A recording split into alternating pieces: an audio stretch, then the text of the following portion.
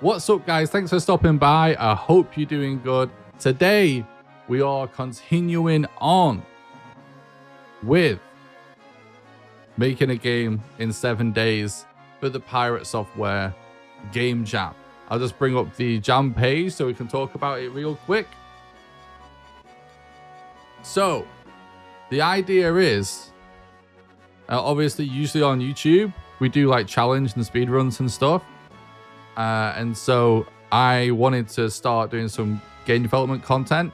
And so I decided to basically do a game jam challenge run. So this is the game jam that we've entered. It's Pirate Software's game jam, the YouTuber. And for this game jam, you have to make a game in 14 days. The theme of the game jam is Shadows and Alchemy, which means that somehow has to be the theme of our game, and the game has to run in a web browser. However, the way we are sort of making this a game jam challenge run, game jams are obviously challenging enough, but we're making it even more difficult by deciding to do the game jam in half the time. So instead of 14 days, we're doing our game jam entry in 7 days. So today is number 5 of 7. What's up, Kickfrox? What's up, Bridium? Thanks for talking about the stream. I hope you're doing good. So what we are actually making is basically a Game Boy game. This is GB Studio. It's an engine that allows you to make Game Boy and Game Boy Color games in 2024, which is pretty cool. It's totally free to use and stuff. And so to stay on the theme of Shadows and Alchemy, I thought it would be kind of cool to do basically the most literal interpretation of the theme that I could think of. So what we have made, or what our game concept is a game where you have to find and gather ingredients that you can then use to make potions. And then with those potions, you'll be able to throw them onto certain spots on the ground to create shadows that will allow you to sneak around enemies, therefore accomplishing the theme of Shadows and Alchemy. So obviously, it being a Game Boy Color game, technically, this is a very basic sort of 2D pixel art game. With pretty limited things we can do with colors and stuff. This will be able to run on a real Game Boy, by the way, when we're done with it, as well as being able to run in browser. So you can see here what we've done so far is we've prototyped the sort of fundamental aspects of our game design. The most important thing in a situation like this is to start off by just making sure you can do the most fundamental aspects of the game design before fleshing anything out.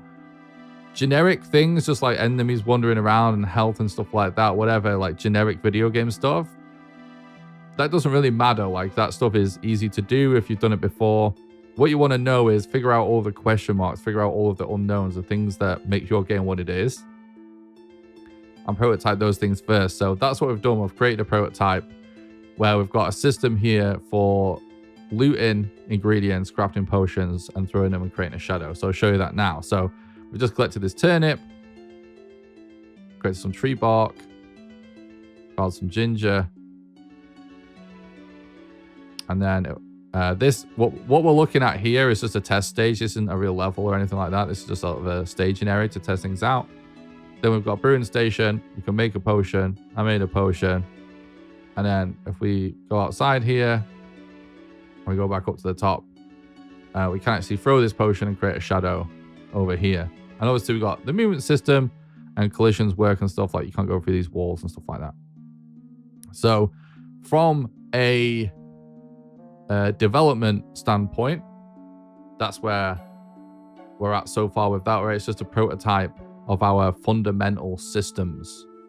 As part of the game jam rules, We also have to submit a game design document. It's almost like 50% of the thing. If you look here, this is like what we have to do. In fact, I'll reiterate this right now. So what we have to submit is a game design document. This is a planning document that details what your game will be. This is a required part of your submission and a best practice, so don't forget it. Make sure to include it in the downloadable files of your submission. You must submit your game design document as a Google Drive file, not a downloadable PDF. Then you need a prototype for your game. This is a very limited working copy of your game. Focus on playability over anything else. If it doesn't run, it won't win. Your prototype must run as a browser upload here on itch.io.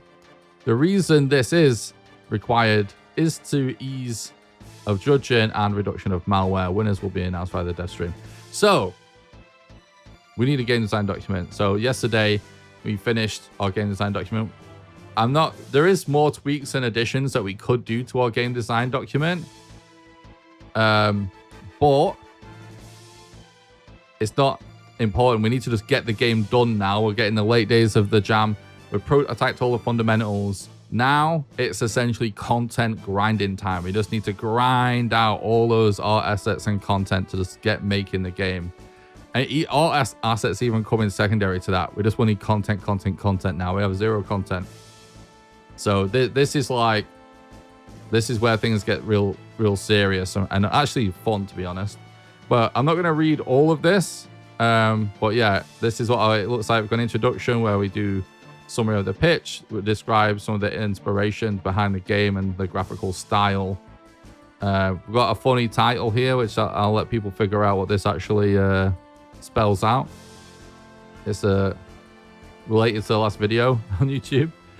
We describe the player experience. This is a diagram we created that sort of details a little bit of ideas of like level structure. So we'll have sort of like all of these paths that create levels, and there'll be buildings that we can go inside, and you'll have to sort of do a bit of an Easter egg hunt inside the buildings to find ingredients to craft potions.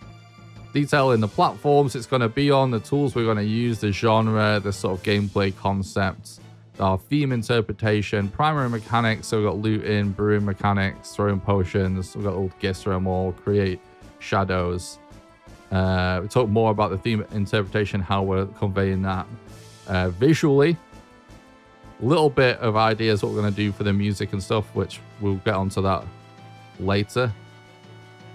And controls.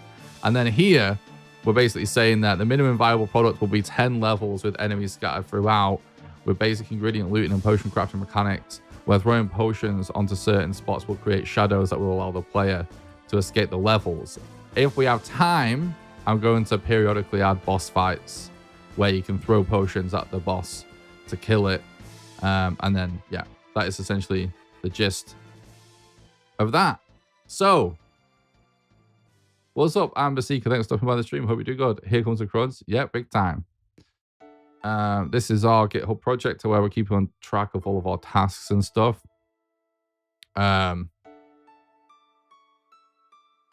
Let me add something to the list where we need to put make music. And we need to put make sound effects, just so we don't forget to do our sound for the game before the submission is up.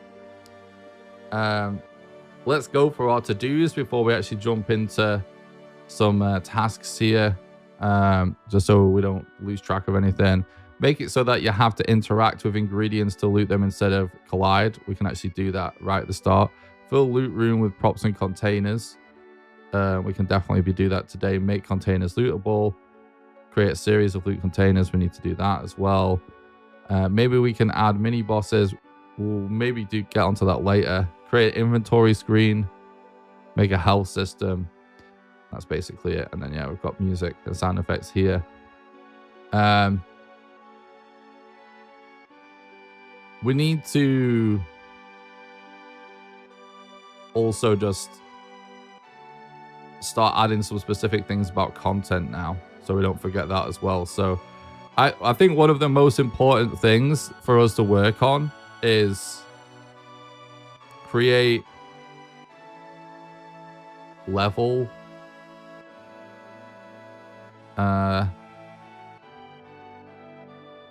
assets. So this is the stuff that we're going to use as building blocks to create our levels.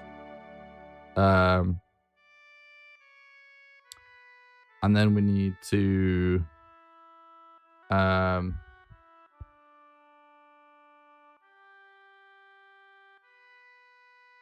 let's create a couple of to-dos for creating a few levels, because we need to start hammering this stuff out. I'll just add.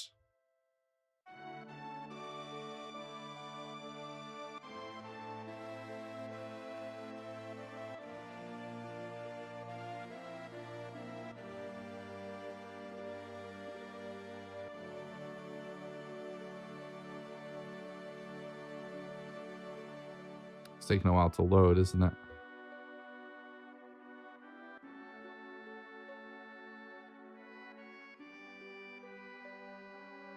We'll just do 5 for now because I'll add 5 to the list.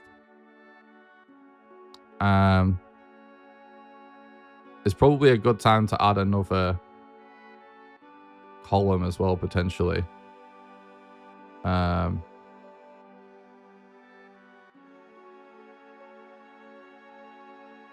Just dedicate it to levels.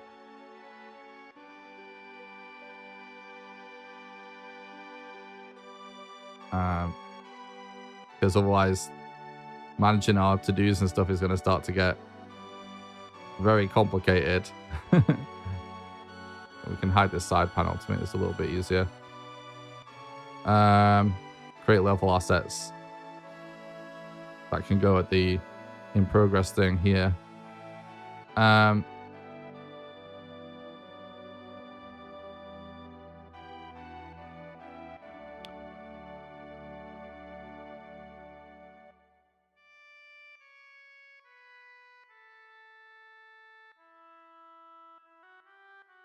usually create another view for things like this, so we can do like levels.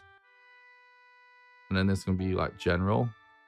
Just a little bit of project management, which seems like it could be a waste of time, right? But we do minus status. To do.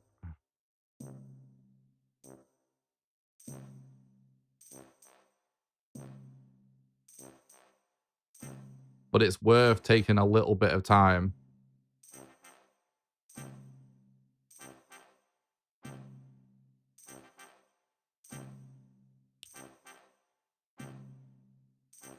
to just make sure you're staying on top of your project management, because it's really easy to fall behind without really realizing it, because you're missing certain tasks and that. So now I've just got a separate tab to just keep track of how many levels that we've made, basically. So now we need to pick something to start with. We can definitely start with make it so that you have to interact with ingredients instead of walking into them, because I feel like that would just feel a bit more interactive. First, let's open our GitHub client so we can just quickly see if there's anything to commit.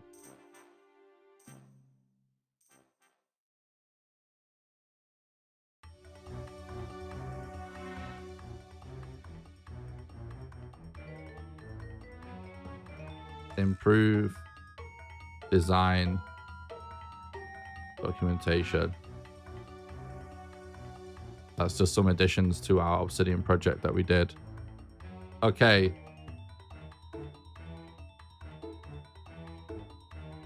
Let's make it so that you have to interact with these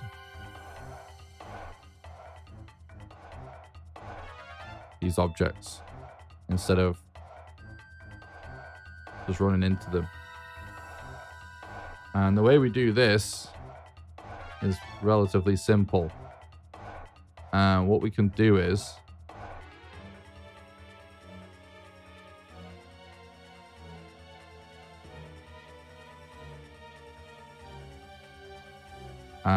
actually Let me create a group. That means we can put all of these scripting events into one. This is basically just like a folder, really.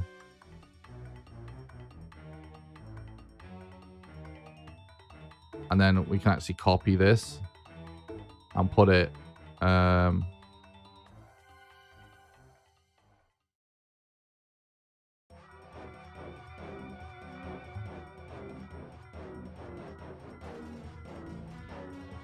oh, there's no interact thing. That's weird. Why is that the case?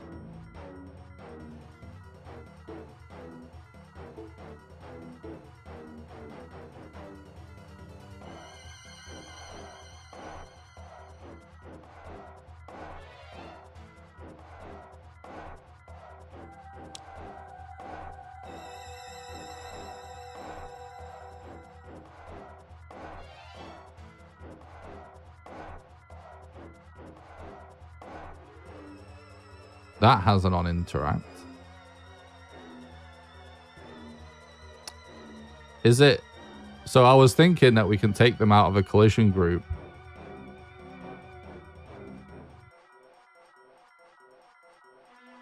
That creates an on interact automatically, so we don't even need to do anything. Perfect. That just changes on hit to on interact, which is kind of awesome and funny and easy. That's the easiest task that we've just accomplished on to-do list ever. Let me just quickly check how the collisions work now I've removed the collision group. Yeah, so we can still bump into it. But now we just have to press A on it.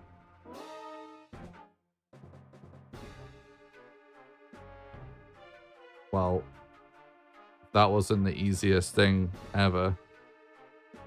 And I don't know what is. So that was issue number 27. So now we go to Git. Resolves. Issue 27.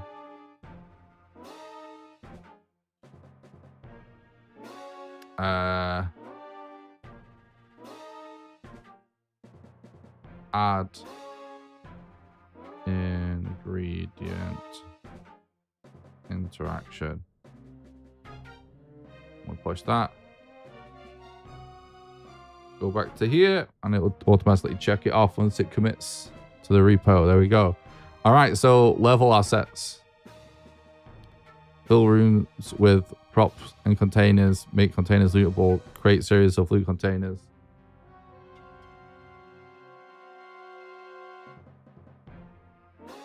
Yeah, I think it's just time to create level assets, really. There's no two ways about it. So definitely going to want to open up a sprite. And we might... So what I'm thinking is for a lot of these levels, the absolute like basic things that is going to be made out of is essentially like grass with paved paths and trees for negative space. Because basically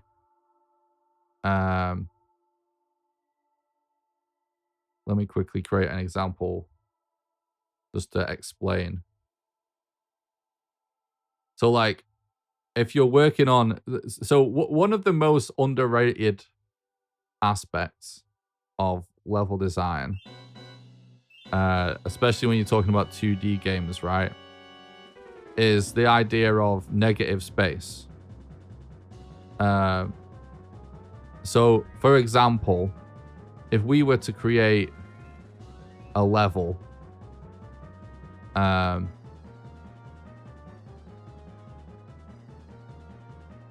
My deal break's over. Get back on my own grind, keep it up, and don't forget to have fun every now and then. Thanks, Amber. I appreciate that.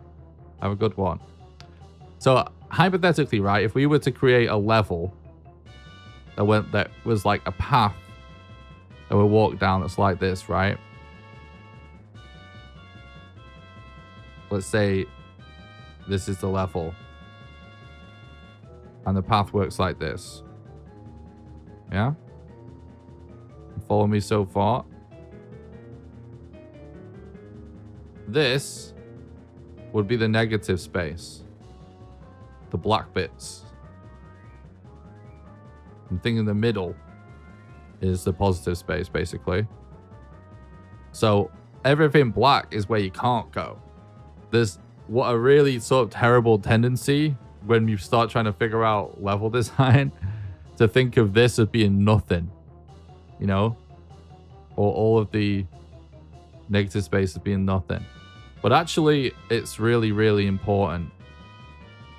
So what I'm going to do is I'm going to start with trying to create some negative space first. And what I mean by that is,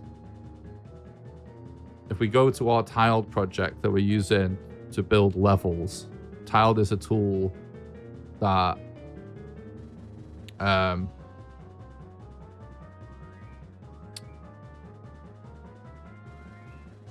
allows us to sort of create tile sets like this.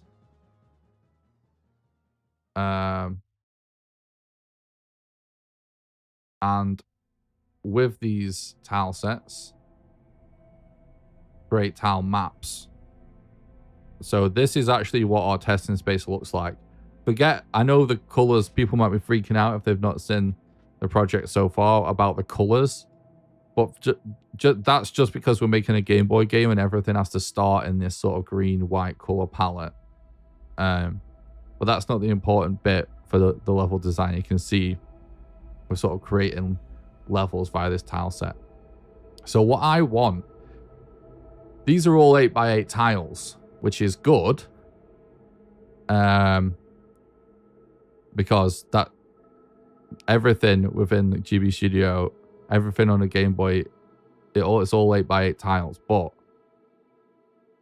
it's sort of a waste of time to do negative space with 8x8 tiles, one tile at a time. So let's try and do a 16x16 tree that we can then use a forest as negative space to create level paths out of. So I'm going to do, in fact, I might even have some good examples here. What are the size of these trees?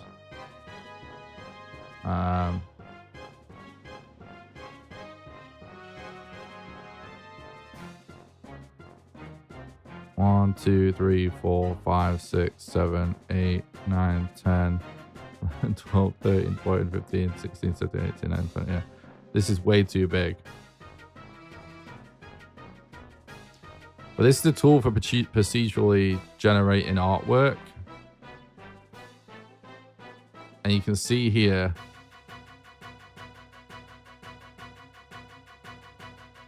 can I create a new CryPixels window or not? I don't think I can.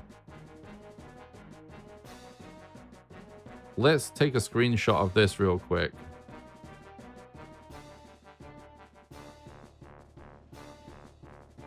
To just remember this template, because this isn't right for us.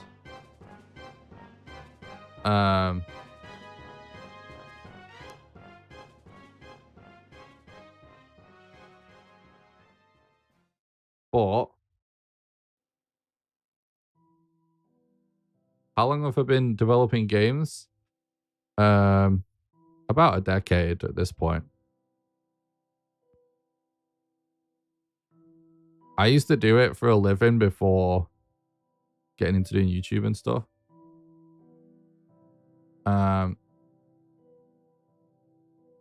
Let's bring this up.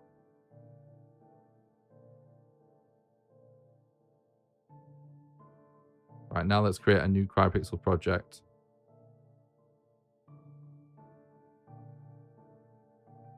And the height needs to be 16. And we will mirror X. So we'll do the width as 8. So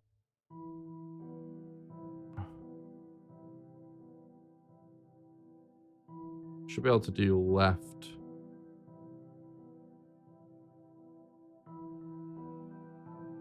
First 2/3. That'll work. Right third. Last third. Perfect. Okay.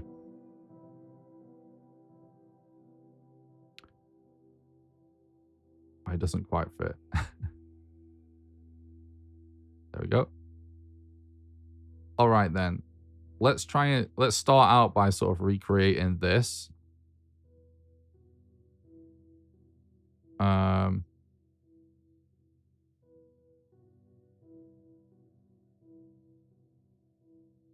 So this is just, we're trying to procedurally generate something just to save a little bit of time that we'll then edit and perfect in an image editor later, basically.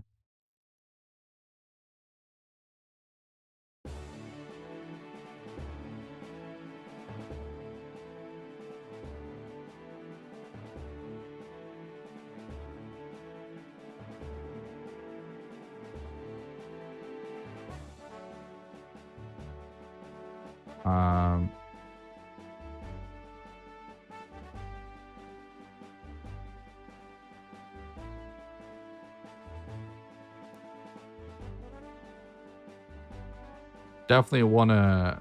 Okay, so we're sort of running out of room there a little bit.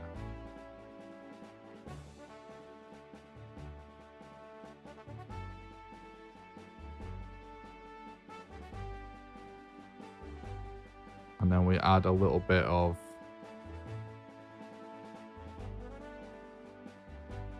this. That looks pretty good. All right, it's not great, but actually some of those are quite good.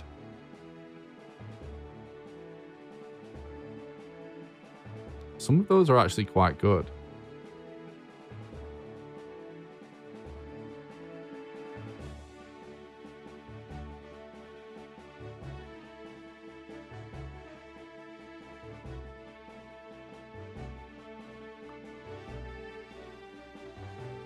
Let's increase the output number and output scale.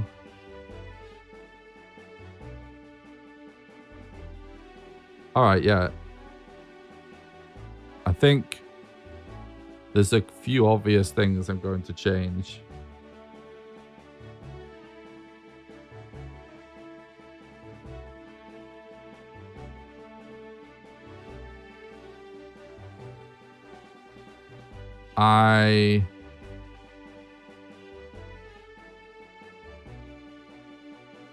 I'm not sure.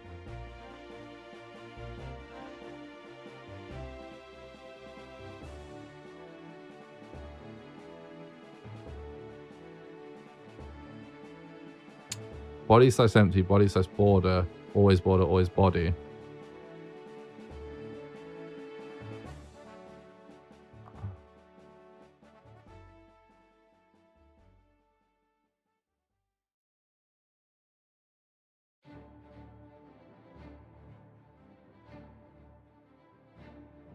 I don't think we need this bit. There we go. It looks better already. Ooh, some of these. So the colors is just like, remember, it's got to be recolored to the Game Boy palette and then we color it again afterwards. So the colors are more just for inspiration. We're more concerned about the shape.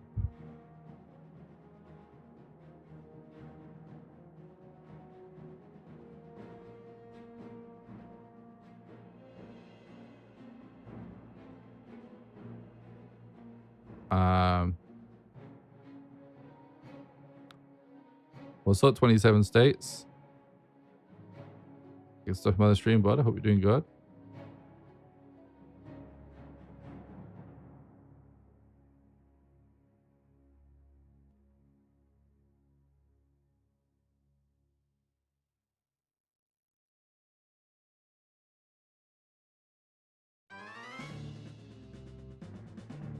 I'm just wondering if we can make it a little bit less pointy.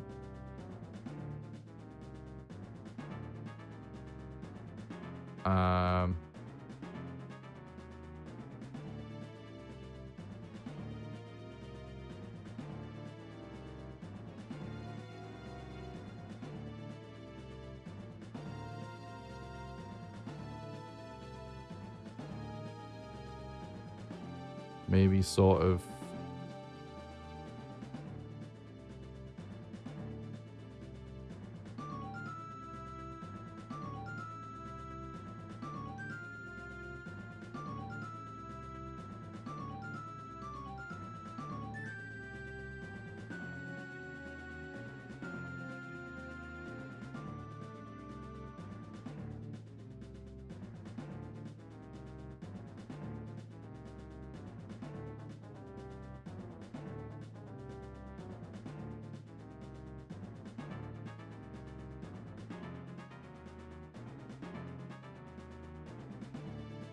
Let me remove this, maybe.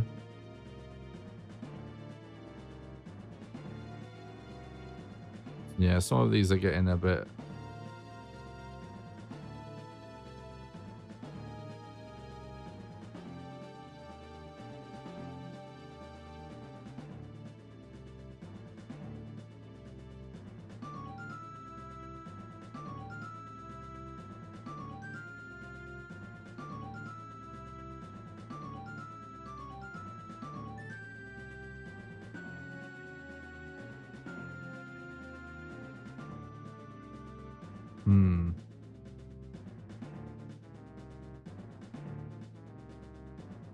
Feels like we're going backwards, kind of.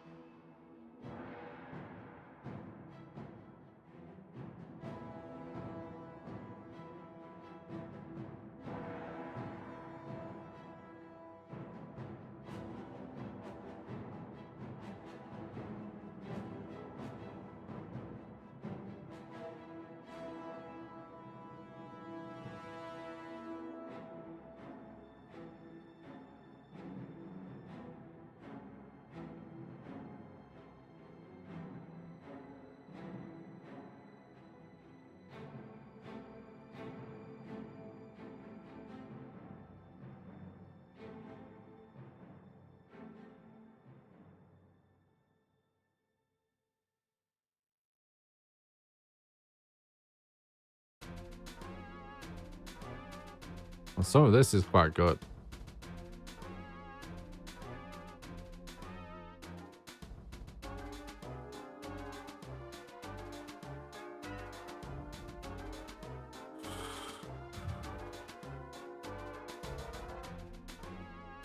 That's kind of good.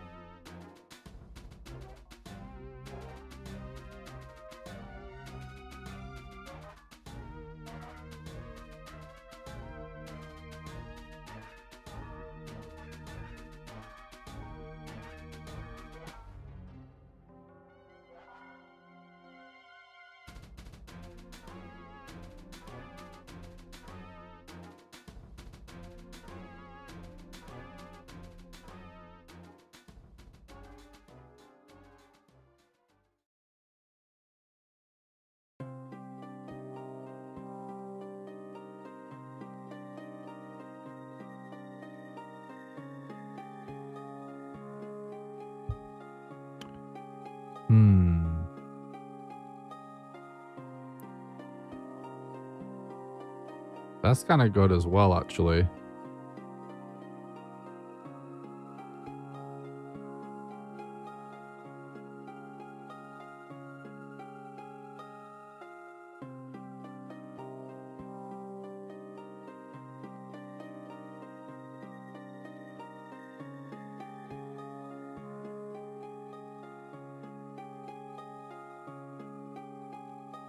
think this is now a little bit too pointy.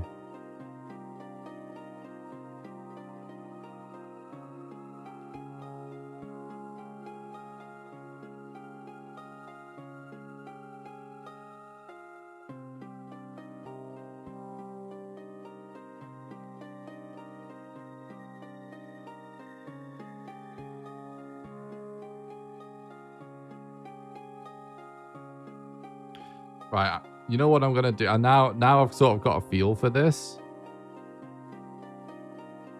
I'm gonna start again.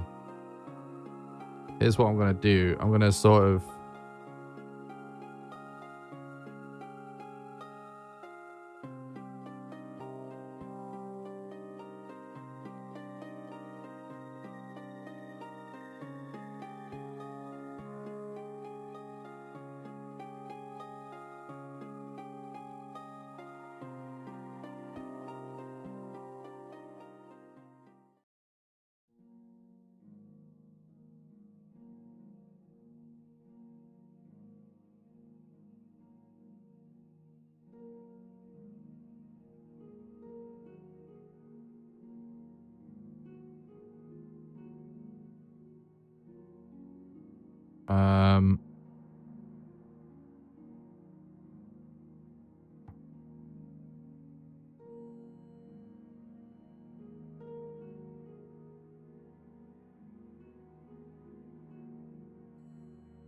what will it look like if we have a little bit of a fatter tree?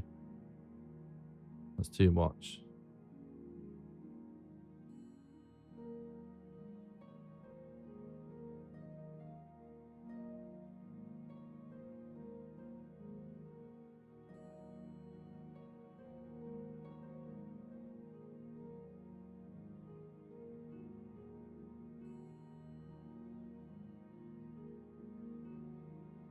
I feel like we're getting very close now.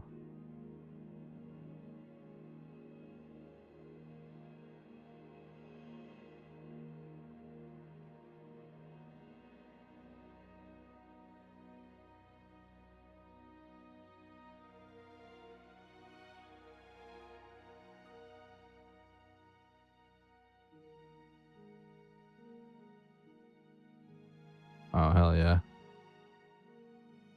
That's kind of good. More of like a rounded. See, that seems good as well.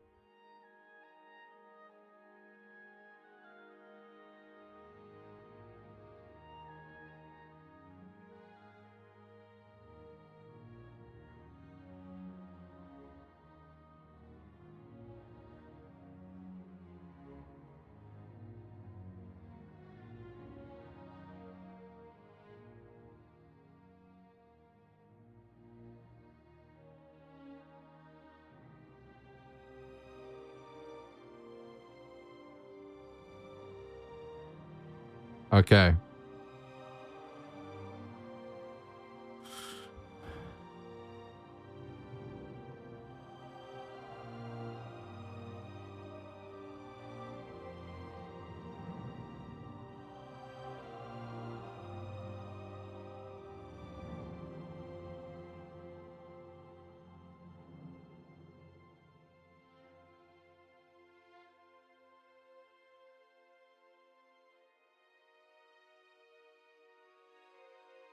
I like this.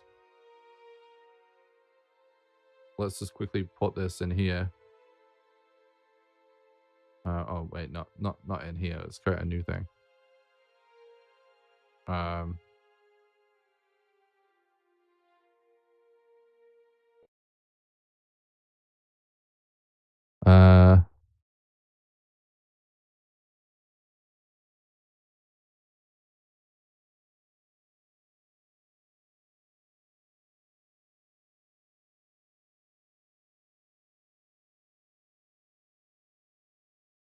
Okay. What's going on with the music right now? This suddenly cut off. Do do do do do do do. Cool.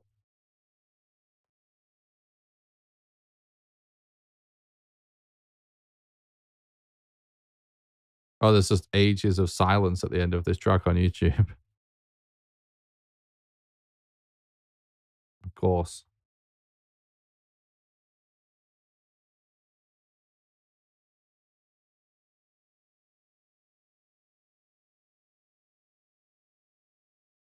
Oh, I know what's happened.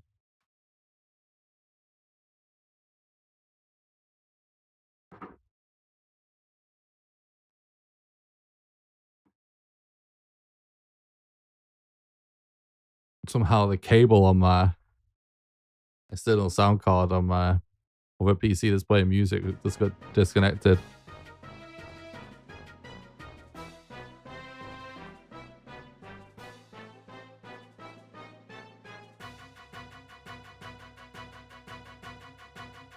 Okay.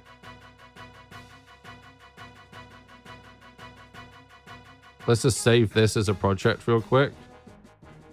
We'll put it in our design folder.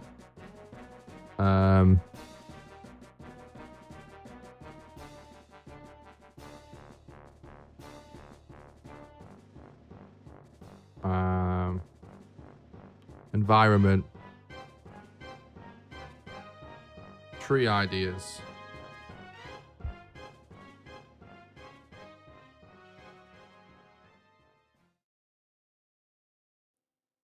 What I was thinking we could do is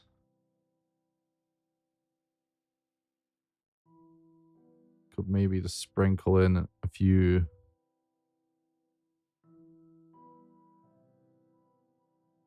imperfections.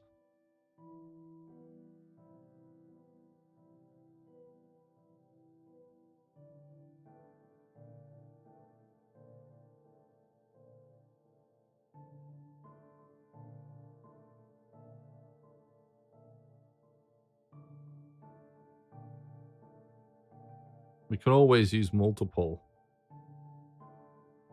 if we want to.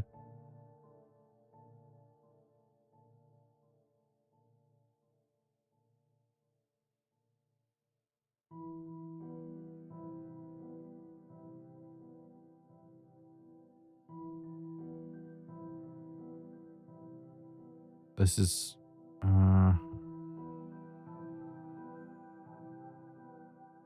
maybe just a little bit too.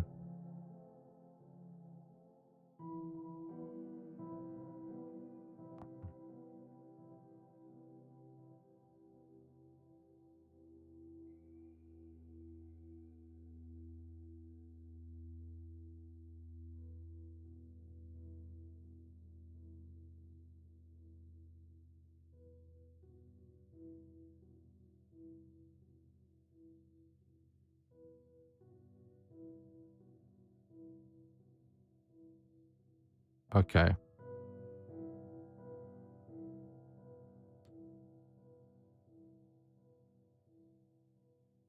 That's quite good.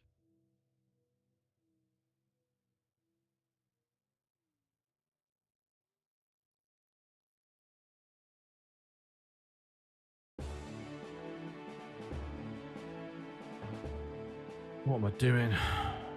5 pixels.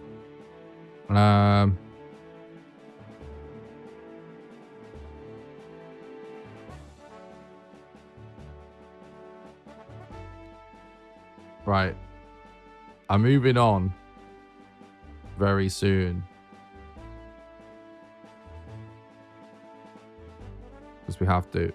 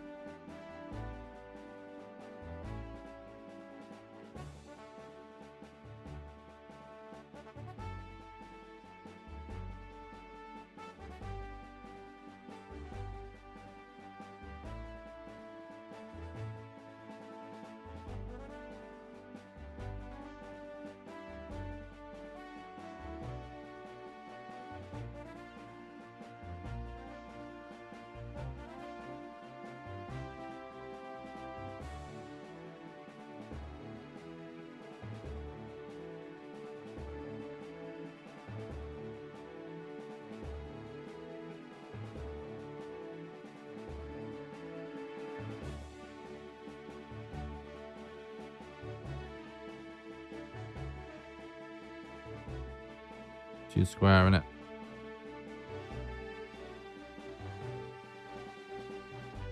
That's too much.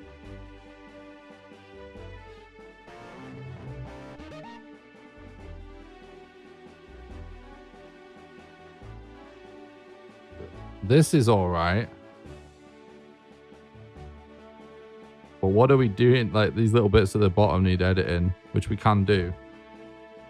Because it's all going to be edited. And sort of redrawn anyway. Thanks for the sub on YouTube. I appreciate that.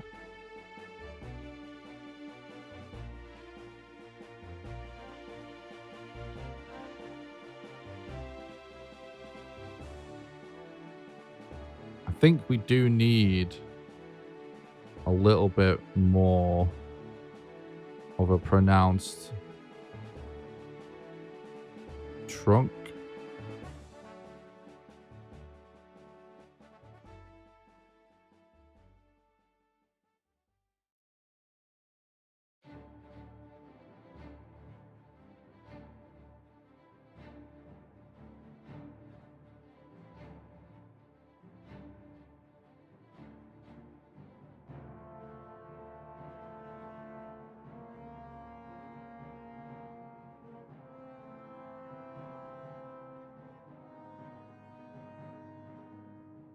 Yeah, it's still not enough.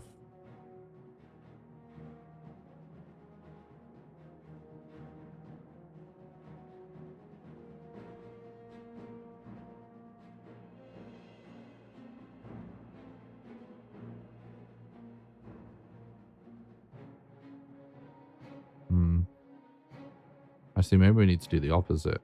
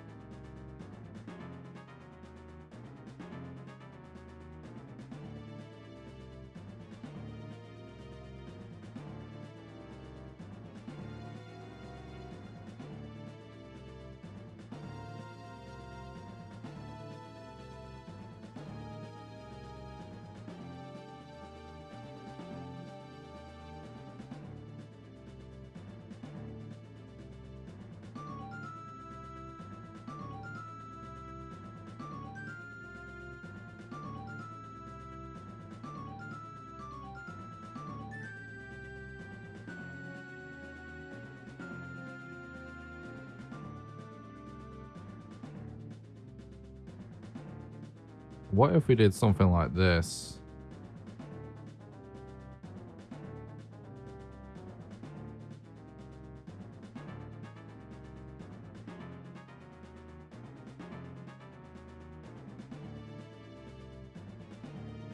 A little bit too symmetrical.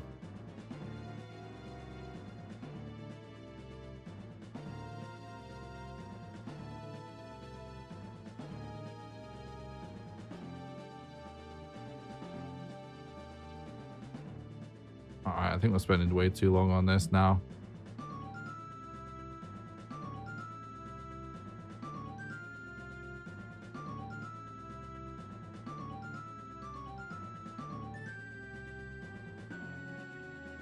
Well, this is actually ruined by this one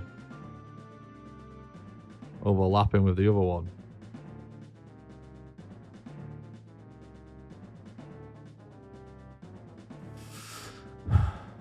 I think we go with this first one anyway.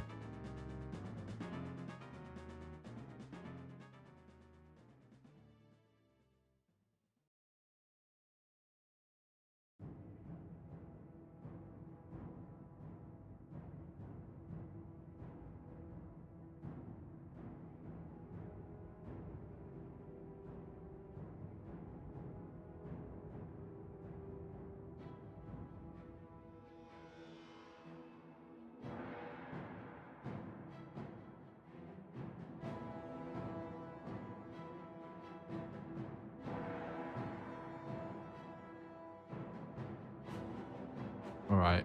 I think just take this for now.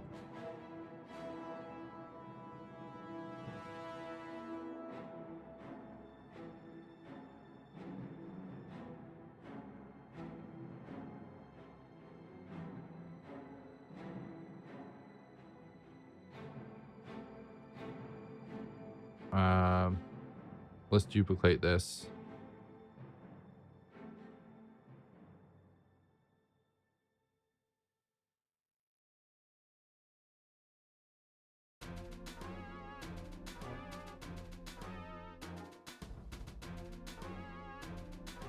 And we'll rename this layer.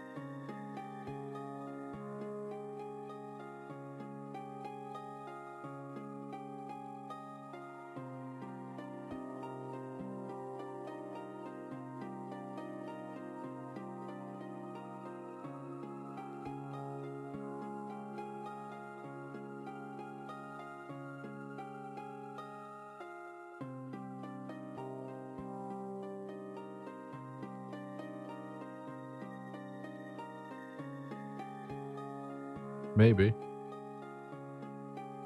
Duplicate this again.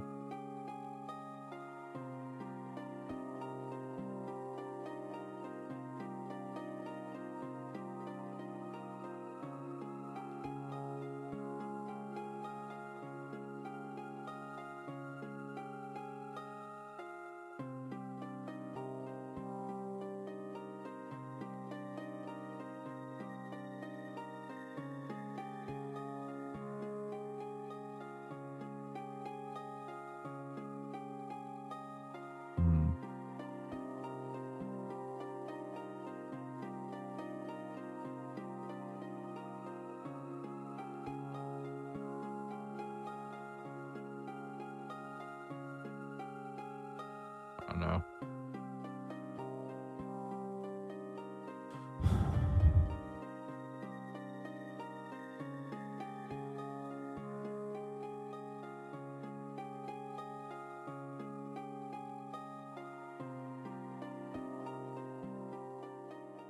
Is this better, actually?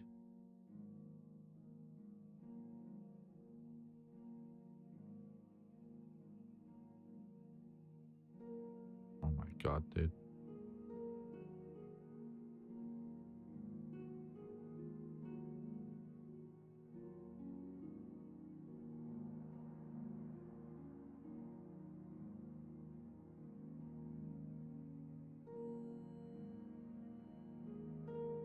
You know what? Now I'll look at it. This one actually looks really good.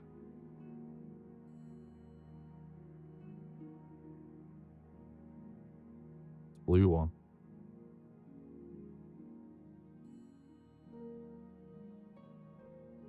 Let's take that. Let's work with this. This is the one. This is the one. This is the one.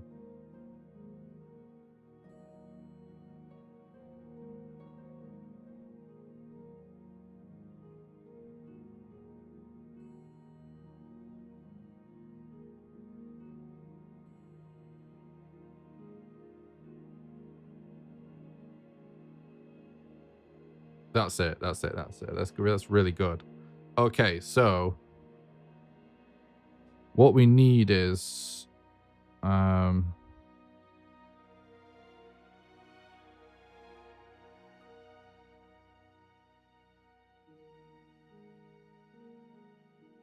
We need to figure out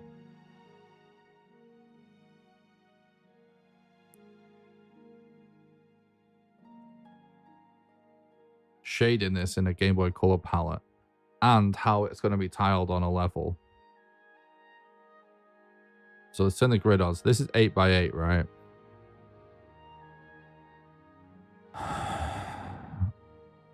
We can have 4 colors.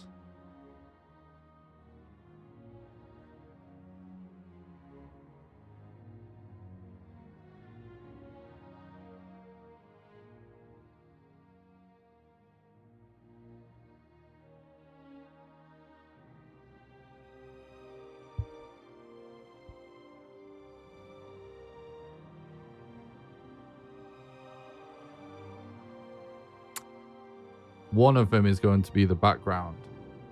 That's just how it is.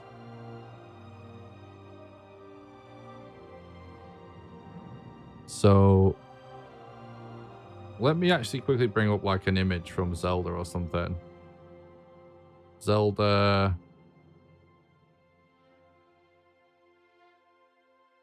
Link's Awakening. Freeze. Screenshot. Game Boy Color. Because I think, if I remember rightly, they don't. It's like the stuff under the trees. Yeah, it's like black in this game.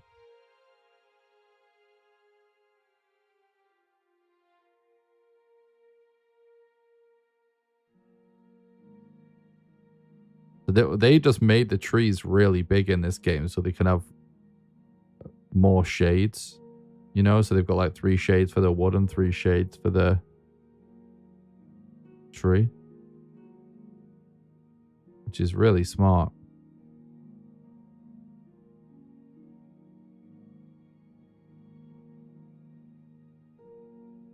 Oh, my camera's covering what I'm talking about.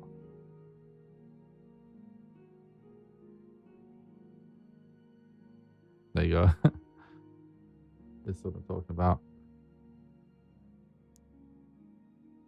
So, no matter what,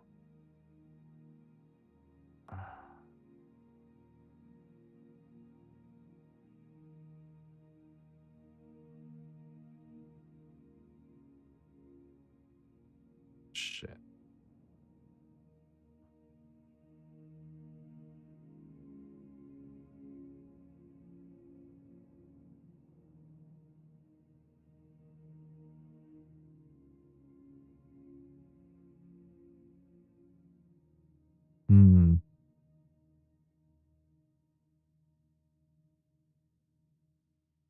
Let's start doing the outline at least.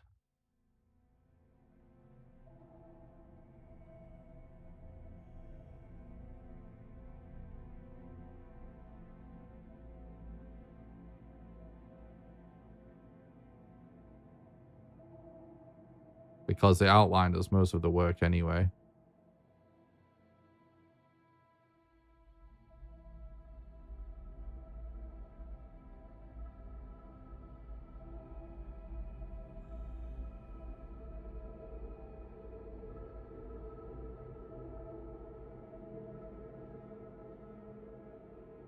It's a really, really cool outline, this.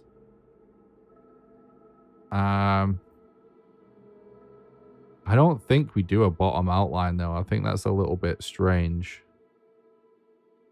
So I think this has to be our, like, wood color, basically.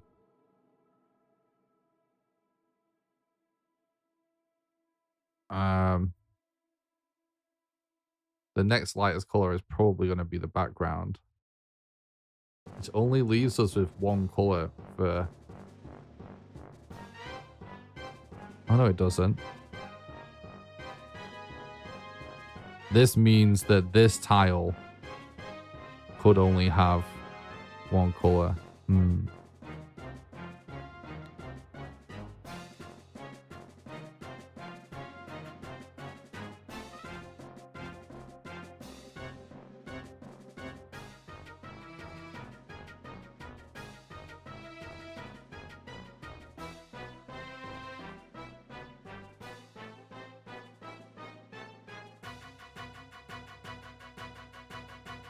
What I wonder if we could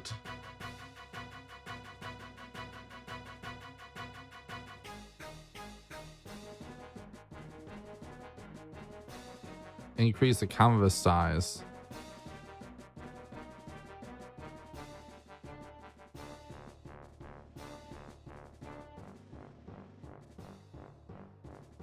And somehow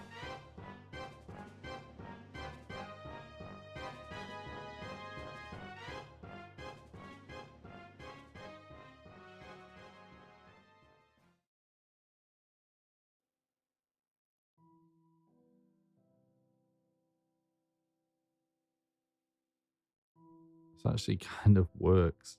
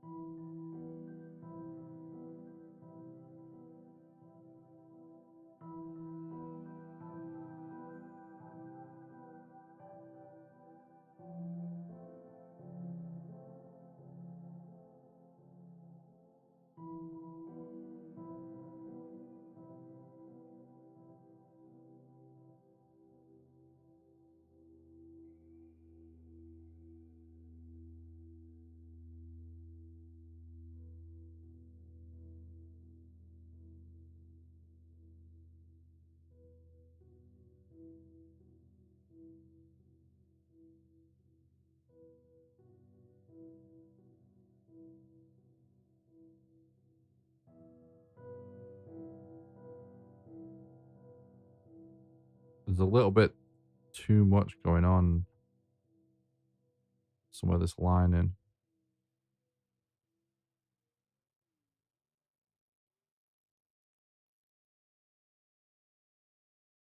I think that's good.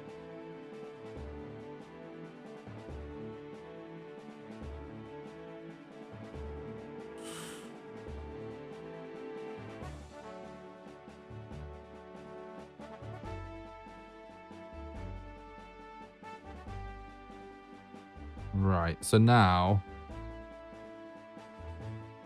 what this means is this tile down here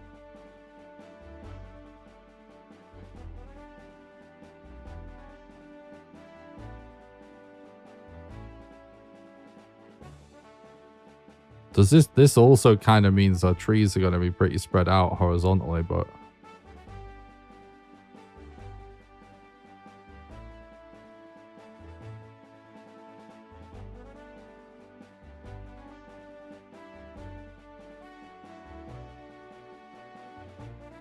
maybe we can actually make the bottom bit some sort of bush as well.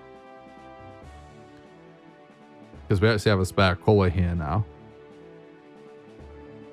So this is, so right, we need to carry on with the coloring process to get it actually correct anyway. So gone over all this stuff. Let me just double check that's right. So this is us now setting up this sprite.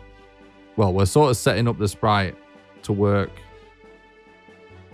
as a Game Boy sprite at the same time as also, you know, working on what the sprite actually looks like, tweaking it here and there. We'll color this a totally different color set after the fact.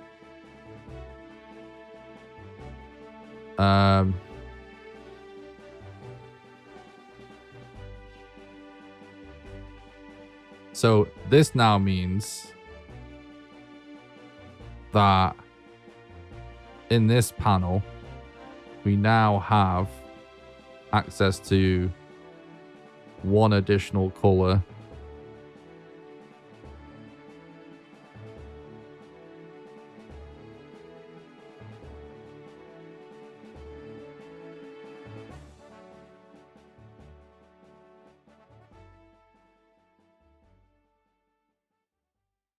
So we need to kind of figure out what we think are sort of like essential bits for shading and stuff.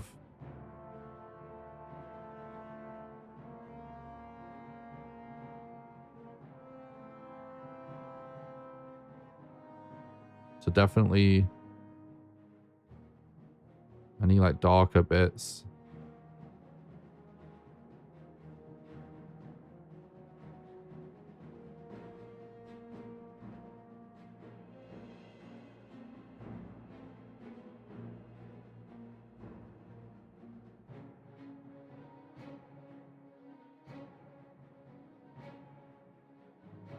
And obviously we can't do like all of the shading, so we do need to improvise a little bit.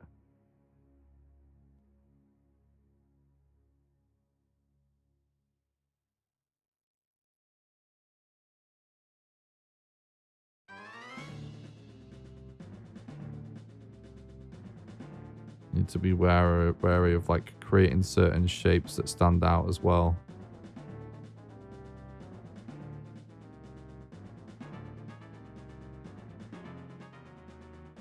All right. Then everything else.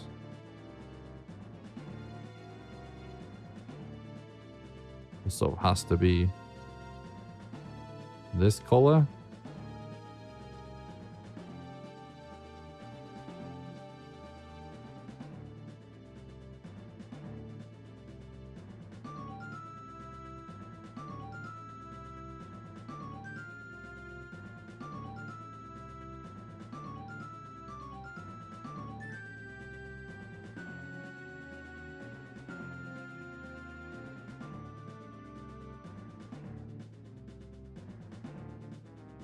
So it's really, really hard to accomplish shading in this scenario unless you just make everything massive.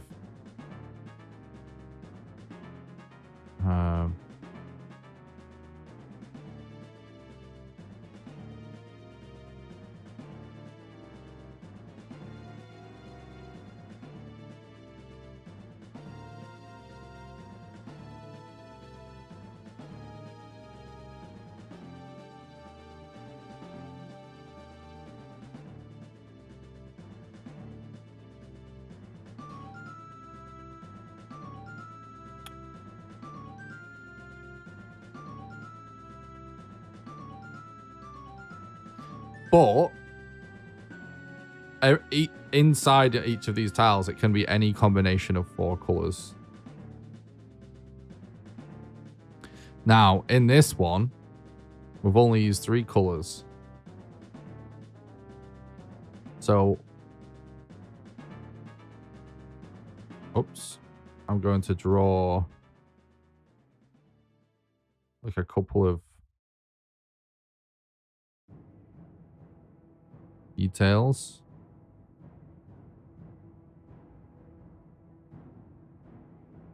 And then I'm going to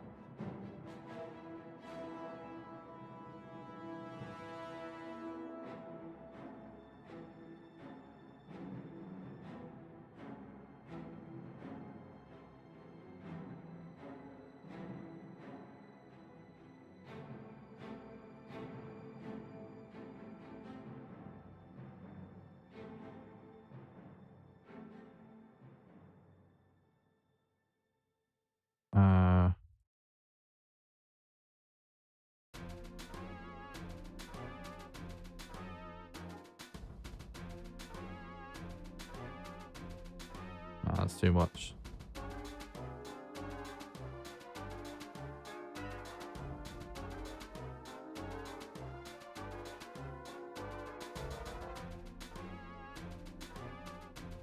It's too much.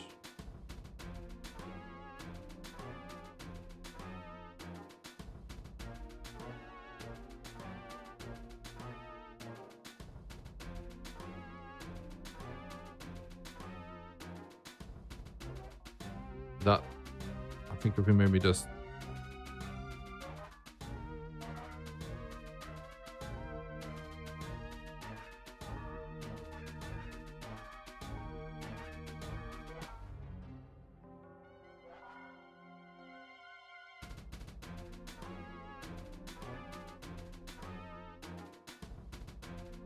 something like that.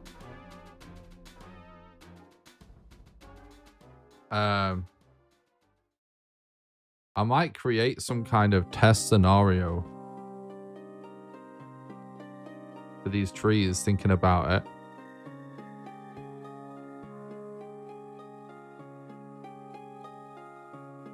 Yeah, I might do that so we can figure out how this is actually going to work in a level. Export.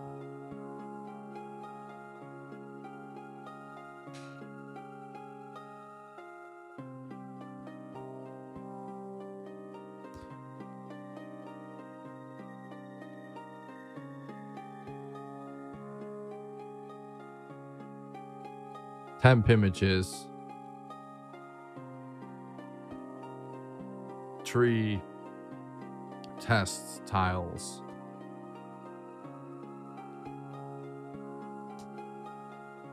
All right.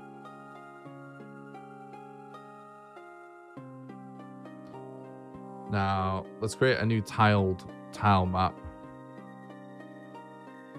Let's create a new tile set first, actually. Based on an image, tile width 8x8. No margins. Browse.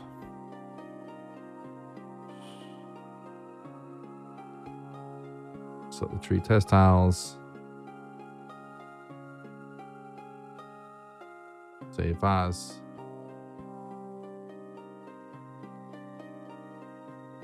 All right.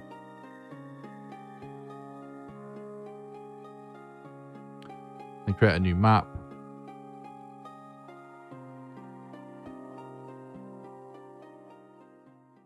That is the right size already.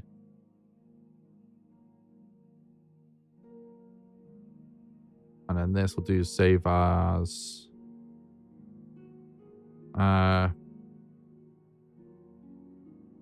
tree test scene.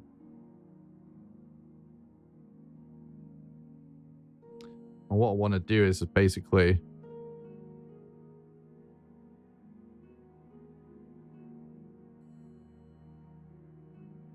this. Which does look kind of good, actually. They're a little bit spread out. And then what we're going to do is we're going to export as image. And we're going to go to our asset folder in game, backgrounds. I'm just going to call this BG tree test scene. Because we want to know if this actually works before we actually start creating levels with it.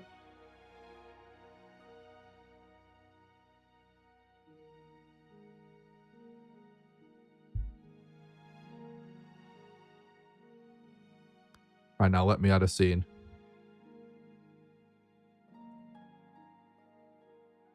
And let's give it that background. And let's put our player in there. Oh, player's not... well, yeah, the player can go in there.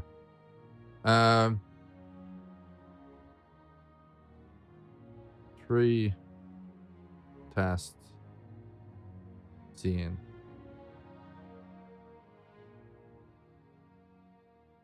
All right. So now we have this.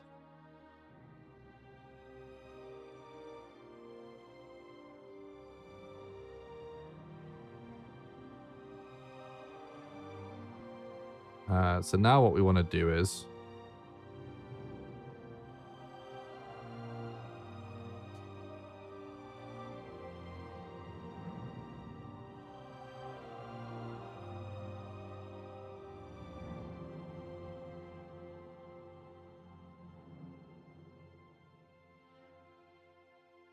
we want to create 2 separate tile palettes.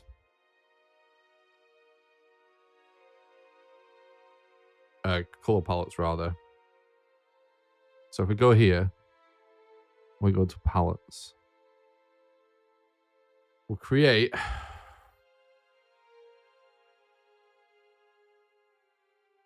treetops. That'll do. And then we'll create another one called tree trunks. Okay.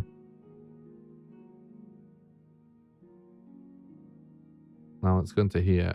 And in this scene,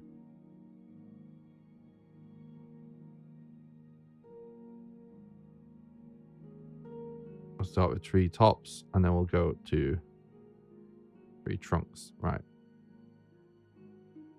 Palettes. Tree tops. Can start with black. Same with the tree trunks one. Then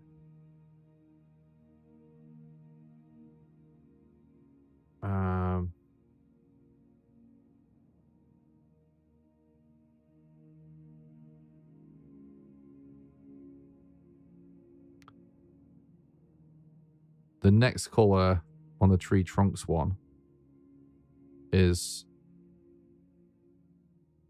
our brown color essentially.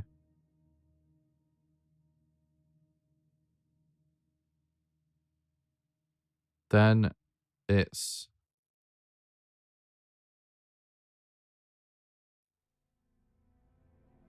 this one, which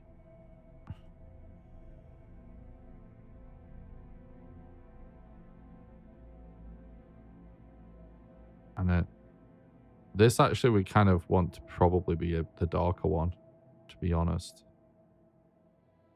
The exact colors we can definitely improve in a totally different way. This is strictly for testing.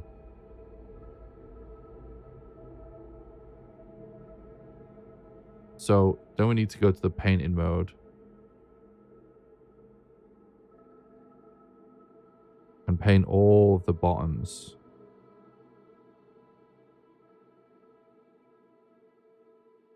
It's all coming together now.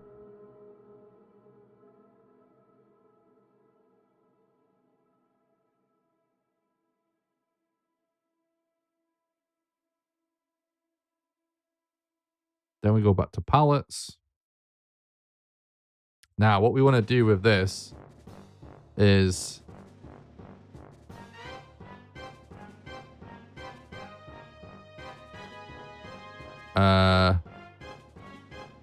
kind of want it to be almost the same.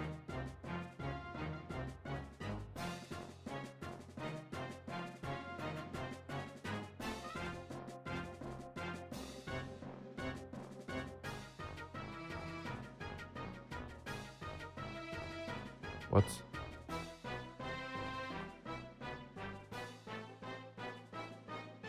However, this darker color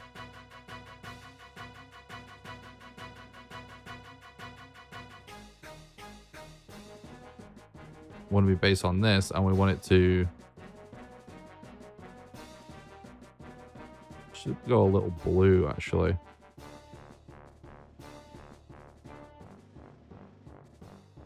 Right. And then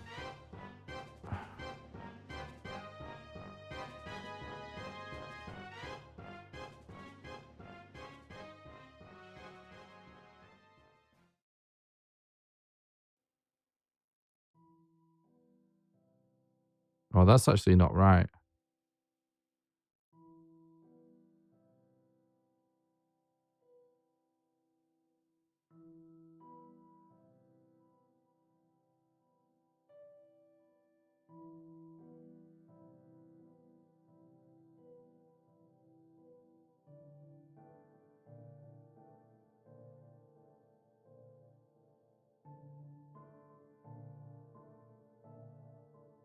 Oh, that, yeah.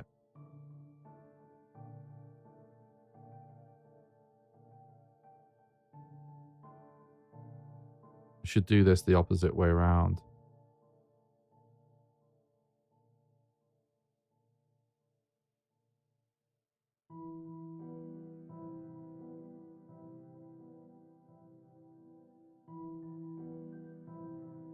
There we go.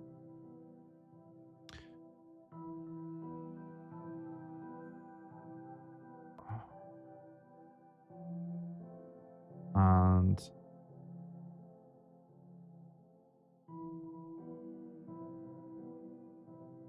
right, it's already done it.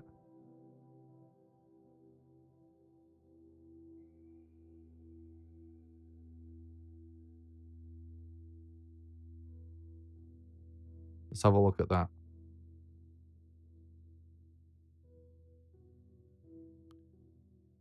It's very noisy, but it definitely sort of works.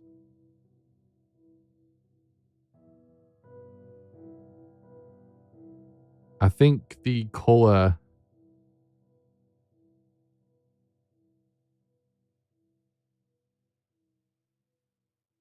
for the little plants, the weeds,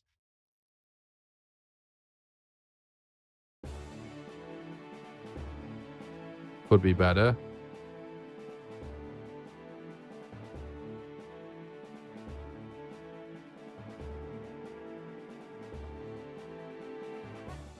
And I also think we can get rid of some of these pixels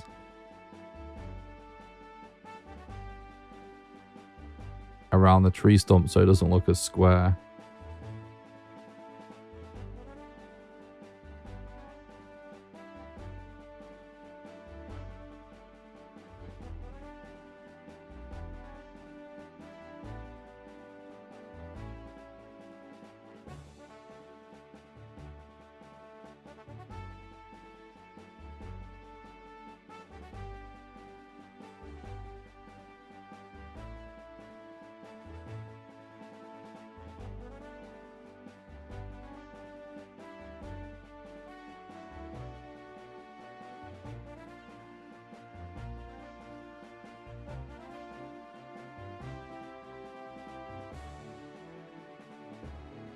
Or do we actually do the opposite and have these be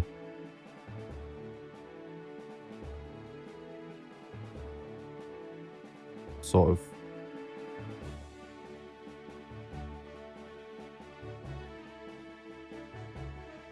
twigs?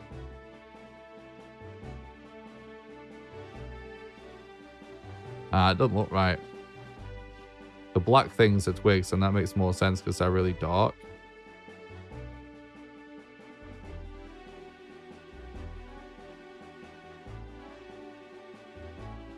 Actually, that might be good. That's definitely a lot better.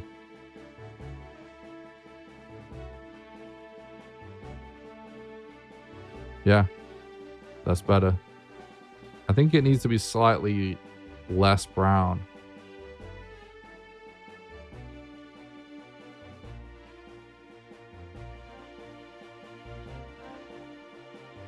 Slightly more green.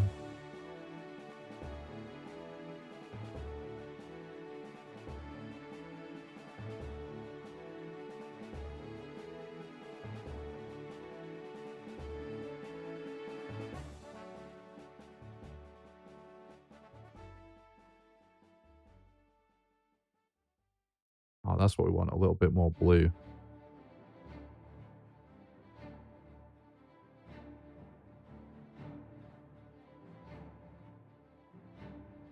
Right, that's perfect.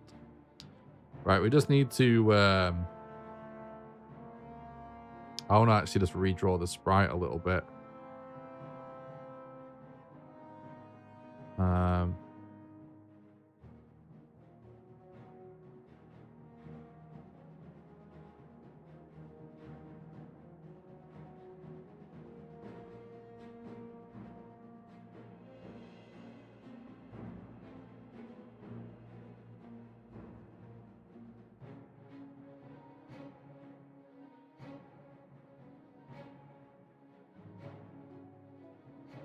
hmm.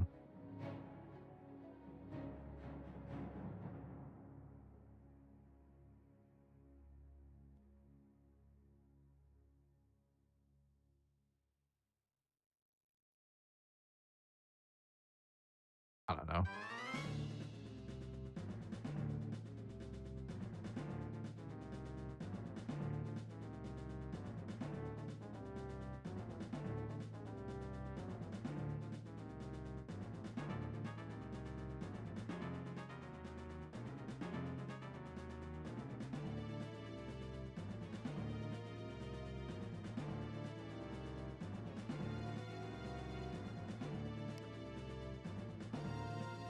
Let's run this and take a screenshot.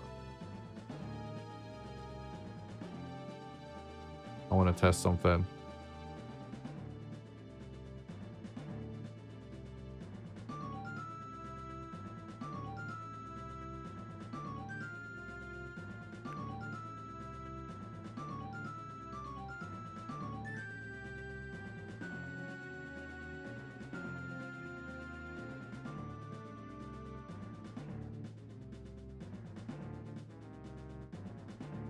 Hello?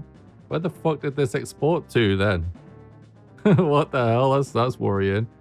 Export. Oh, so export as image. Export. Oh yeah, there we go.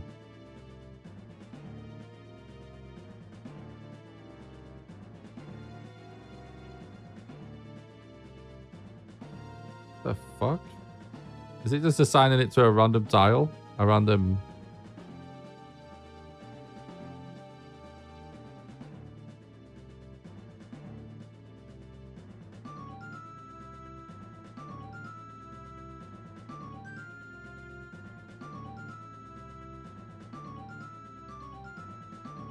There we go.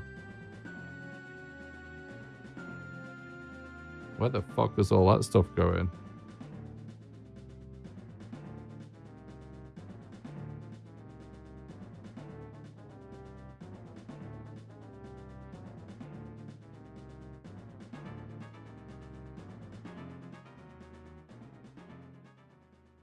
Oh, I see.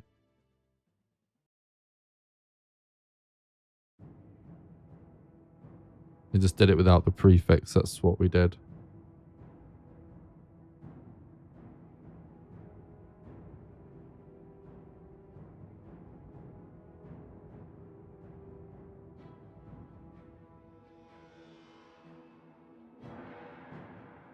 All right, cool.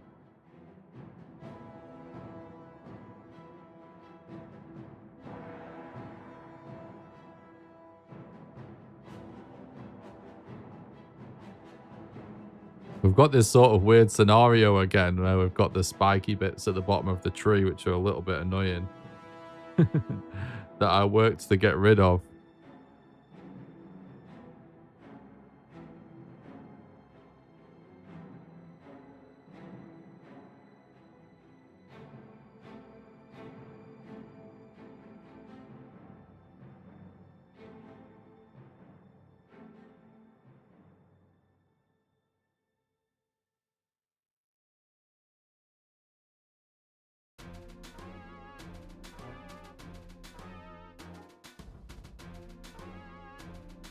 It definitely looks better on the left, doesn't it?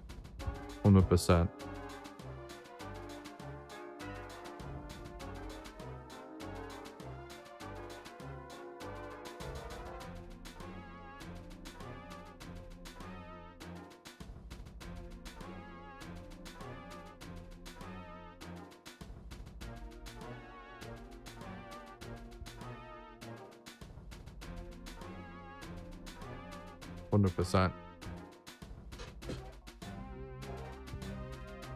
And now sort of part of me is wondering about what if we just fill these pixels that create this star effect just with black.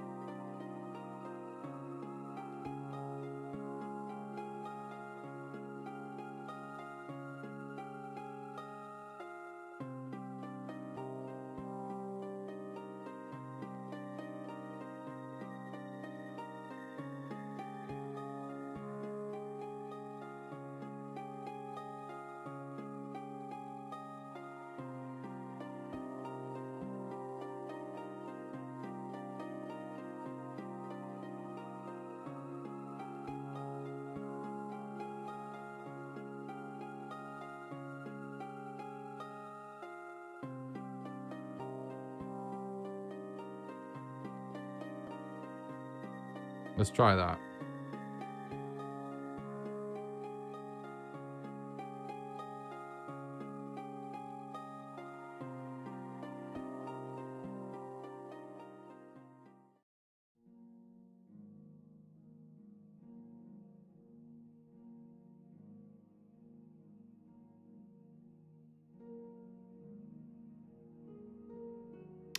I don't know if I kind of like it on the left anyway, to be honest. It might just be fine.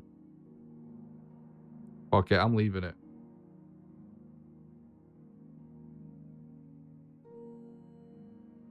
Just like that, isn't it?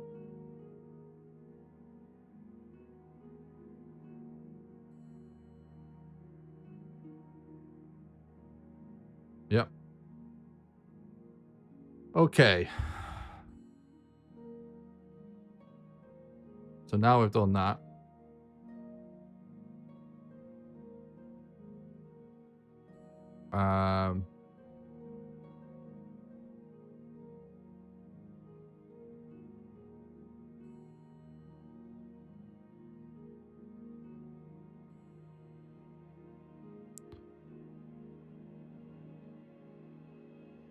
We've got our tree.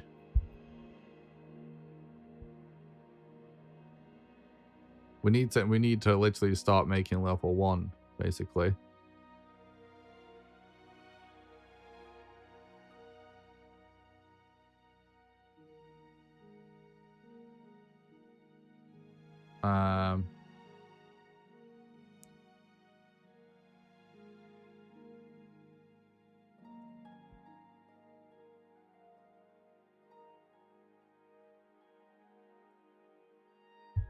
You still with me, chat?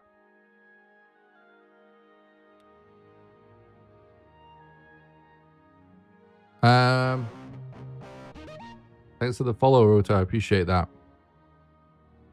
So now we've got our tree that we can use for negative space. We need to actually think about what kind of size level 1 should be. I already have it in my head, sort of roughly how it's gonna sort of unfold. And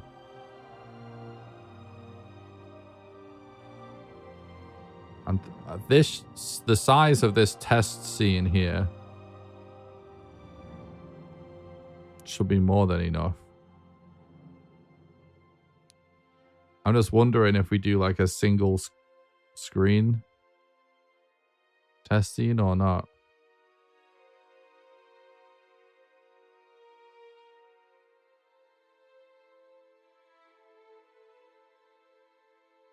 I don't think we can.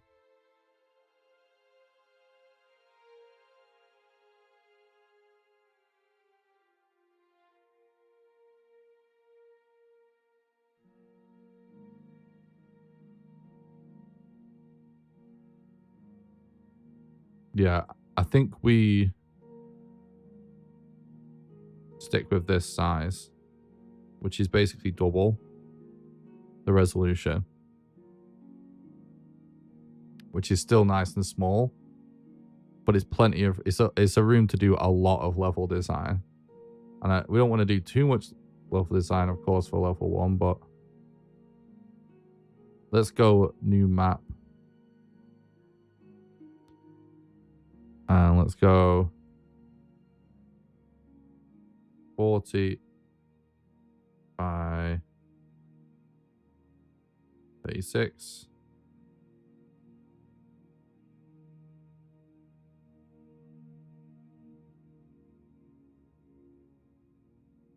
Okay, and then let's basically, I'll just fill it with trees for now.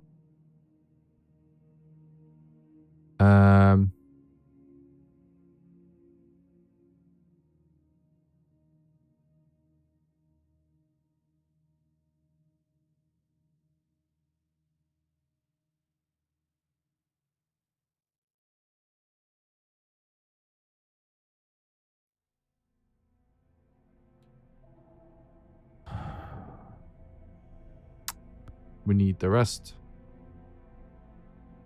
of our tiles now. So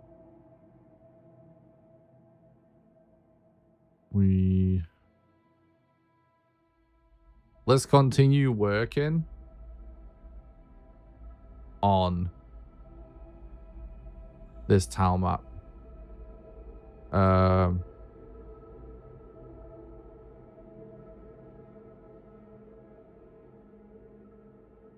Which I need to create a goddamn shortcut to go straight into the game directory.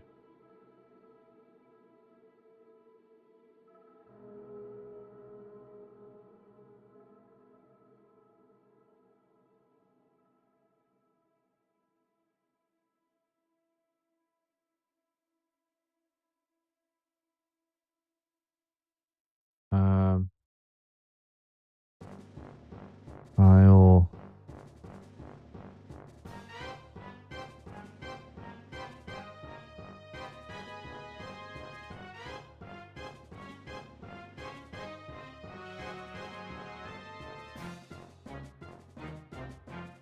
What is it again?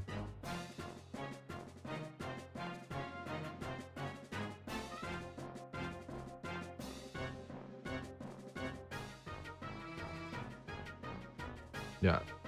Create quick link.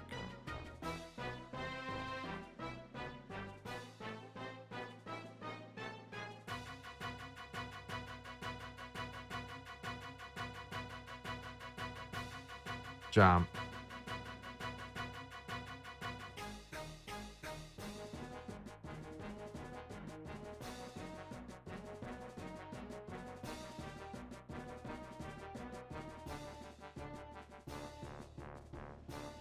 Perfect. Right. I'll save navigating a little bit. What was I looking for? I'm looking for my tile set.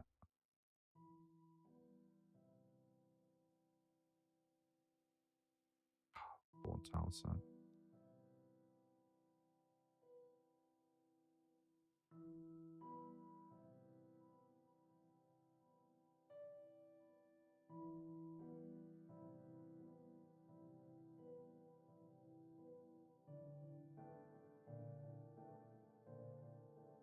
Does it? It might not exist other than just as a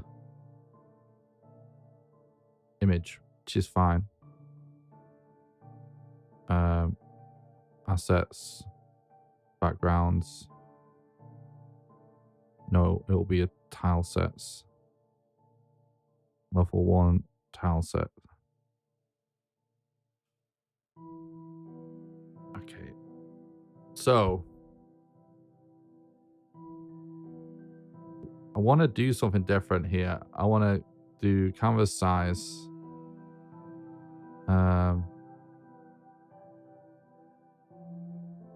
80.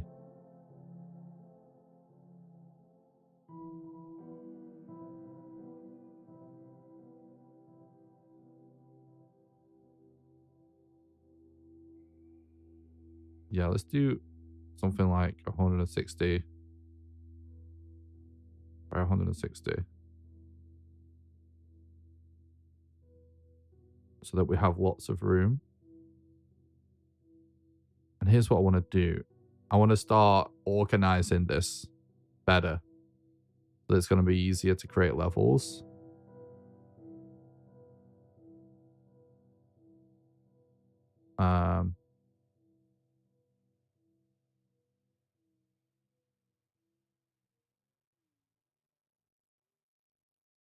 And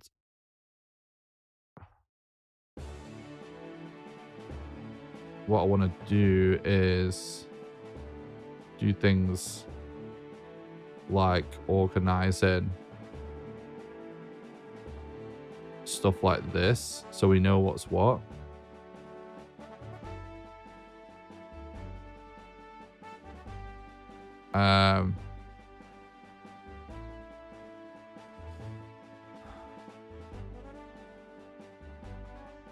And then we can remove this and this and this.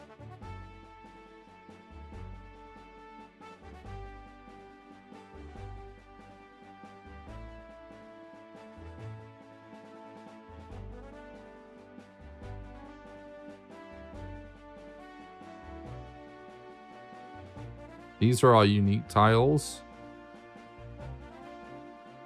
that we need for creating areas with shadows, right? So they're very important.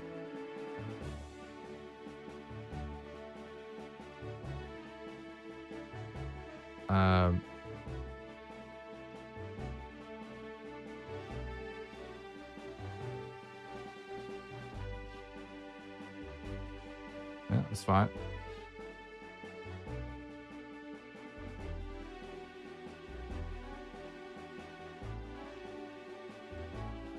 Yeah, some of this stuff's gonna start breaking in this other project, but it's fine. We can actually probably just drag these all the way over here because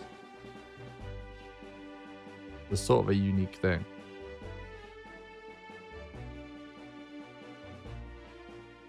Right? So now we also want this.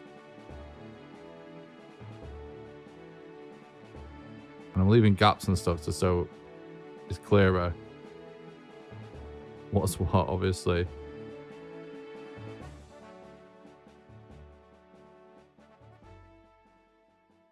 Okay. One thing that I was wondering about, which I think if we go to GB Studio and we look at our testing stage, I was thinking these bricks could definitely work as paved brick road tiles. You know what I mean? So if we just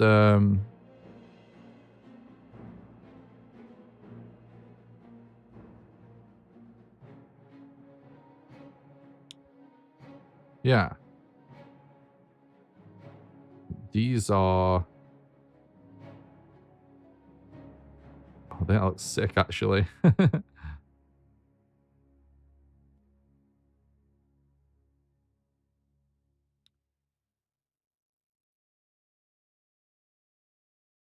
we just go to palettes.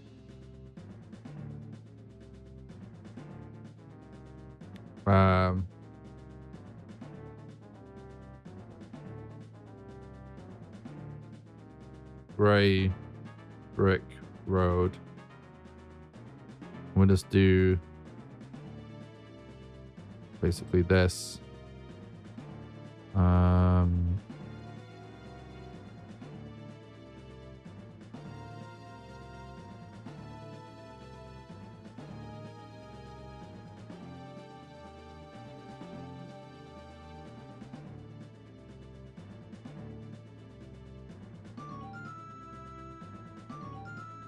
Basically, I'm trying to like shift more red / yellow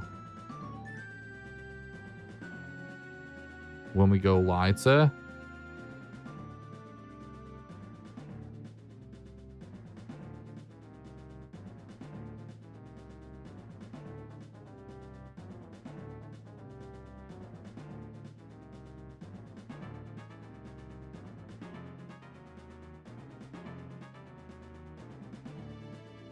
And then more blue / purple when we go darker.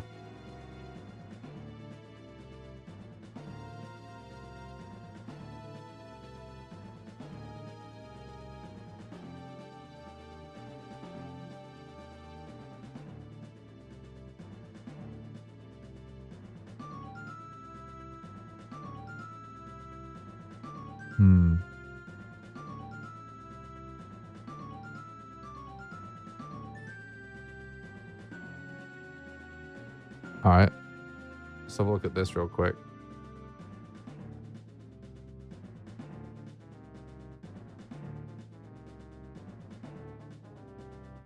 Yeah, that actually makes complete sense like that.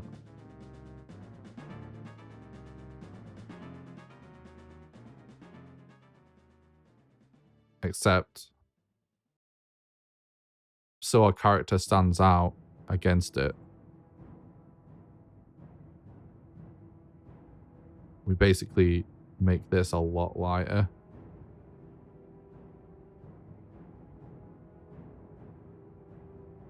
And then we bump everything up a couple of notches here in brightness. Like this. Which...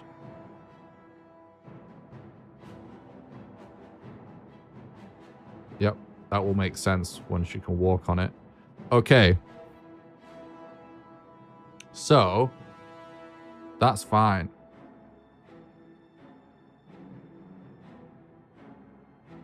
So this is now road, basically.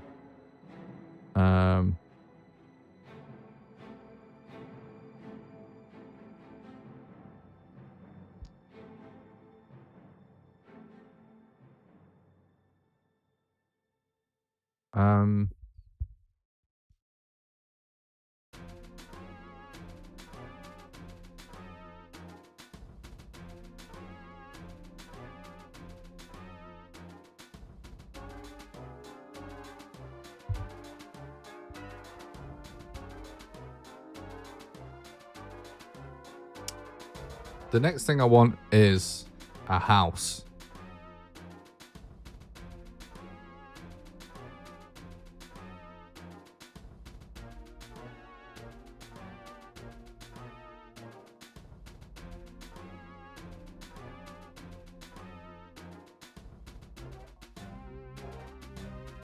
So I'm going to do a few different things here. First of all, where is my A sprite? Jesus. Okay, I'm going to go to A sprite and I'm going to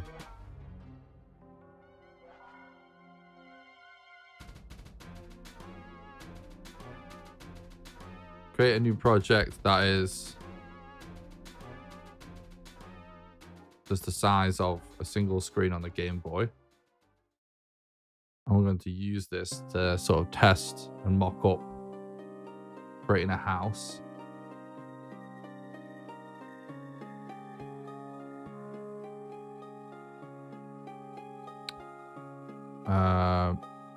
So put this in our design folder, A Sprite. This is still kind of environmental stuff. So A Sprite file, house, exterior. Right, pixel bash. We need to start being quick, so I'm gonna have to be a lot less fussy with artwork.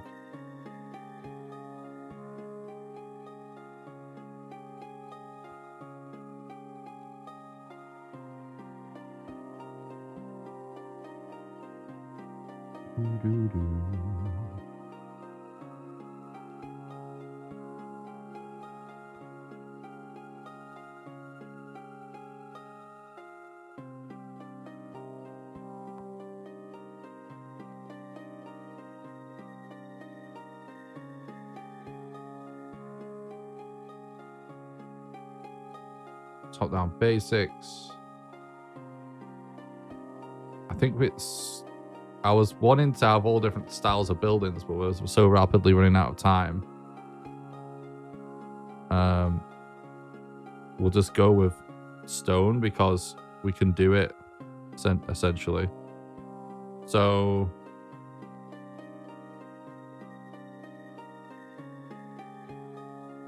we need like a 20 square long thing here roughly. Let's just measure that with this basically.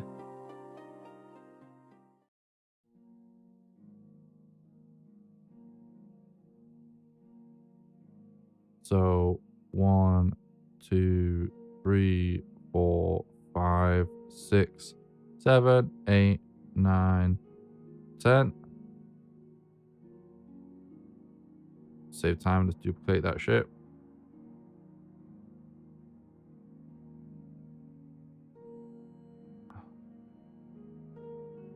Right.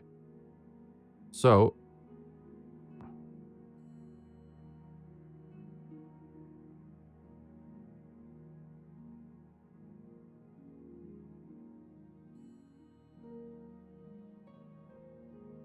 let's see how this texture loops.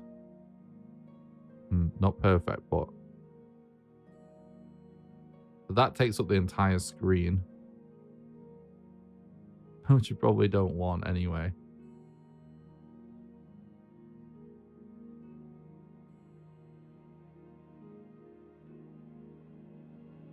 Let's try going with 10 then.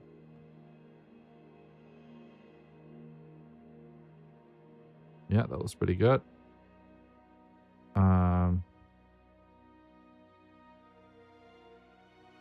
So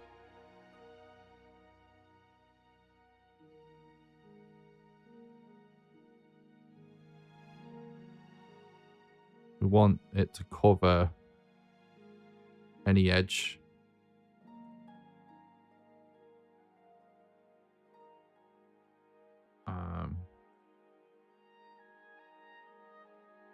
That creates a highlight at the top.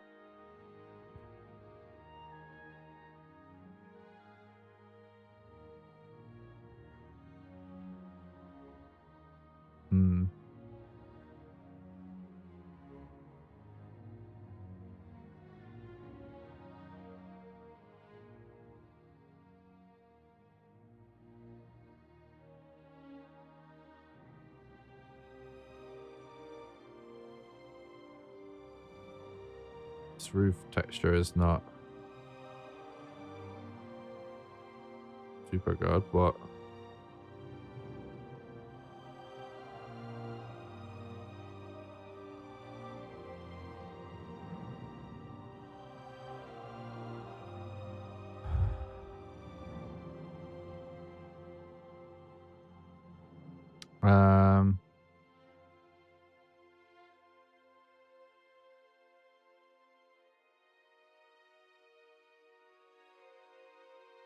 you know what? We're just going to make this building a lot bigger on second thoughts.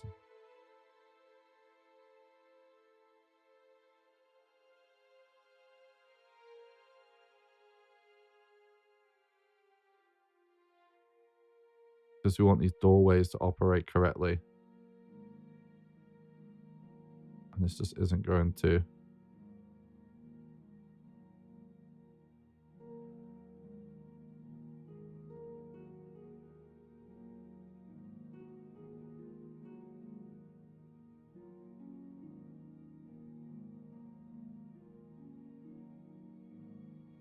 So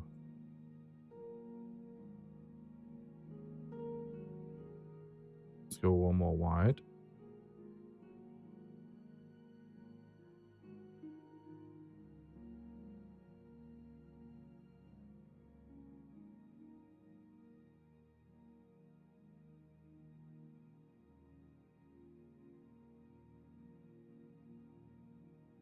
Maybe just one more.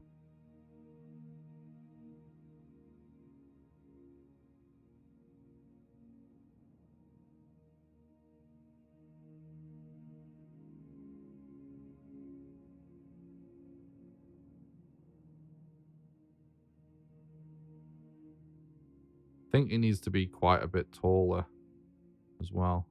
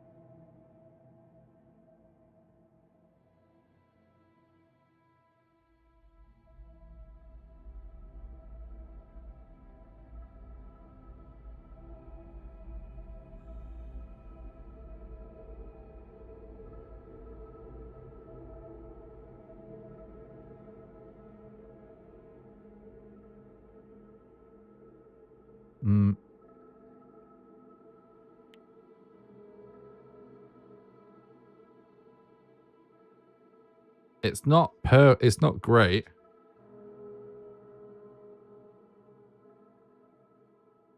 Sliver of the brick in the top right. Yeah, I was thinking about that. Yeah, we need to like cut off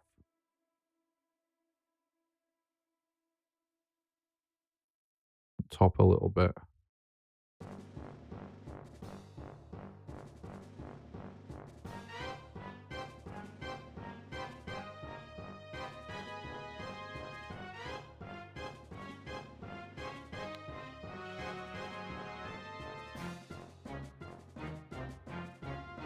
It needs to be like just more angled, really.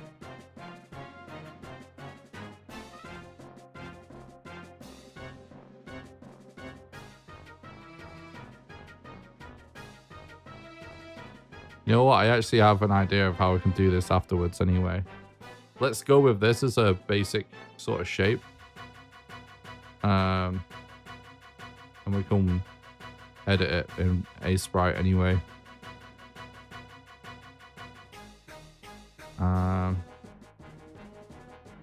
Design.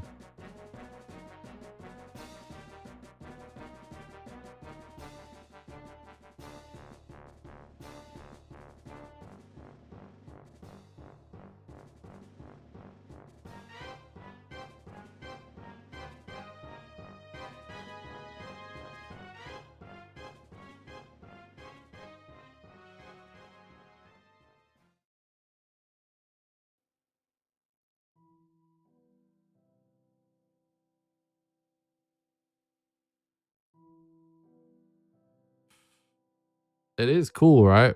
It's really, really early in development and it's not being consistently developed. But it is really useful for stuff like jams and prototypes where you just want a starting point. The whole concept is basically kit bashing for pixel art. Like there's lots of like kit bashing tools for 3D things where it's just sort of like lots of little knobs and, you know, handles or whatever, you know, you just like kind of kit bash like tiny little existing assets to create something unique. That's like totally a massive thing in 3D asset generation. This guy's trying to do it for pixel art, but it's not got very far so far, but what is here is still useful.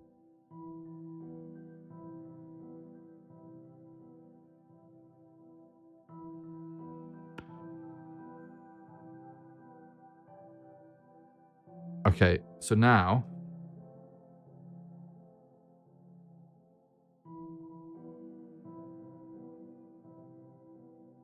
we have this.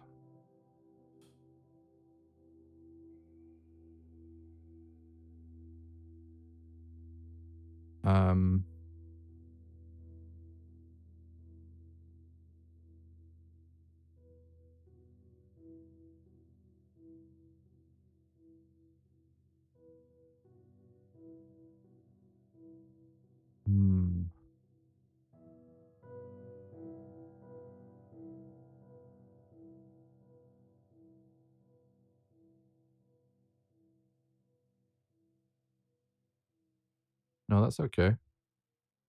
Just need to figure out, like, I have to make sure that it's going to tile correctly, because we're going to want to draw this as a background, essentially.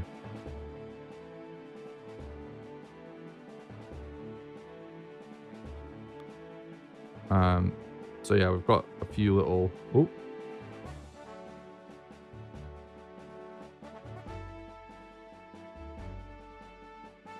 A few little things to edit.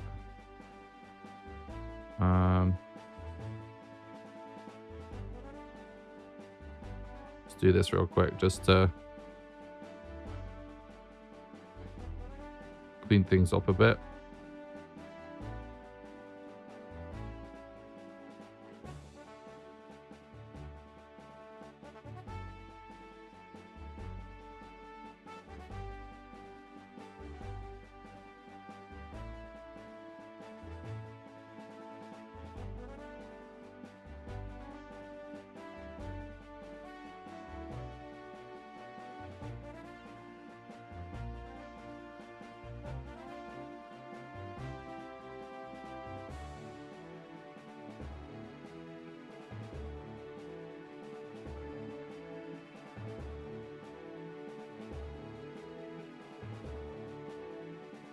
Okay.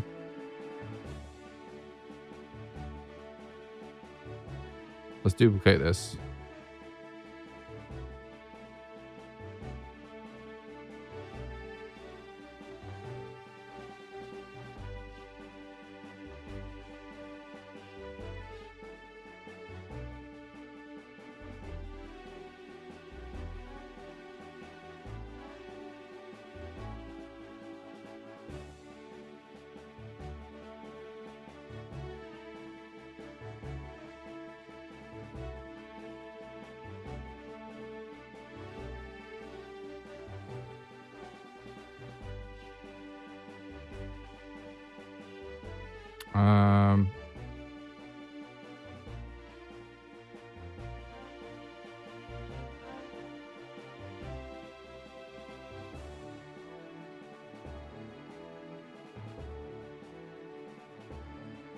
What if...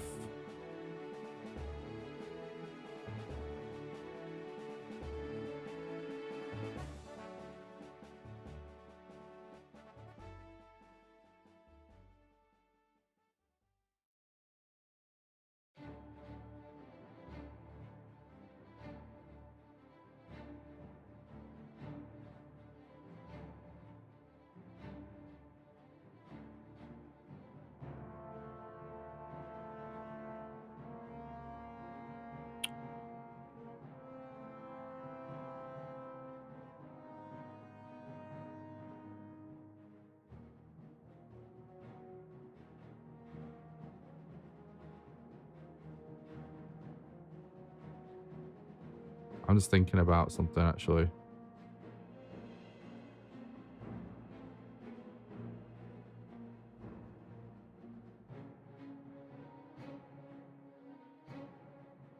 You know what?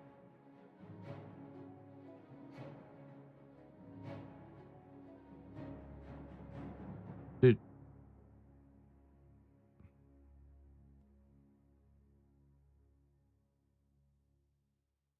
I have this like massive fucking line down the middle of this. It's kind of scuffed. I think we actually need to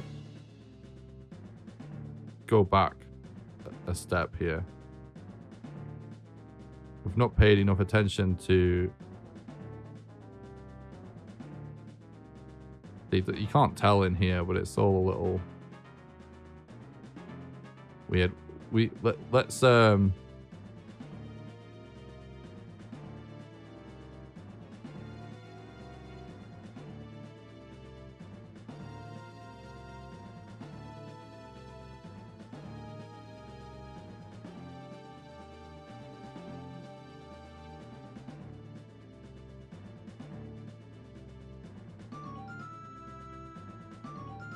we might end up being way too tall here. I don't know.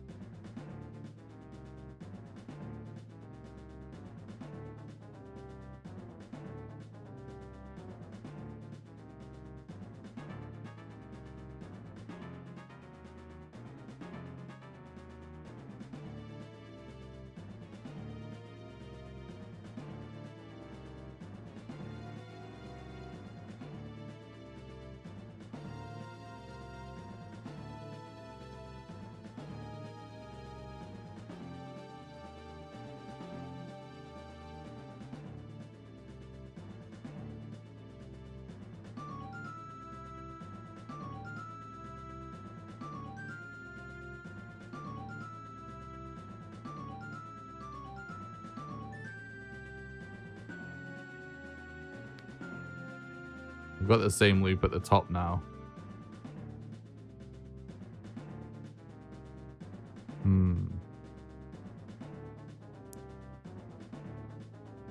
We can just clean it up, I guess.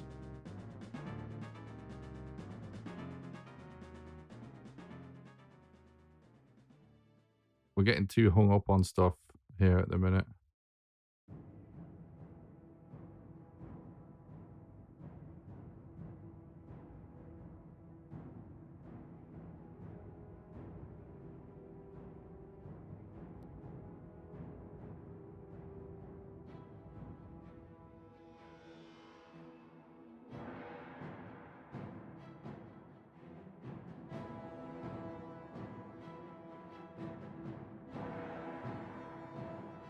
That's fine on that side, but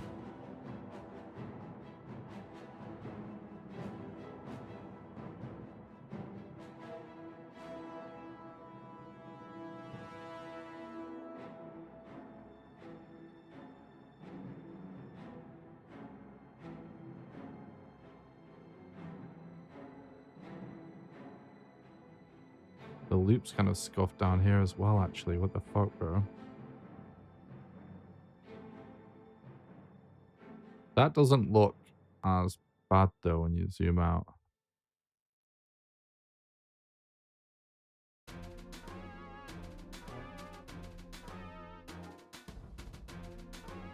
Still just needs a little bit of TLC, though, doesn't it?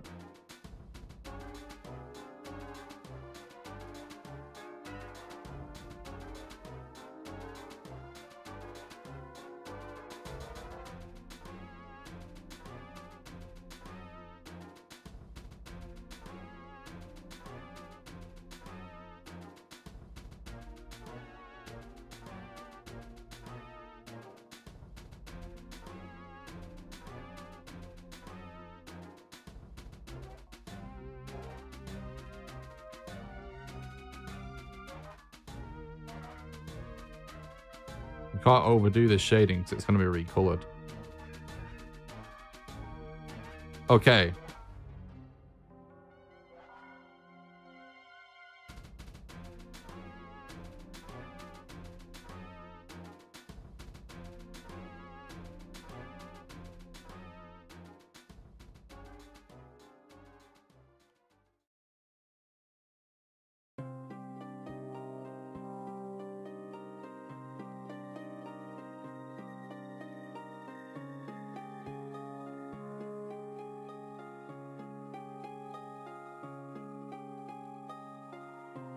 That's fine. Hopefully we don't end up with too many unique tiles, though. I'm a little bit worried about this. We'll see. What we can only have 192 unique background tiles per scene on, because we're making a Game Boy game.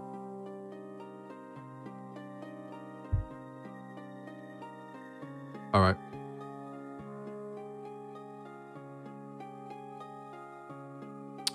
Now we need to recolor this for Game Boy palette so it can actually be imported.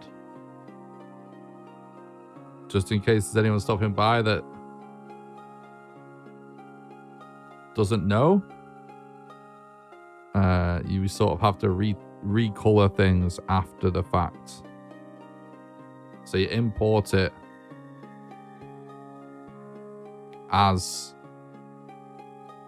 you know, just a limited 4-color palette, OG Game Boy palette.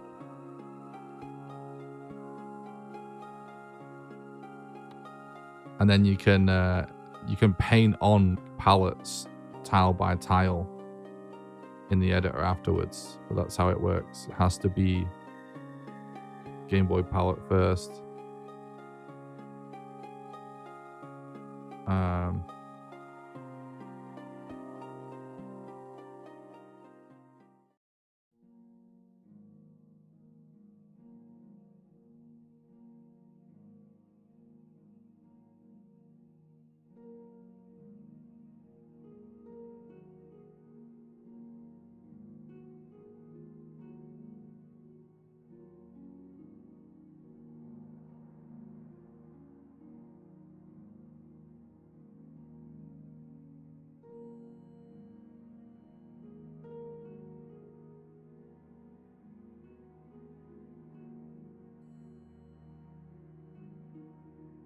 I think I'm just going to go around the outline of the roof first.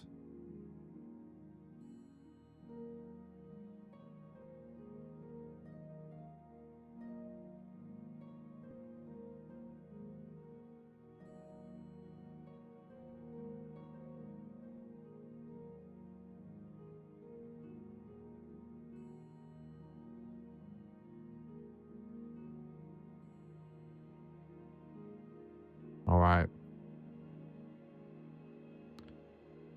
We're definitely just going to do all of these lines as well, like this. We're very limited color palette wise. So that's what we're going to do. It makes sense. It's too close anyway. Too close in color anyway.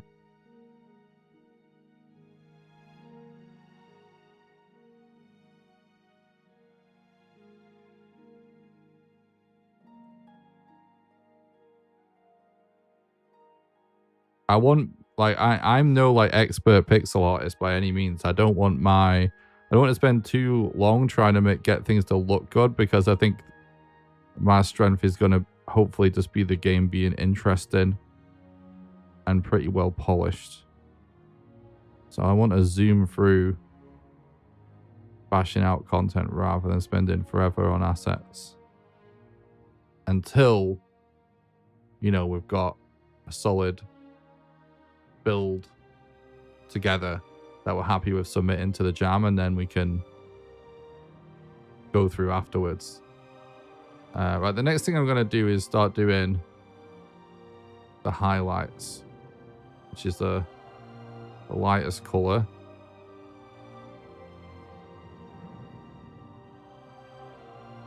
As well. Basically, you're sort of organizing colors just from dark to light in order to set things up to work in Game Boy Studio. The color you end up retiling with doesn't actually have to necessarily match, but you want to set your images that you import up from light to dark, essentially. Yeah, that's pretty much the same color, isn't it? There. So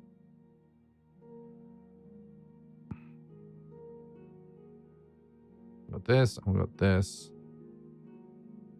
Let's go with our next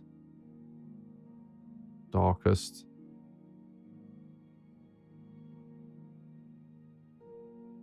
And then we'll see what we've got left.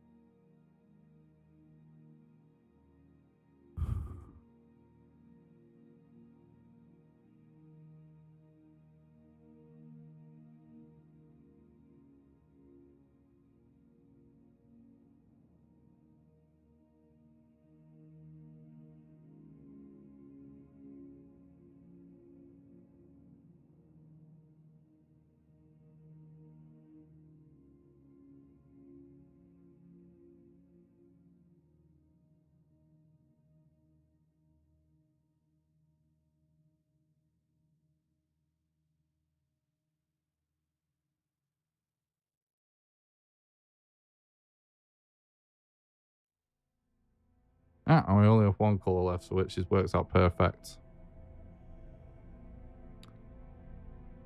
Which is this one. Very good.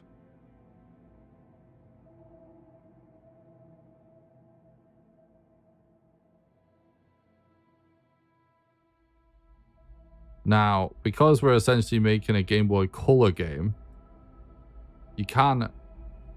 Everything you make in GB Studio can be a Game Boy Color or an OG Game Boy game.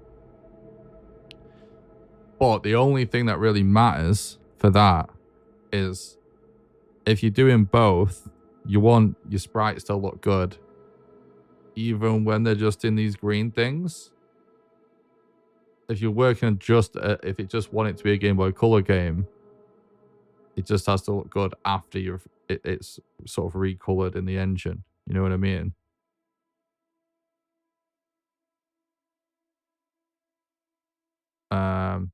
Okay, so let's do the same thing again for the bricks. So yeah, a lot of this here is really close to just being black anyway. So let's just go through and do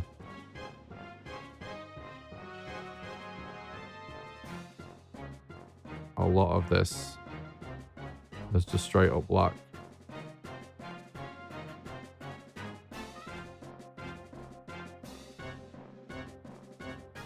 Well, it's not straight up black. It's dark green. But you know what I mean.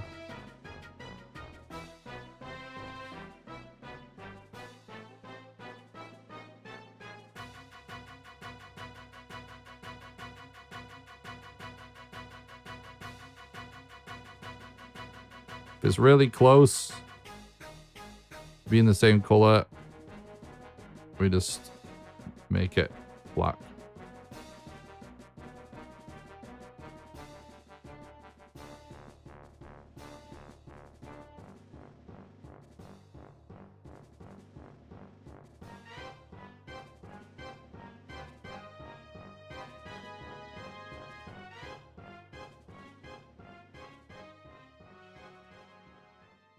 All right.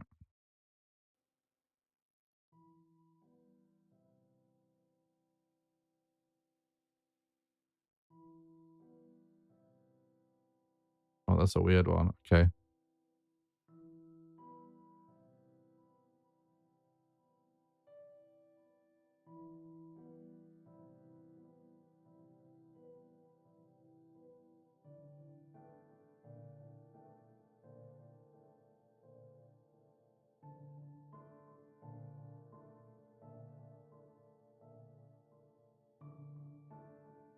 It's a little much, that.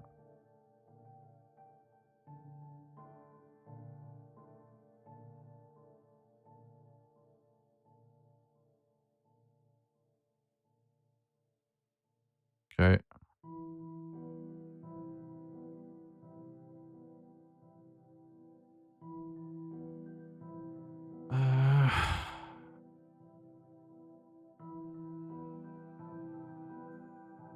Let's do the highlights first, because I think it's a little bit easier to place highlights.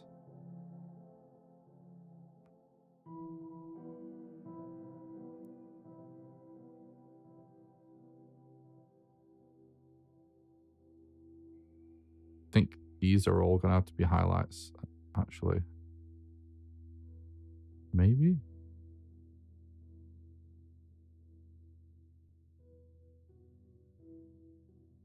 Not sure. I think so. I'm going to lose a tiny bit of detail there.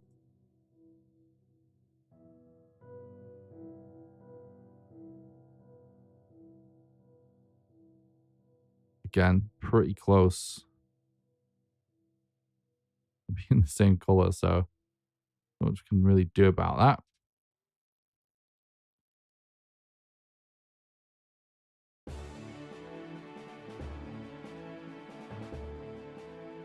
All right.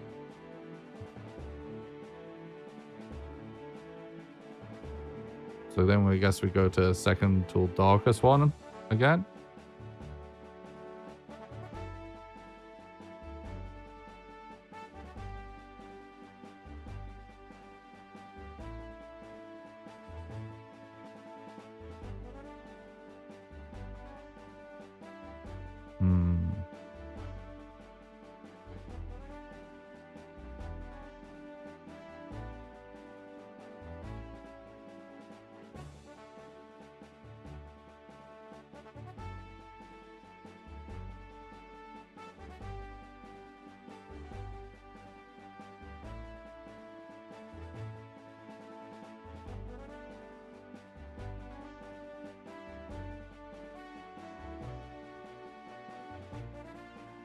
Right, and then that leaves us with this.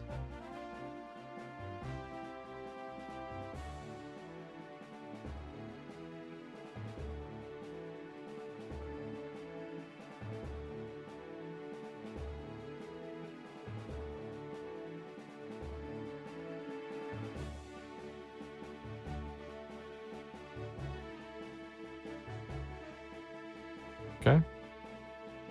It's working.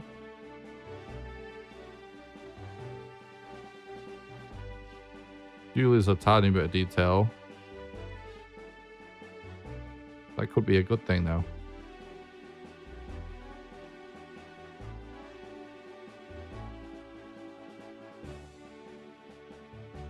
Remember, our main focus is to sort of building our sort of tool set out.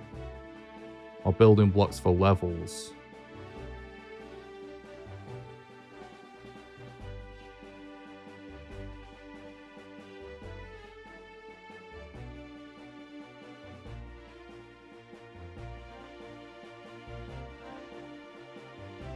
This down here is too much of a mess.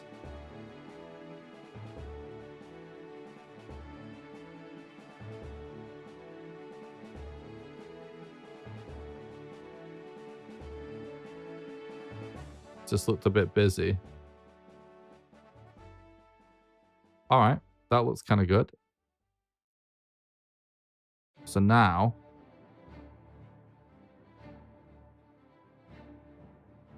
I want to put this in here.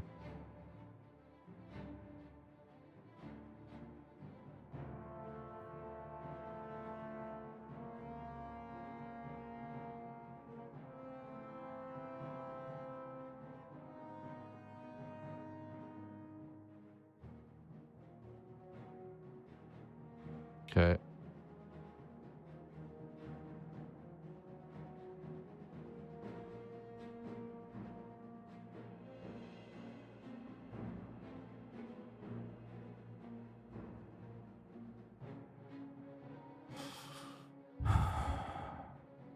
Right.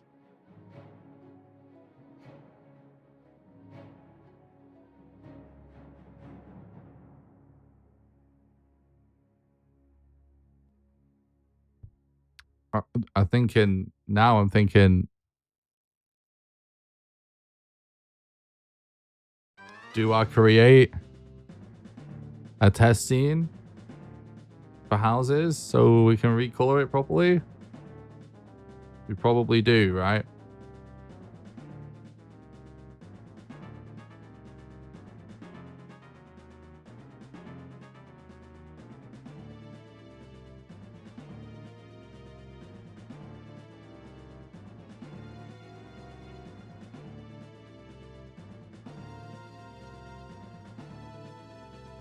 Oh my god, what? Why did it do that? Piece of shit.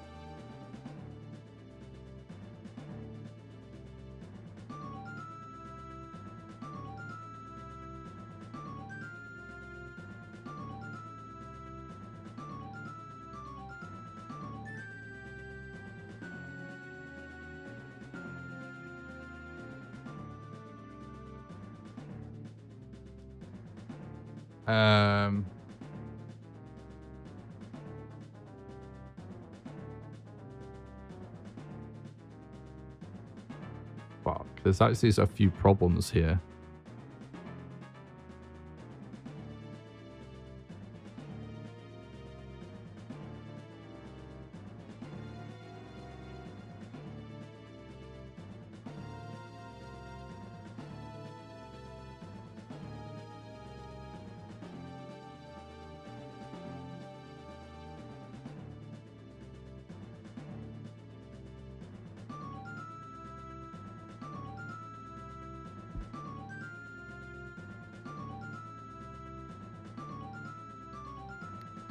You know what? It's gonna have to be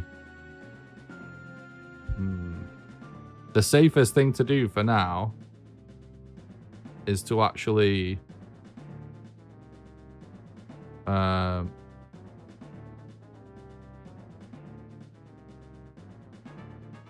just fill in the background like this, and it kind of just looked like that. Because it has no background color. Oh, look, this is actually not right as well.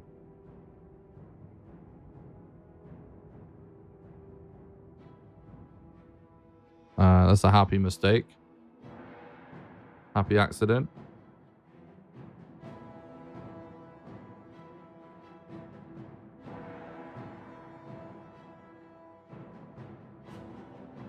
Okay.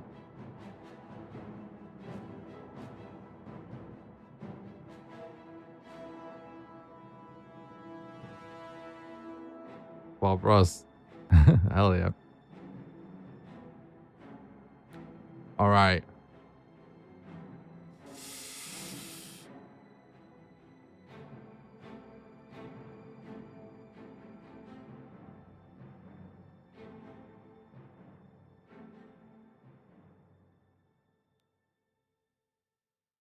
This actually, we should also put this here. What?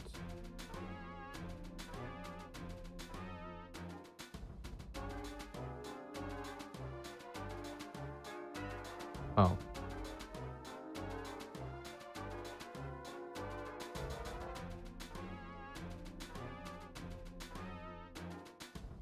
Yeah.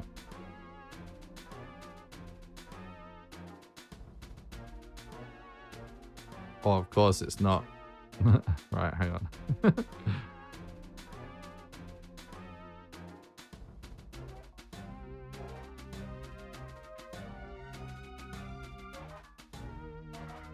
Oh my god, what a pain in the arse.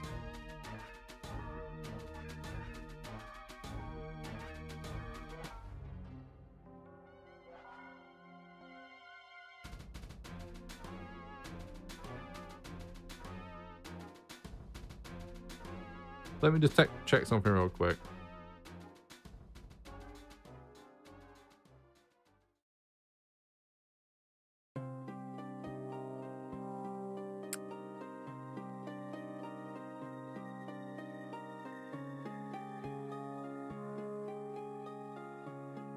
It doesn't really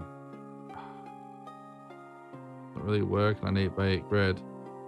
That's sort of okay. The doorway is gonna have to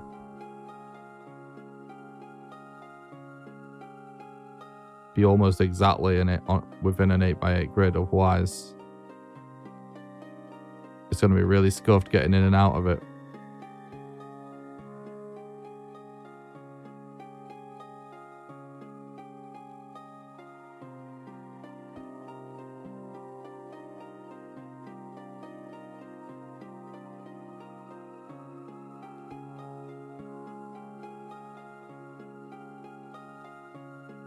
You know what? I wonder if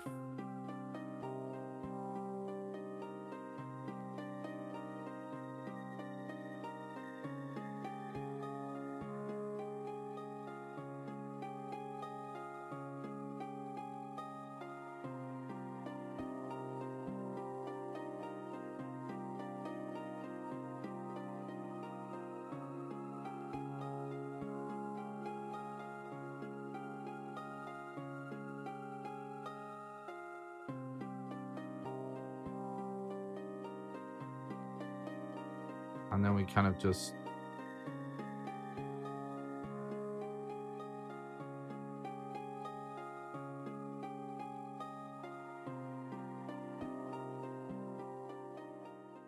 this is still gonna have to come in one probably.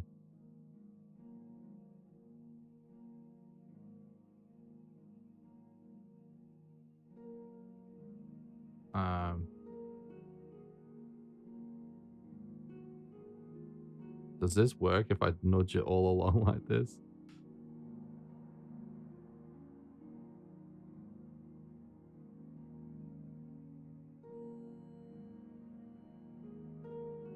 It kind of does. Just the right wall that's scuffed, but we can also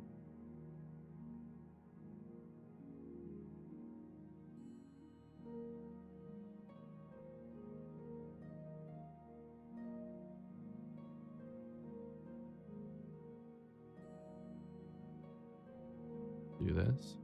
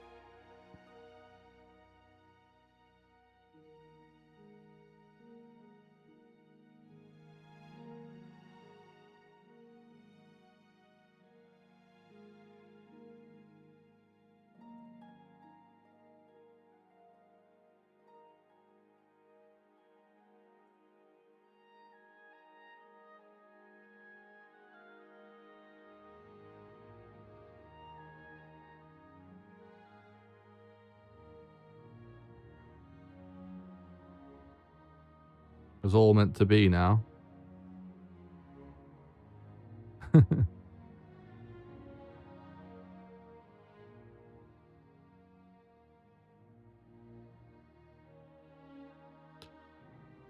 That's fine for now. It probably will look better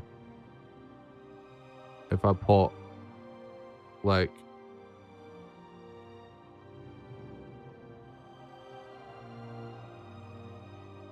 this, but then oh,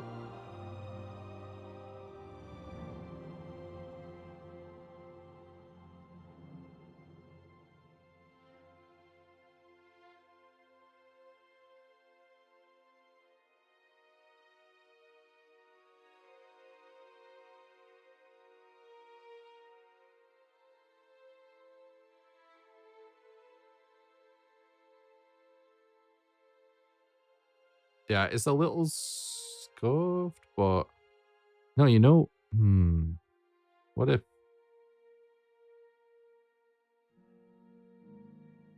Nah, it just disappears then if we do that.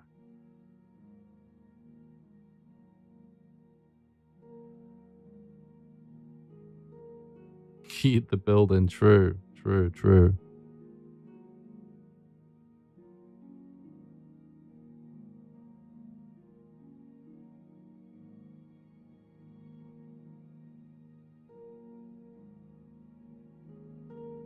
Right. It's gonna have we can't keep fucking around with our assets. But well, we can't cut out the corners. It has to be filled in.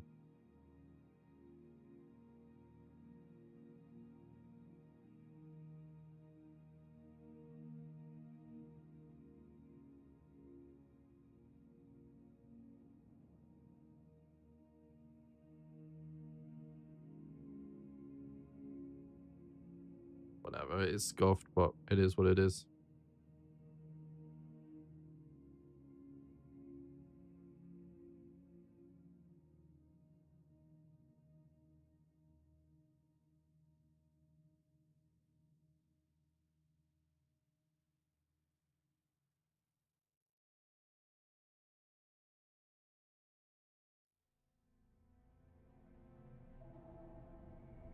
Right.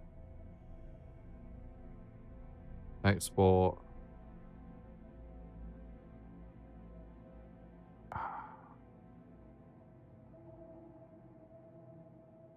Okay. New tile set.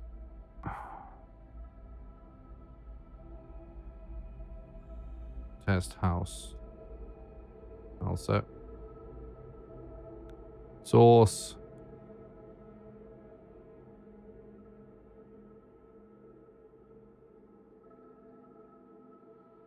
Okay. New map.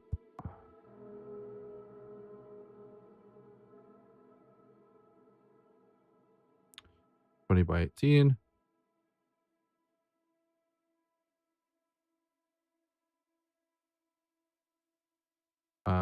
Let's do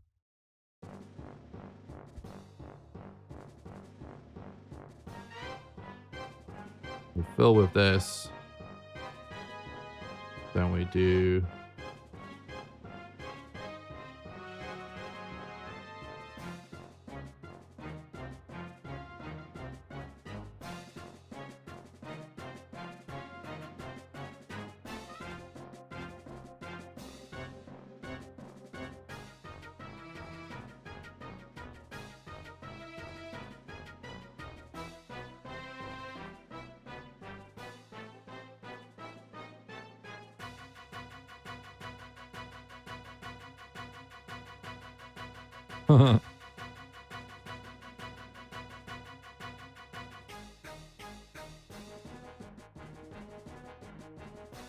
Dude, it's so big.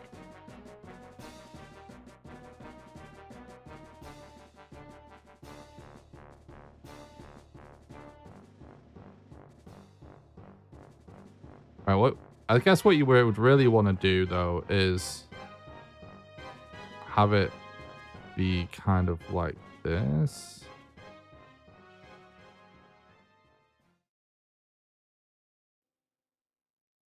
Yeah, that makes a lot more sense. And then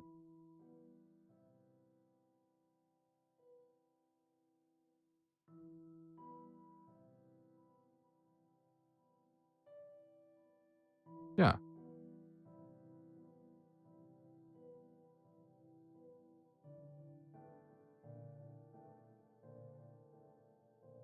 Save as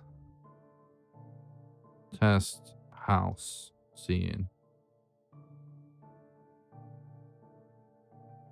It's kind of hard to make small buildings when your player is 16 by 16 in a game that's resolution is so small. Because our player's pretty big on the screen.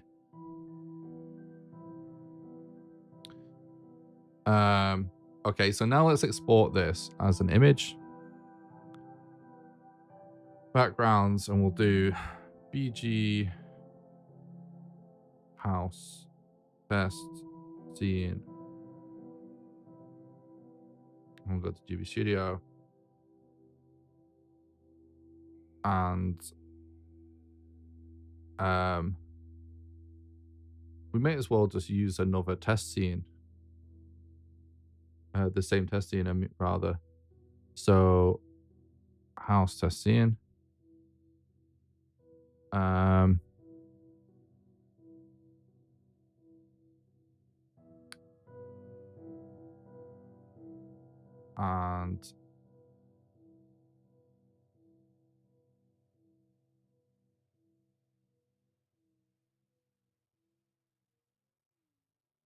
cool.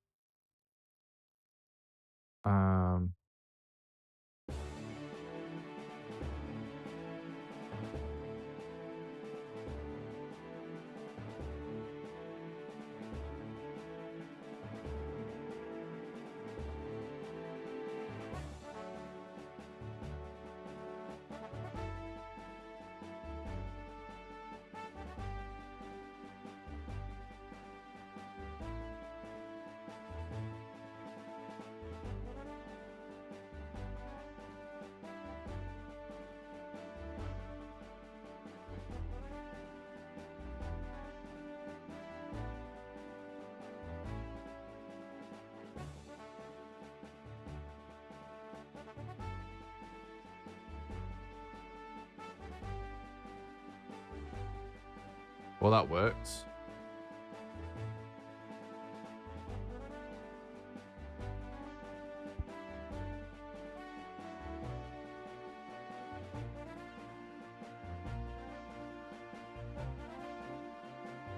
We're probably going to end up recoloring absolutely everything at some point.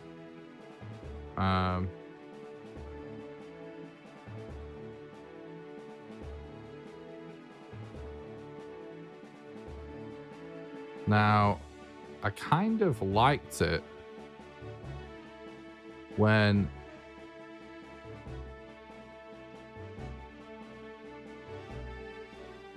that brick tile set ended up being colored like purple earlier.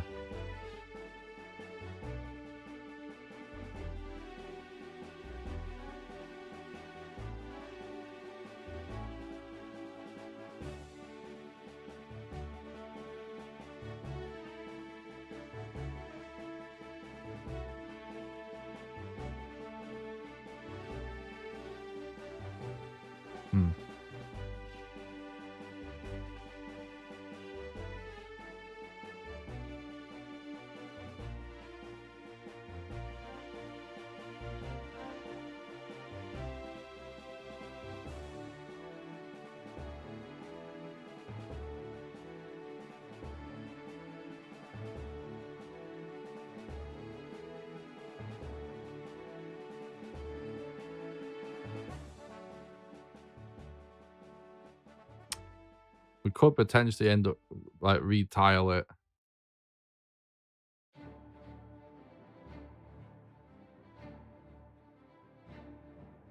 So that the top.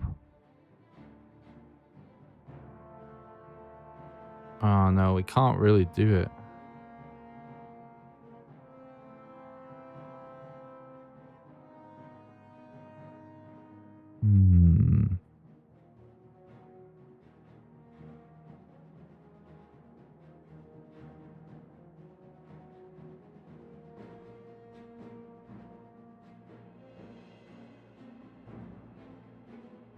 I did create a tile set though.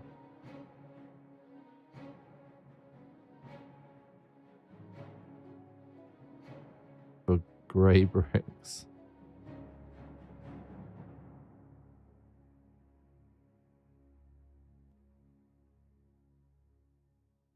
But this you would probably want.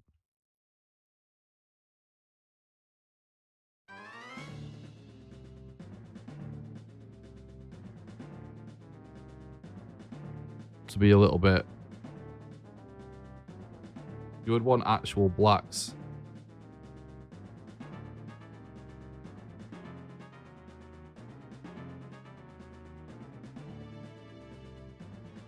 It's a shame about the roof. If it didn't have this squiggle effect, we could have it be 2 different colors. Let me just go back here again.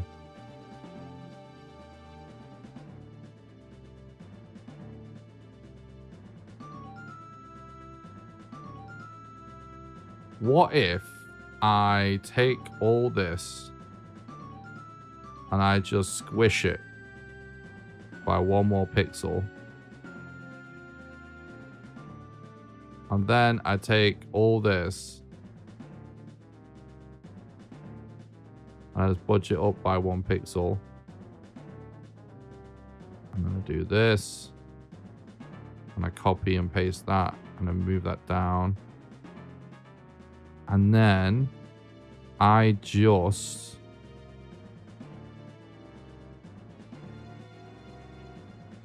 make every single tile that's supposed to essentially be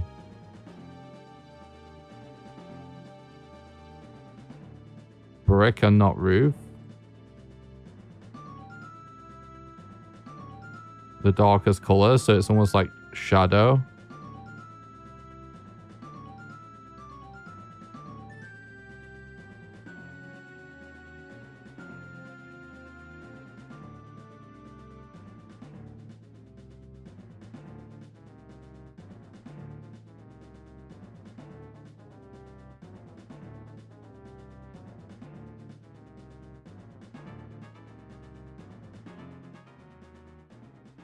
So then,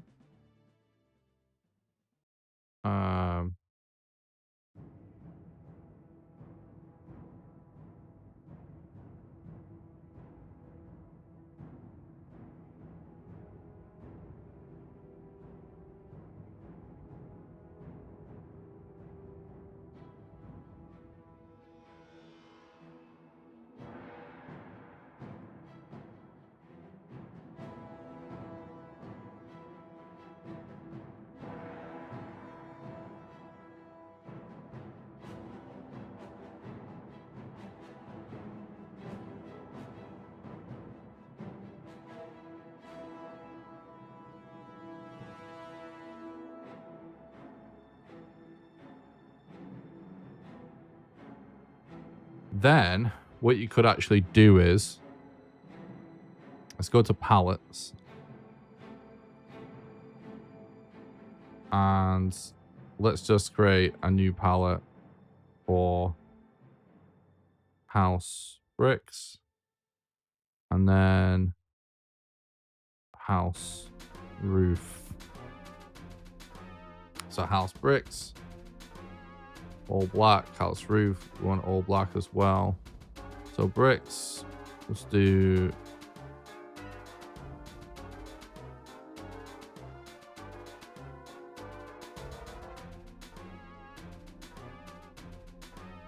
bit blue.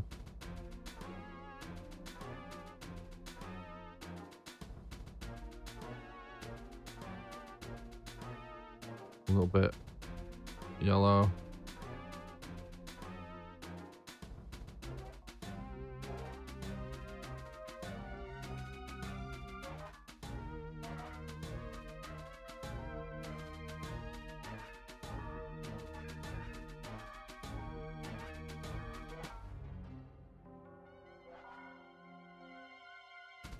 Okay. And then house roof, we can just do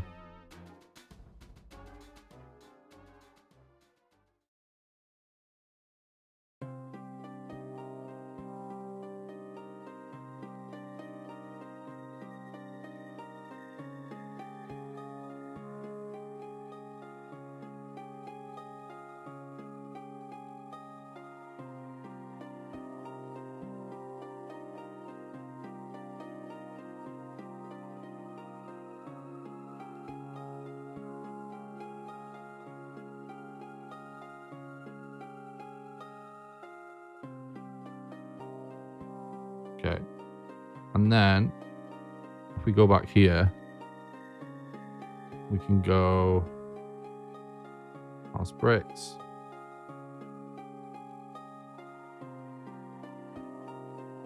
House roof.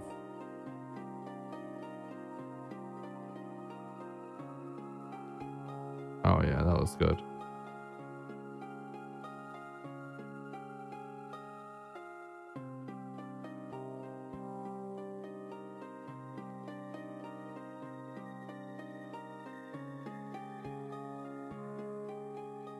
Wait.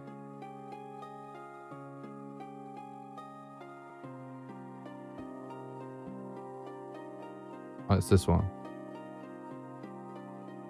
It looks a little different when you're in the editor, which is odd. Yeah, it's definitely worth sacrificing some shape for some color, isn't it? It just is. It kind of looks weird also not having a line on the bottom in this scenario, which I didn't think would be the case, but it actually really does look weird.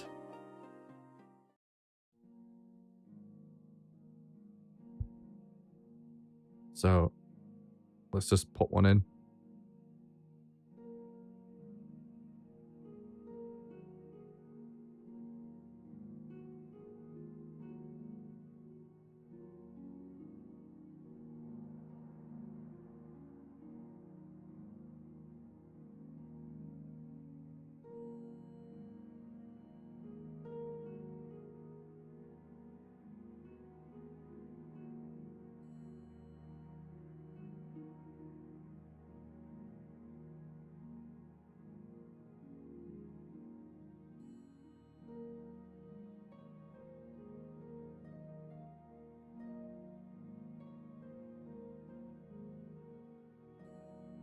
Okay, it's not too bad. It's not too bad. I'll tell you what might actually really make a big difference is maybe being able to stick a couple of windows on it. I'm getting too carried away with this shit, but it is what it is. We're making a game at the end of the day.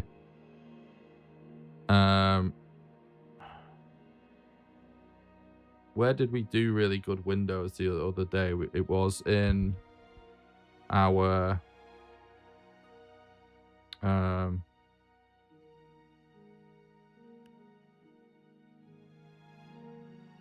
game assets, backgrounds, my house.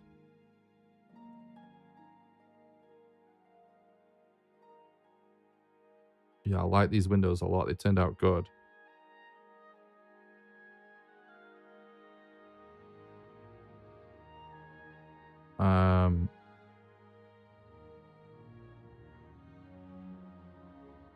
First of all, let's just magic wands that out of the way. Now, this is going to be tricky as well, because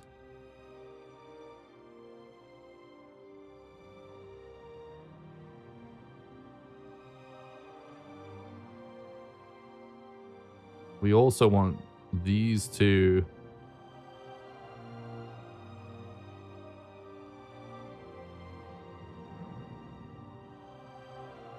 Basically, they need to be a different color palette, right? So I can see a slice we can do.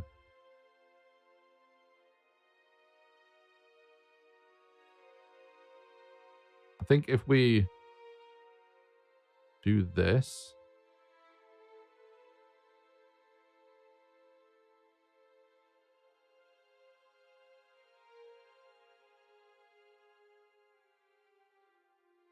We might be able to.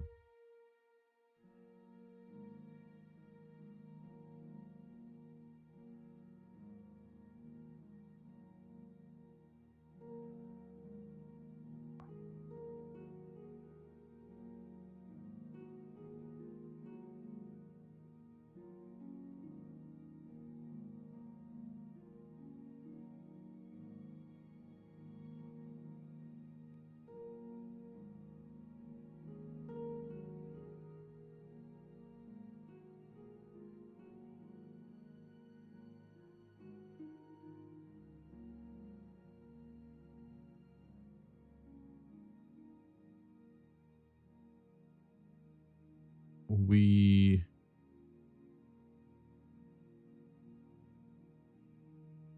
could also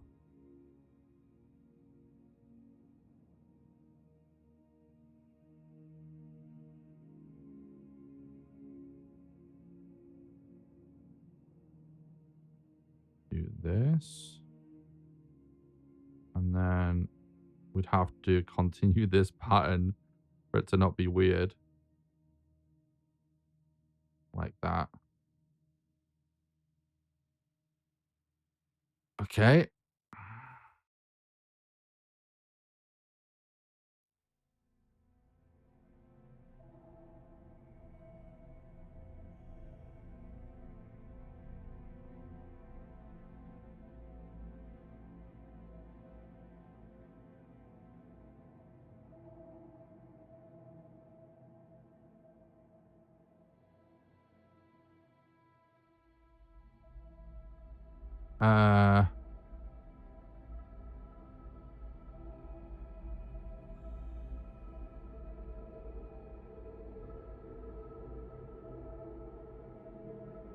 We need to still tweak it a bit more, but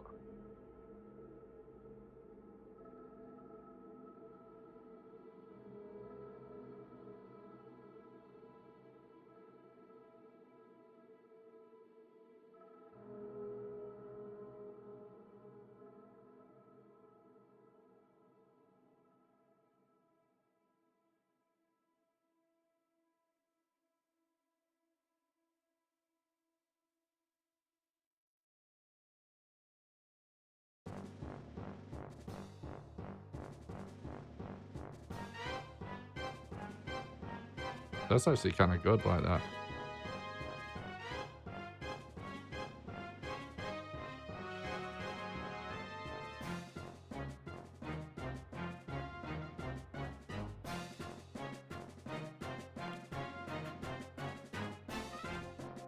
Starting to look a lot better, isn't it?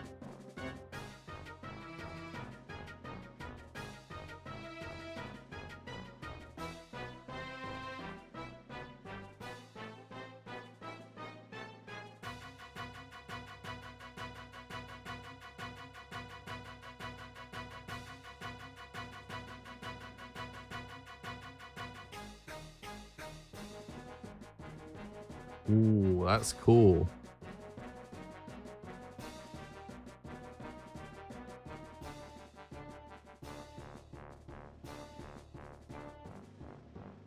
Then, because of all of that shifting around we just did, what we can actually do is if we... Well, let me take a look at it one more time, how I've set it up. Yeah. Wait. What even is...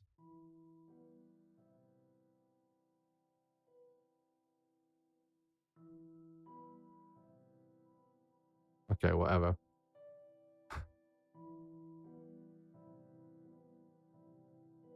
House exterior windows.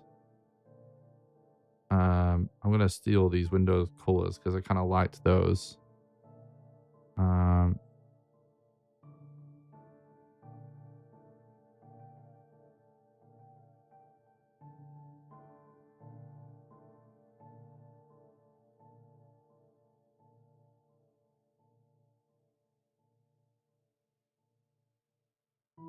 And then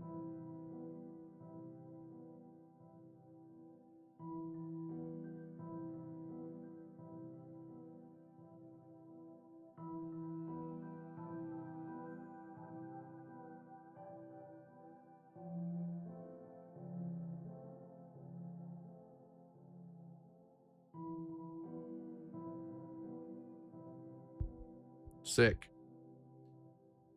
Let's move on from this house. Okay. It works. Jesus, we're being spammed with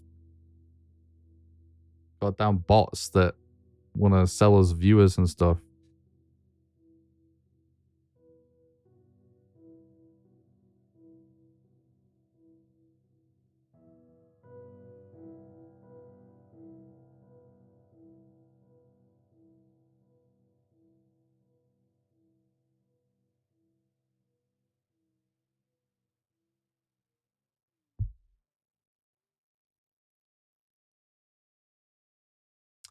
Okay.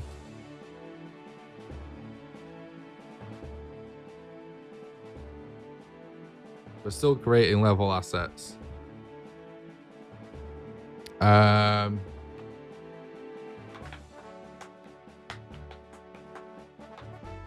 think we should probably... They have it backwards. They should pay to view. True.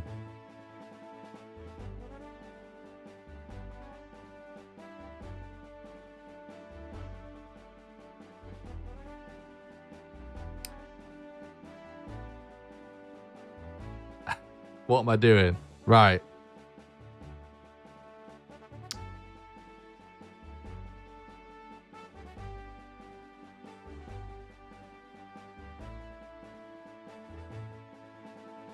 God damn, it's big though.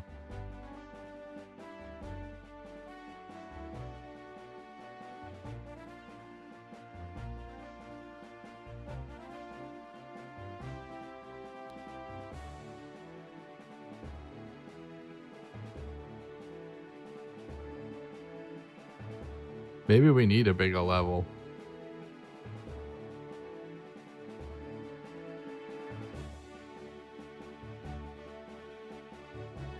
Edit. Wait, where do we do this? I can't remember. Map.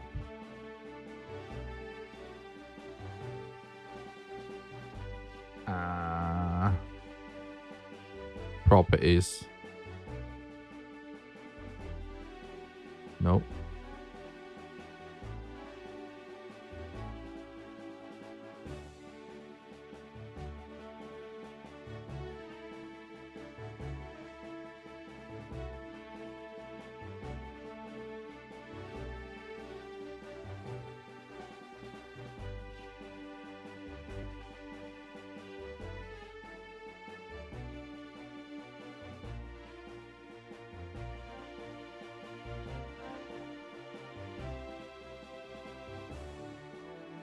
But delete everything?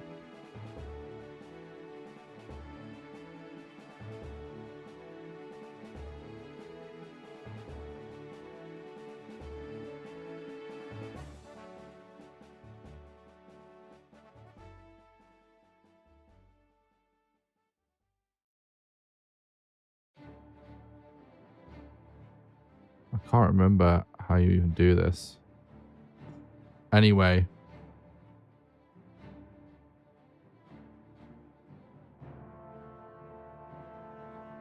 Don't save. File. New map.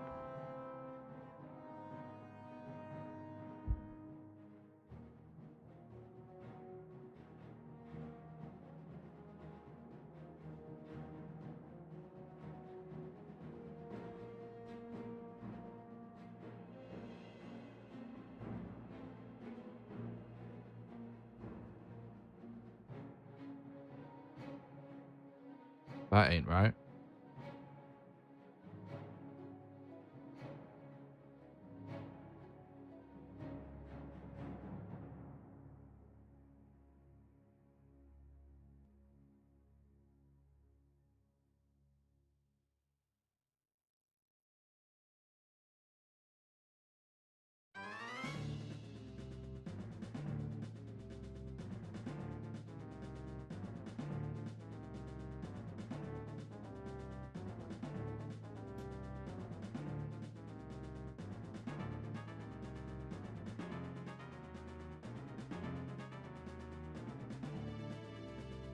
All right, just save over it. Okay.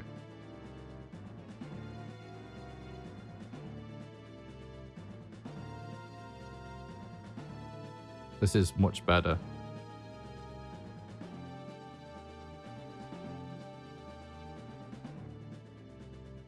We can always crop it after we've created it. But this is just to make sure we definitely have enough room.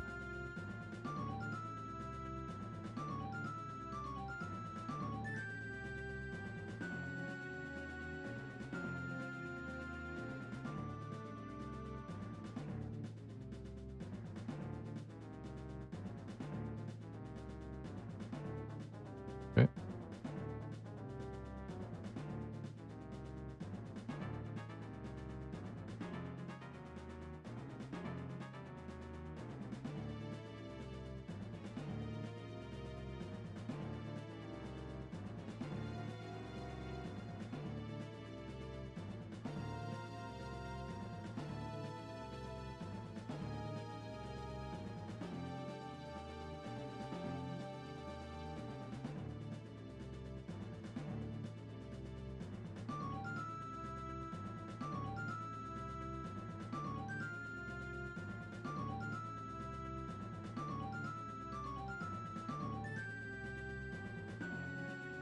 What's up, Anxiety? Thanks for stopping by. I hope you're doing good.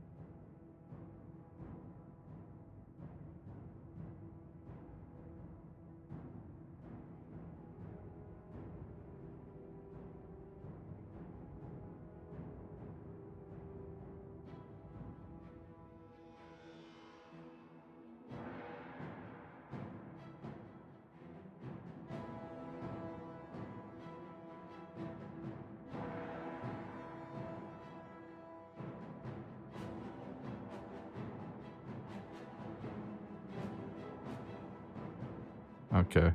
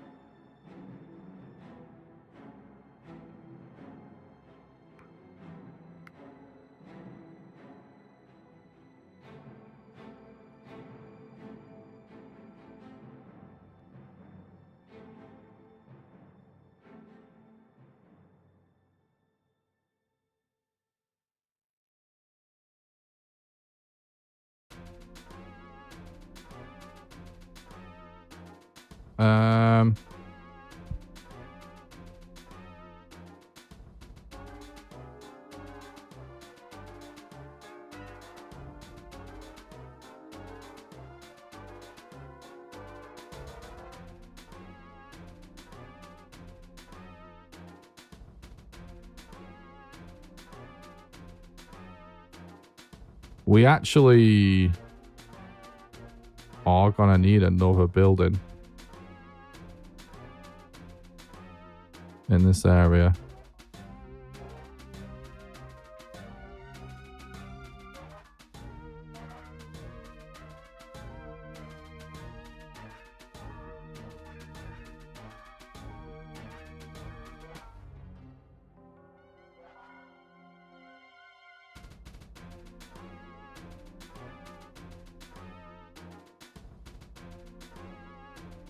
I just painted with the wrong tile. That would have been pretty bad.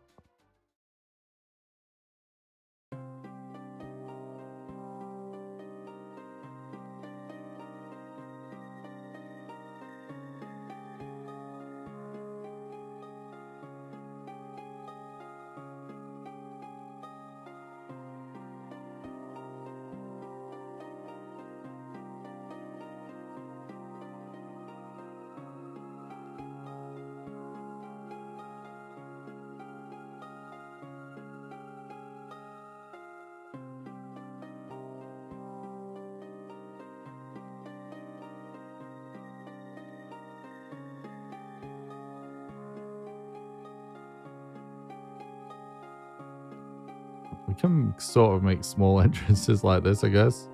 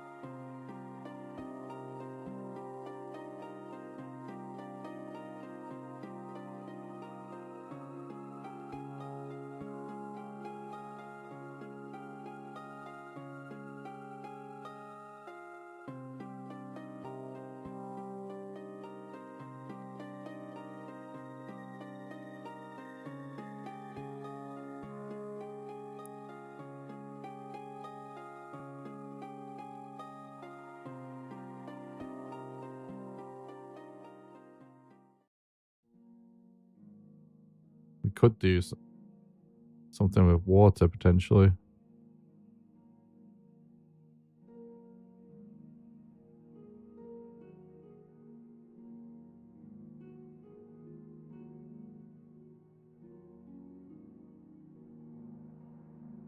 Just for a little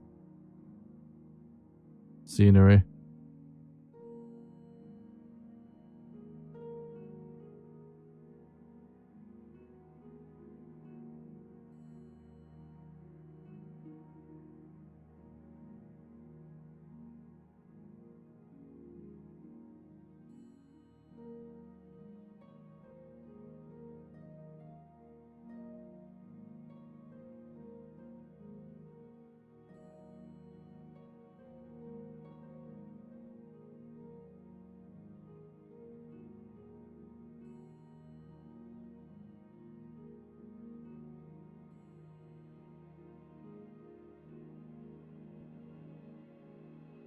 Okay. So basically the thinking process is like, this is actually the house where we start in, like we discussed. And this is going to be where you find your first brewing station. And then this is going to be the first path that gets cut off by an enemy.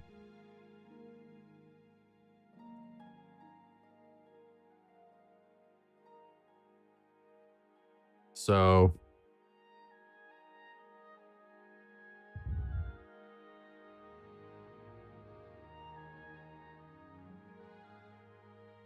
we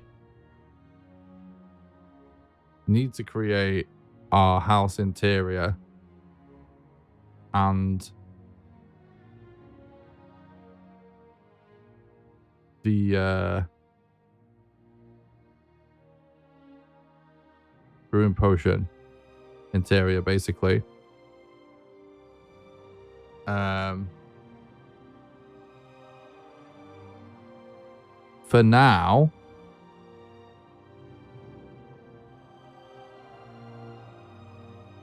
we could actually import this and just sort of get things going a little bit in engine. We can obviously still be coming back and tweaking and editing things.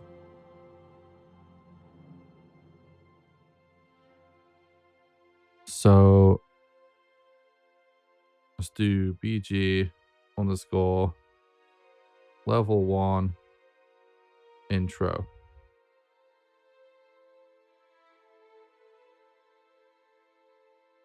I might even do _ intro, so I might do an extra naming convention for what the levels are actually called so we remember them.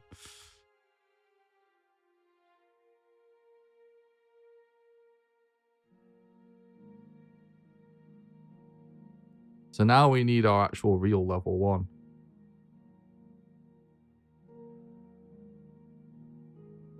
Well, look how cool this actually looks if this did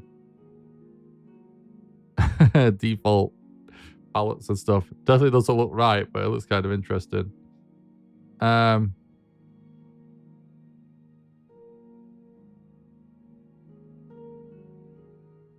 1 intro.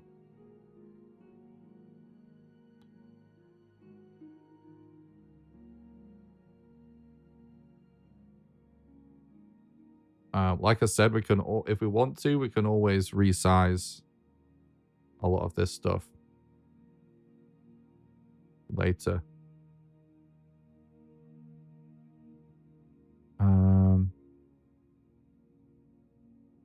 We should probably legitimately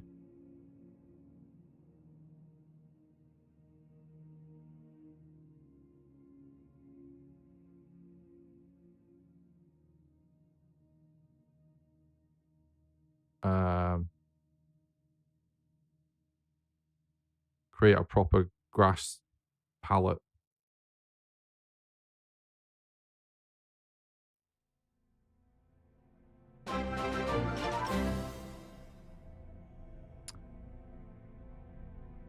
Hero Dev, thanks so much for the raid.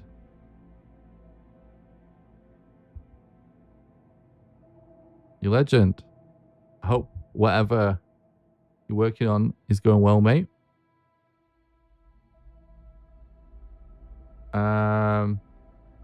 We need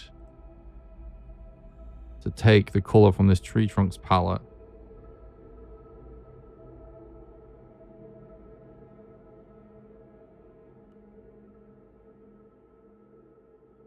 And we also need to remember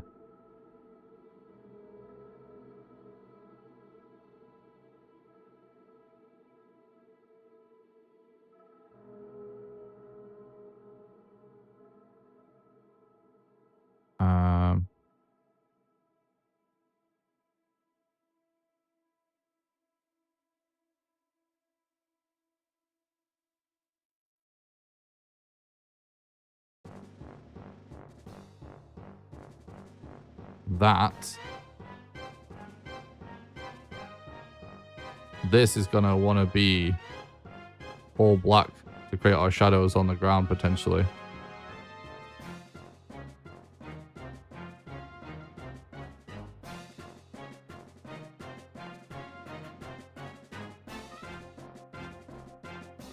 So let's go with grass. Let's go with treetops. Go with tree trunks. Let's go with house. Wall. House. Windows. Let's go with water.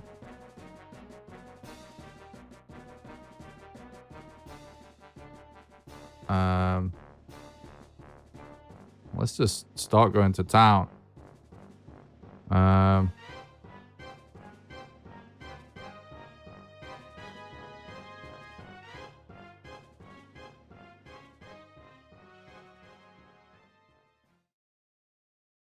sure if like this oh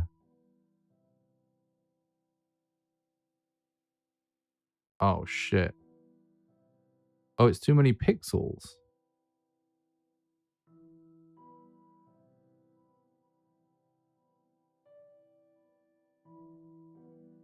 What?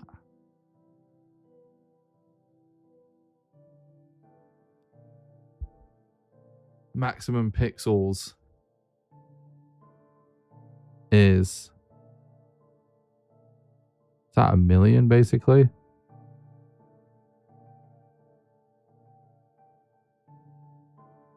Yeah, it is.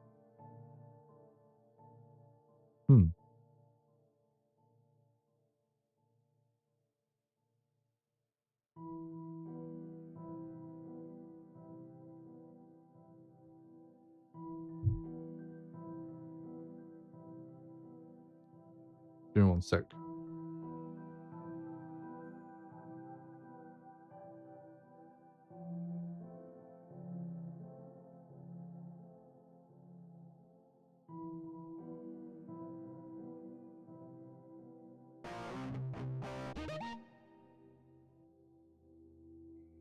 Thanks for the follow, Cynthia, and I appreciate that. I hope you're doing good.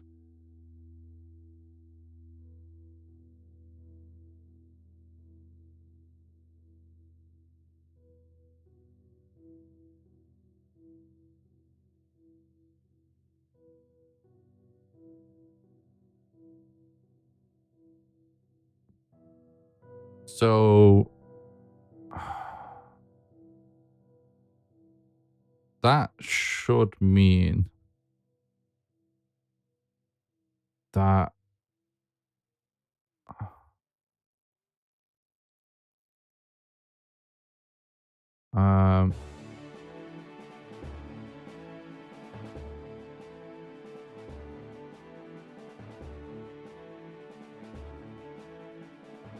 I think I've calculated something wrong here.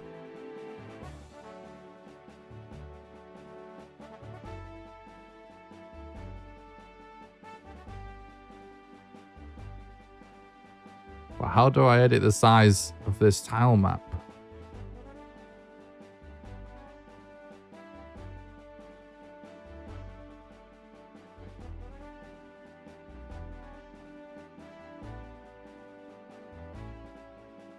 Resize map, there it is. So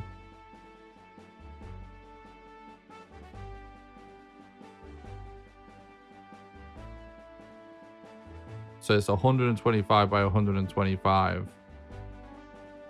is roughly our max. We can do a bit more than that.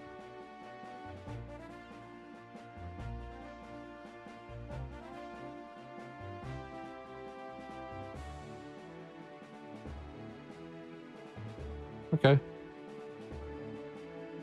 We can still work with that. Export this image.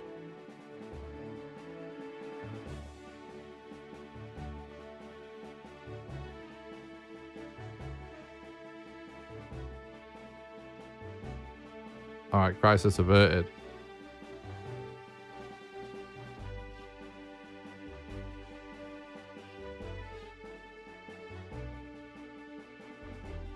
Yeah, there we go.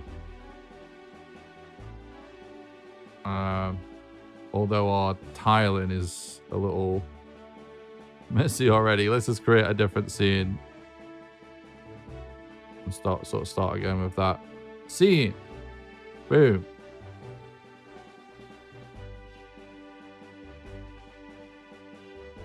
Level 1 intro. Boom. Okay, let's start again.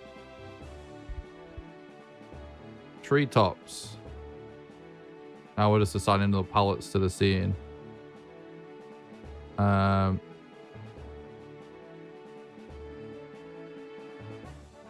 Exterior, grass. House, wall. House, windows. And then we'll do water. Okay. Don't know why it's still tiled the way it has, but hey.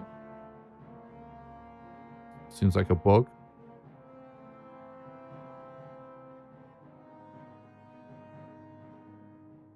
All right.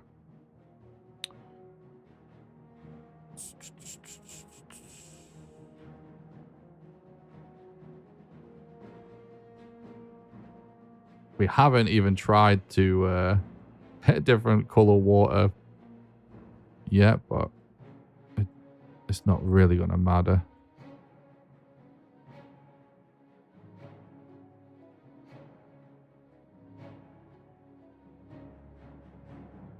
Oh, don't we also need Grey Brick Road?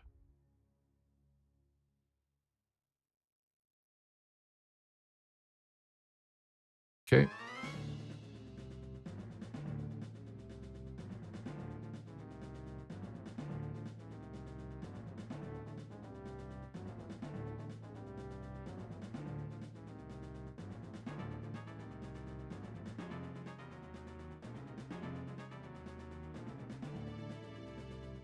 Fuck. Fuck.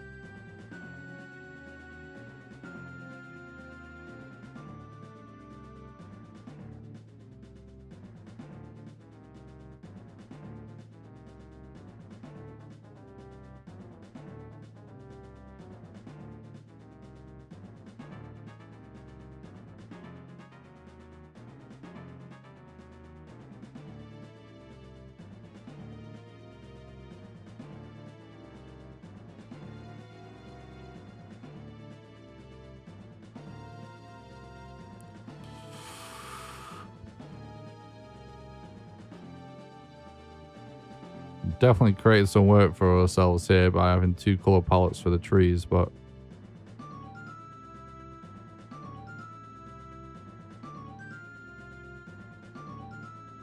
it is what it is. Let's start with some of the more immediate areas because a lot of this stuff may never be in view. We need to kind of test that.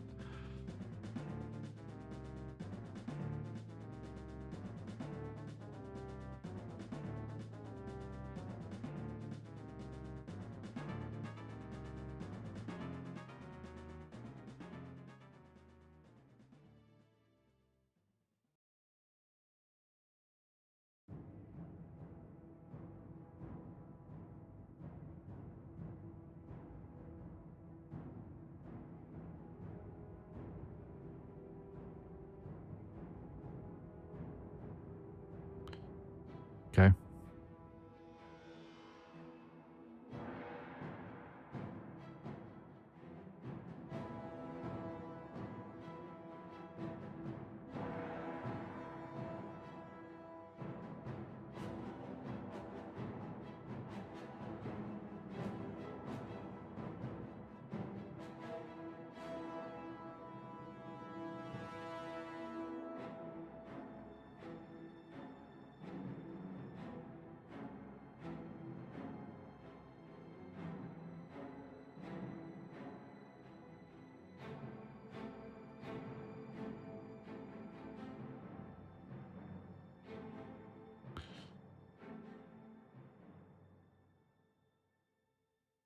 Dude.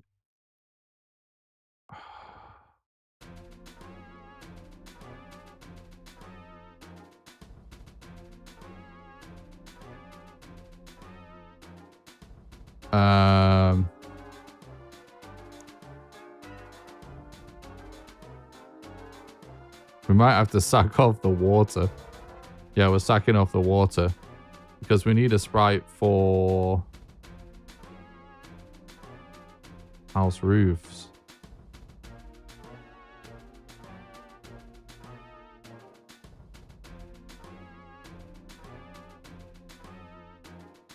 Wait.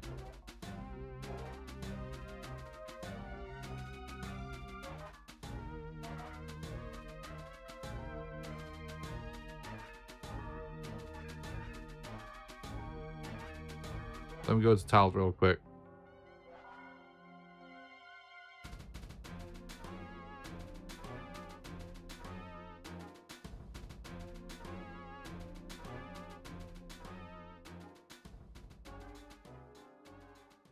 It's fine. We're getting too fancy. I have to remember how many limitations we're working within here.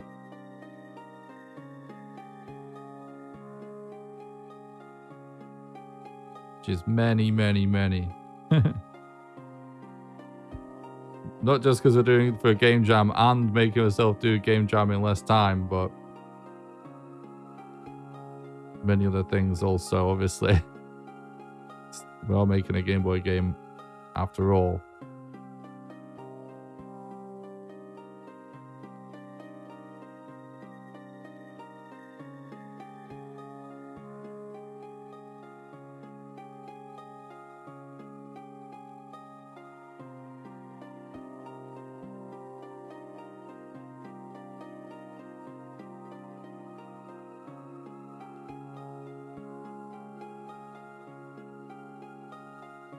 Okay.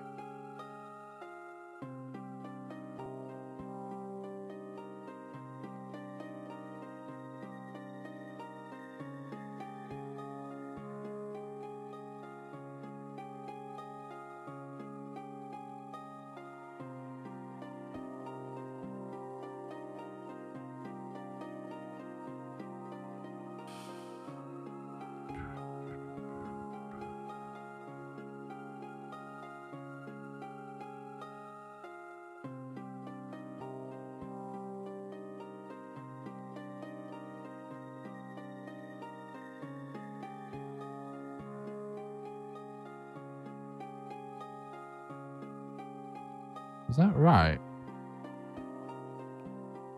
It's not right.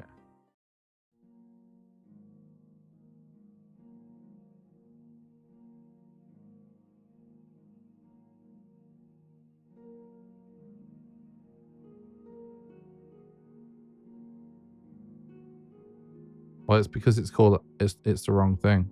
It's,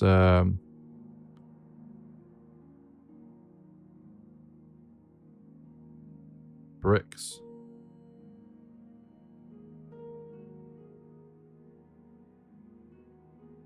Yeah, there we go.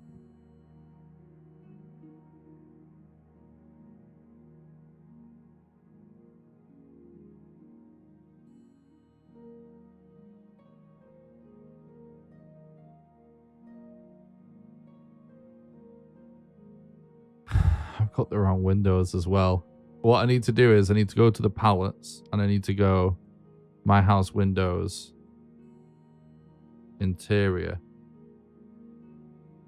my house wall, interior, my home floor, interior, house exterior windows, house bricks, exterior,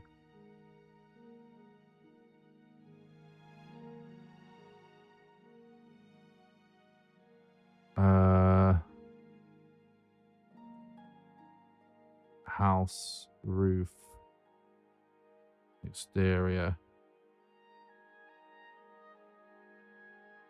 Okay, so now let's just start again. I'm gonna go with level 1 grass. Oh no, let's not start again. What's this one? Tree trunks. Grass. House bricks exterior. House windows. Windows.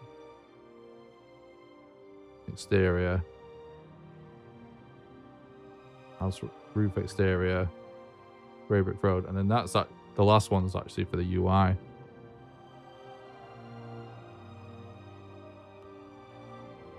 Like dialogue boxes and stuff.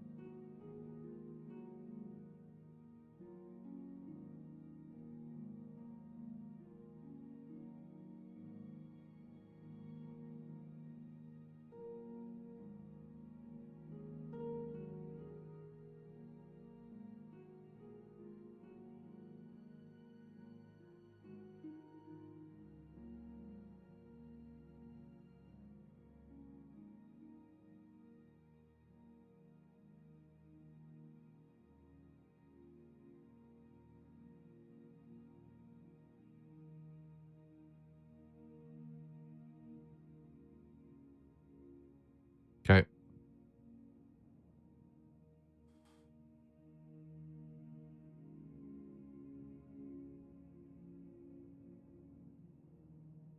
We need to get some collisions going as well. Let's just get doing that now as well.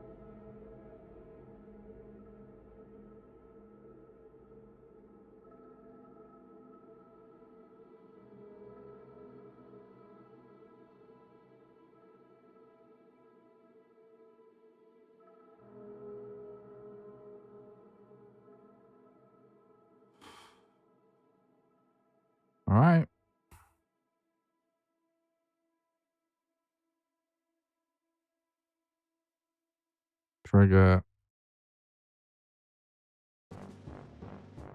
Trigger.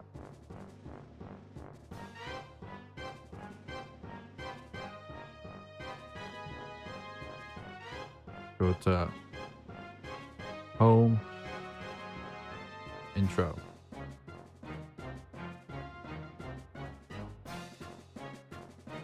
Go to intro. Rin station.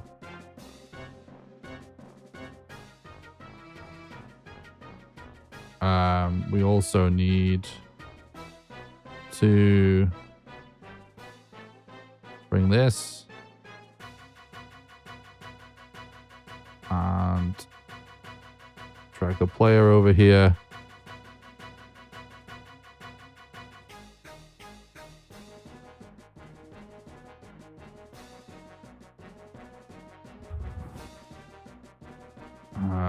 We need to set the player sprite as well.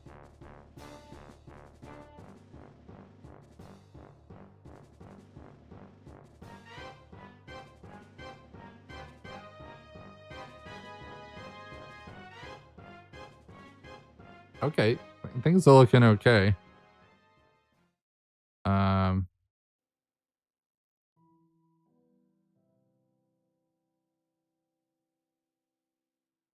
grass palette needs reorganizing.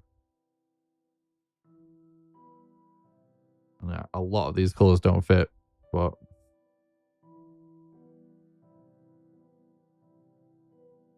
oh, you know what?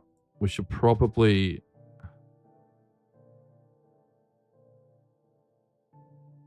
this should still probably be a collision, but it should be like that.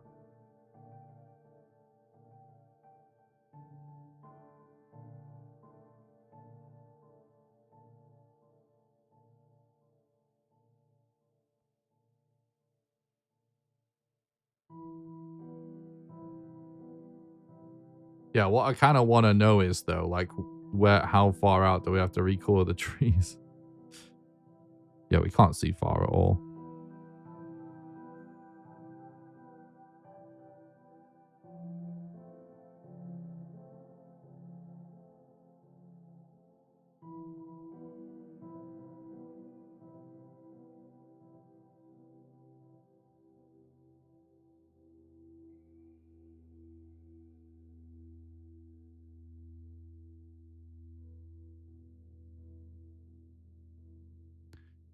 We can basically see 3 tiles, 3 sets of trees down, and like 5 across.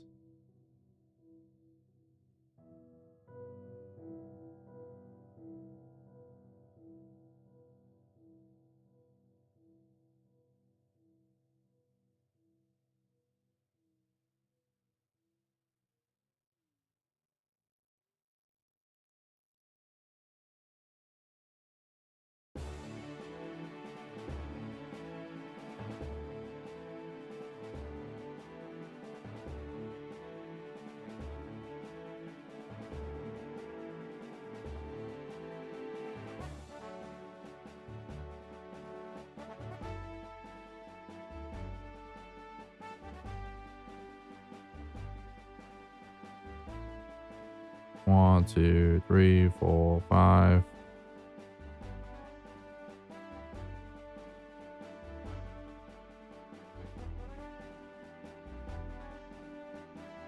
All right, dude.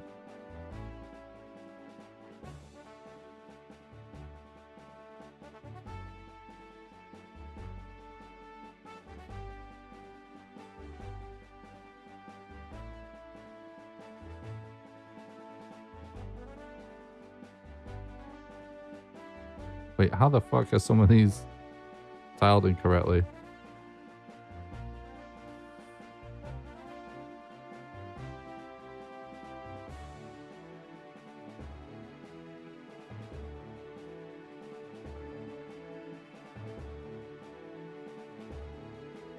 Honestly, it doesn't even look that bad when some of them get shade, like sort of the wrong shading. It's kind of interesting in a way.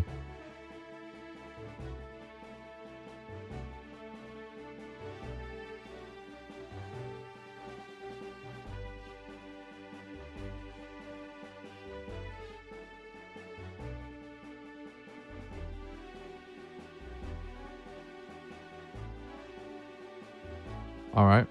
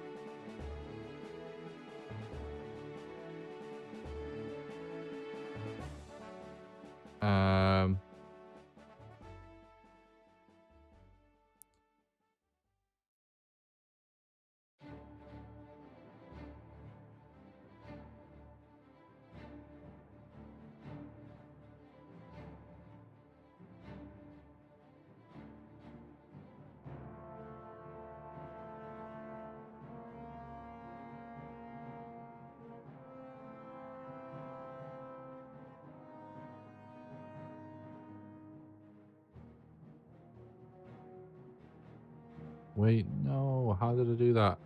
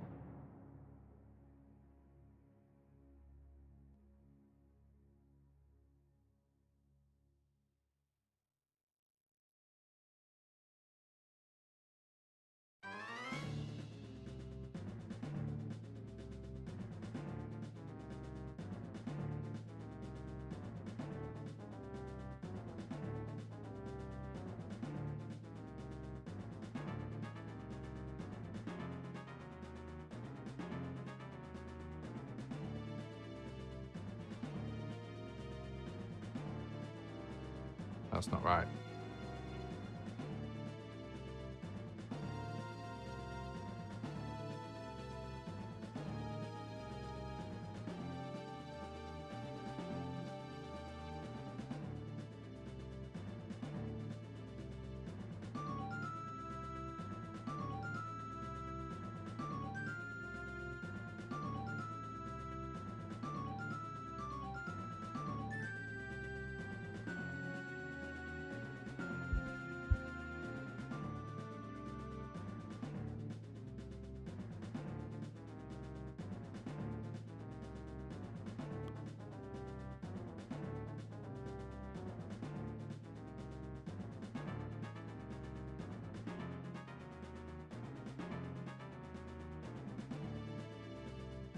Just trying to think if I should.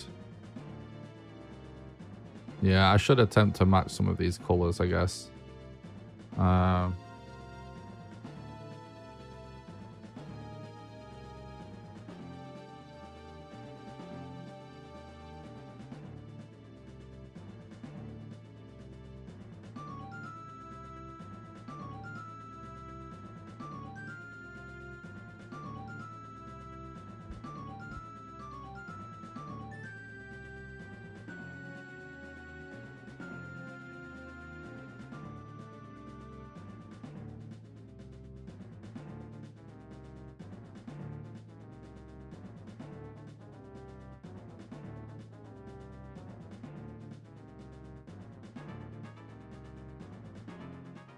I'm now just wondering if I should swap the colors round for the tree trunk.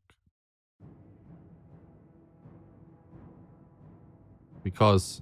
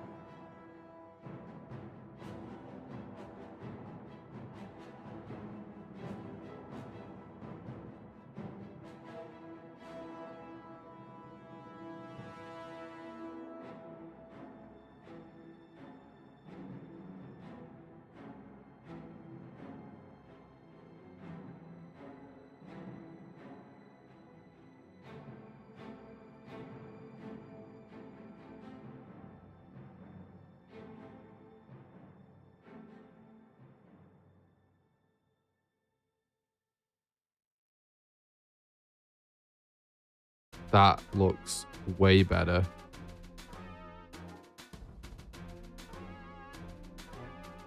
Way better.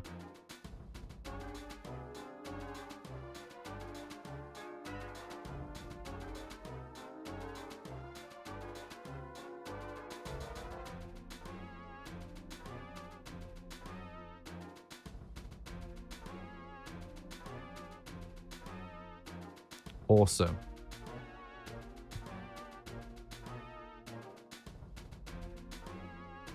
That works a lot better. Okay, cool. I'm still getting constantly hung up on aesthetics, which is dumb. Because my aesthetics are just not going to be that good. No matter what, I don't have time. But, everything we've worked on so far today is like fundamental stuff that we can essentially use on almost every level. So I feel like there's point in putting effort into any of it. It would make sense that it'd be this.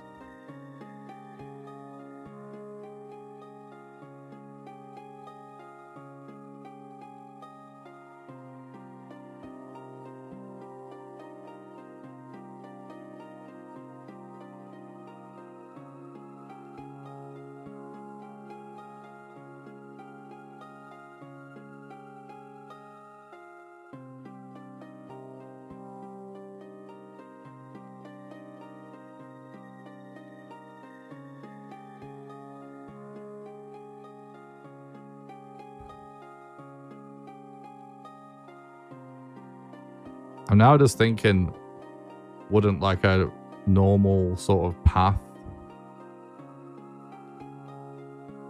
like looking sprite, make more sense than this?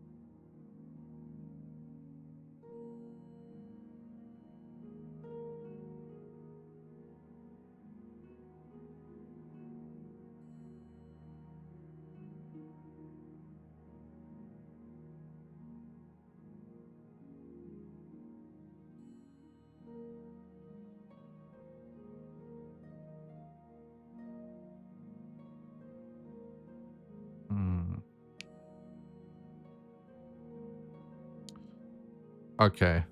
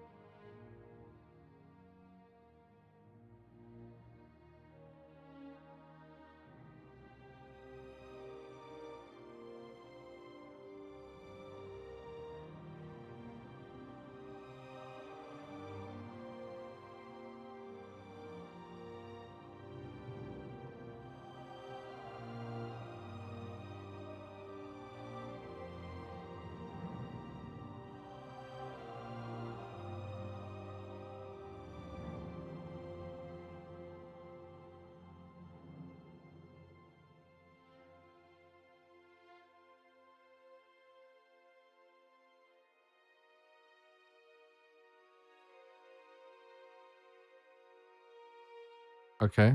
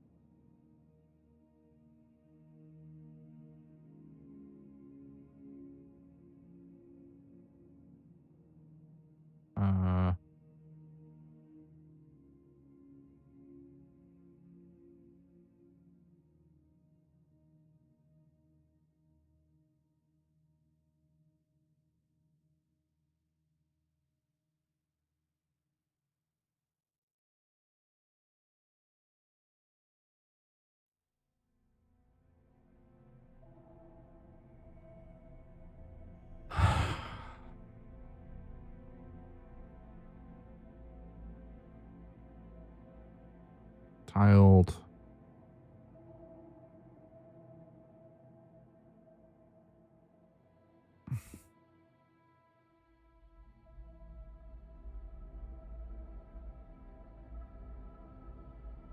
Oh, that's not right.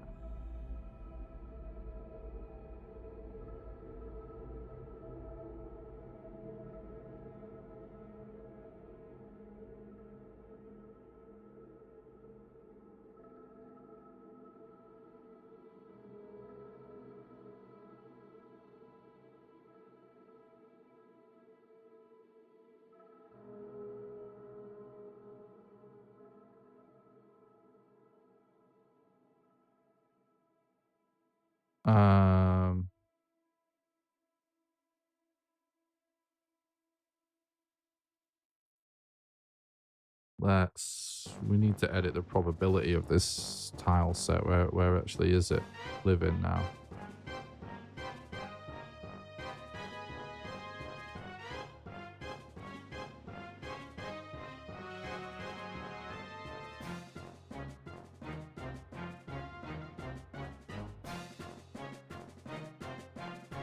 We can just sort of RNG play some stuff here.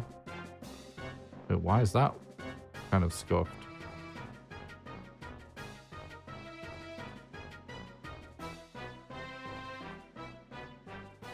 Oh, hang on.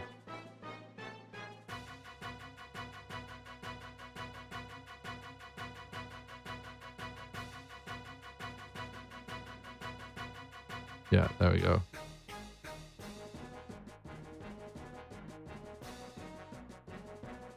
Let's go back to here. So let's reduce the probability of this a little bit. So basically, we're actually just randomly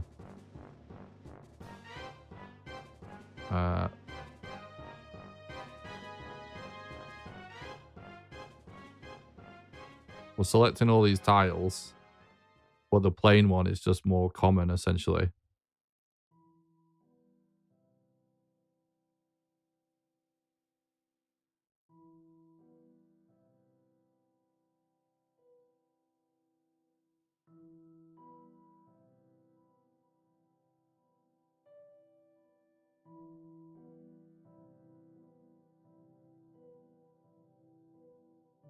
We can still actually tweak that a lot more.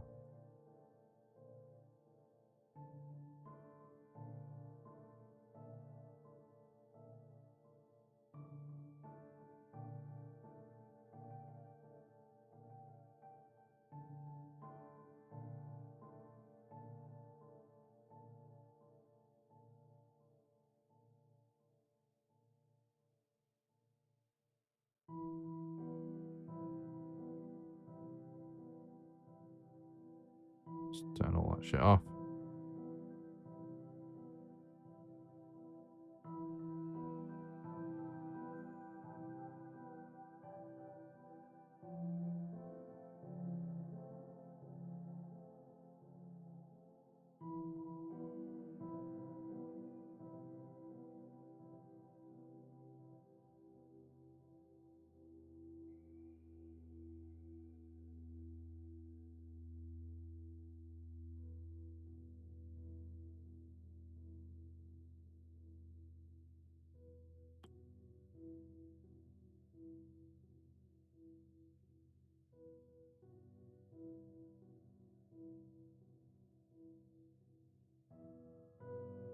Nice.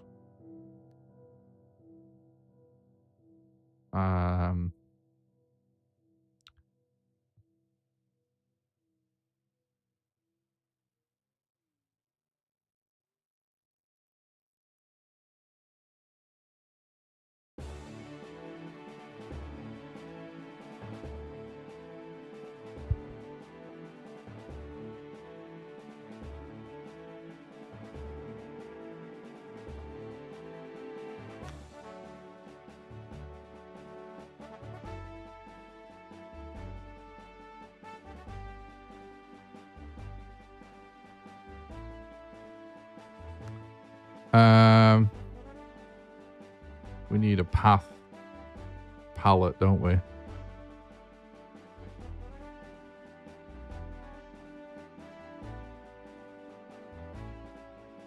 Stereo level 1 path palette. Or path, whatever. We don't need to put palette. It is a palette.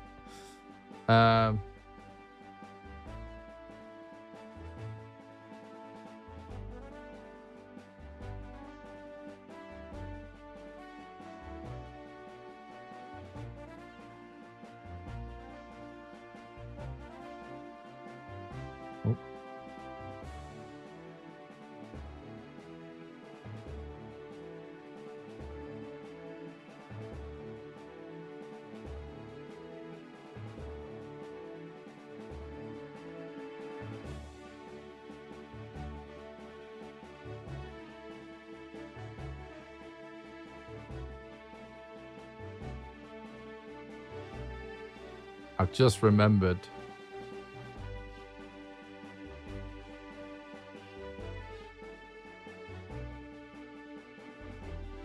Yeah.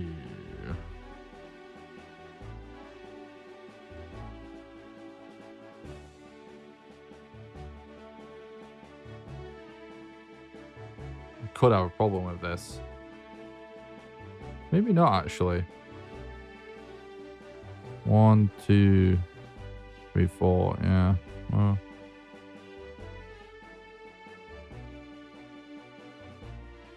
Maybe not. Let's see.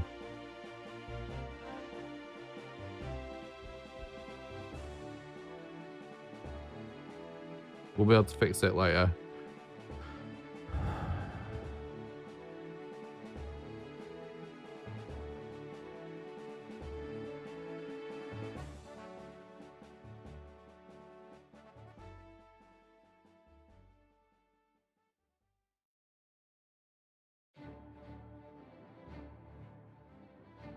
Oh, we don't have another color palette though. Oh, we can. Because we're getting rid of the brick one. There we go.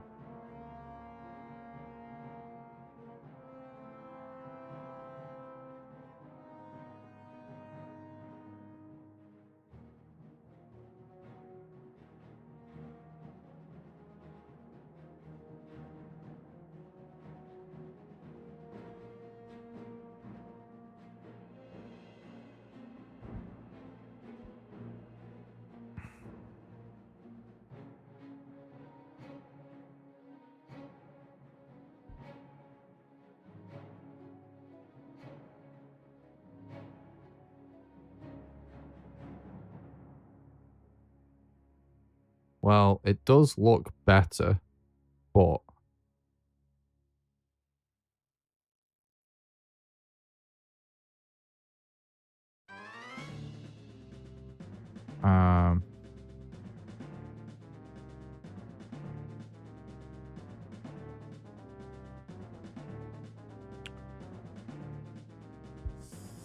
maps would be so much easier if he wasn't going for like a really noisy color palette, basically.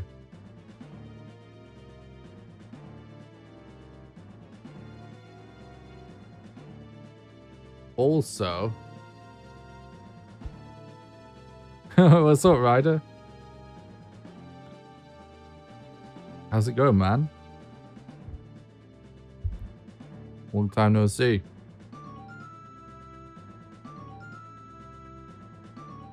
It kind of would be better if we could move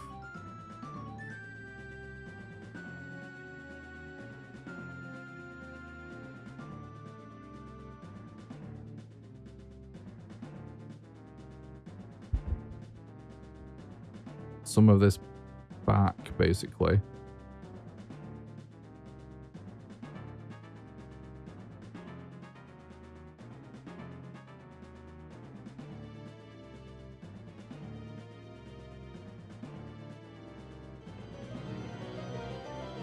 Hey.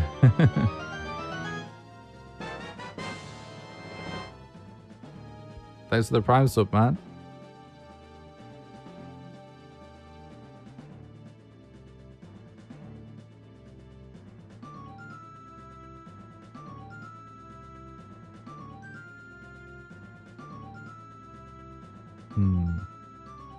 Let me think about this.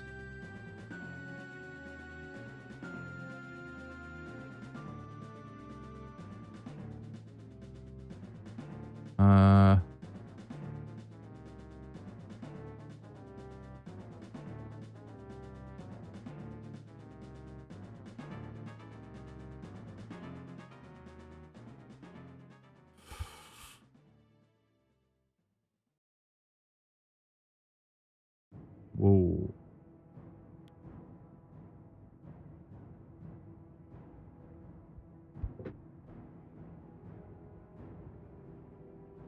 How's it going, Ryder, mate?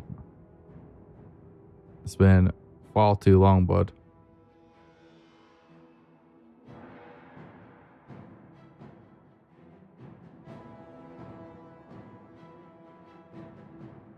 Maybe if we did something like this.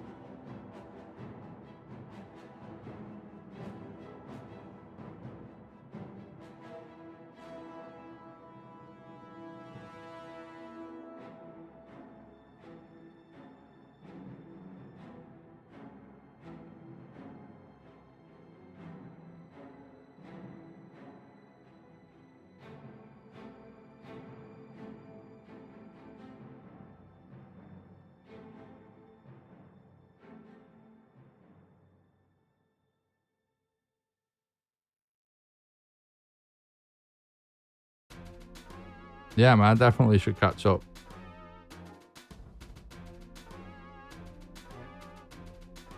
For sure. I'd love that.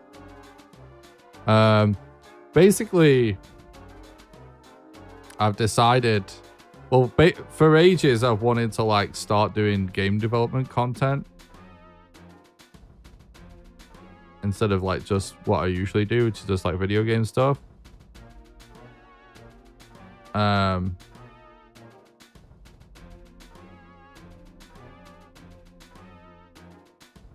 So basically what I'm doing now, I decided to get started by entering a game jam. And it's a game jam being put on by a YouTuber called Pirate Software, where you've got to make a game within 14 days.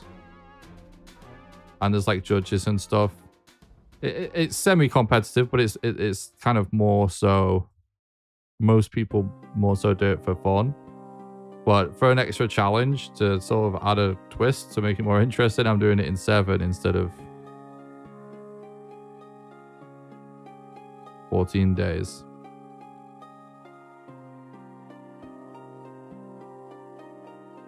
And the theme of the jam, basically you have to make a game and it's got to be on theme, and the theme is shadows and alchemy, and the game's got to run in a web browser. I crazily, I guess, decided to make my game be a Game Boy game using a piece of software called GB Studio.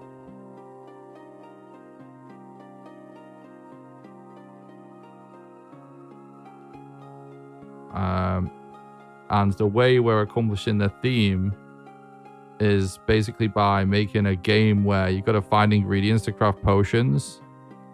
And when you throw the potions on the floor at certain spots, it's going to create shadows on the floor so you can sneak past enemies.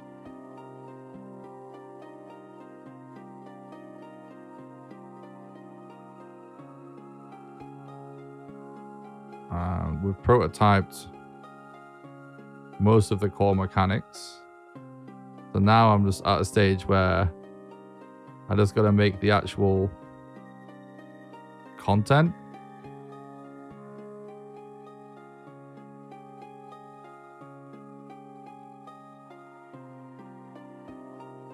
On time for the deadline? Yeah, I think so. It's definitely going to be really hard over the next couple of days. But it's going very well so far. And we're going to get the game running on an actual Game Boy as well for the walls before we're done.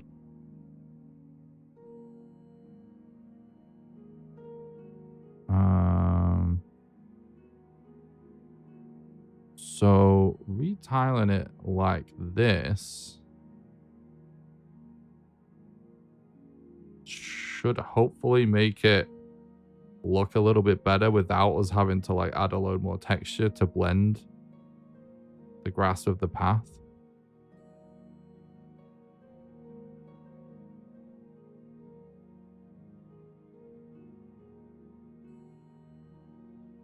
Let me just double check it's done correctly.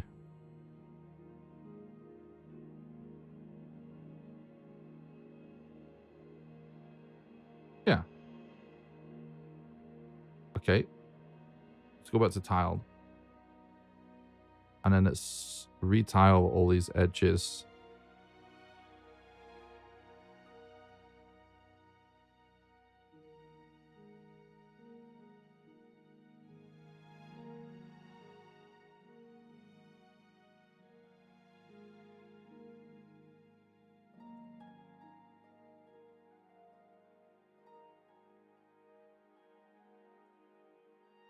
Basically what I'm focused on today. Today's the first day I'm really like making content. Previously we're just sort of mostly just been like prototyping things to make sure it actually works, basically.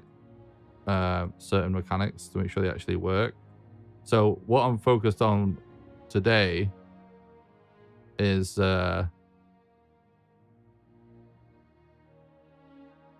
essentially just putting together the actual building blocks that we're going to use to make every level.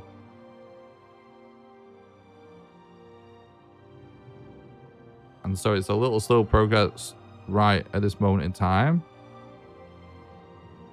But once we're done with this stuff, we should be able to hammer out a load of levels.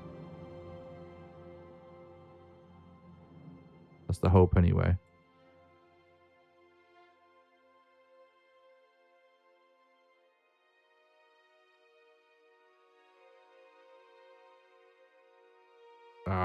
All this stuff here looks super weird. Let me re-color, like sort of randomize this stuff.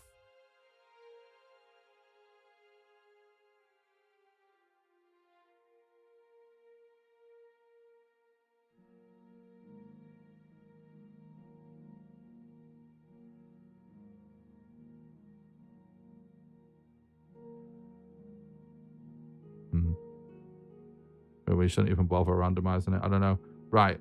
Let me export this now into the game. Replace. Export. Replace. Now, let's see what this now looks like. Ah, nice. Nice, nice, nice. The paths actually work better now.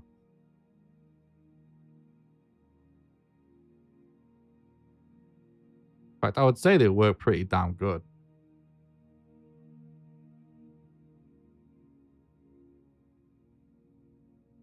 Don't get me wrong, it's not beautiful necessarily, but...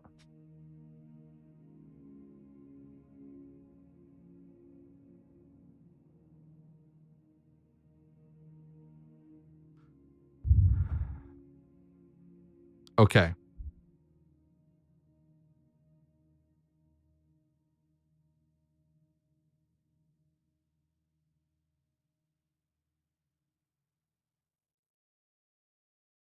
We're getting really close to having made everything we need to make to be able to sort of bang out all the levels.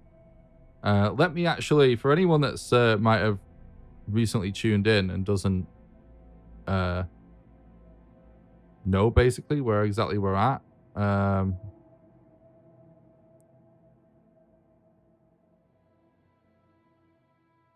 shit, that's not what I want. There we go. Let me just real quick show you that we have prototyped the sort of fundamental ideas that we mentioned. So our idea is essentially this is just a testing stage, so this is like nothing. It's just like a messy little level that it's not really a level, it's a testing stage, right? So we want to be able to have to find ingredients. So we can go into this room here and we'll press A on these things. So we can collect these ingredients. And then we go into this other test room down here. There's a brewing station. We can make a potion. And then we go up here. We can throw it and it creates a shadow in this spot here. So everything that is said about creating potions to sort of sneak around.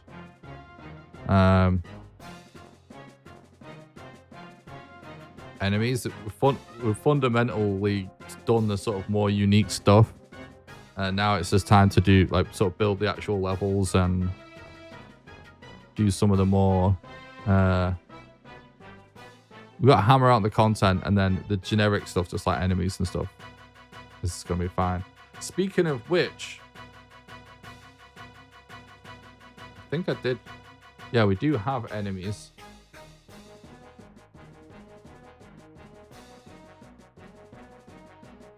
Oh, they're not set up. 4 directions of movement. Flip this. Right. We're going to quickly run to the bathroom and I'll be right back. And then we're going to set up this enemy sprite so we can start adding enemies to the game. Be right back.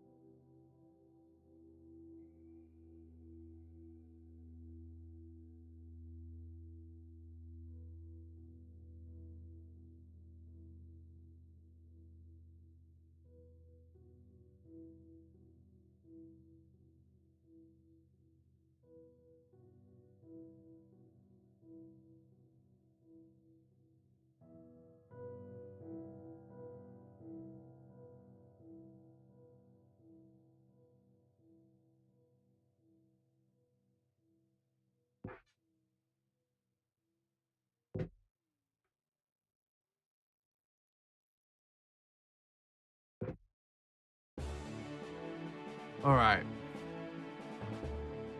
I actually want to test something real quick. What does it look like if I...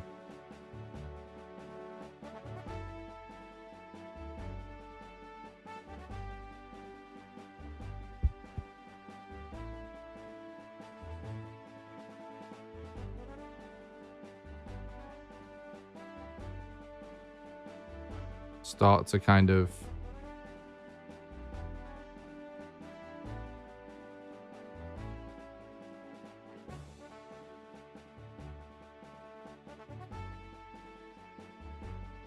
create contrast, because these sort of look like they're more in the dark. So what this will do is it will sort of highlight the edges of like where players can actually go by sort of increasing the contrast and the noisiness, basically,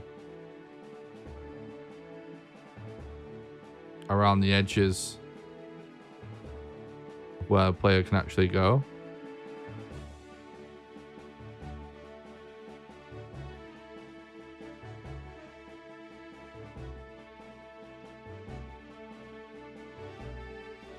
And then where the player can go will actually be super clear.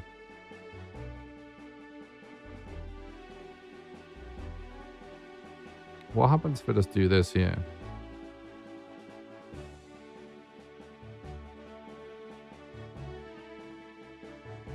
Oh, shit.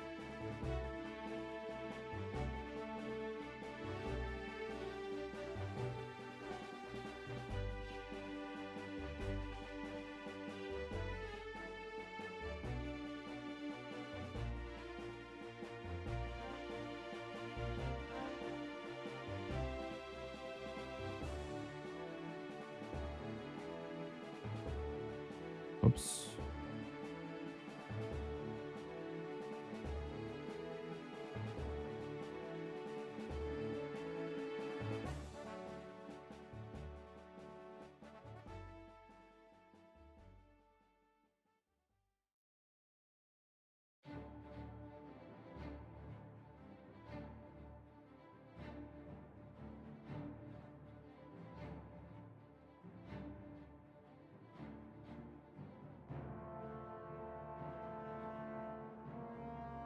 All right. I think this should look really cool.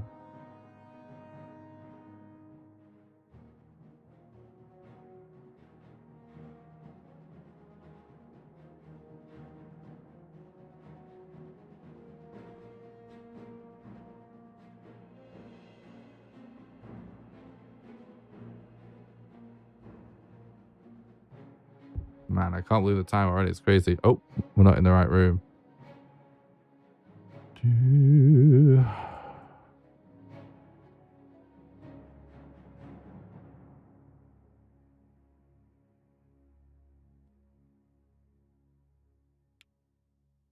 That looks really cool.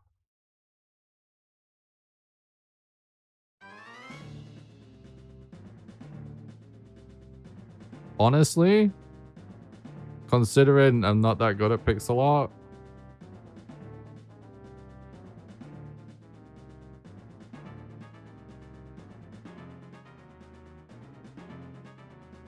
it's starting to look all right.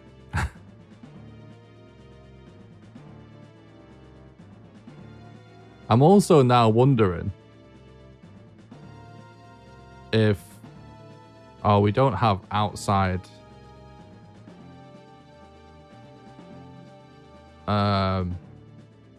Thank you, Jeremiah. Pixel art, out of everything to do with making these kind of games, is what I'm worst at. So,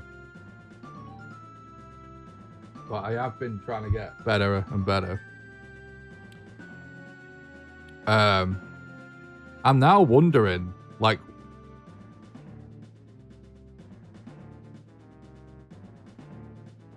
I think it makes a little bit more sense You know, if like all playable area was maybe done with these paths. You know, so like all this bit was being paths and we just used the grass as a border before the border of the path. I think it might actually, it might look even better if we did that. But then we need to go back to a sprite and then we'd have to figure out doing outside tiles basically.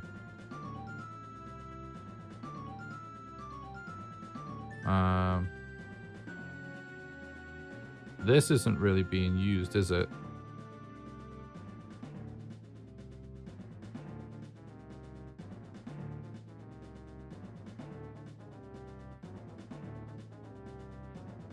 We need to do sort of like inside / outside corners, if you know what I'm talking about. Ooh. So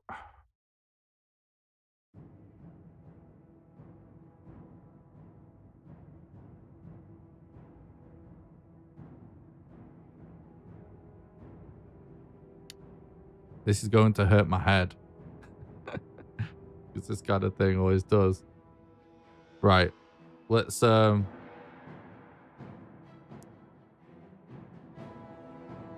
this is called a 9 slice, by the way, when you do this sort of thing.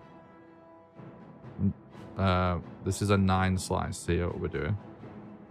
So now what we need the sort of opposite of these things, don't we? Oh shit, you know what? Shouldn't have deleted those others. So I feel like they're actually sort of close to what we need.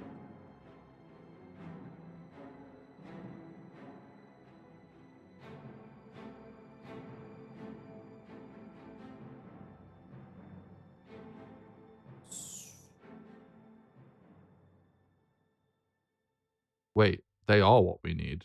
We've already done it. We just didn't realize. Right? Hang on. Will this work? It'll be so funny if this works just automatically because of essentially doing something wrong initially.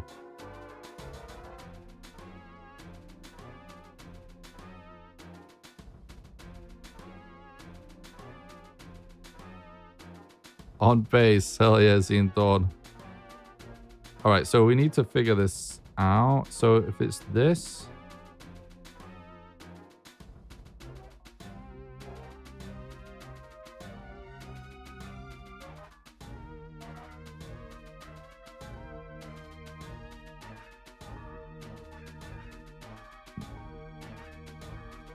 No, we've not. It's not. It's not right, is it? Basically, what we need is like... We need to be able to...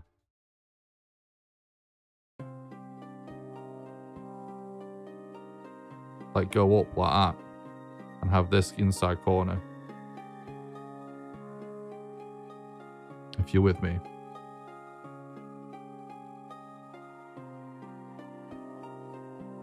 Something's running like shit for some reason. What's going on?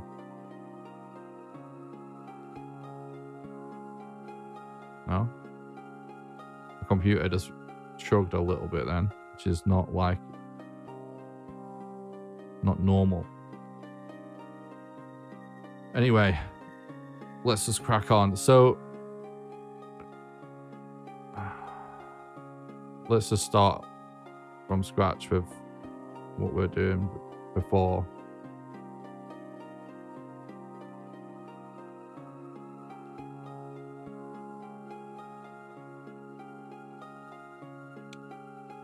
Okay.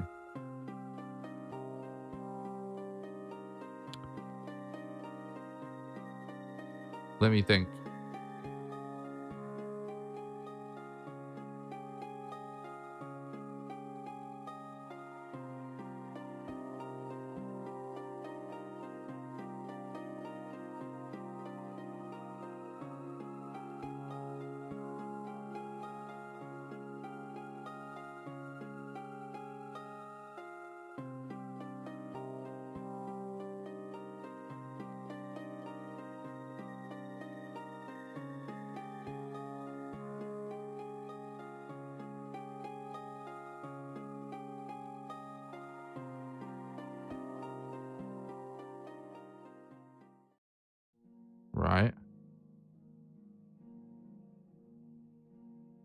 So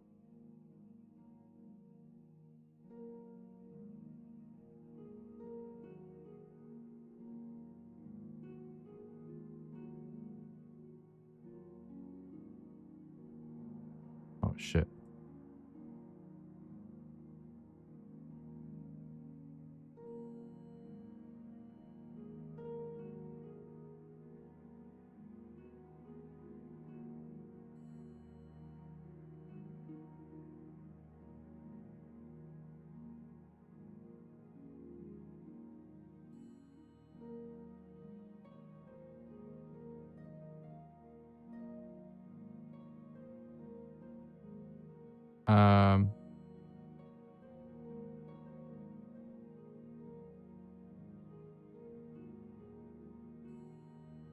Let me just keep drawing my way through this.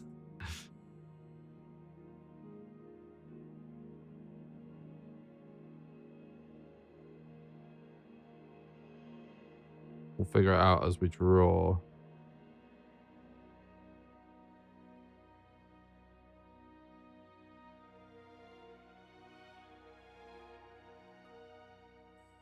But this is the inside, right? So this is backwards.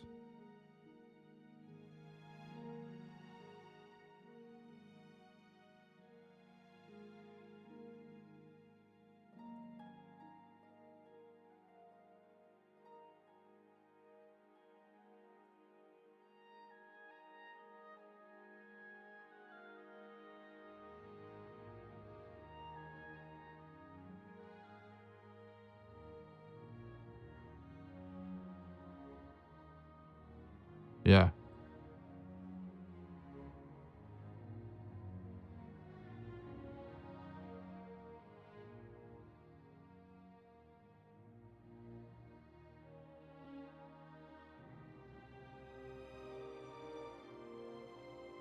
So then it needs to come back around this way.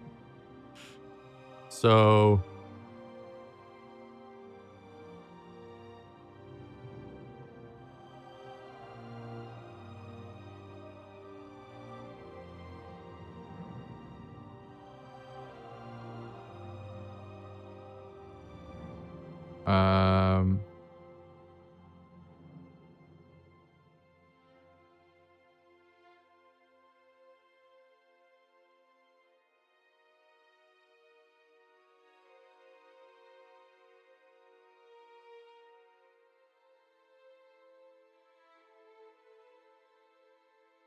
yes.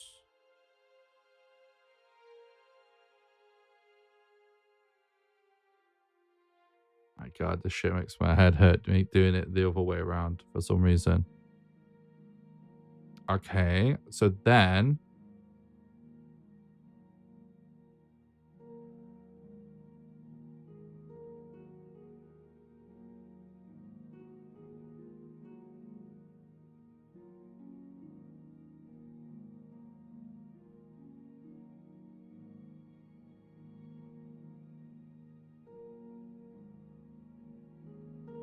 that actually is perfect.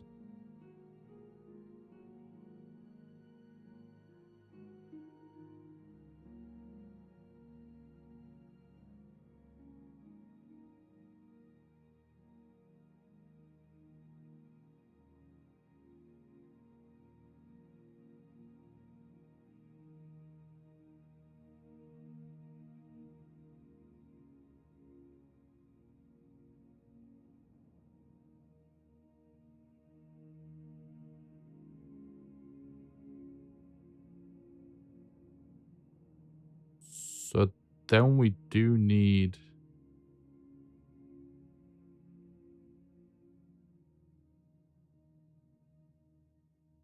basically like the inverse of this, don't we?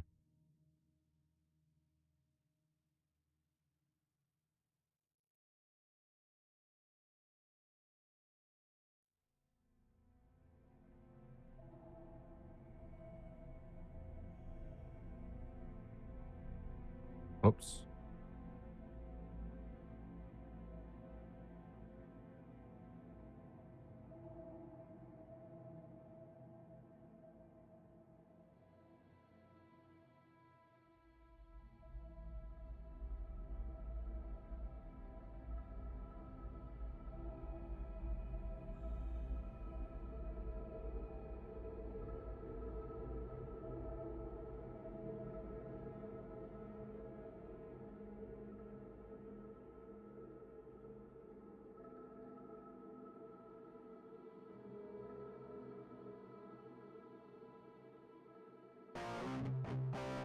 So we can go inside like that.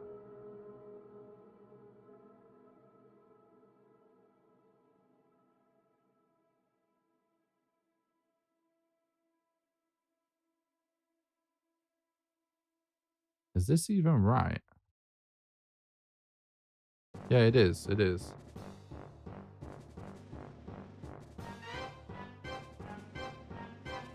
So we still need what? We still need to close this loop, basically. So let me...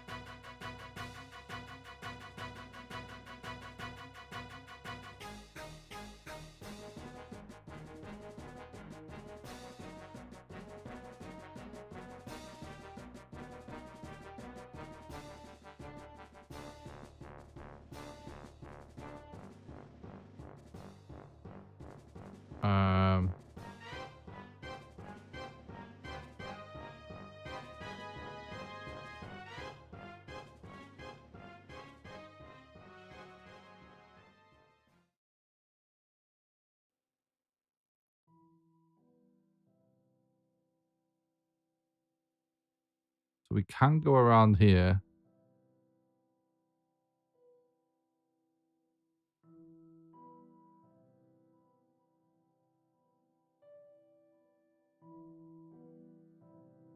Right, so this isn't needed, is it? Basically just that. So...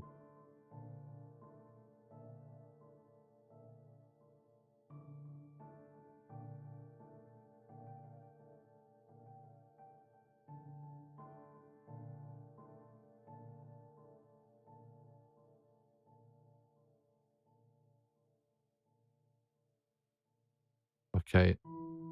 So that isn't necessary. That's not necessary.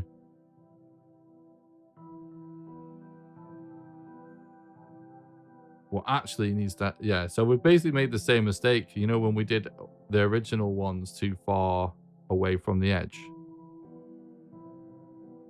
So, yeah, we need to just keep it simple here and just...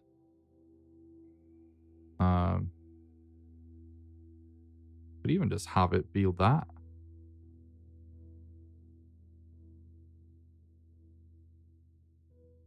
That could be kind of good.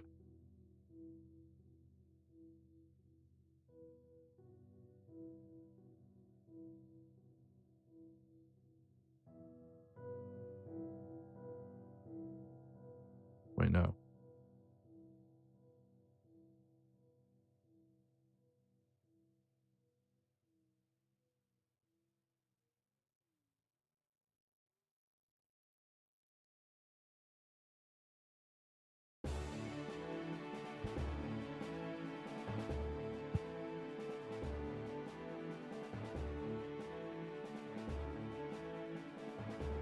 We've somehow managed to...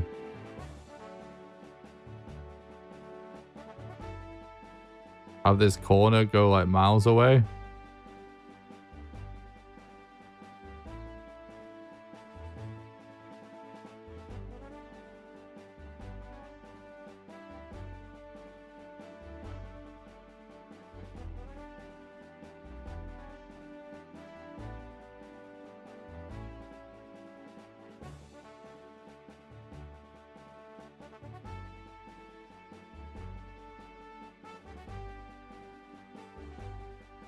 I think we could try this, but I think it's going to be, you know, the same problem as before. I think I need to make it all as tight as that last one that I did. Because, you know, like before, it looked kind of weird because it was just like too much of one solid color. And it didn't gel with the borders very good. we're gonna have like a similar issue. But let's have a look.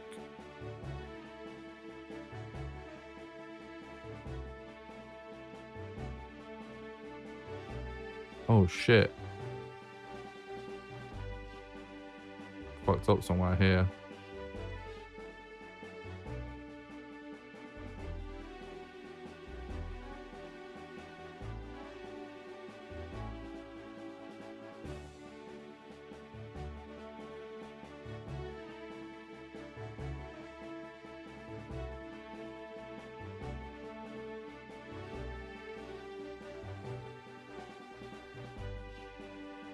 How am I managed that?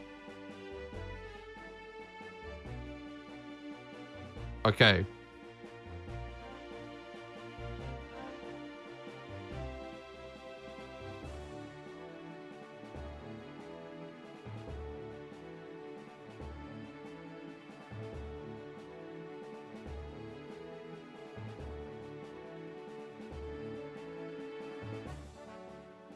Wait, what?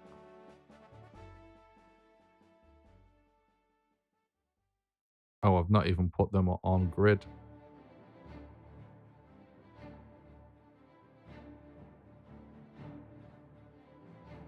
Tiled.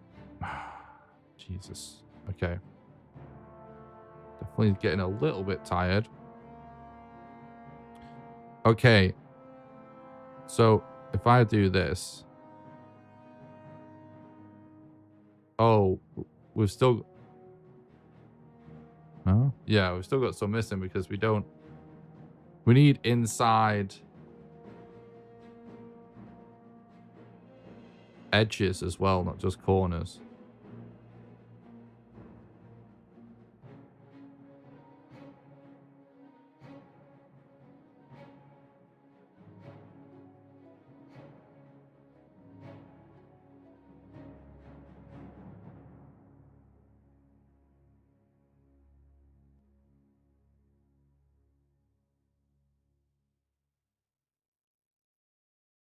So actually, that kind of does work.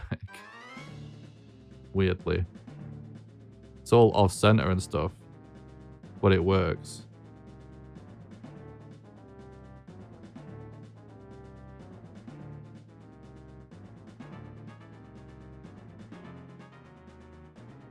But see, this is a problem now. I can't go up. Or can I? No, yeah, we need...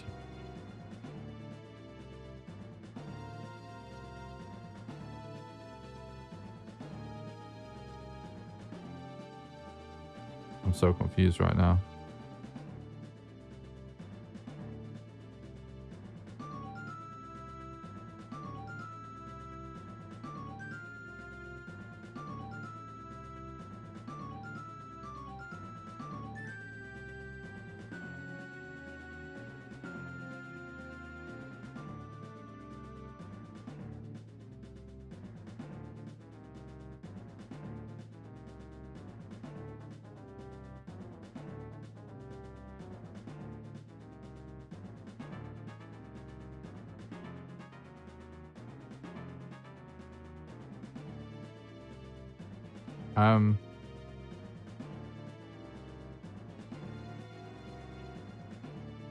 I'll tell you what, let me just start actually doing what I want to do.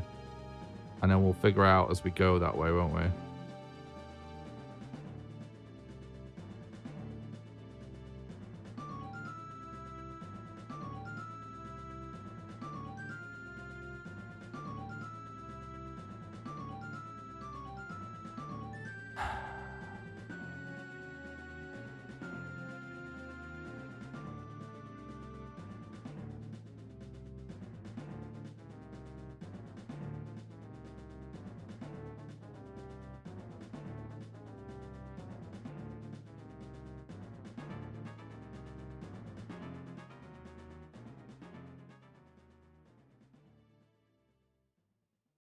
So yeah, we need an inside corner for this.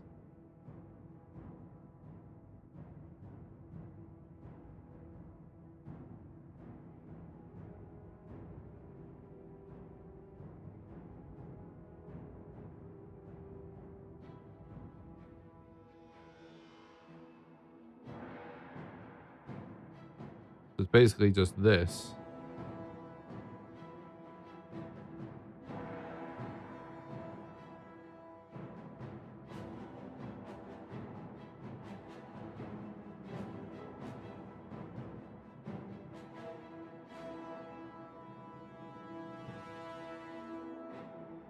No.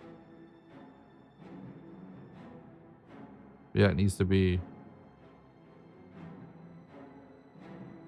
Let me get a left edge so we can actually line this up.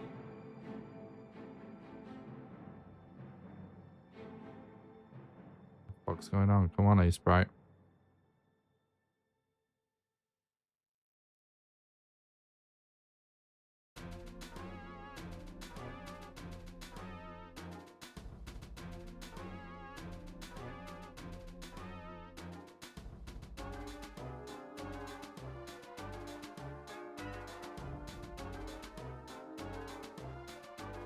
No.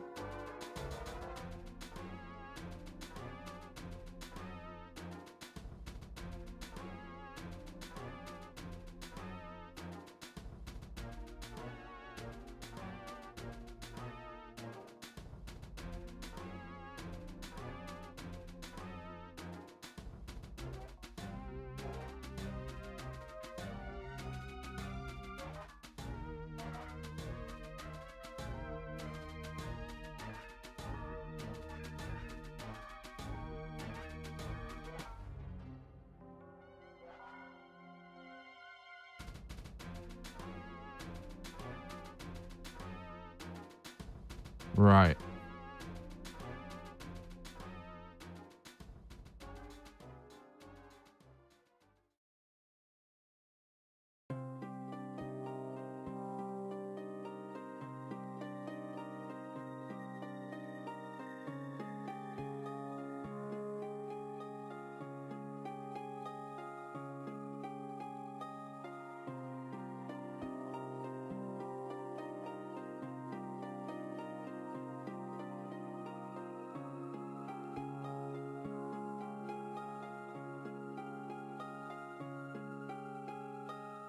Now it.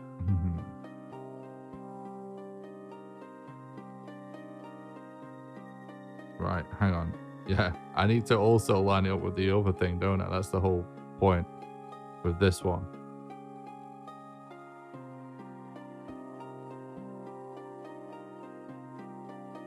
Okay, now I'm stopping being dumb.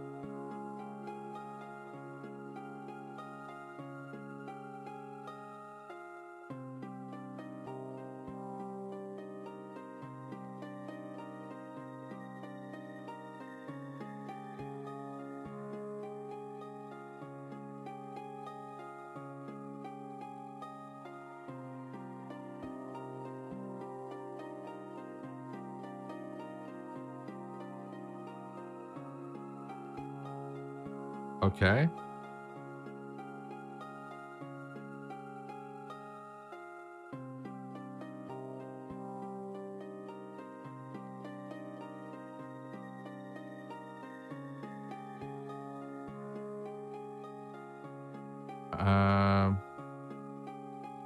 So now we want to do the same but in the other direction, don't we?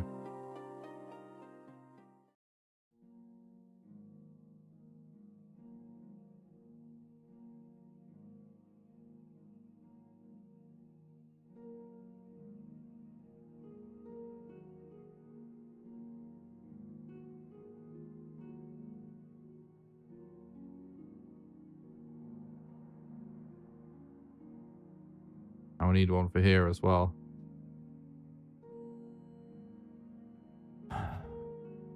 Okay, so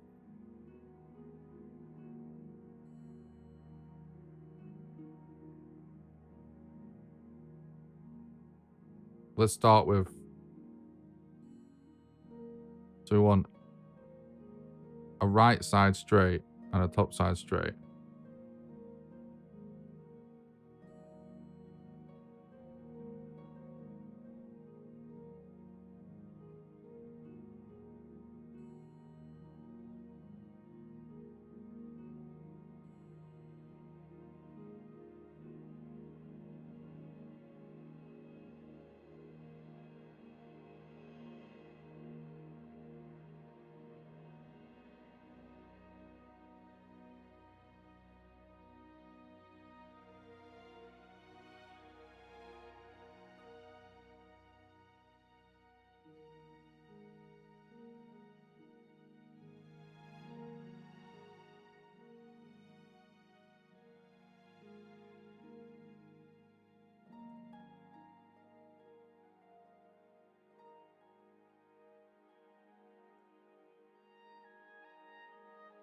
Okay, cool. I'm getting it now.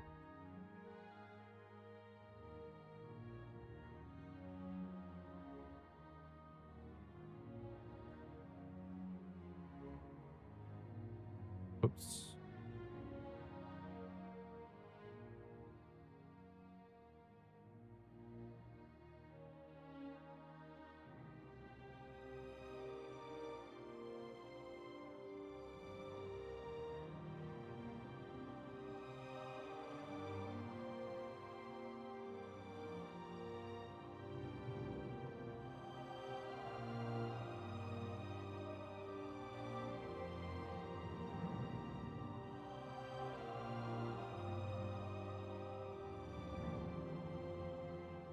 Nice.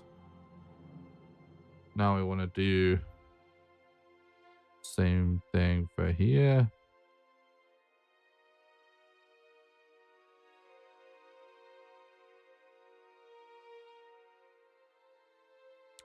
So top side straight and a left side straight.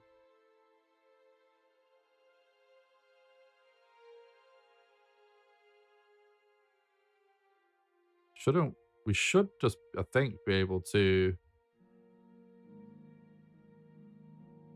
do this and then rotate or flip horizontally.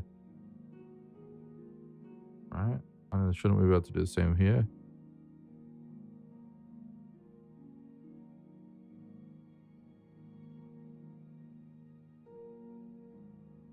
Let's see.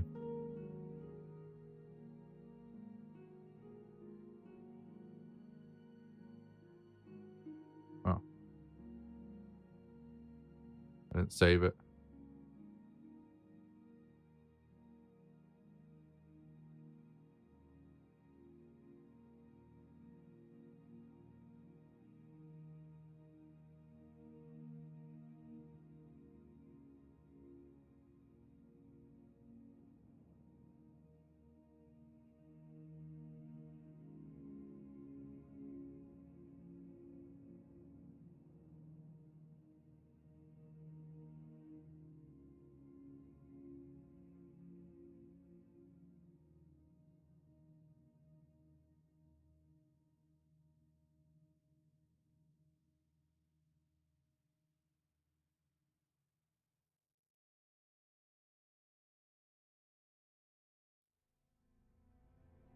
I think we might be getting there with like everything, all the pieces that we needed. I think that might be it.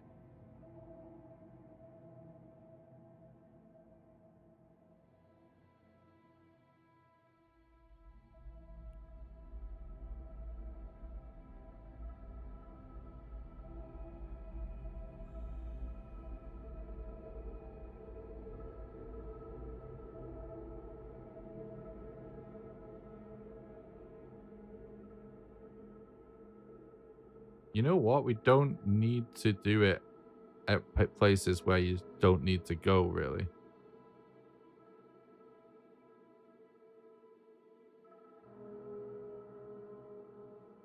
It's more about highlighting where you're supposed to go. You know what I'm saying?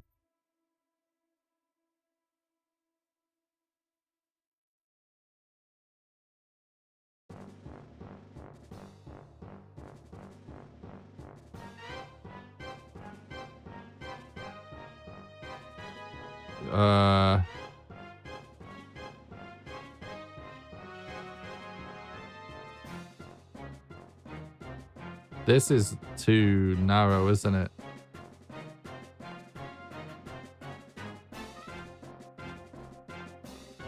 We need a single tile path for this to work.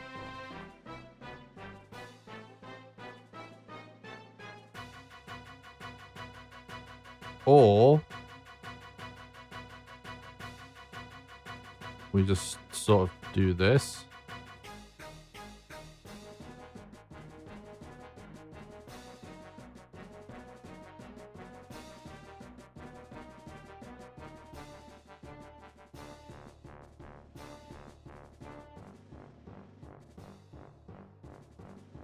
There we go.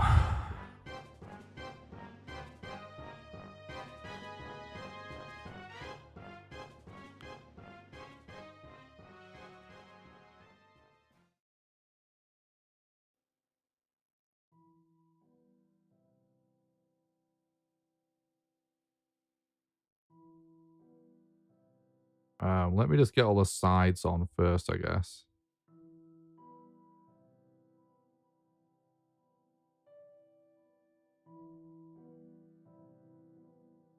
Because it's then we sort of painted where I want it to go.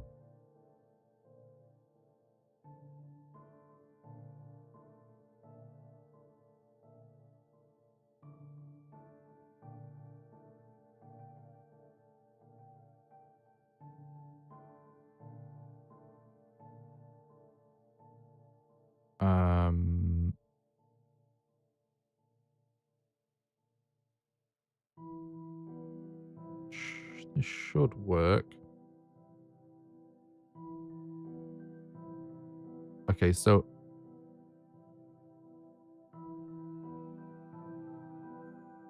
oh my god, I'm doing it. Putting it back in the same spot like an idiot.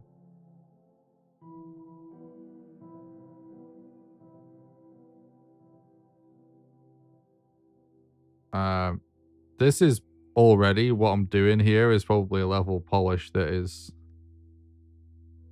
very unnecessary, but it is like kind of best practices to do this kind of thing. I can talk through it once I figured once I've managed to put it all in and my head stops hurting. My head's not actually hurting, but you know what I'm saying.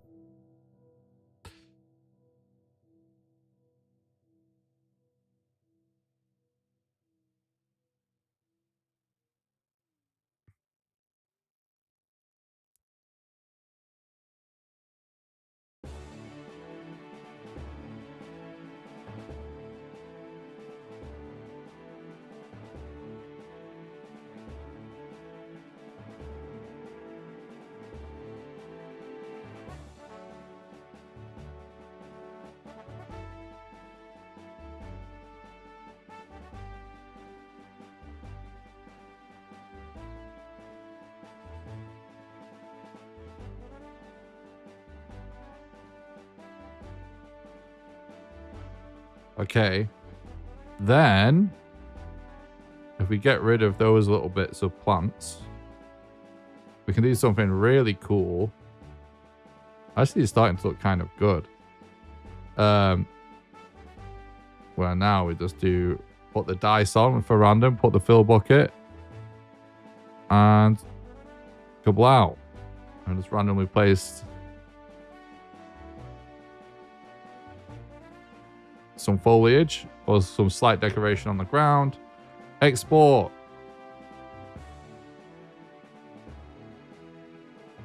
Replace. Export. Replace. TV studio. Yeah, things are gonna have to be slightly repainted.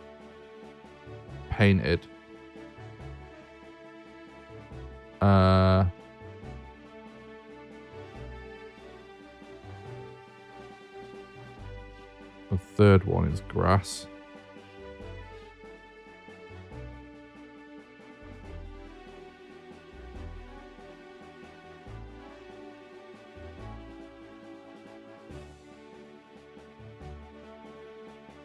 Thank you, Zinthorn. I really appreciate it. Honestly,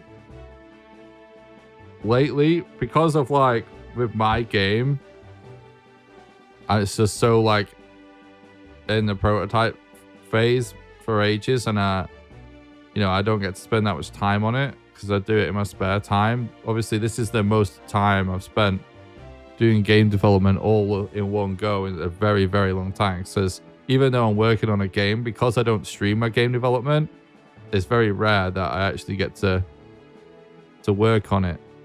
So with my game, I'm sort of like not really here yet at the point to do artwork and stuff. But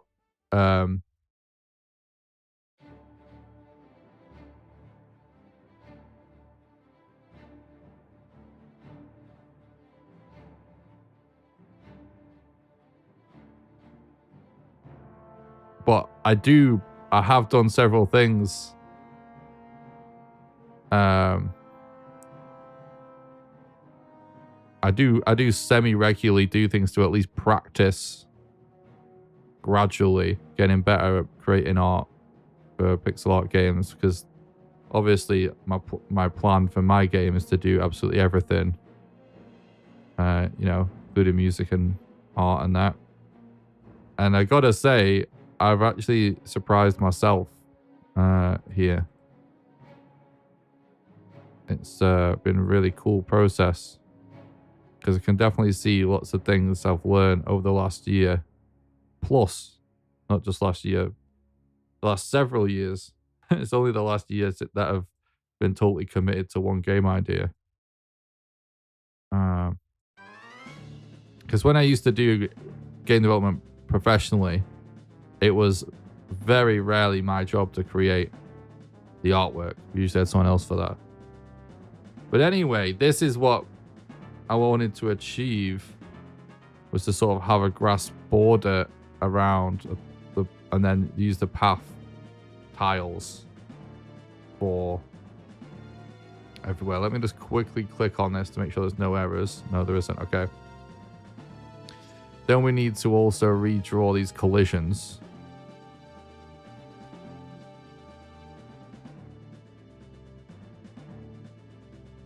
You for sure know where to walk now. Exactly, dude. Exactly. This is like a major game design thing that I will break down shortly, because it's really cool to talk about. And as soon as I say it, you'll see it everywhere in games. Dude, it's kind of good, man. Especially considering, well, it looks really nice considering we've just been eyeballing all of the palettes. I would normally obsess over color choice.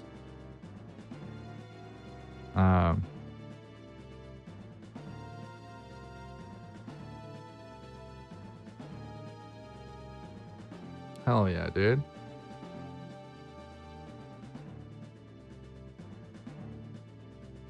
I understand the value of guiding the player without breaking up gameplay with a dialogue or the like. Yeah. That's the fundamental thing of guiding a player. But there's actually basically sort of pixel art theory, let's say, to what we've done here. Something specific to pixel art. So,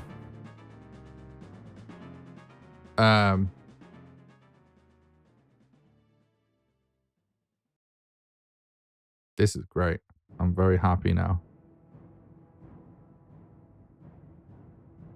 And we legit, these are like building blocks for so many levels. It can all, for the purposes of the game jam, the whole game can use these tiles. You know what I mean?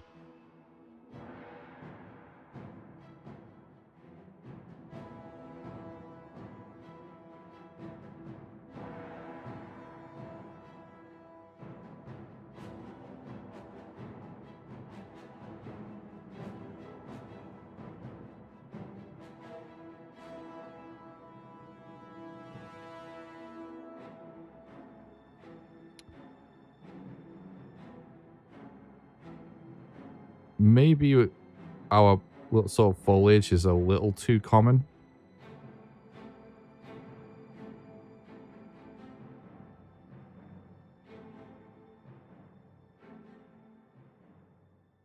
Which, so if we go back to tiled, we go to the actual tile set in tiled, all I've done is increase the probability value here in the top left of this one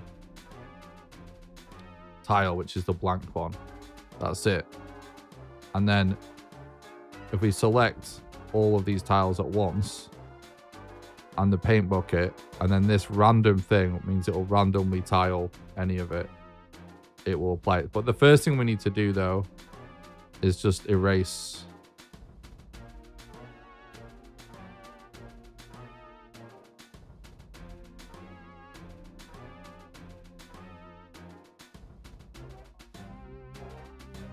so that the fill effect will cover everything, you know what I mean?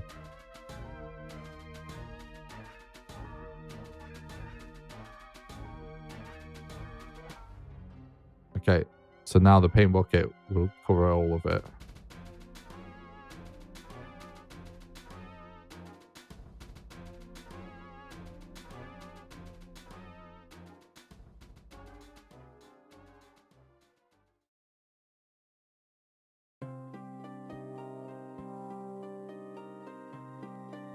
It still might be a little much, that, honestly. Let's, the thing is, when I set the original values,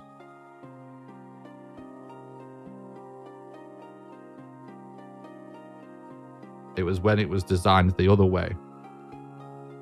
So it's a little different now. We're going for this approach of this guiding path, as Thorn was saying.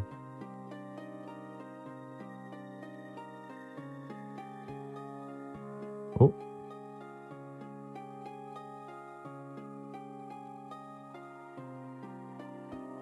Oops.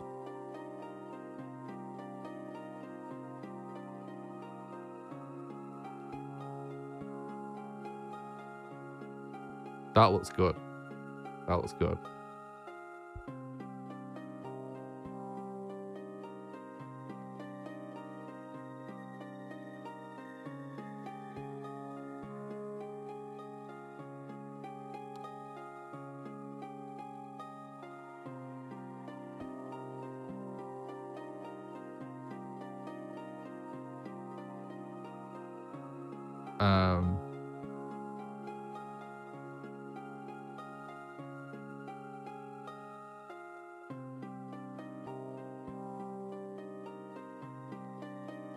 I think, yeah, I put it in the wrong spot.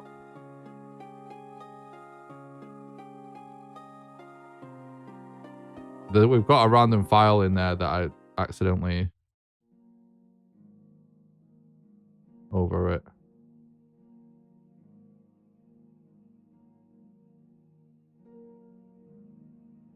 It's not important. I think we just over at the house test scene. Yeah, look. Let's delete this.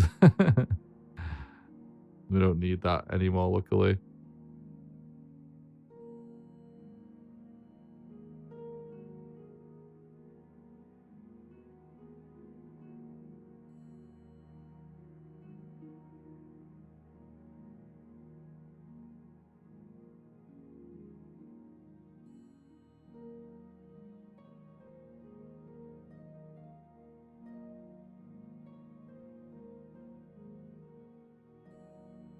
Making sure the collisions are right.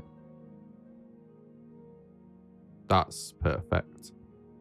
With the foliage scattering, or the random decoration scattering, whatever you want to call it. Right, so now I can actually explain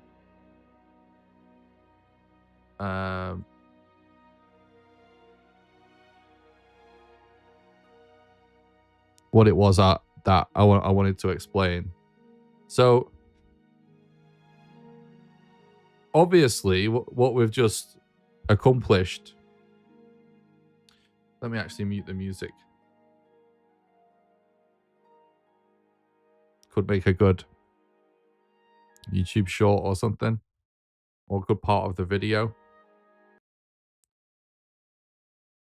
All right.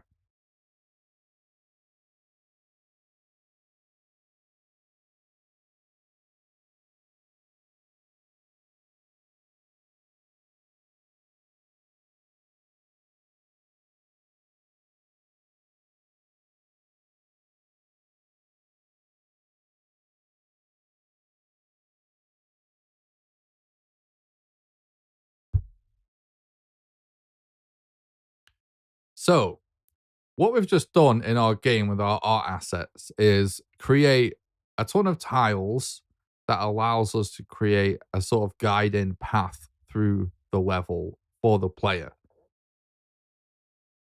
And the way we've done this is we've created a bunch of tiles. So we've got like inside and outside corners for this piece of really basic path artwork that we've got here, right? Now, this is really obvious to anyone, even if they have no experience with game development or game design, that obviously this guides the player where they're supposed to go. But there's some specific things going on here that relates to the pixel art specifically, not just the design. So let's explain that. If we go into the level editor, I'm currently in the paint view where we can paint on different color palettes just so we can sort of hide other aspects of the game. This is actually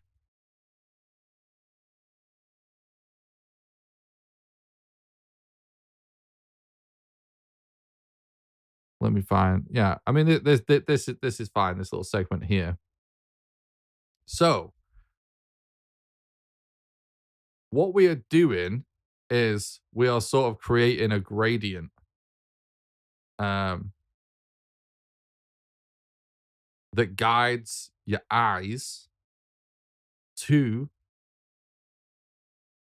the path that the player is supposed to be on.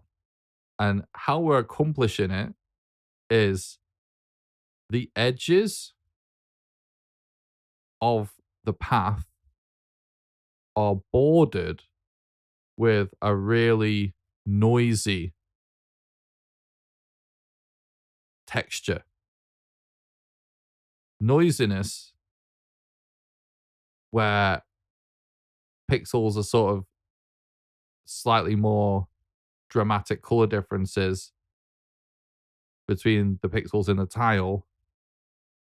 And also, there's a lot more pixels happening. Just inherently draws your attention to it. And another way you draw the player's attention is with contrast. So first we've got noisiness. So lots of pixels with contrasting colors to highlight the edge of the path. Then we've got very high contrast tiles bordering that tile. And what this does, it sort of frames everything on the edges of the path, because the two things that sort of will draw the player's attention the most when it comes to pixel art are high contrast and noise. If you create something noisy or high contrast, it really, really stands out. So what we've got here is noise, high contrast, and then this is still kind of noisy. So it's still sort of pushing your attention this way. But because these have less colors and darker colors in them, these trees here, these are lower contrast than the trees that border the path. So, like we said before, high contrast, high noise is the most sort of eye-catching thing. So that's what these do. These are slightly less high contrast but noisy. So we're already starting to fade into the path. And these are less high contrast but still noisy.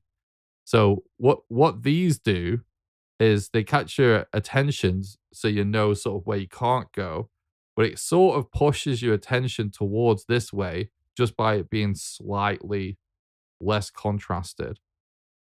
And in fact, we could actually do this even better by fading out the noisiness of the trees the further away from the edge trees that it gets. That would be the way to take it one step further.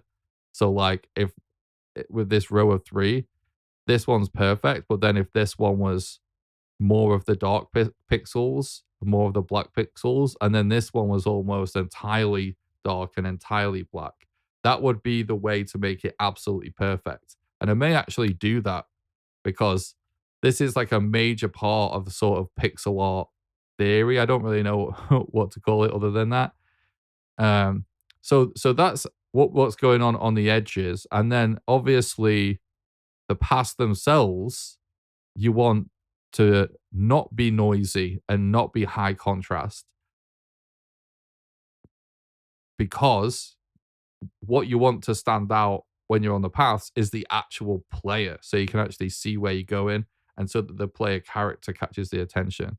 So you want this dramatic drop off of basically high contrast, high noise around the edges of the path, and then as you go into negative space, you want to sort of fade darker for negative space, and as you move further away from the edge, go less noise, less contrast. And then for the path, you want to potentially fade lighter than obviously the negative space and even less noisy. So I know that was kind of complicated, but hopefully that makes sense. But these are all like fundamental things that can transform like any pixel art into being really good pixel art. Um, like I'm not a super talented pixel artist, but it's little things like this that make a massive difference. So yeah, I'll try and summarize it more briefly one more time. High contrast, high noise around the edge of paths. Highlight the path, but you want the path itself to be the least noisy thing going on in the image, and you want it to be low contrast. On the edge of the path, but in the negative space, in place where you can't go, you still want it to be high noise, high contrast when it's bordering the path, but as it fades out into places of just nothingness, you want it to sort of get less bright and less noisy and less high contrast compared to the path, which you want it to be more bright than the negative space. So everything is sort of like a sliding spectrum.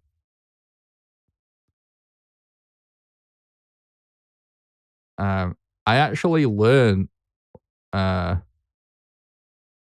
this technique, by the way, from studying a game called, what's it called?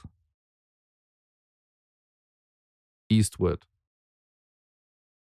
Which I barely played the game. Like, it is a very cool game. I played it a little bit. But Eastward has some of the greatest pixel art ever in any game ever. Because it's doing completely insane shit that just wasn't possible on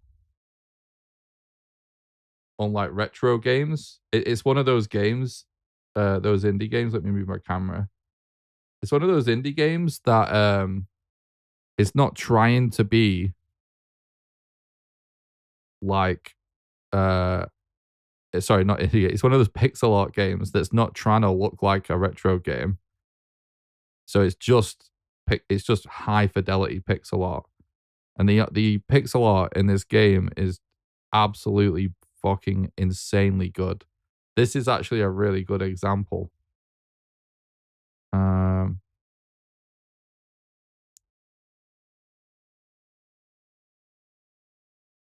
Can we see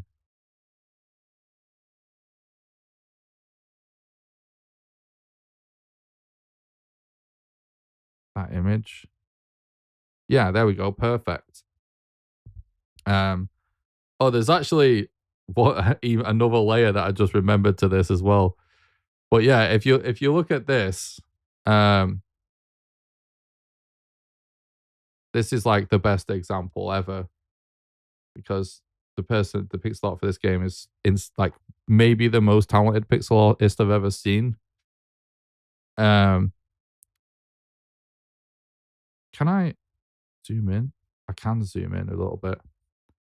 So can you see, like, this is a really high fidelity version, but you can see everything that we just discussed. It's the most high contrast, just sort of on the edges of where the player goes, and then the sort of bright bits less are where the path is, but it's a little less noisy. There's some detail and stuff, but then you can see how the noise and the contrast sort of fades. So this top left corner is almost just totally black. You see in this top right corner here and sort of down here. It's absolutely perfection. The other thing that they're doing here is they're palette shifting to be sort of more blues and purples every single time they're going shades darker, which is the other thing you should do. We're getting to the point now where I'm just explaining pixel art theory from start to finish, but yeah, you should also do that. Like, it's something that's supposed to be darkening shadows. You don't want it just to be black. You want it to be sort of like purpley and blue, because that's sort of how you sort of convey that, because black is just no information, right? And then when you go into the light, you want it to be sort of more reds and yellow or orange hues as you're going up through the brightness spectrum. So you can see that going on as well. Such sick pixel art in this game. I need to actually play it properly.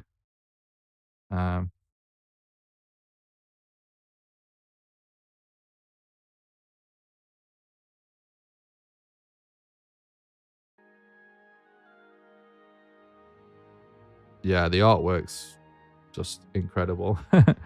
Gameplay wise, I've not really played it enough. It's probably not really my kind of game gameplay wise, but pixel art wise, it's phenomenal.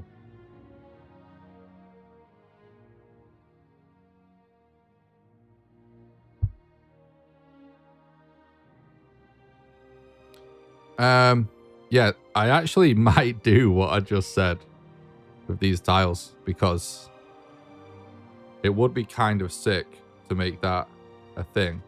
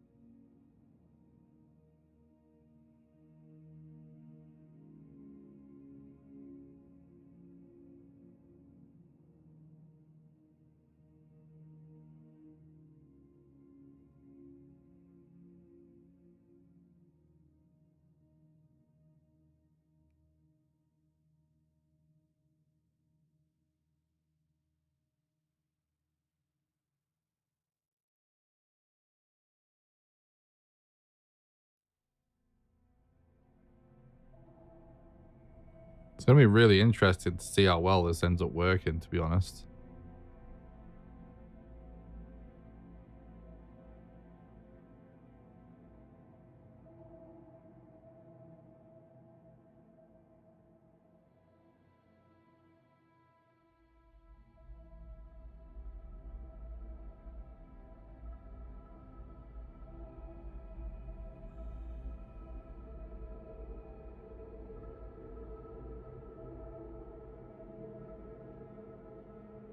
want to do that. We want to...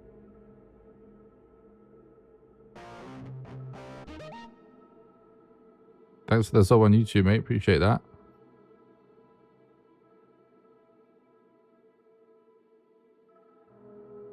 Oh. We want like a 2-layer thing of these ones. Then we sort of want to go like that. Ooh, it's looking good.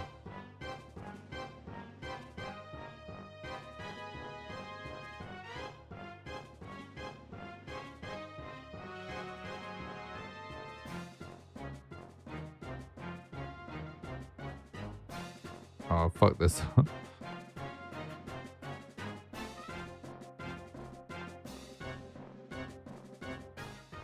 I guess what I should do is just create... Let's focus on the 2-layer thing first.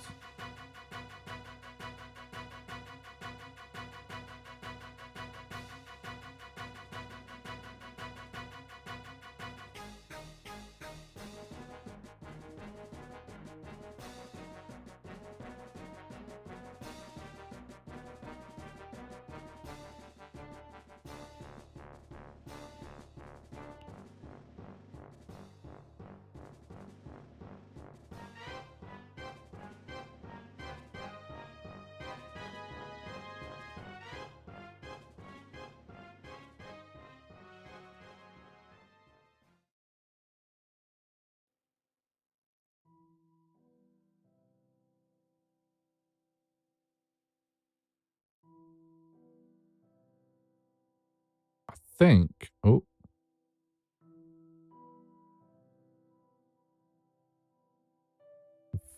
Hang on. Let me sort of get a whole barrier going around here.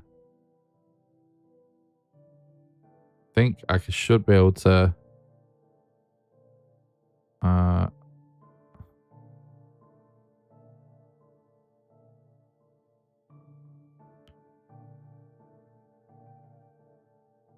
Yeah. Can I now just use the fill tool?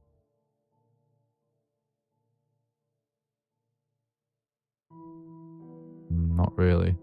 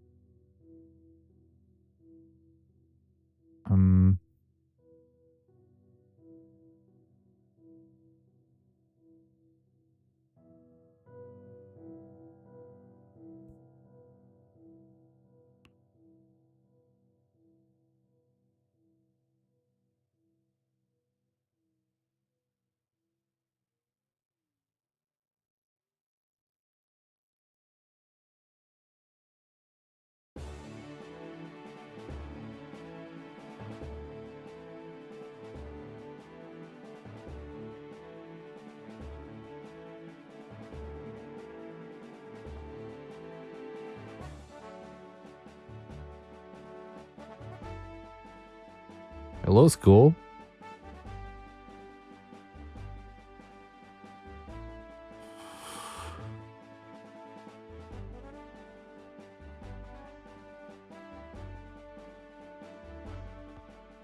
I think maybe this should just be, I don't know. Yeah, like that probably. Right, so yeah, we've got a 2-tree barrier around the edge of the path.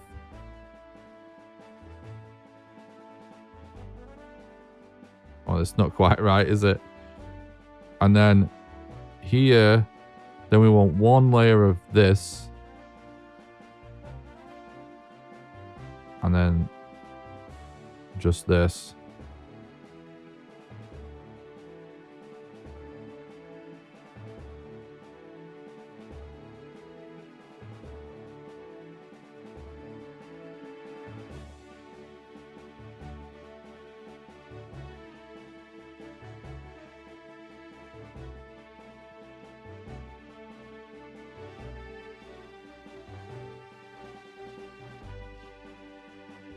So two, that. We'll get, it's definitely a little bit complicated there, but that's right, isn't it?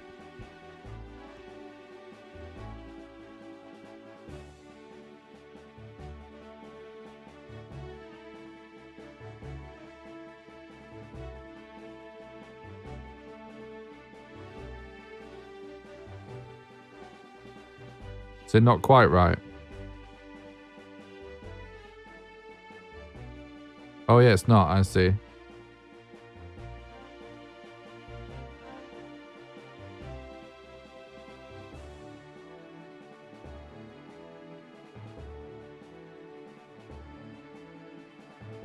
Yeah, that needs to be... This needs to be the other one.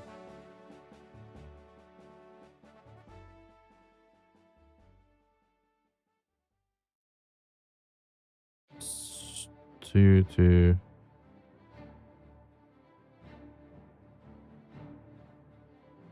Yeah, and this one as well, right? Yeah, kind of. I suppose at a certain point it's kind of...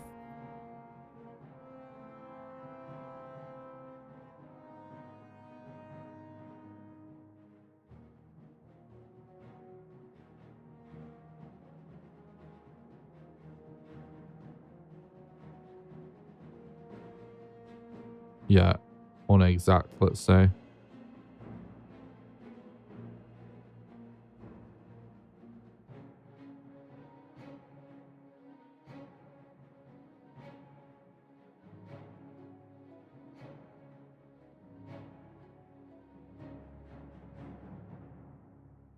Yeah, this one, I think maybe...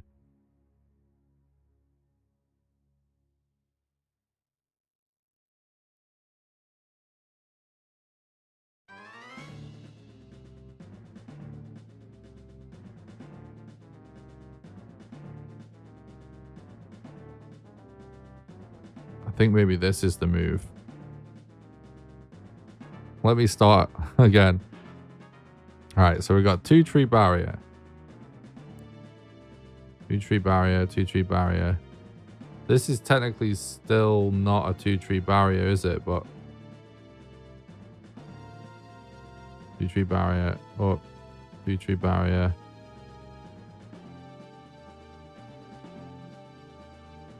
Okay. So then around the outside of those, it's all this. Yeah, that's right.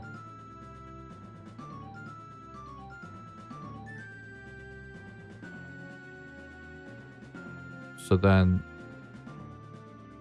these ones should be like this. Depends if you're doing vertical, laterally. I also think diagonally. Yeah, I mean, yeah, I guess it doesn't really... At that point, I think it's just creative, like, you know, artistic expression, I guess.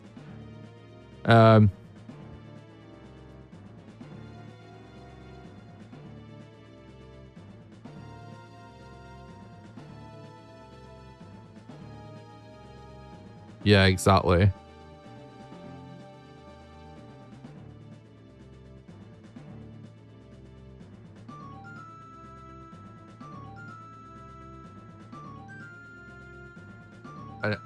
Anyway, let's see what this looks like. I'm excited to see this, actually.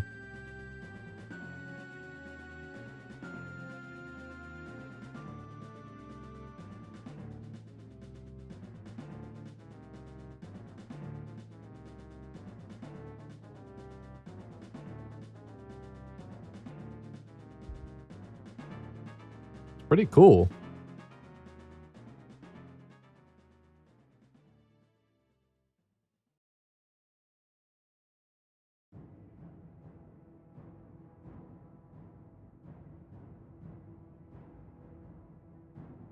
Wait, why is this like that?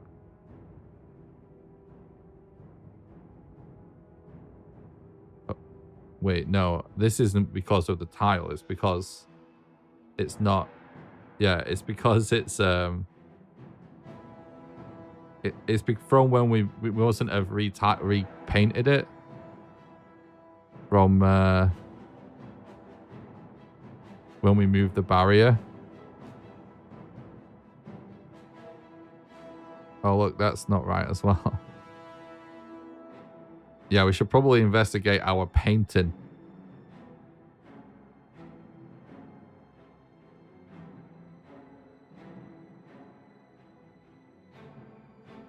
I think that was the only bit where it wasn't right though, I think.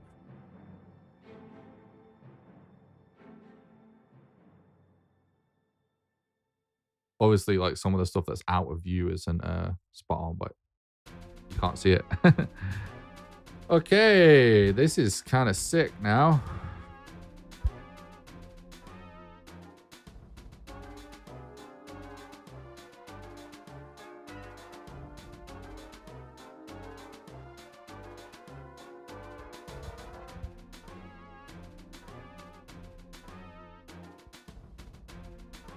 Oh, it's supposed to be 2 of the regular trees on the edge because we do the first change in light just by repainting the first one.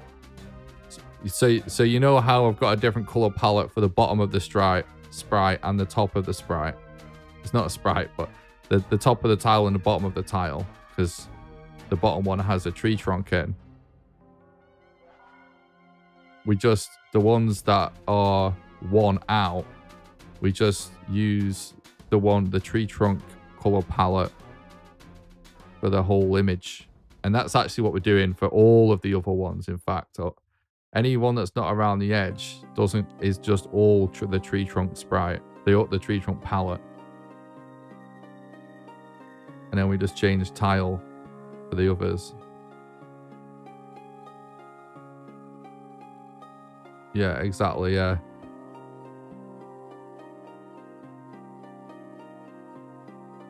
So it wasn't that difficult to do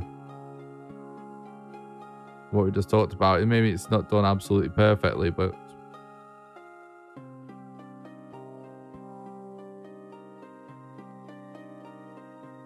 pretty good.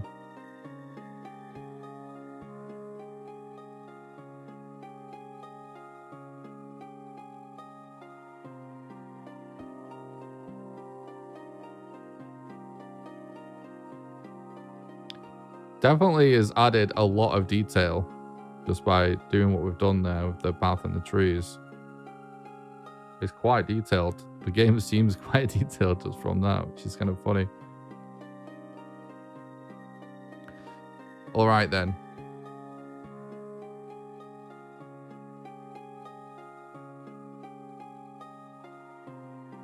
Will it let me just use the fill tool on the rest of this shit now?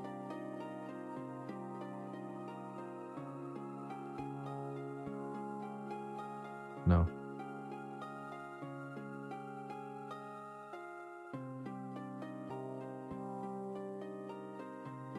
Oh no, it has used the fill tool. What am I talking about? It's just that we don't have the tiles there.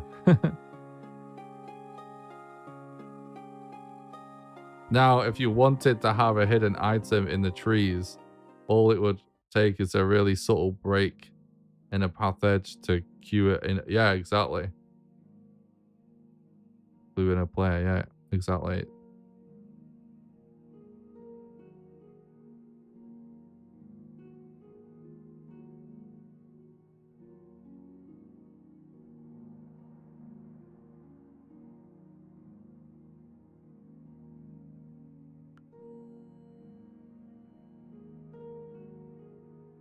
Thank you.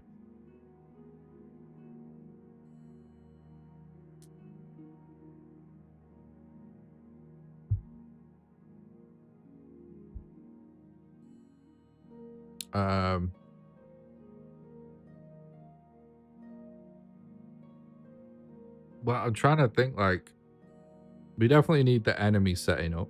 So let's do that.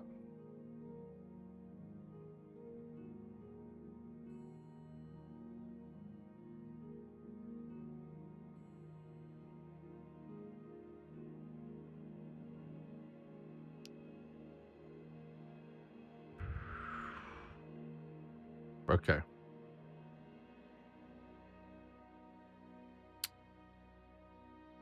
Did I set these up the same way I did the player? Where I removed the unnecessary sprites? Looks like I did.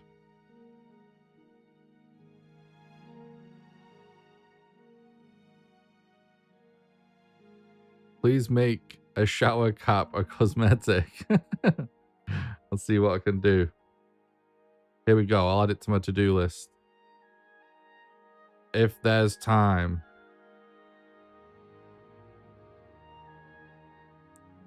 Add a functional shower cap. All right.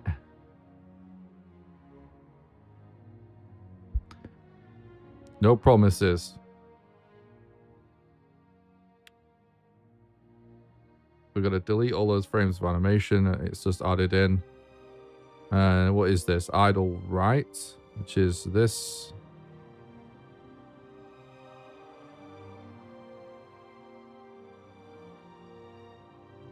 Idle up, which is this. Idle down, which is this. Moving right, which is this. And then we add a frame. You put the idle one on in between. That's how you do that. Moving up. Add a frame. Moving down. Add a frame.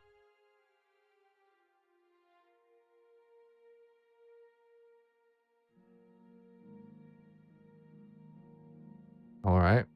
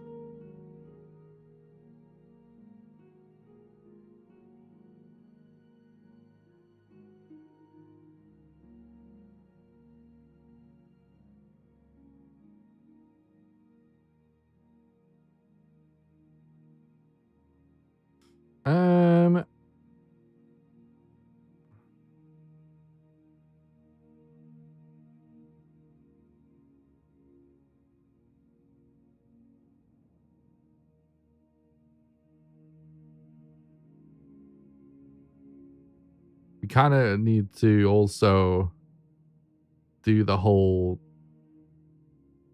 figure out how we sort of signify where you're throwing your potion at and everything, which I think I know what I'm going to do. I'm going to use one of those sprites that we saved the other day that was like a beacon. But I think we kind of...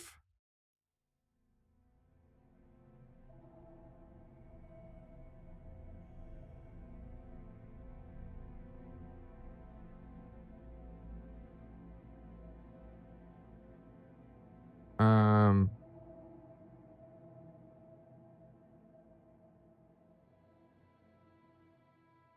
trying to think if we need more.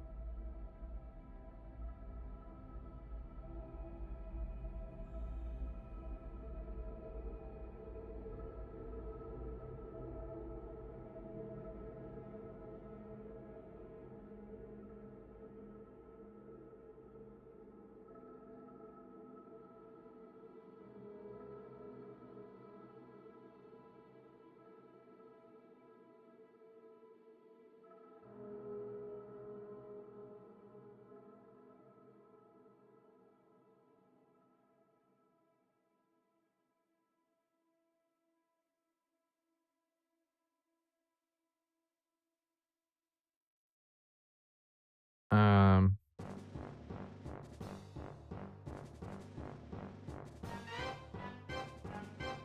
I'm gonna get rid of this because we're not using it.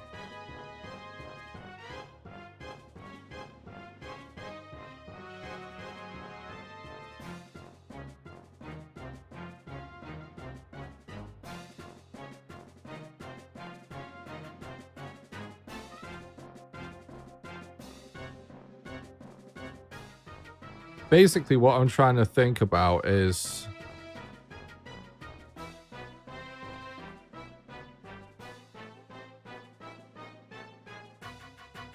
should it basically be like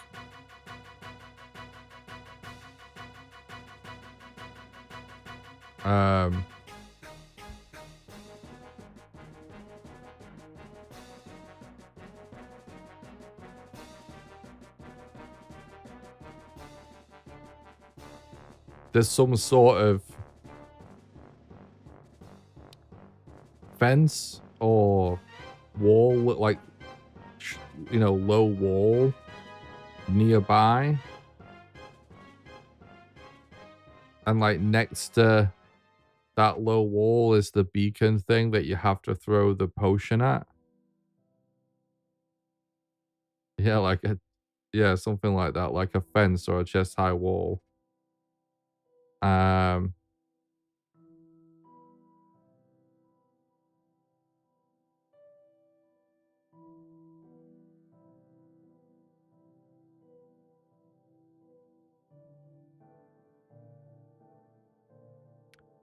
You know, so that it's sort of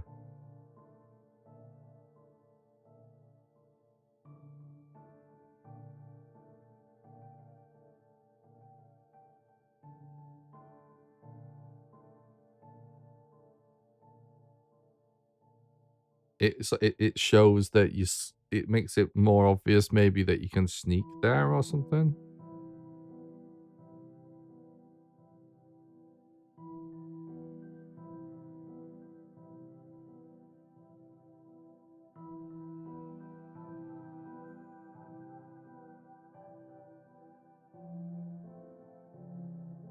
Well, I don't know. We've got other shit to do anyway before we implement that, because we also sort that basically figuring out that aspect is all when it comes to exteriors of levels.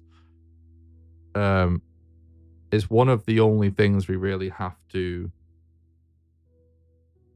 worry about.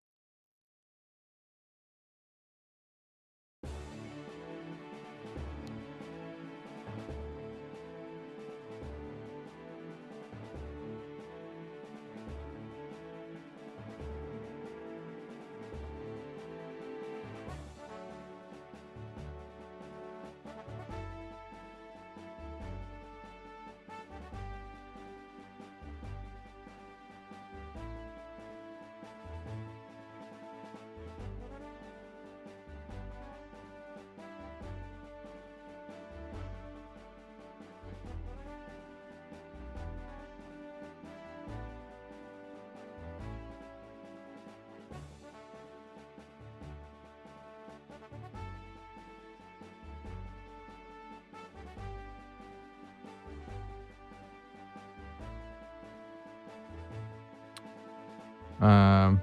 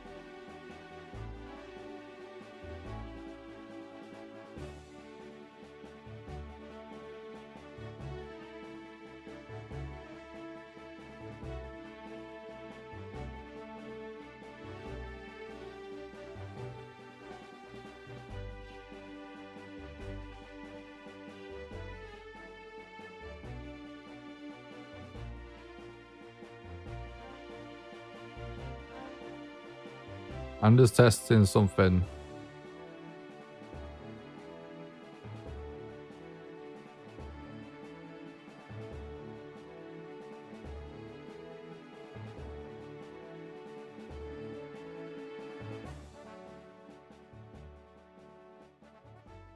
So I think what I just set up is if we're above this enemy and if we come within 5 tiles of him,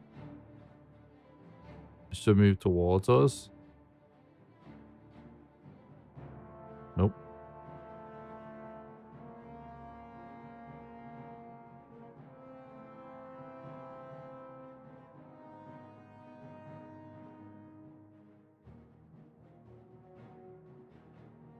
I don't know about this first bit, honestly. Let's get rid of that.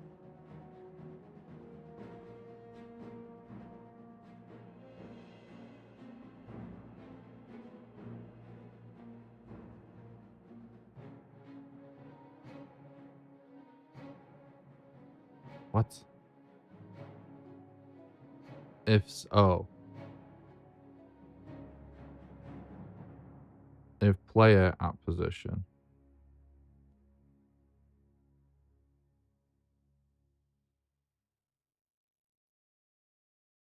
The fuck?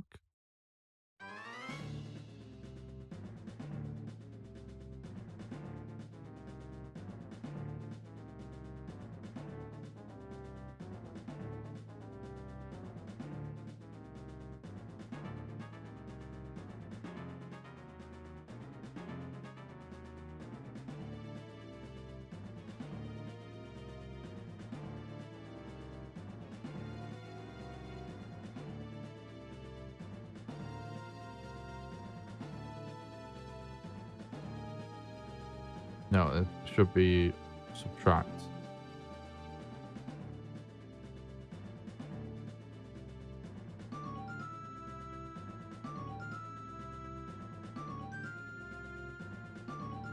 Okay. There you go.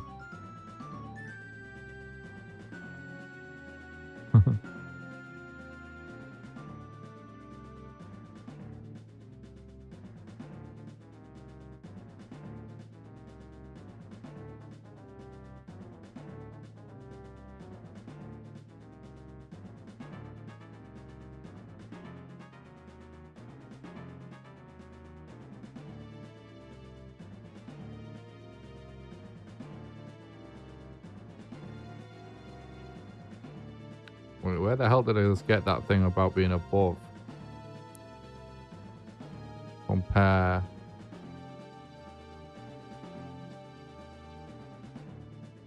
Position. If actor.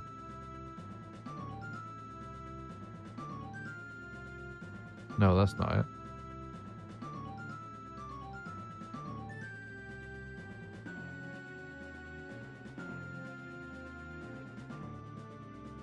Oh, I know what it was. It was relative. If actor relative to actor. That's what it was.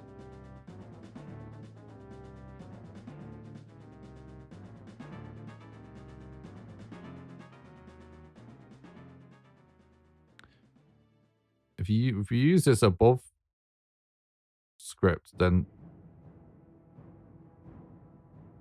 when you get past them this way, they'll just stop doing stuff, which is actually kind of useful for what we're doing.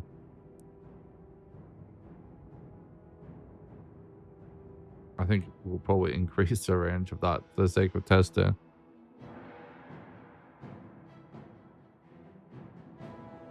Yep.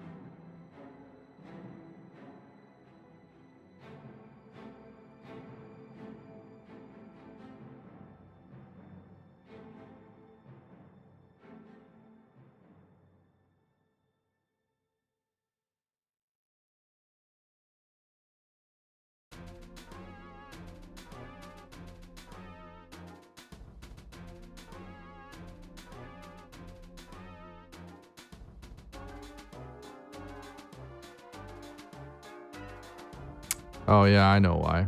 This is what I was trying to do before.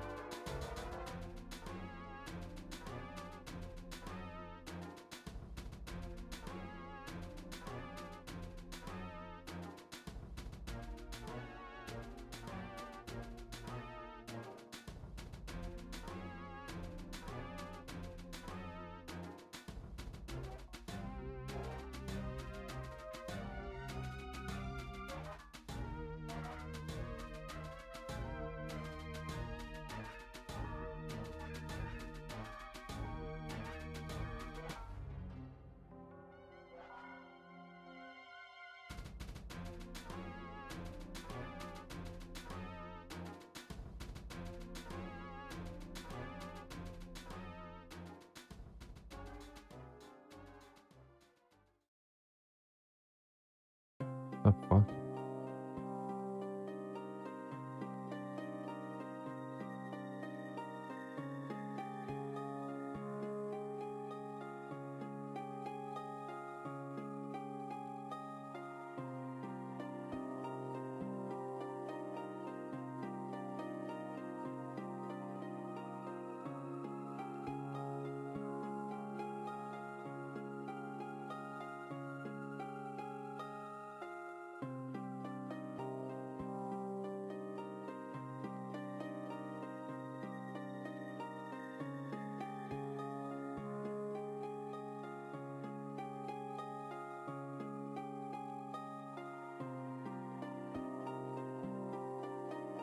I really wish this was like just an actual programming language sometimes, these fucking visual scripting events. But anyway, it doesn't matter. I know a different, like more complicated way we can accomplish this same shit anyway. I just wanted to mess around with that a bit. Right, we should probably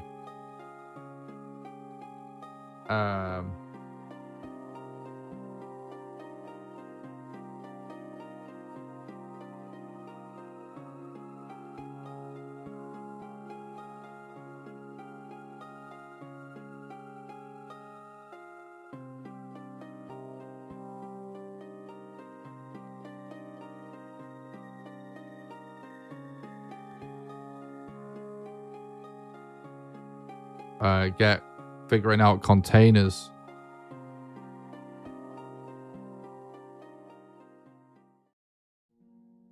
Oh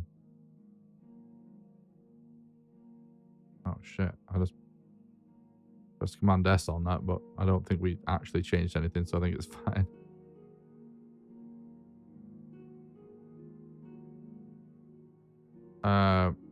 What I'm going to do is I'm going to save as. Let's go to a design folder, art, A sprite, props.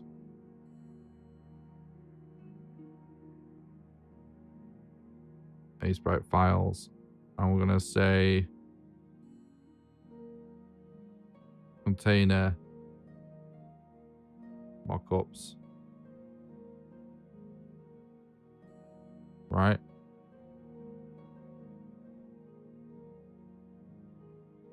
And we need to make a load of containers and stuff.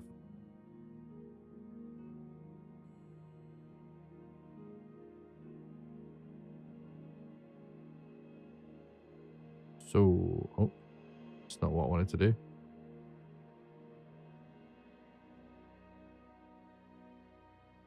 And let's organize this by brightness to keep it simple. I've added a load of layers just so I don't accidentally fuck up the background. And yeah,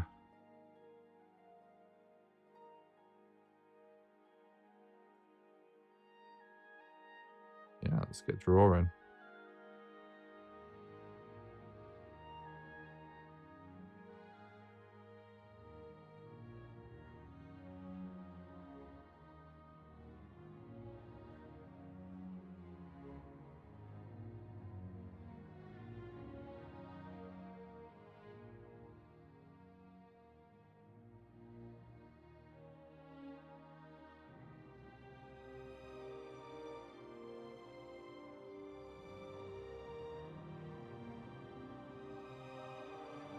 You know what? Maybe we need a different color palette to do this because it's going to be really hard to draw over the top of this.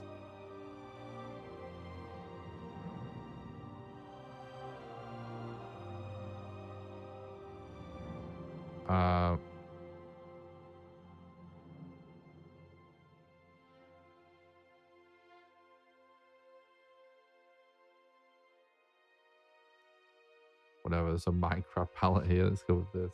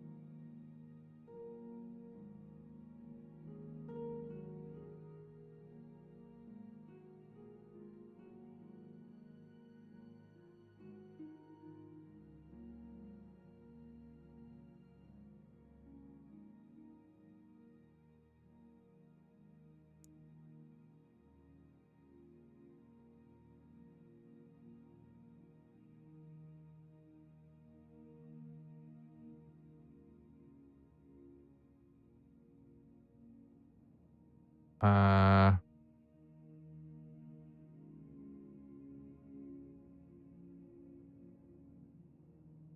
think this needs to be moved down a little bit.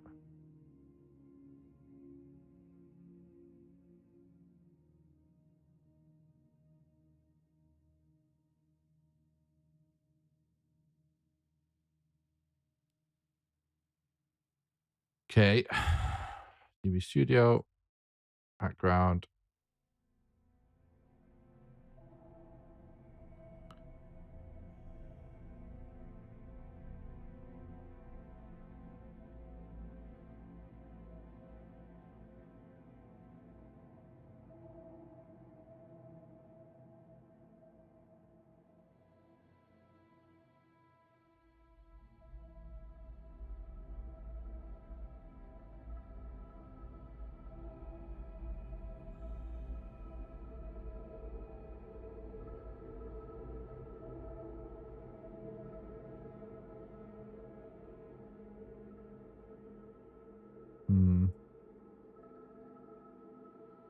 Need a little bit of shading at least.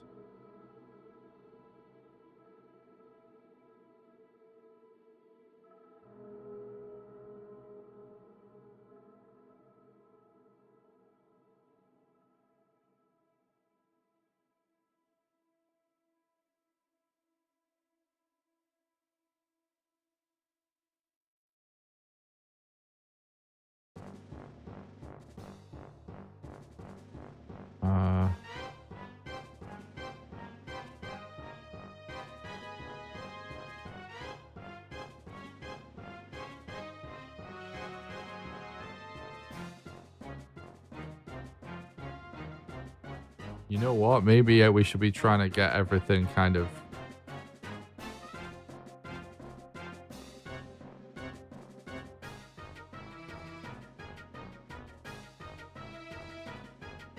I don't know.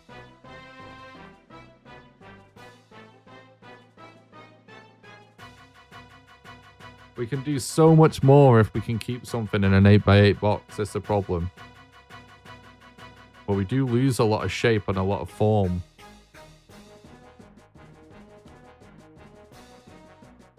But the color just... gaining color is definitely better than shape. It just is. So...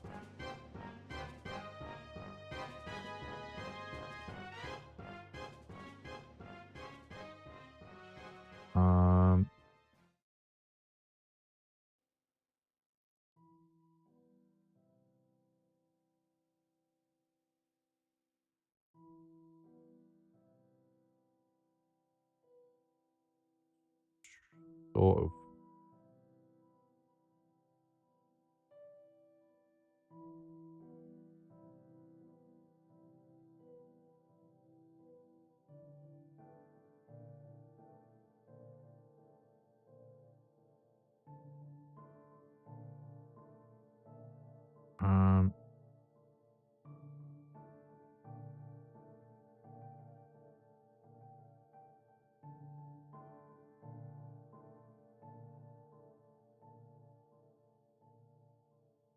Yeah. Okay. Can work like this.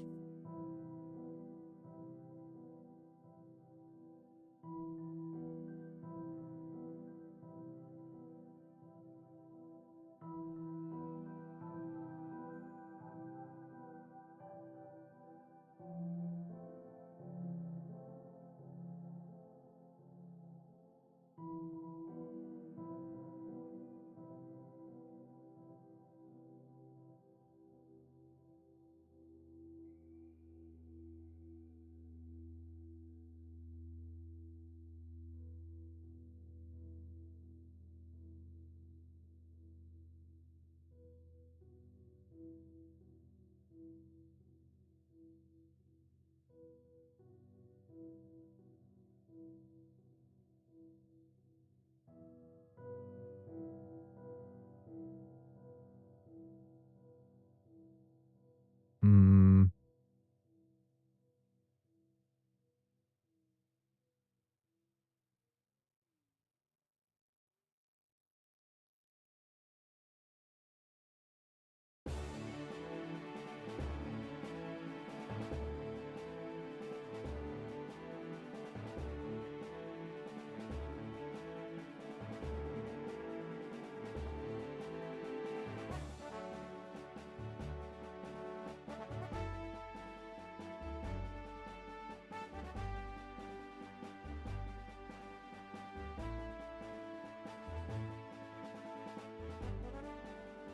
Yeah, this sort of makes sense.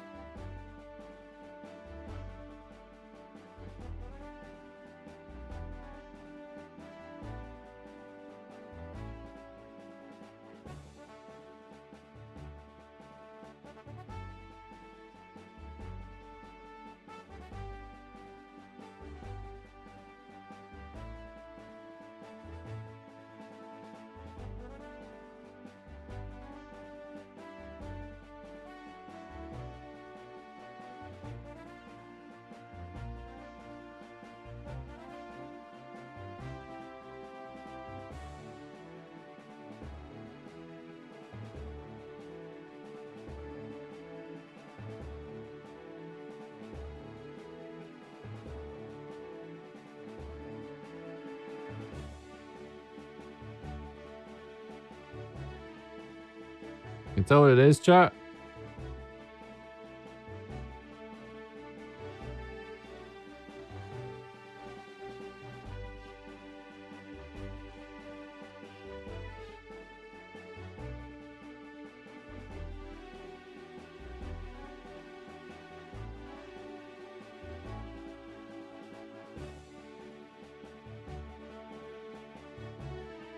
Bookshelf, yay.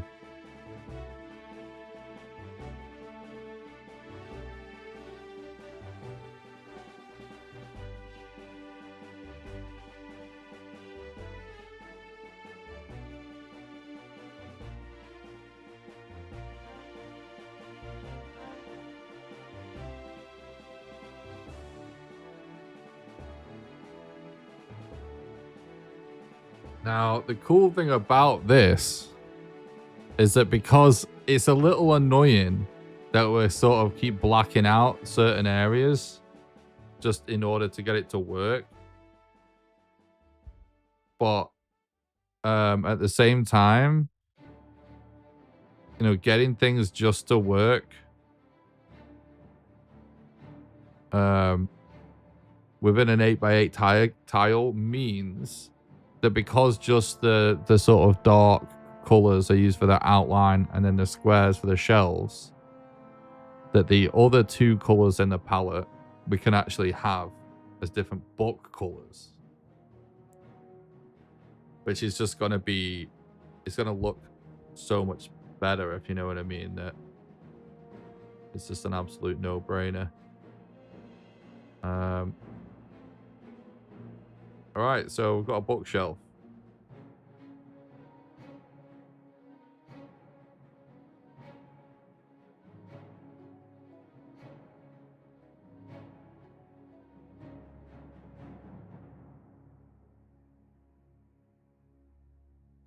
It's a lot of space around this.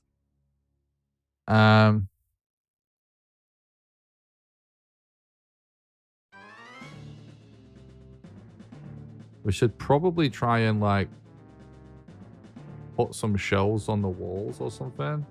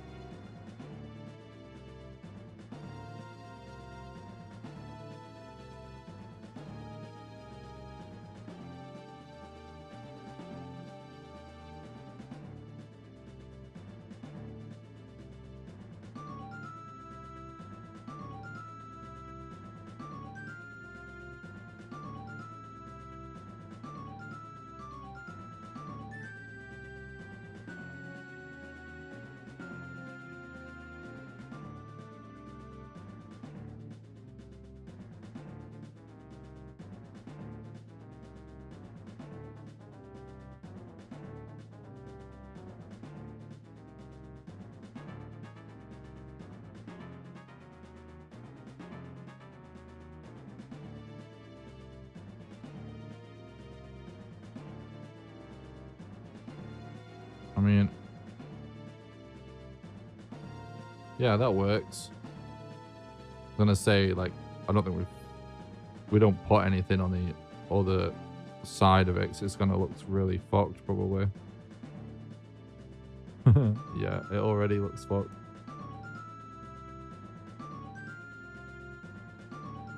That's a no on that.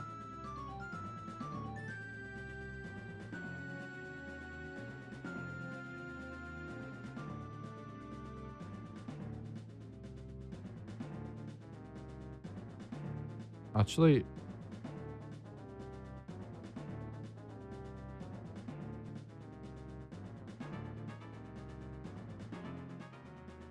oh, that looks a lot better.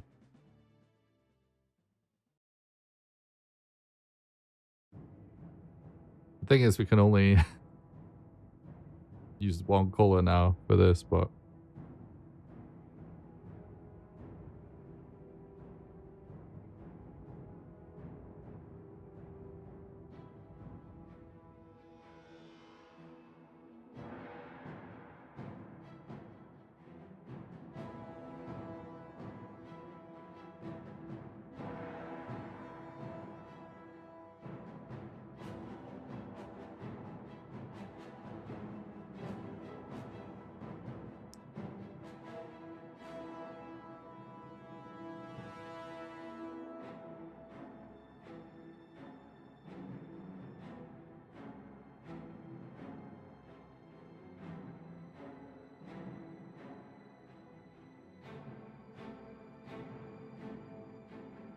just, I don't know, that's just like random crap. It almost looks like they could be candles or something.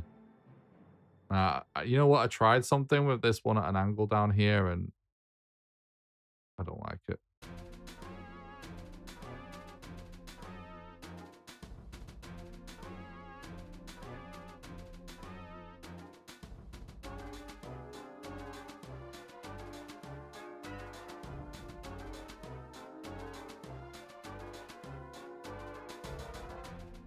All right.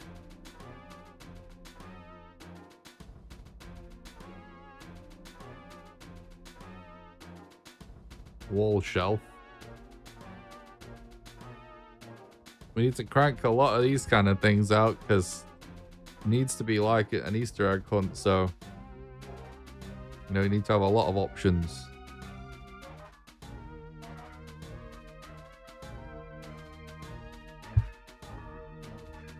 Well, we haven't really even tried to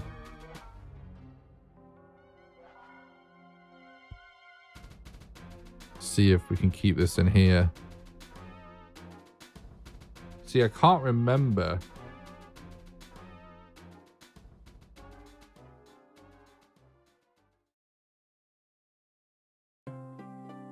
Yeah, it touching a border should be fine.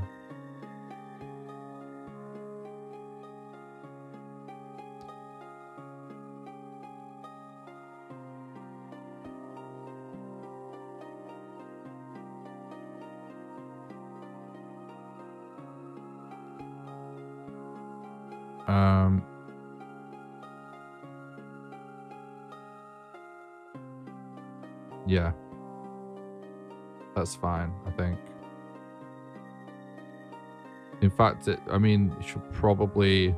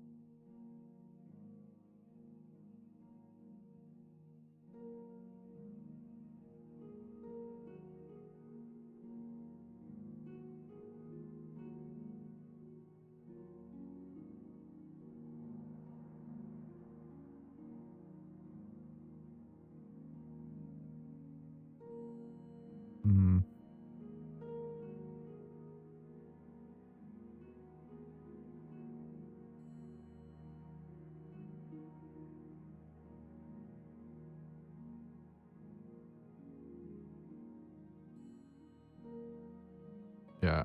Okay, that's fine. It just looks like a little too repetitive on two squares next to each other there like that.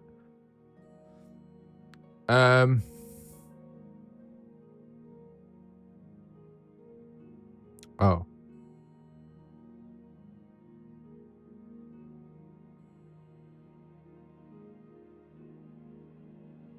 I forgot that it worked like that.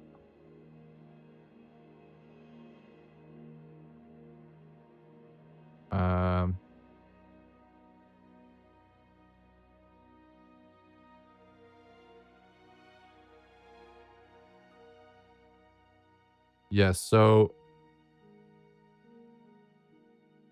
we also do need to draw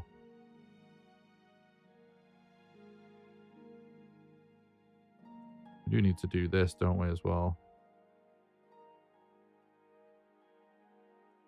And then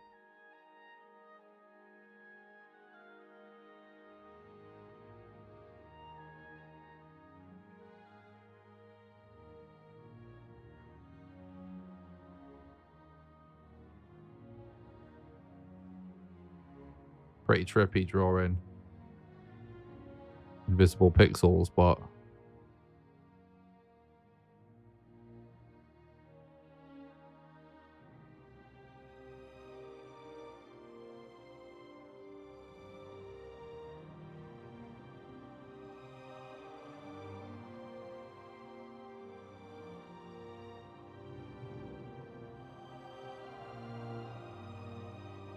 yeah, that's what it needs to be like. Because it's essentially everything that can be a background tile, a background, Yeah, a background tile should be a background tile. You just got to bear in mind you can only have 192 unique tiles at a time, and obviously you can also only have like 8 palettes in a scene. So you need to be careful, but backgrounds can have 4 colors. Sprites can only have 3. So you lose a lot of detail if you don't do something as a background. And the reason for that is one color value is used as this transparency value. Sort of like keying something out.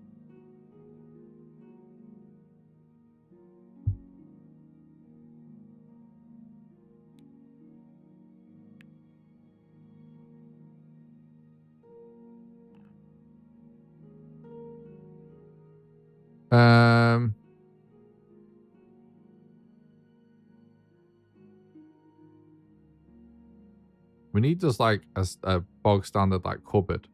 Let's take this bookshelf.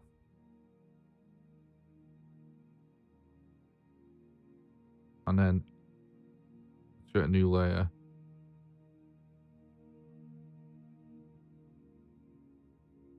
And we'll paste it over here.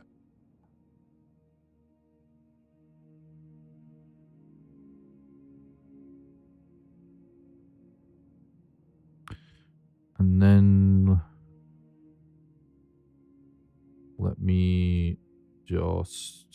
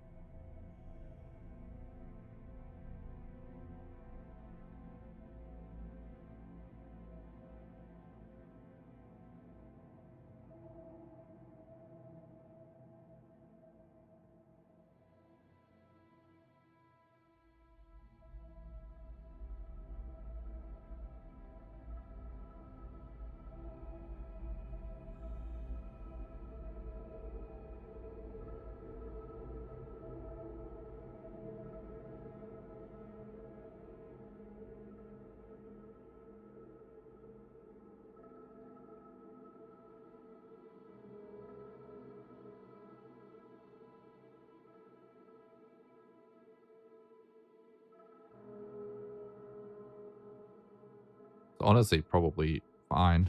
Just that, isn't it?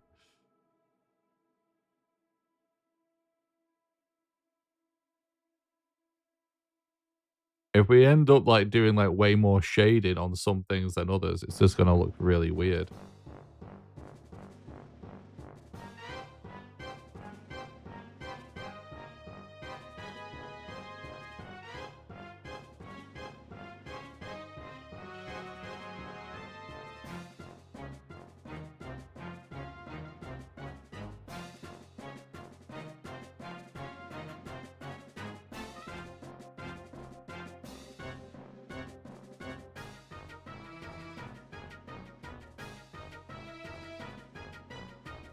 Can we somehow just...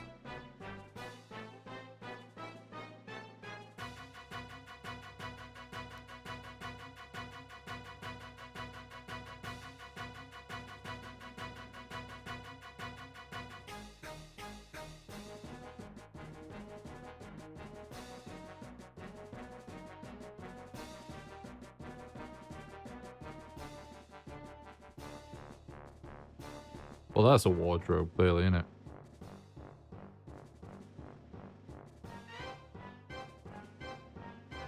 I'm gonna try and draw a box. Just some sort of kind of generic box.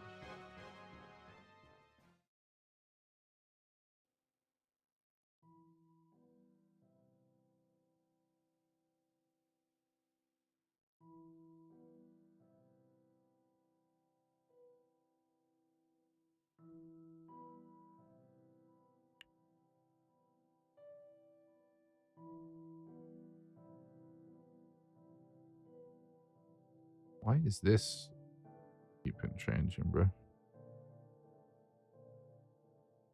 Um,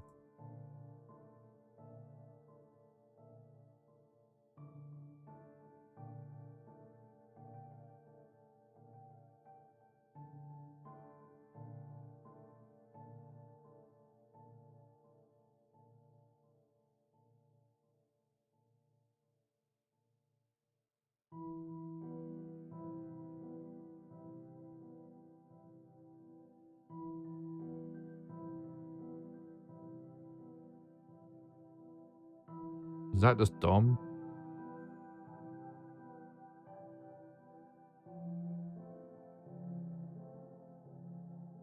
It's kind of too big. Doesn't make sense.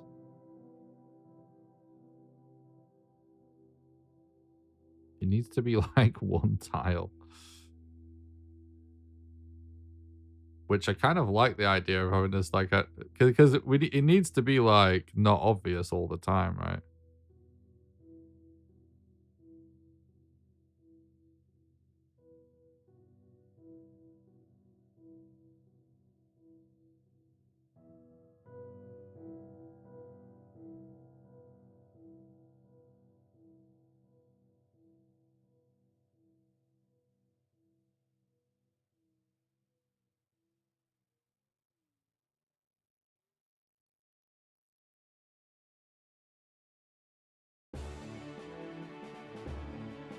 Hmm.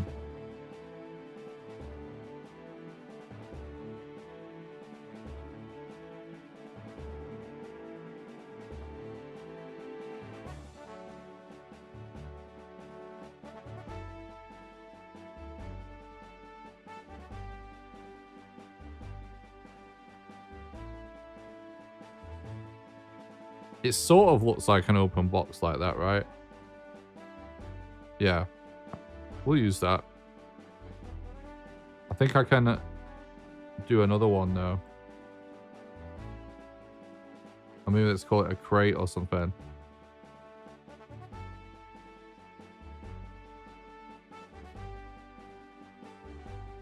Uh,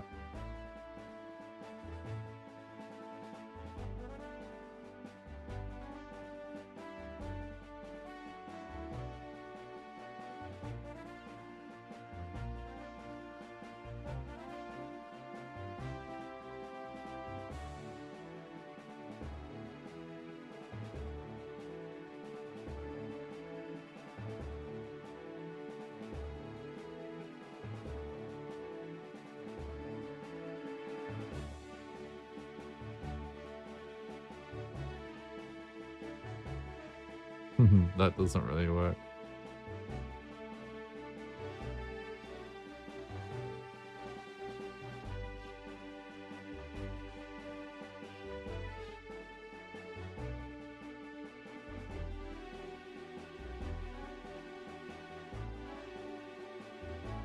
Hmm.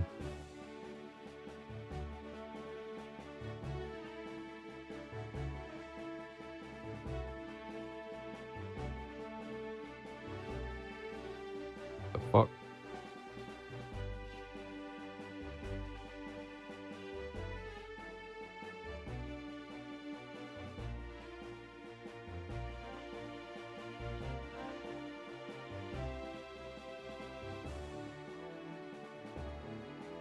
That works, actually.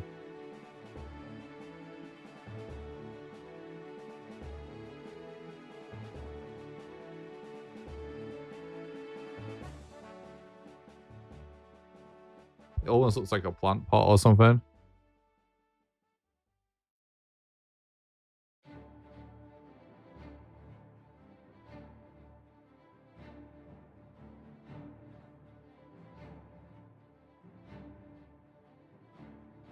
We don't want to overdo those little shitty ones, though. We need to figure out some that can go like against the left and right walls, and that can go against the bottom walls as well.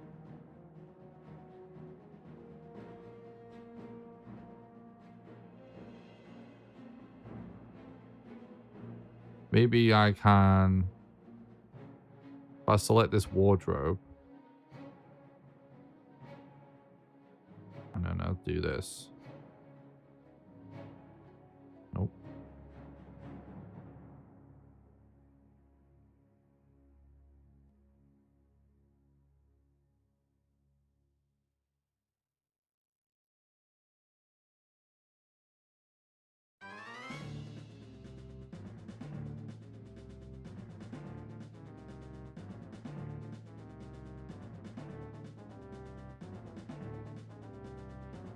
All right, I'm gonna do this.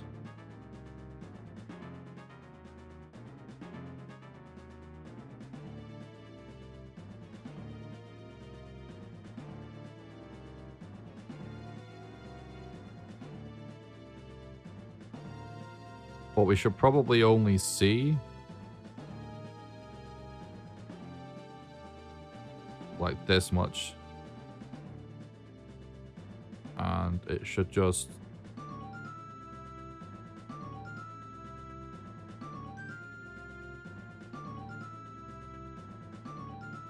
be a square, basically.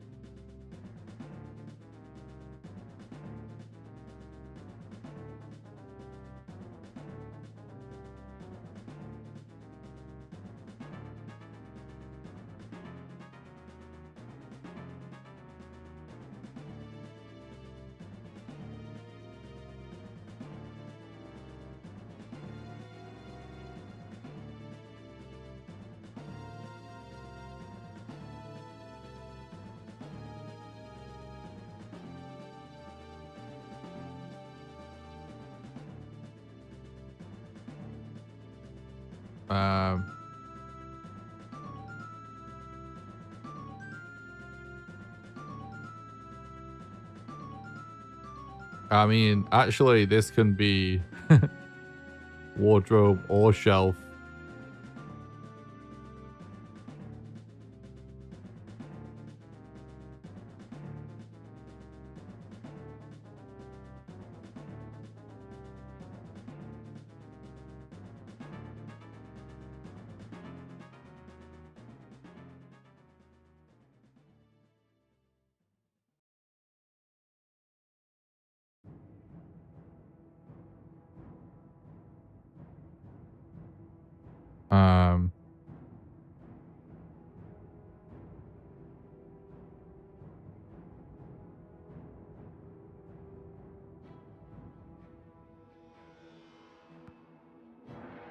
Does it make sense?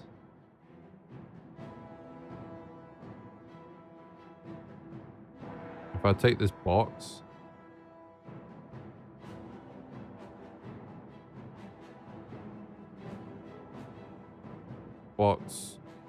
bottom wall, and then if I just like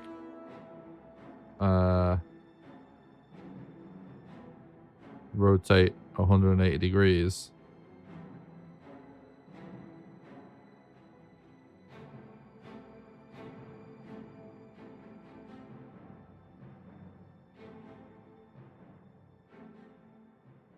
that even makes sense? I don't think it does, right? Because you need to, it would be more like you would just see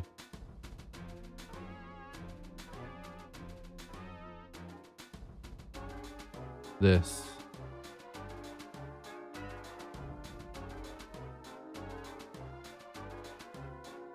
I think. I mean, it's, yeah, it works.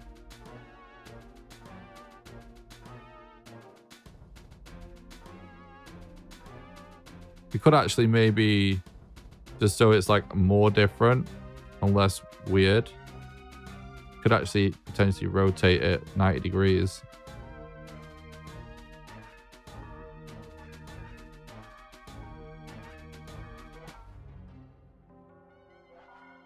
Yeah. Actually looks a little bit better at 90 degrees. Yeah. That's good. All right, what about the crate then?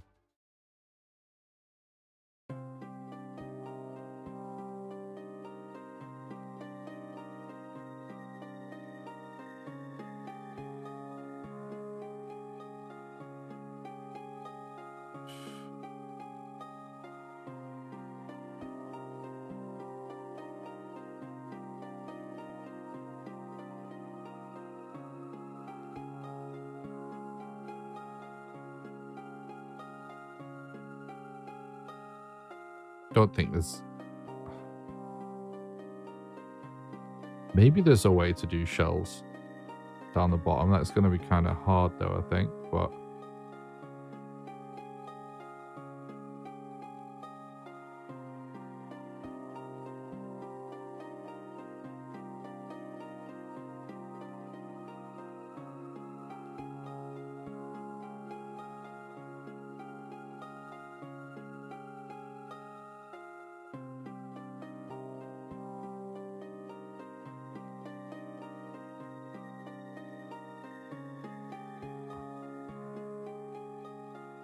Huh?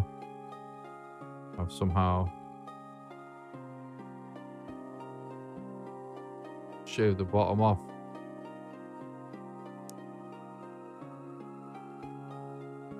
This is kind of just the same. You would just see this.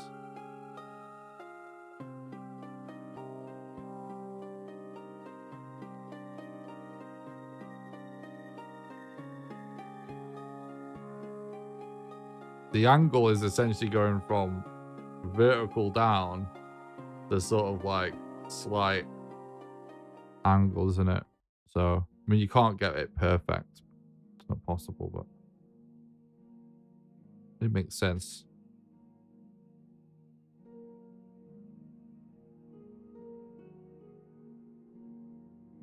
Okay. I think we're actually close to having enough to for the whole game, basically. But the thing is, I do definitely want to get it nailed, having stuff along the sides as well, because I think it's an important part of the experience, having to wander around the edges of a room, you know, just rooting through drawers and stuff.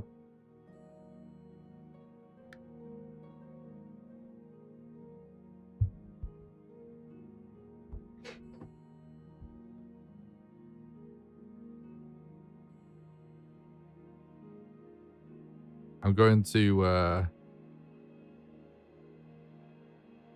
make another one of these as well. I will put it on the same layer though. But you know, it's sort of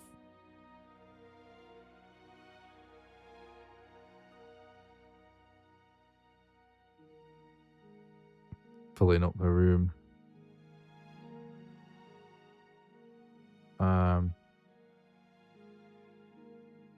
Shelves is a tricky one, man.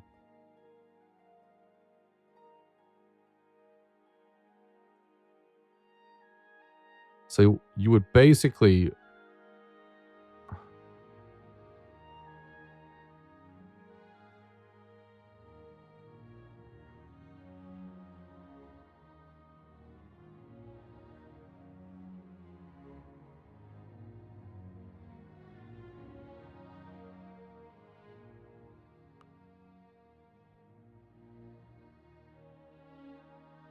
you'd basically only see the top shelf, right?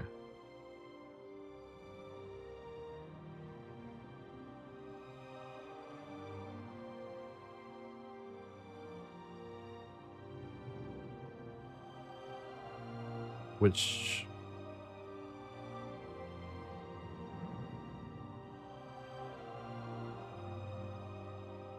it's hard because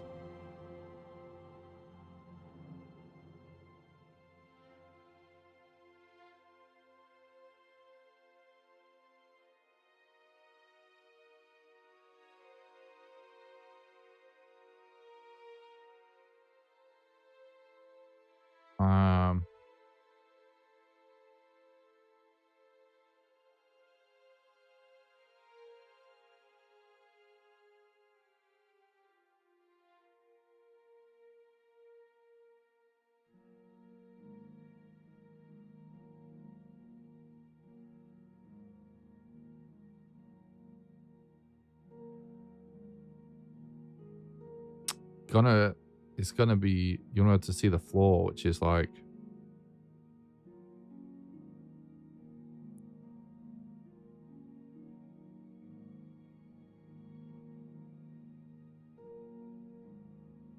we can't do it as a background tile. It would have to be a sprite.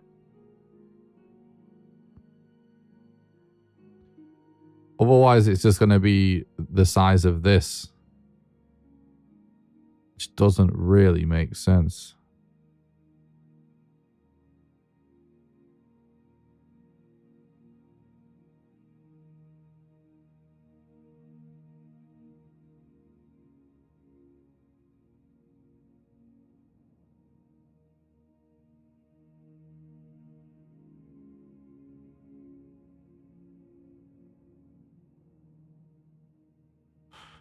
Unless, maybe you could get this to work.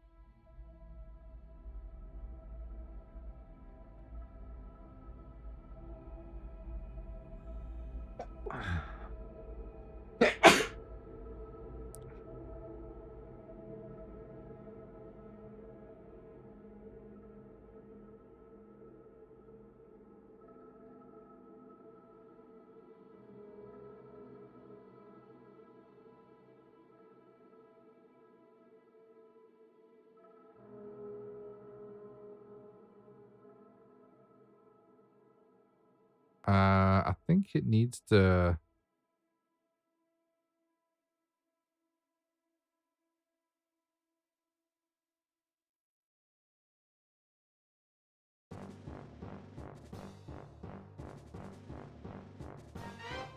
Wait, no, it needs to be inverted. That's what's wrong.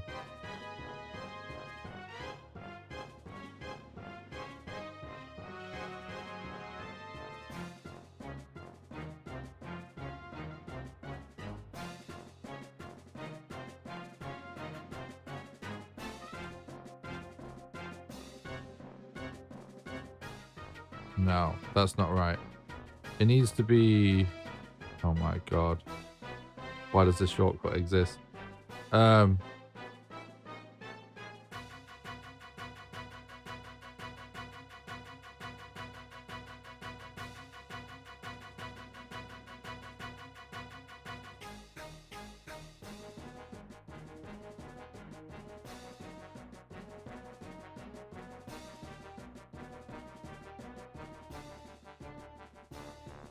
Doesn't really work.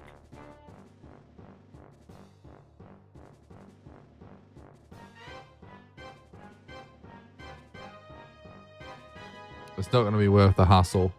It would require an additional color palette. All right. So how can we do like stuff on the side? Like, I need to see some like Pokemon houses again.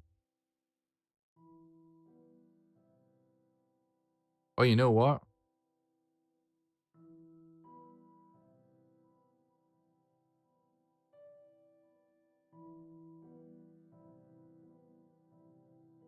I have every Game Boy game on this computer.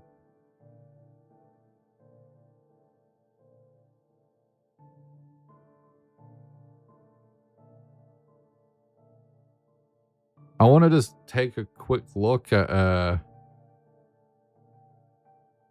I know that most of the time putting stuff on like the walls and stuff left and right is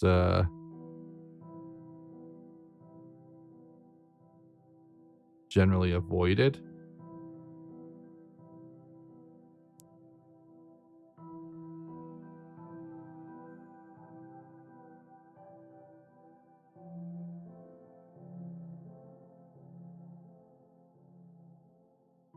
but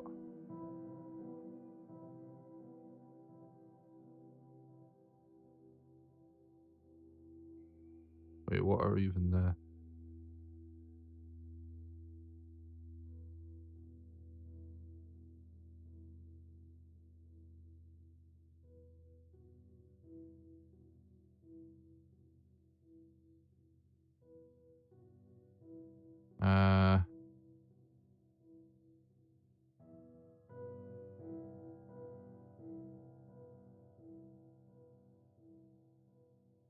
We need to create like a save state.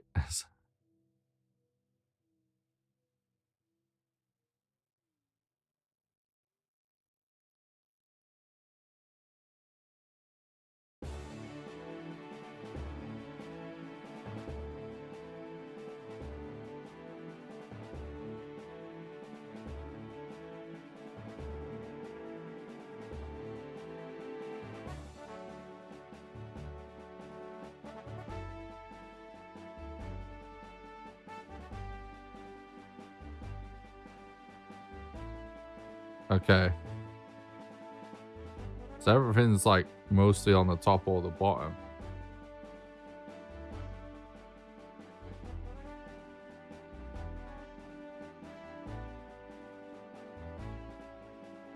But I swear some places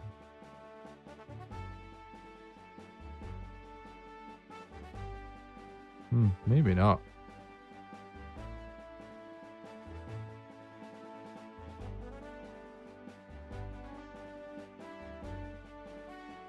I swear I've seen it though. Rooms with stuff on the sides.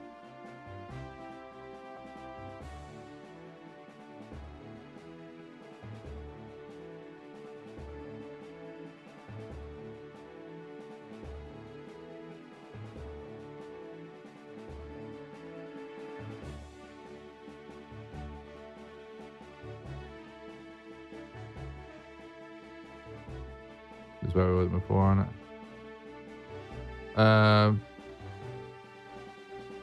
Yeah.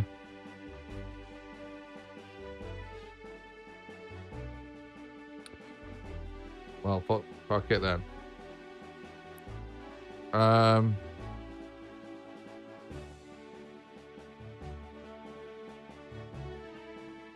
What about Zelda? Link's Awakening.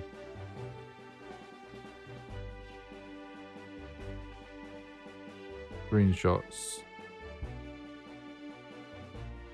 Game Boy Color.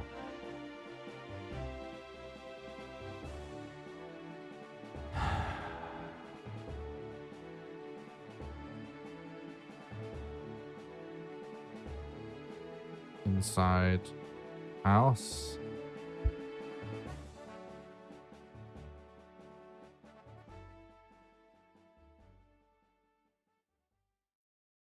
So they're just straight up using the same sprites. Kind of works though with those tables and chairs.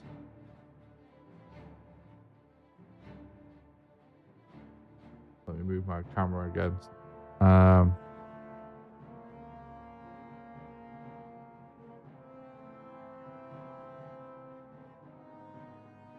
my god, why is that such a tiny image?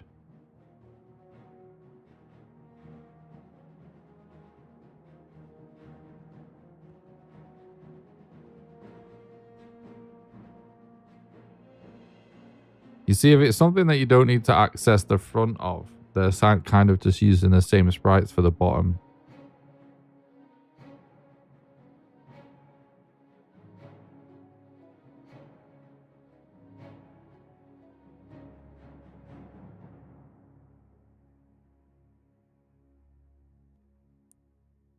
It's more the walls though, isn't it, that I was interested in.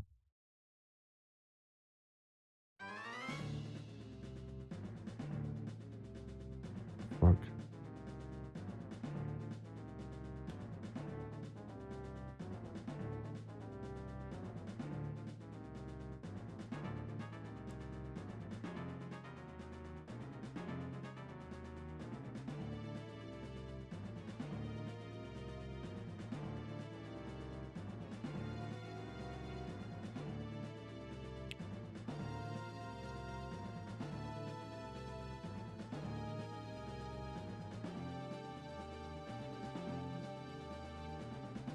Well, I guess.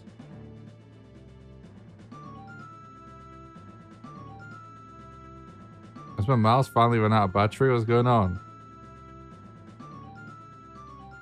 Don't like that my computer keeps shit in the bed. It's making me scared.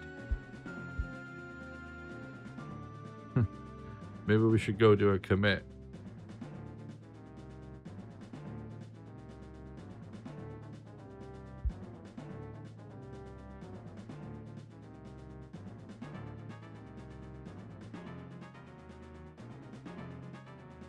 Everything in here is saved, right? Oh, this is still open. This actually might be it. It's very unoptimized. Let's close like some of these dodgy apps that I use. So they're all kind of jank. They're probably very unoptimized.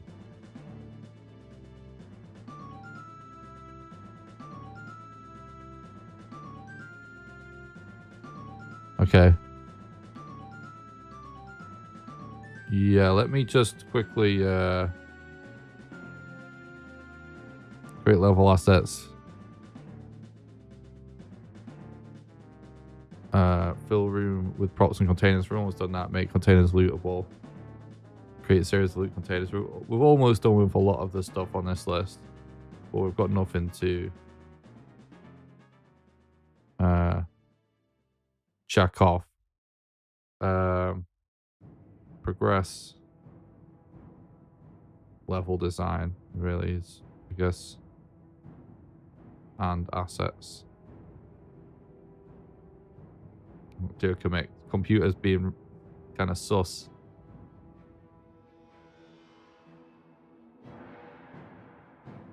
What I was thinking is, really,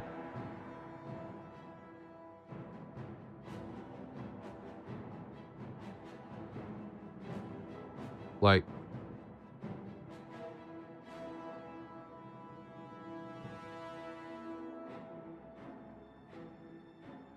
to do stuff on the side walls, it does sort of make sense, even though this is something that we don't see much of clearly in Game Boy games. But I think if we just rotate 90 degrees, this can essentially be anything.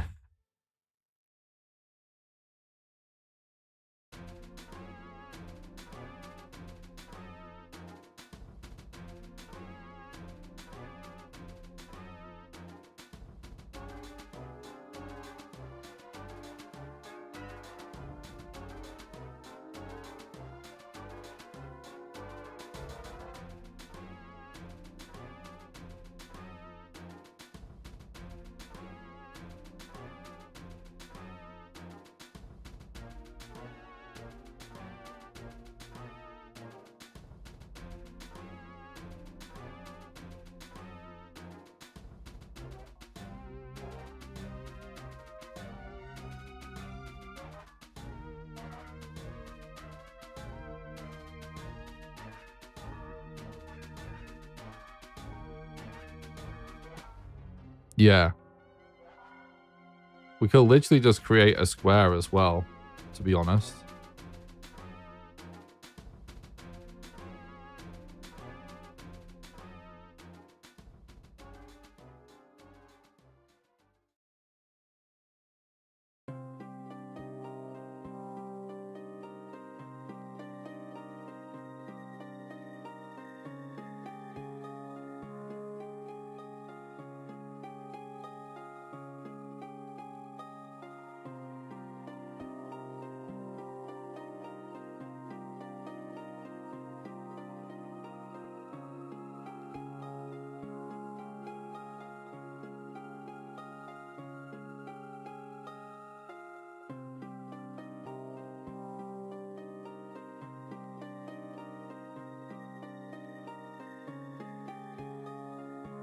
Um,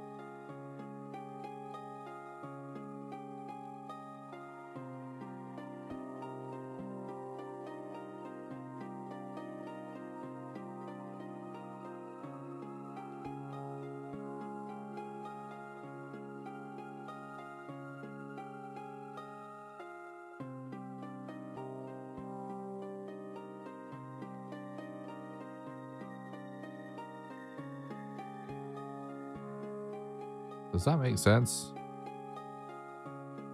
Yeah, it makes sense.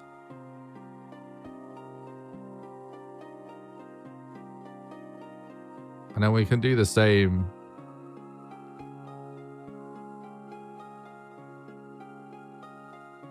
This can be a small side table.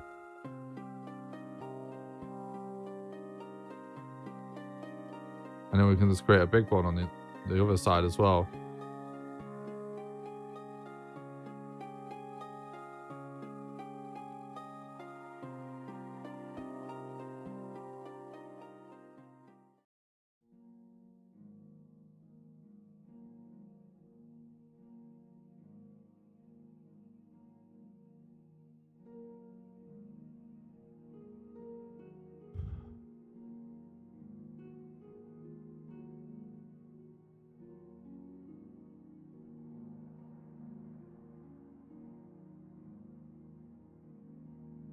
Keeping it simple is like a really important part of being pixel art and stuff.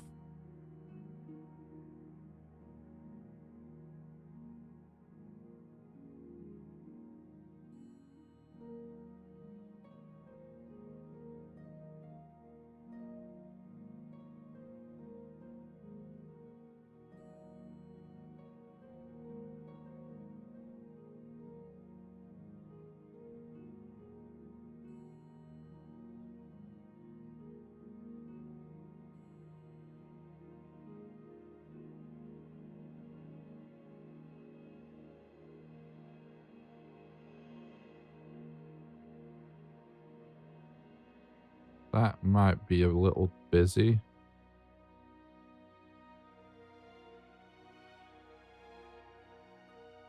Nah, the problem isn't the busyness. It's these side things again. It's doesn't make sense from this angle.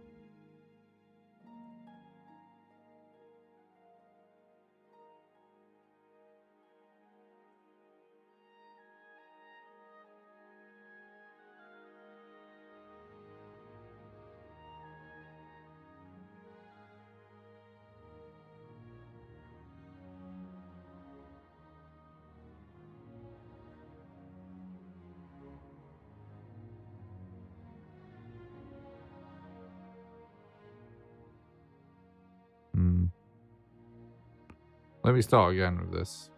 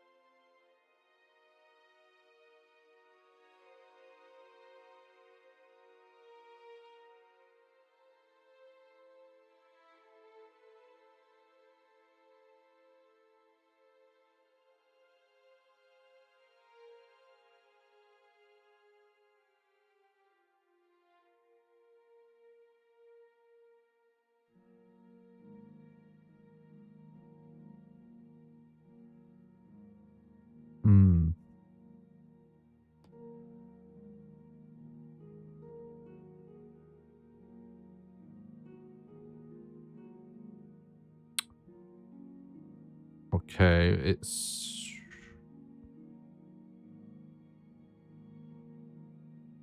I think it makes more sense for these to come down.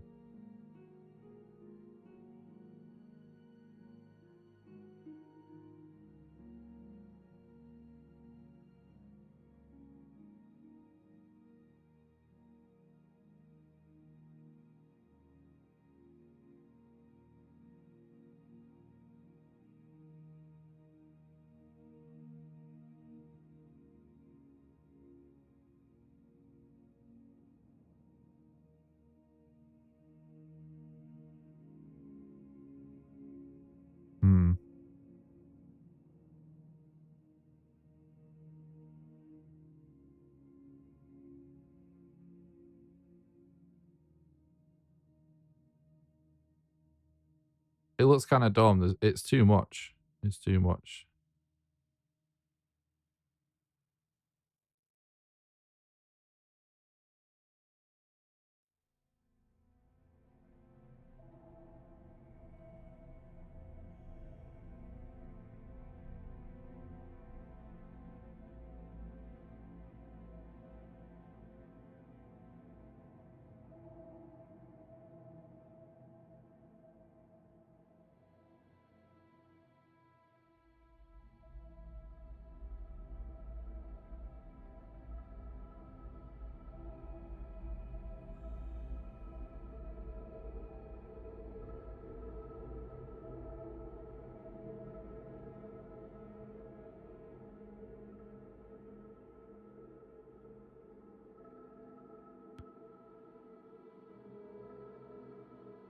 Just needs a little bit of more asymmetry. It's not quite.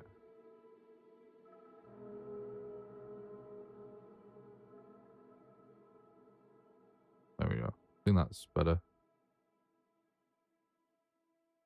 This needs to look like kind of just junk being there. You know what I mean?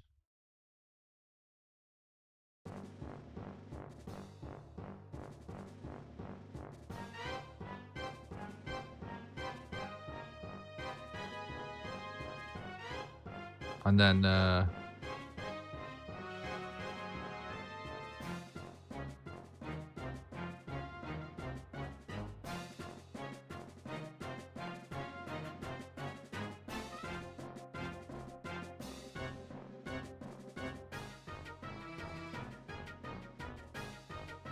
maybe this is a side dresser or something.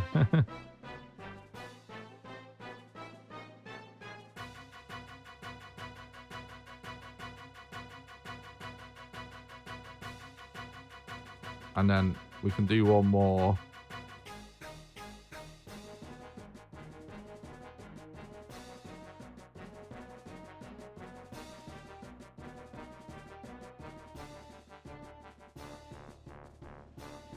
It's literally just nothing. It's like this. And this can be the small cupboard. Small side cupboard.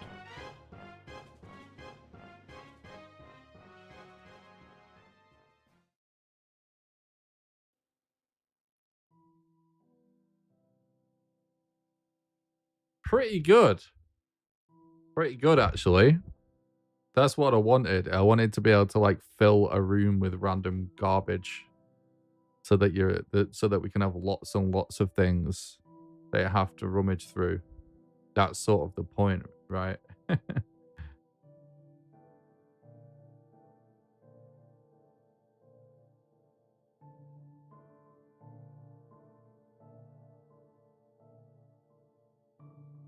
It's not bad. Right. Now these all need to be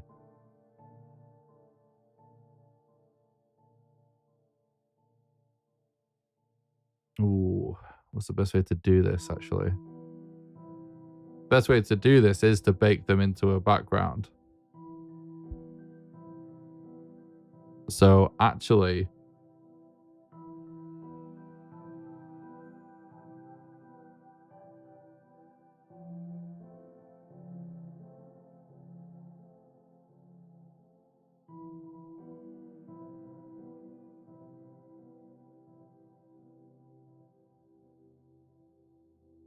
what we need to do for interiors, we're not using tiled. We're just going to do it all in A-Sprite. So what we actually should probably do is save another version of this project. Levels. And create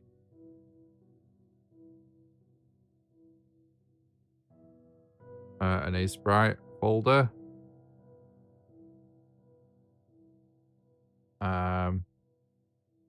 And just call this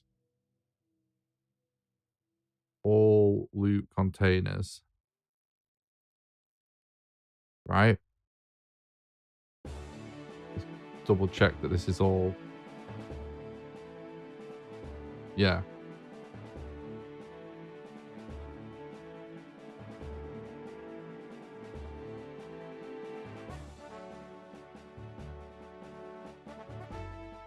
maybe...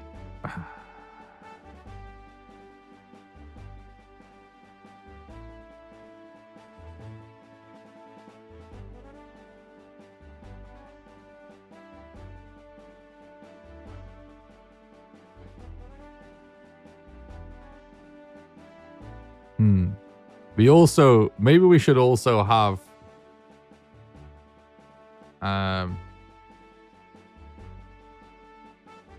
at least what, like, table and chairs or something.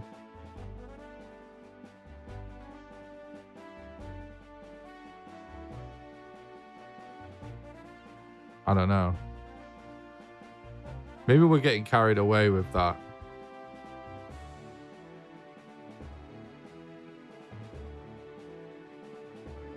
I do want a bed. At least for where we start the game.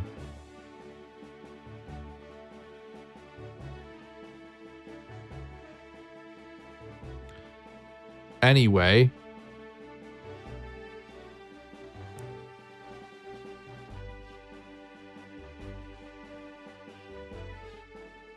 Now all we need to do is create several variations of this, basically.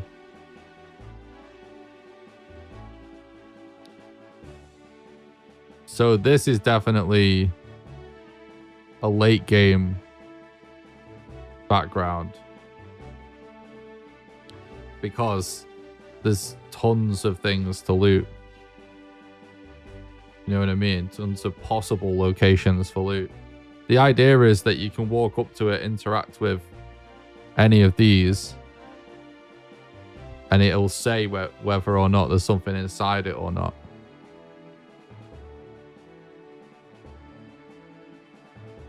We should probably also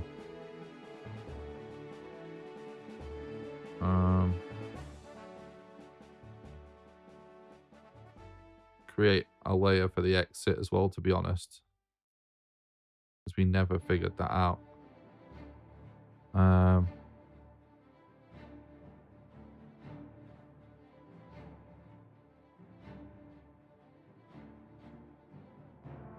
One, 2, 3, 4, 5, 6, 7, 8, 9, 10.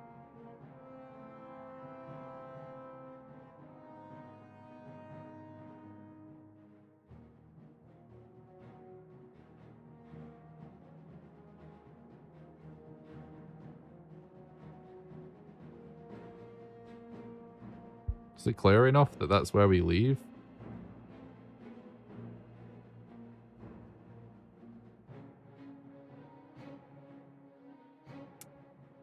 Let's Google Pokemon Blue again.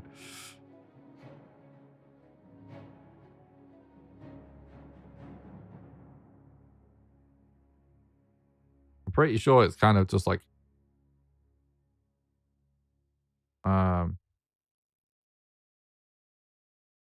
a black square.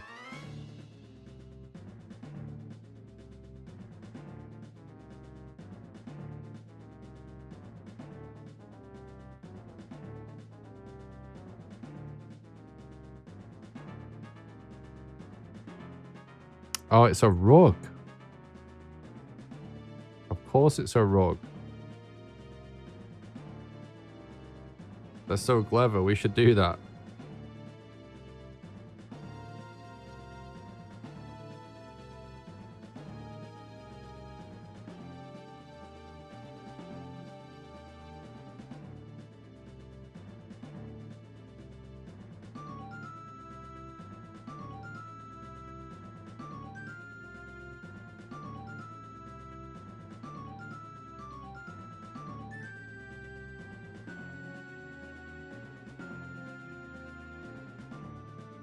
Yeah.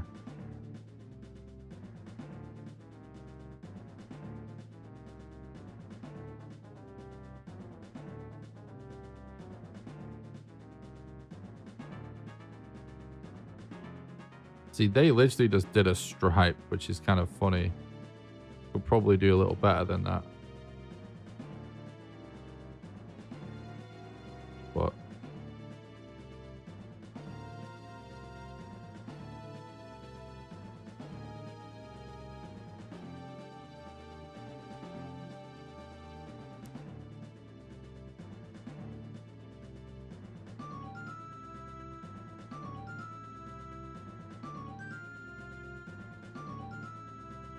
No, I think it's actually the other way around.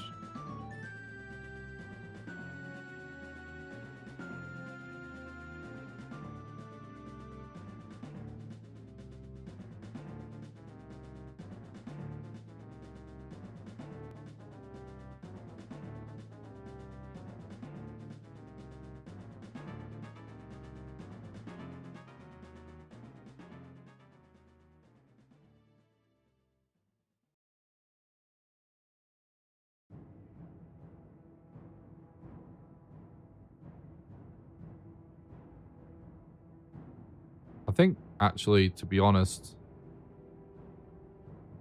it doesn't need to be like that. We can just... Um...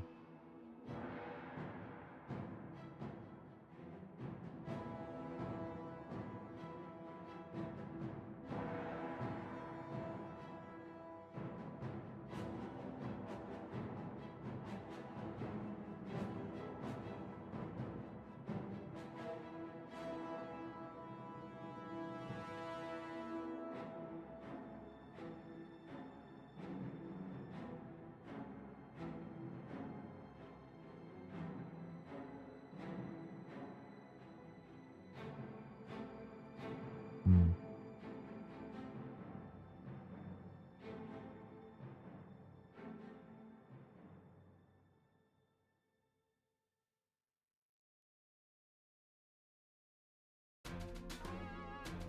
Nah. It was better like this. I will literally just do it like red and gold, basically.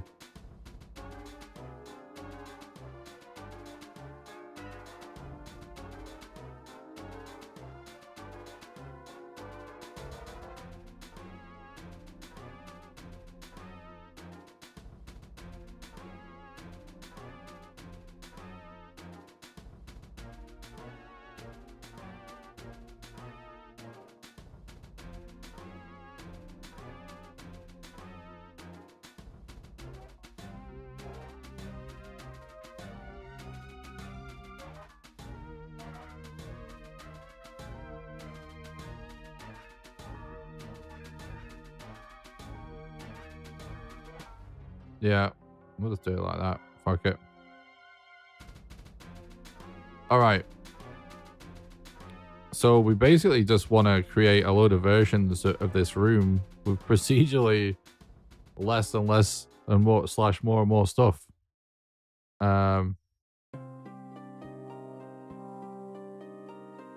So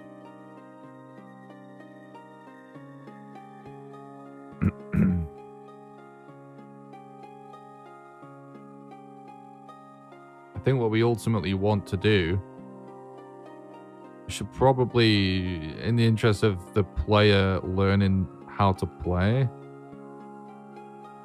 we should probably literally just have the first room have one thing in it. You know what I mean?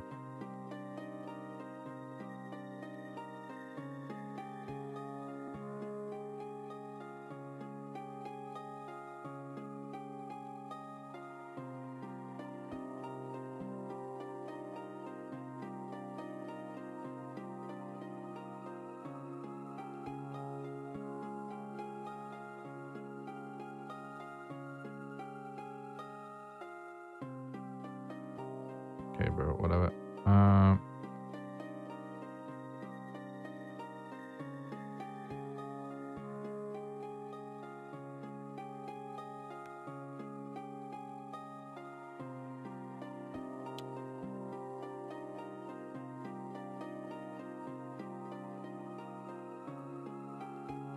We'll just stick that straight in the game.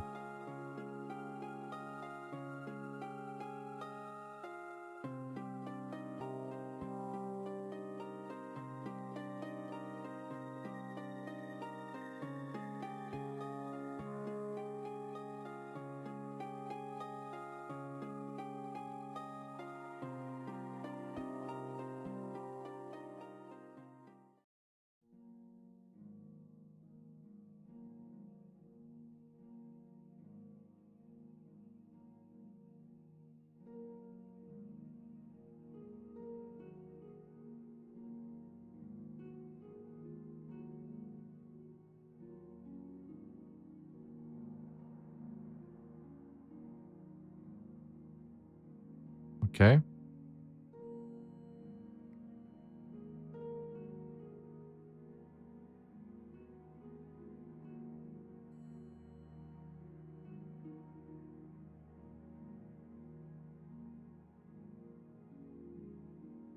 Let's just call this brewing station template, basically. We want to keep this around.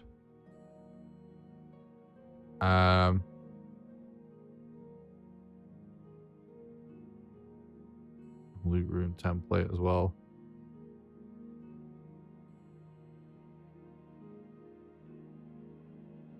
All right. We are making extremely good progress now. So here's what I want to happen.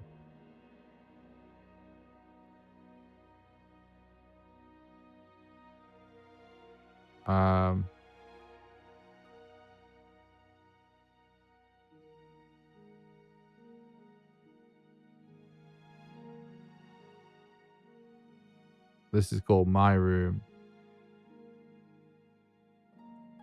And this is where I want the game to start, essentially. Like I said, I will actually add a bed to it at some point. But I think in the interest of time, we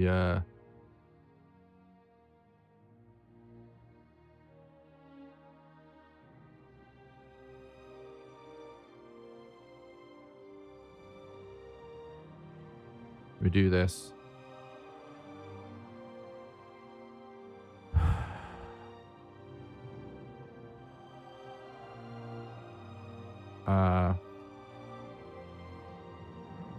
So we're actually going to want two versions of my room.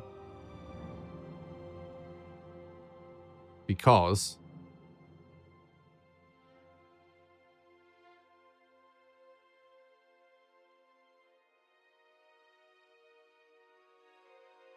the first version, I don't want it to be possible for you to interact with any loot containers. There's going to be a little bit of a cutscene here first. On enter.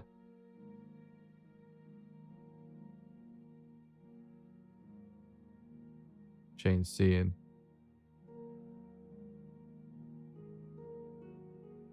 So for one intro. That sticks us here. On enter. Change scene. And this goes to... Whoa. Oh, my room after intro. Yes.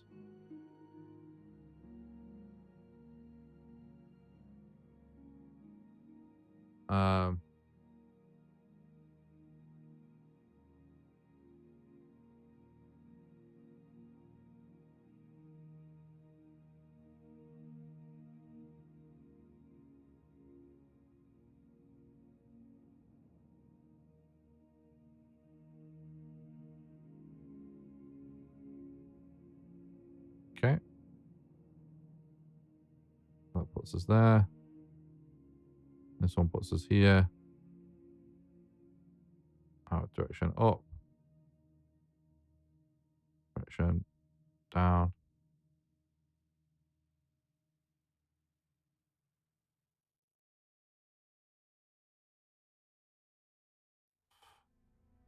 Okay.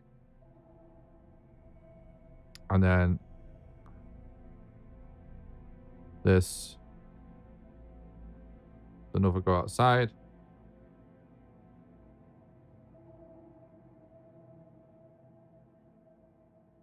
On enter. Change scene. After intro. And this one takes me down.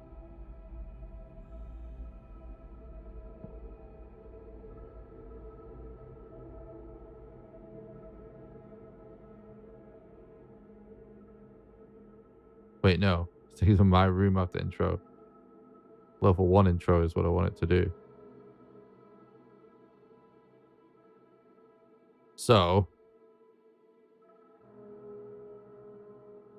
we should probably just do something weird, like just paint a tile.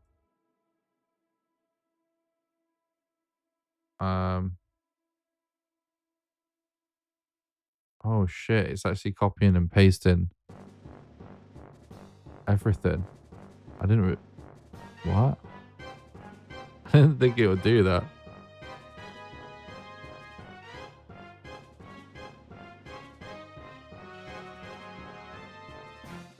What? That's kind of, I didn't realize that was a thing.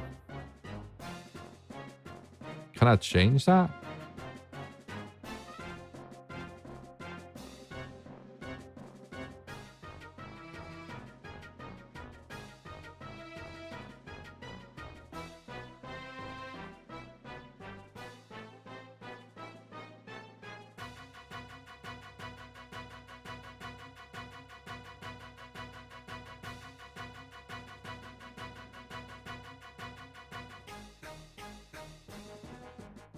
All right, let's just redo it.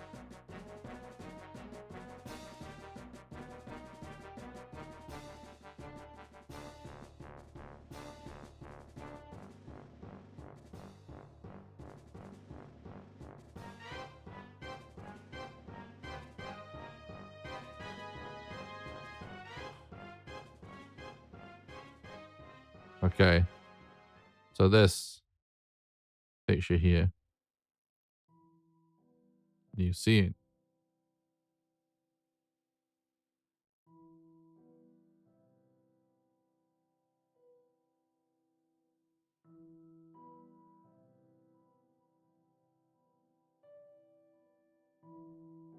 My room after intro.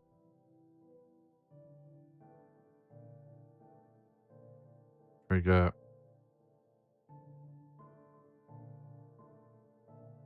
Go outside.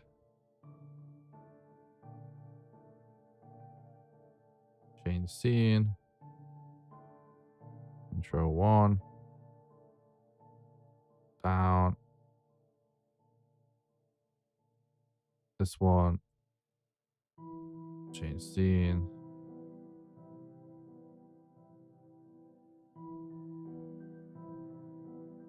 Oh, this one is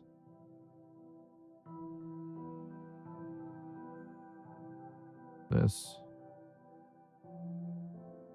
Right. So now I should be able to. What?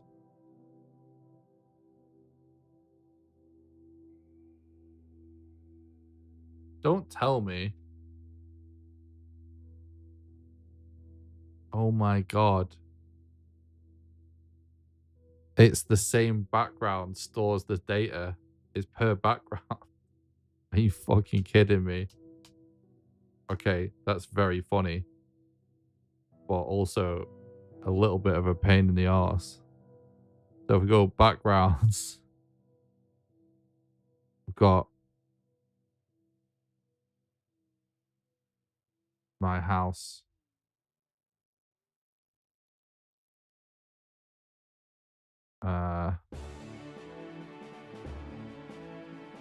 Let's go interior.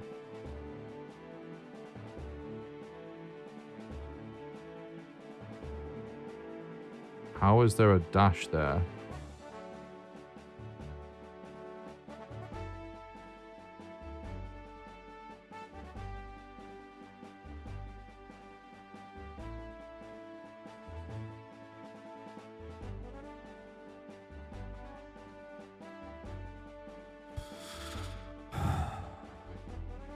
What's happening right now, dude?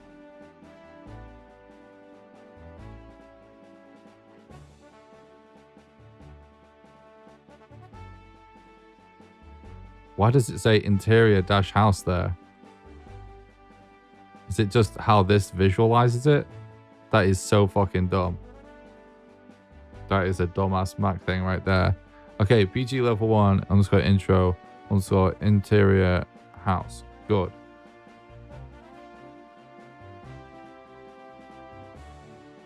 2.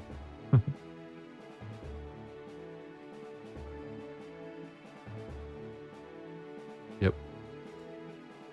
That is a hilarious. It's very funny when we come across these like bizarre restrictions, right? Of the system.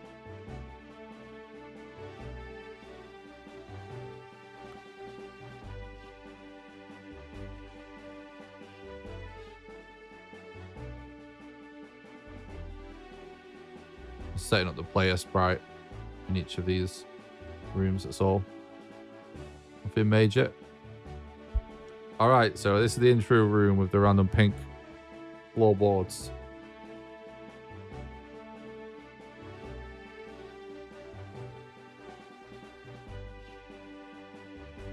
This is the second version. Alright. We're cooking. Let's add some collisions.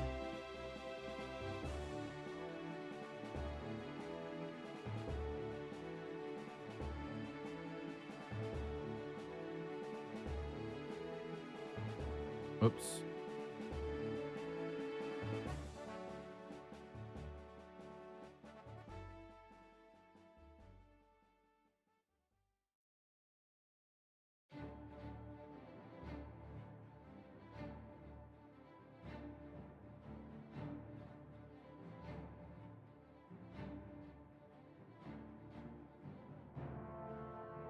Alright, cool.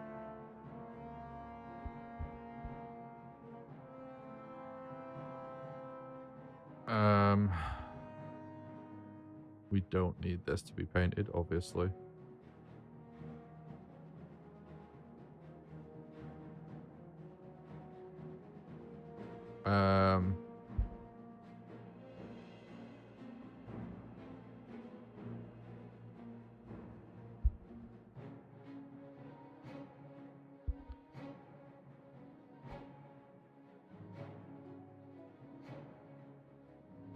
I guess we start working on this.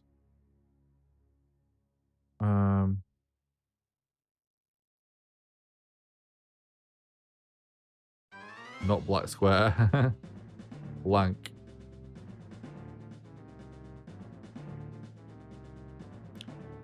On in it.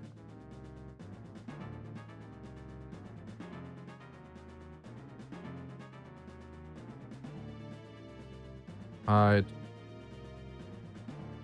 Disable collisions. On interact.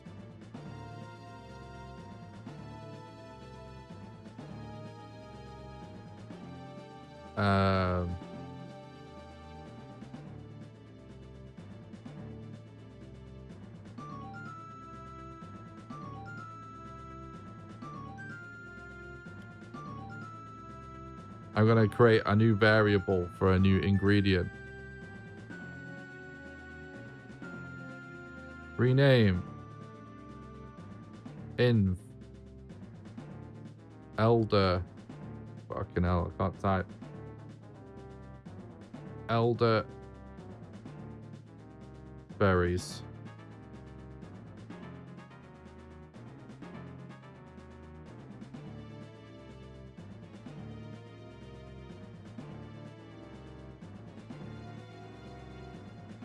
On interact.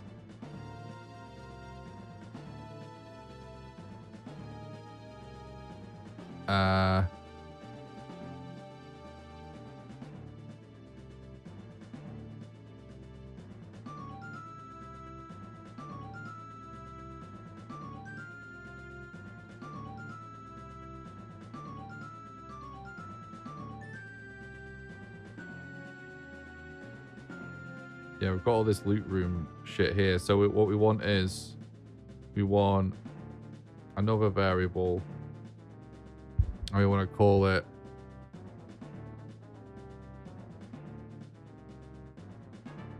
loot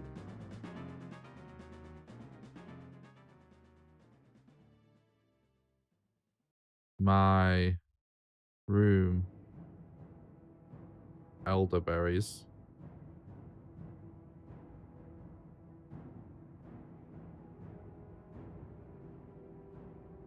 And on interact, if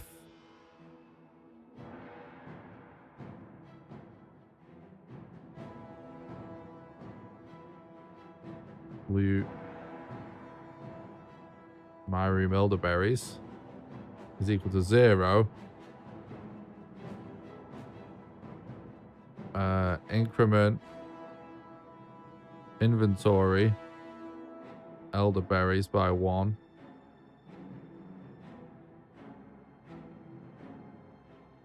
Display dialogue.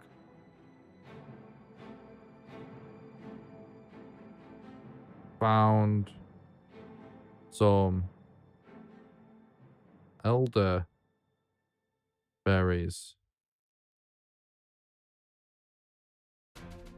I can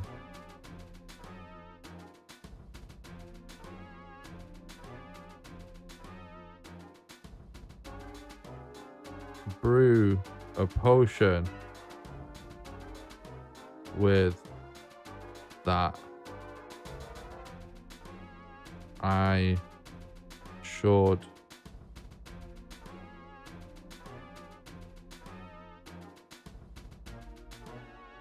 hang on. This is dumb. I can brew. I can do more lines than that. I can brew a potion with that. I should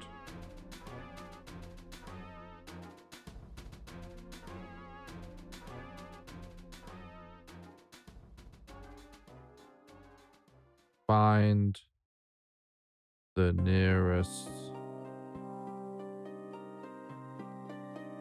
brewing station.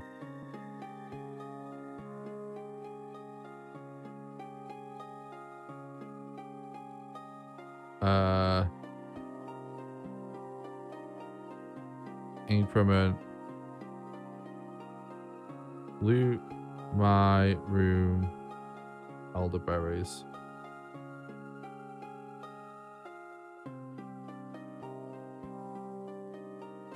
Okay.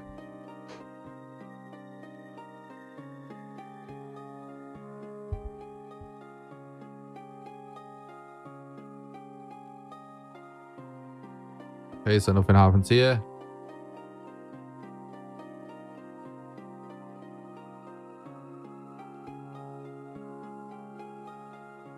I found some elderberries. I can brew a potion with that. I should find the nearest brewing station.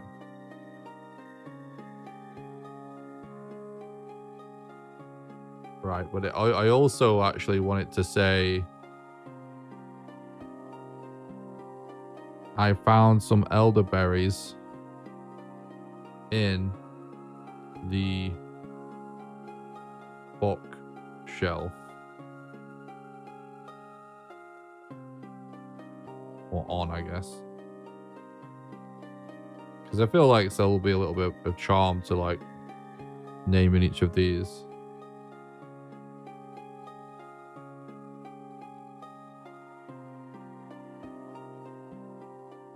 I can brew potion with that. I should. See, I think you can go really long with this stuff. But I think it makes sense for you to sort of like decide there's a limit. You know what I mean? Or maybe not, actually. It might be more seamless. No, you know what? It's more seamless if you don't. It's wasting the less of the player's time.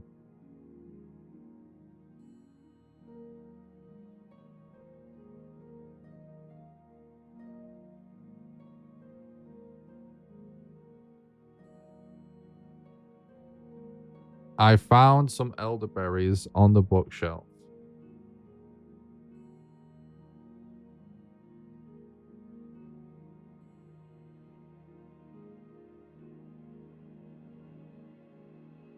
I can brew a potion with that.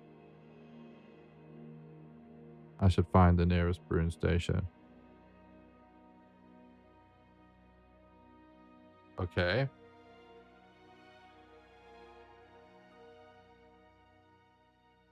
And then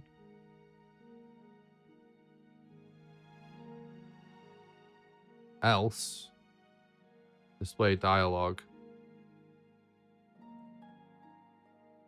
The bookshelf is empty.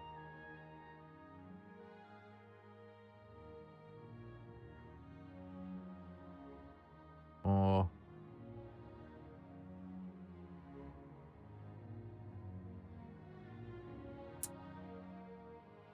no. Nothing. It's Resident Evil stuff. Nothing useful on the bookshelf. That's good.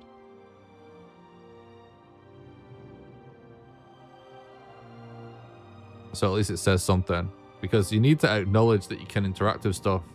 Just in case the player ends up going to, check something that doesn't have anything inside it. You still want something to happen so they know that that's a thing.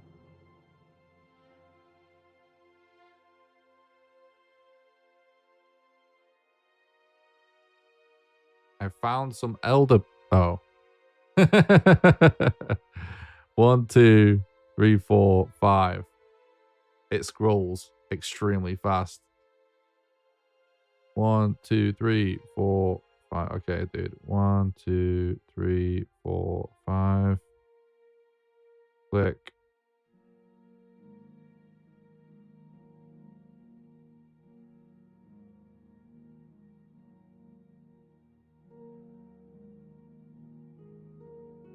Pretty funny. There goes that idea.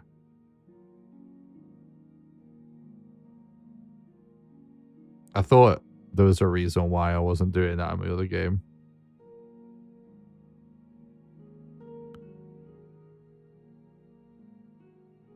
I found some elderberries on the bookshelf. I can brew a potion with that. I should find the nearest brewing station.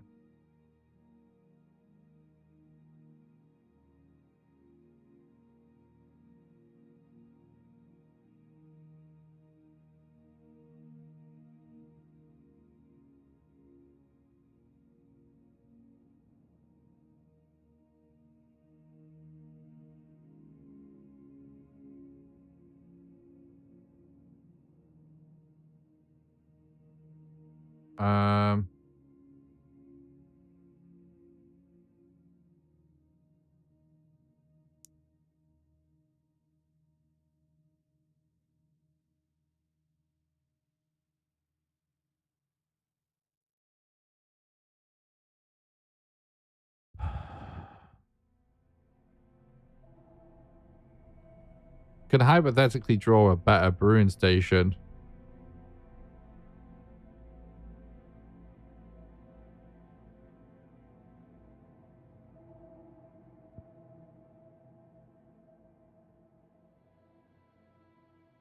Shall we do that? I mean...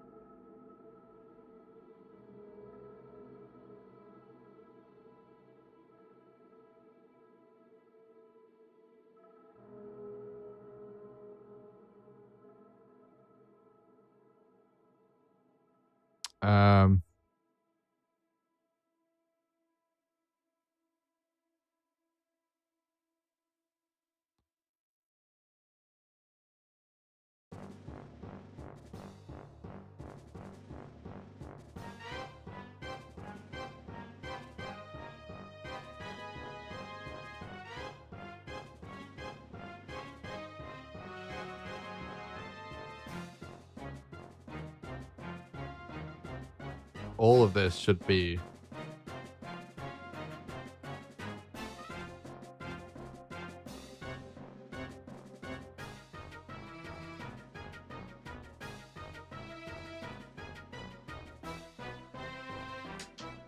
Cat, get the fuck out.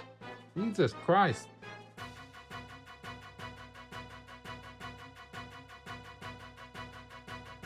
The fuck?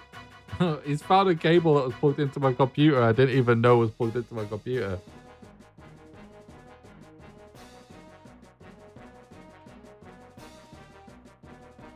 Fucking cat.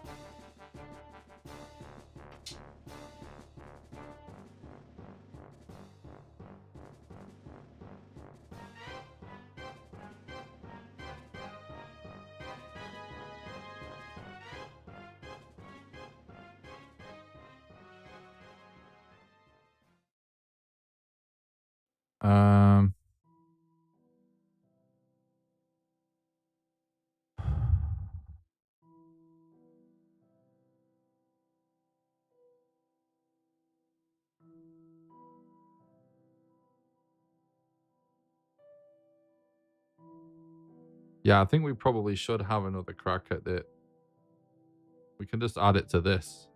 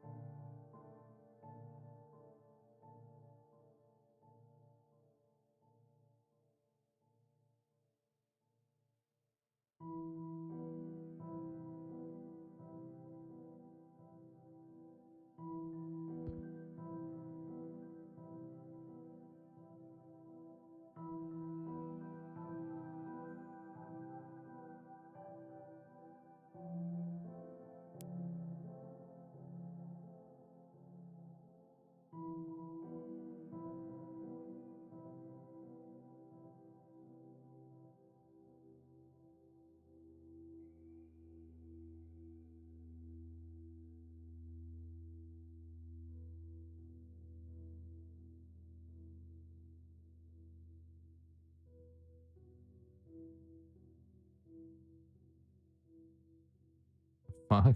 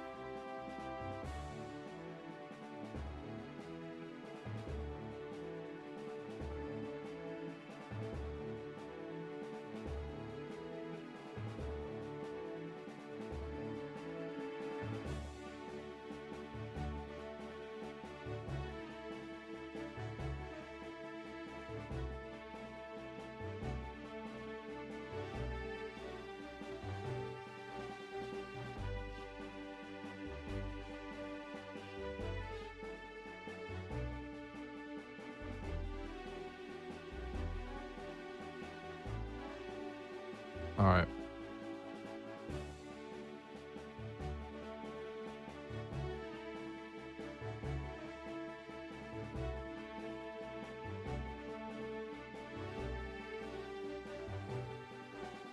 That actually looks good.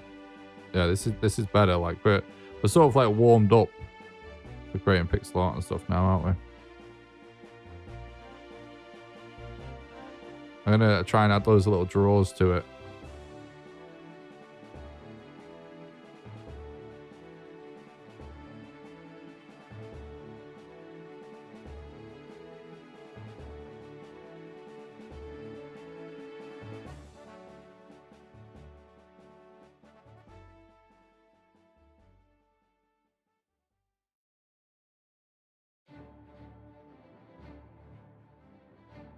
Actually, it's just nice decoration.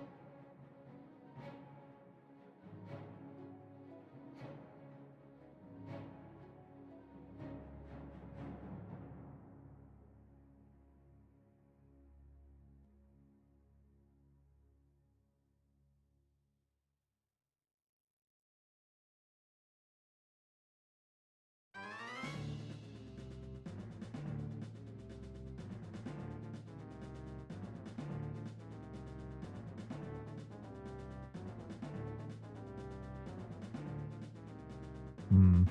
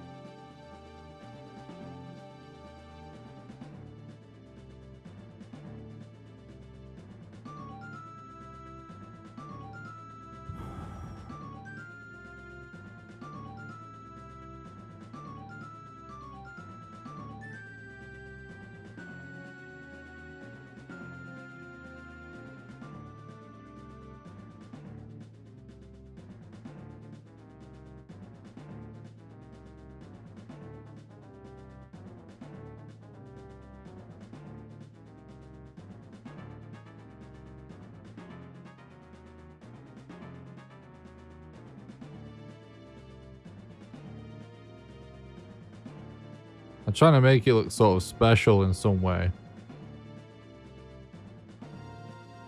Because it needs to kind of really stand out, right?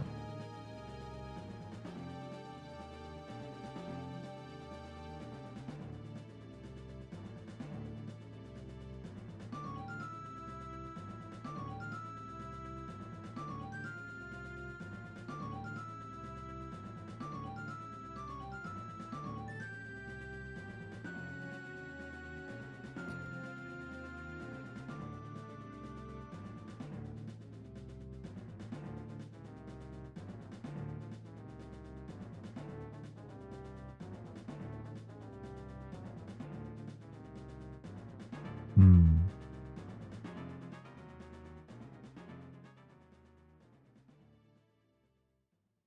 I don't know.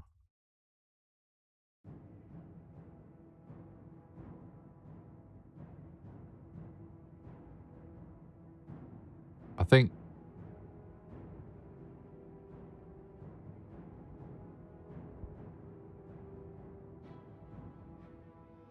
it's just gonna work better like that. We need to save colors.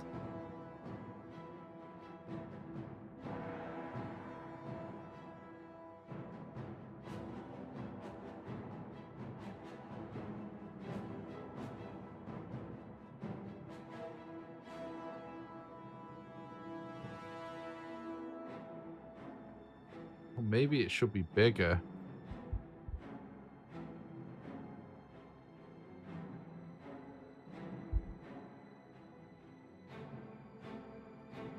Yeah, because right now you're not going to fit in the middle of it. It's a weird shape.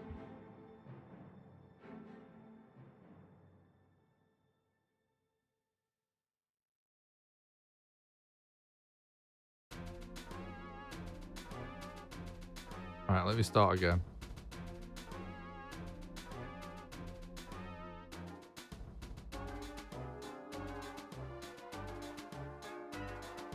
Oh shit, that's why we did have a line all the way over here at the start, but I deleted it. I'm a fucking idiot.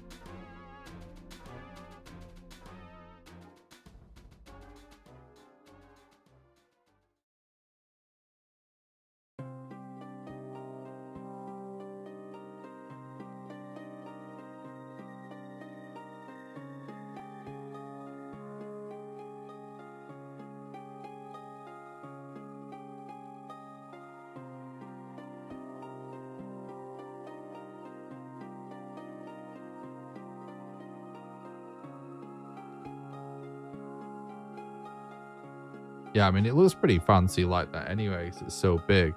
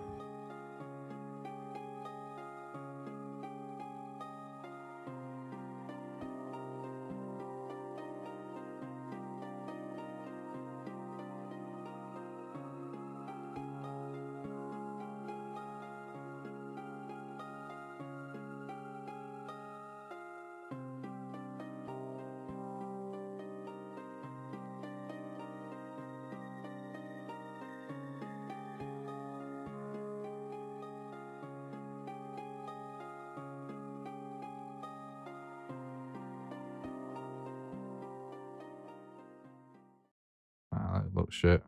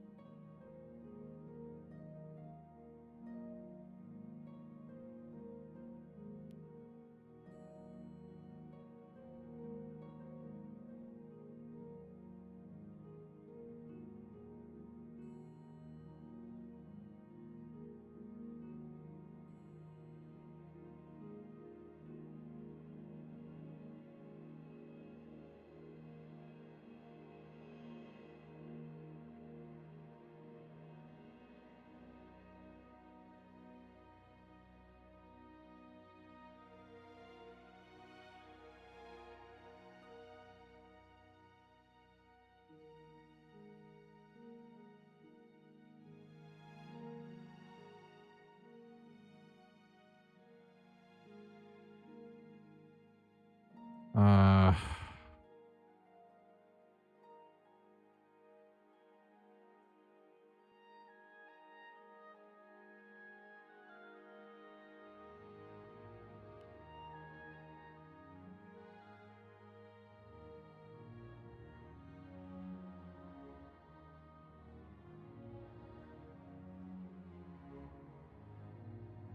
It's just becoming more and more symmetrical as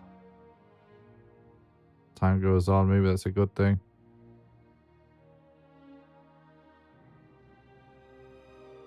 I'm sort of trying to avoid it, but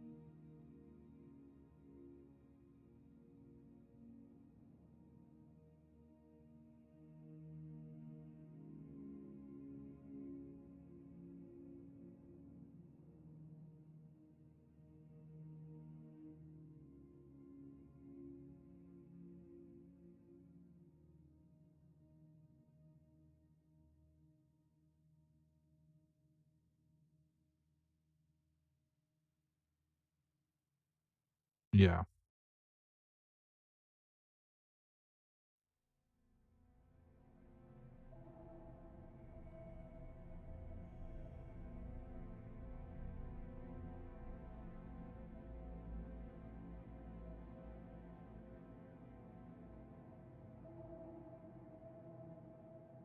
Oh yeah, that looks a lot better.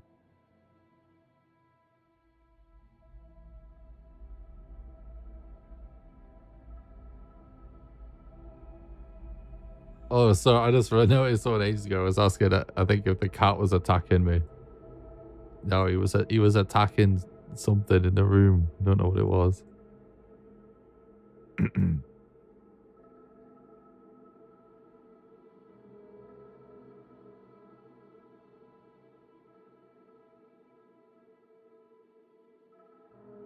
Yeah, that's definitely a lot better, isn't it?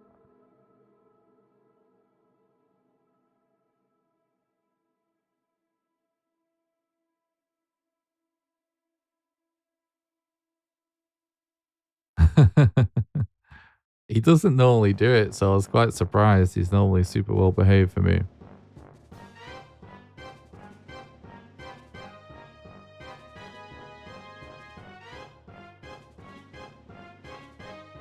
I'm losing my voice. Something I've not mentioned during these game dev streams. Before I started streaming, again, after I was working on a video,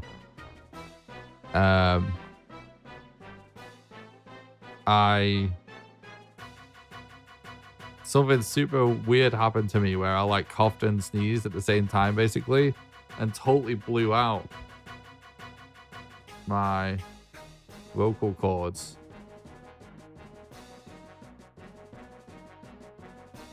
And my throat was so sore afterwards for ages, for like days. And it's not had chance to fully recover because I've just been streaming all the time. And it keeps like getting better and then it keeps getting worse. And because I've been streaming every single day. Oh, that's not right. Because I've been streaming oh, that's not right either. Because I've been streaming every single day. I'm just not like every day when I finish streaming, it's a little worse.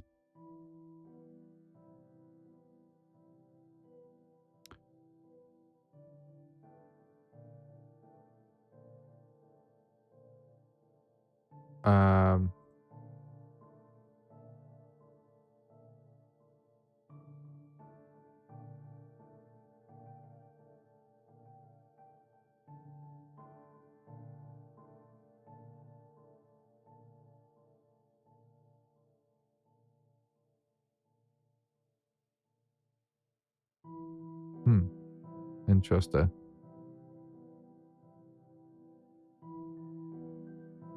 Might look into that Zine Dawn. I want to check something real quick. If I go here and I like copy this made potion equals 0 thing and then I delete it, is it deleting it here? No, thank God for that.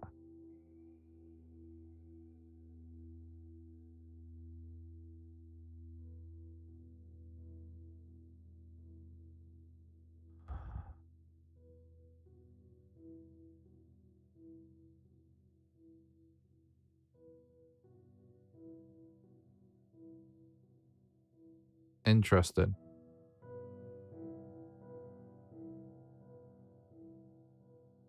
Yeah, I'll definitely try that then at some point when I get a chance.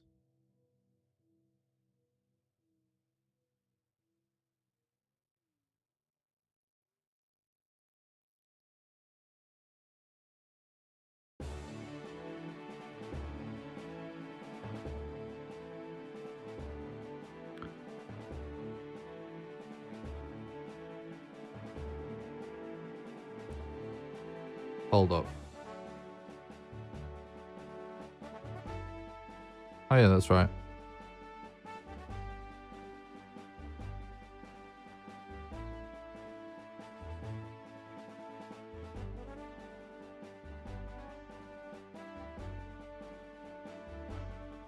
Okay.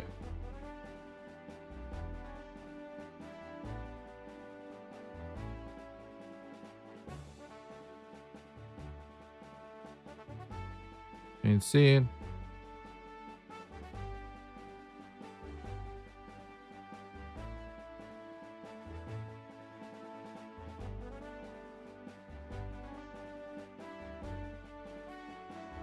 Oh, I gotta try this all the way over here.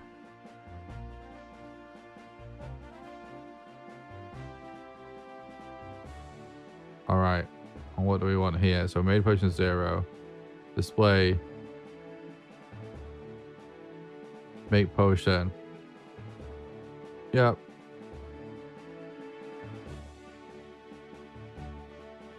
If made. Shouldn't be made. It should be make. I think that's what I meant. Set variable make. If make is equal to 1. If in elderberries is greater than or equal to 1.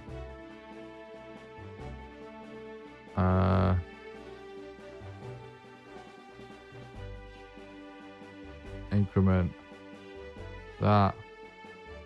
I made a potion.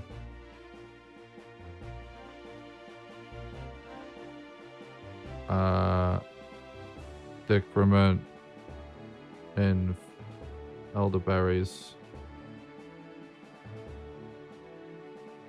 Delete that. Made potion equals to 1.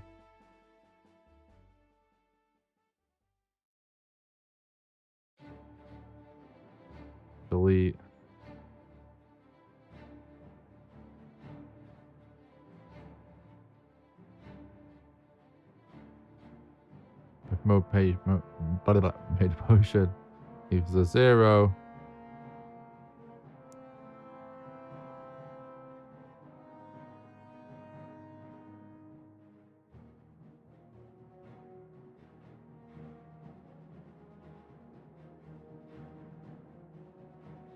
Can't make. This doesn't need to. We don't need to do this calculation actually. We can just do.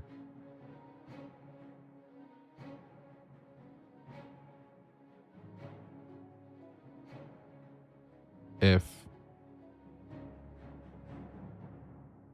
in elderberries is less than 1, display. I don't have the ingredients to make that yet. It equals 0.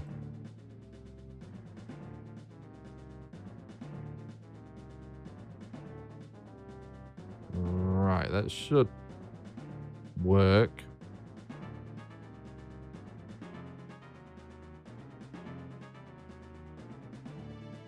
Pretend a cutscene's happening.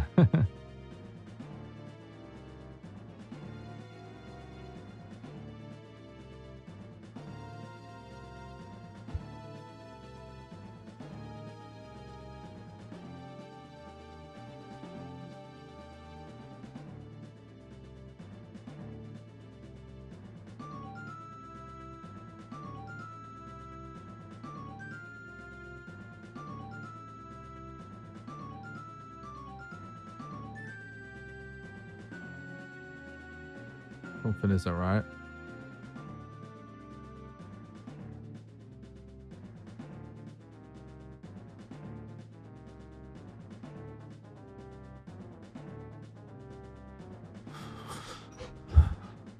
Made potion equals 0.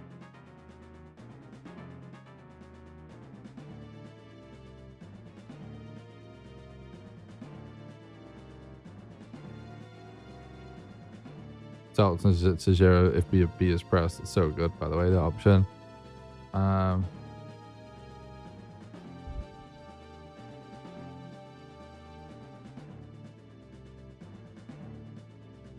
If in elderberries greater than or equal to 1.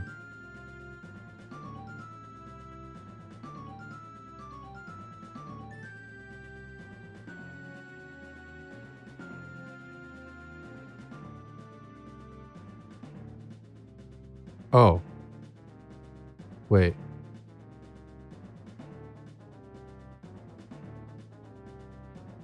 If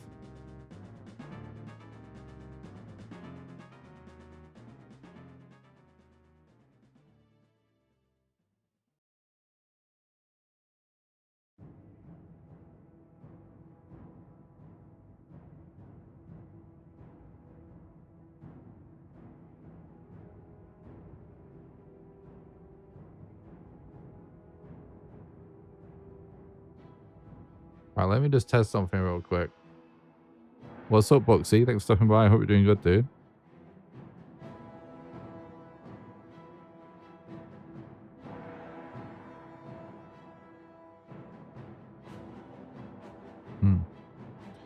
So that works. Let's run the debugger then.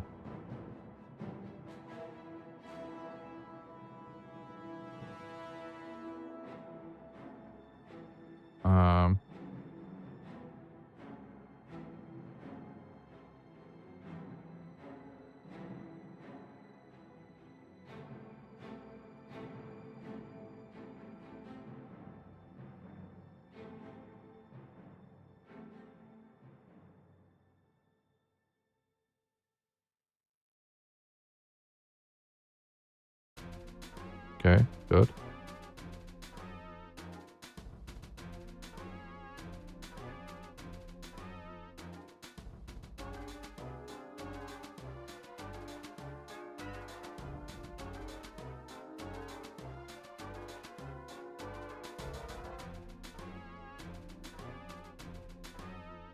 Yeah, it is not.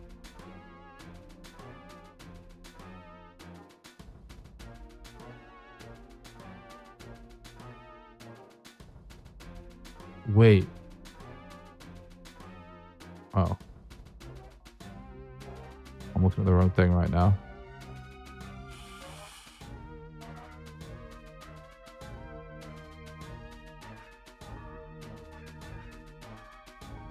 Oh, what am I doing? It's still a whole freaking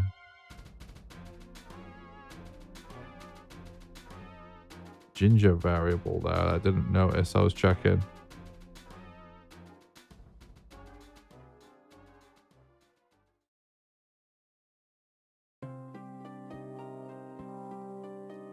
If inv elderberry is greater or equal to 1,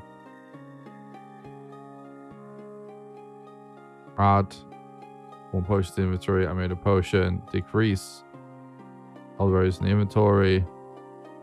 Make the made potion local variable set to 1.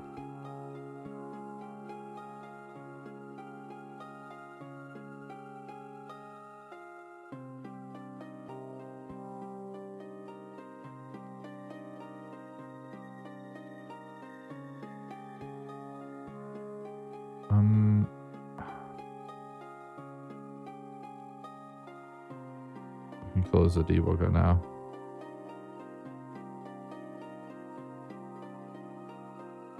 What did it do with this made potion variable? I can't remember.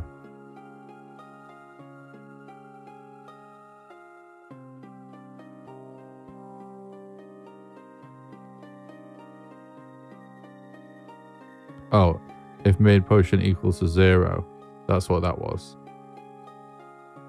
This is GB Studio. We're basically making a Game Boy Color game right now.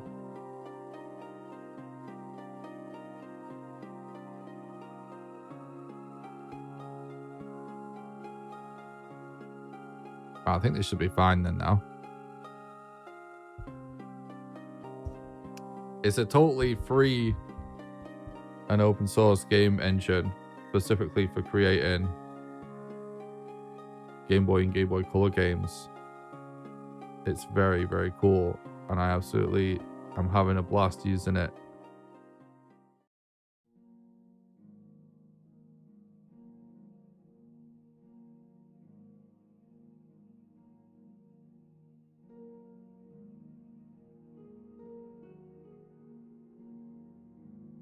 There we go.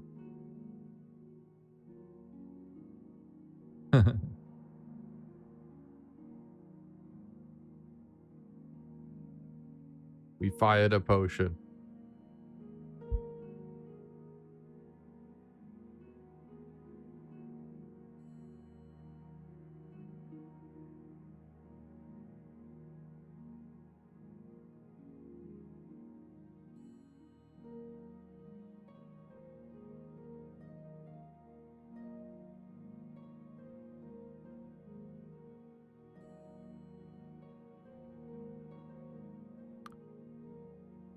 Nice.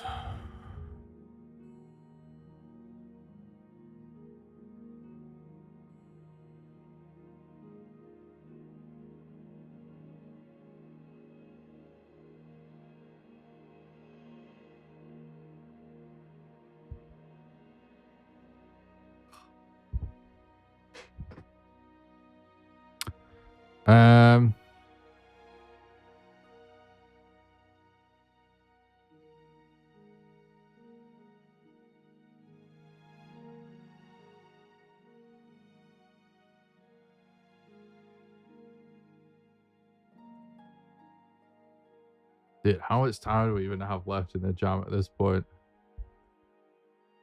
On day 5, so we've got 2 more days.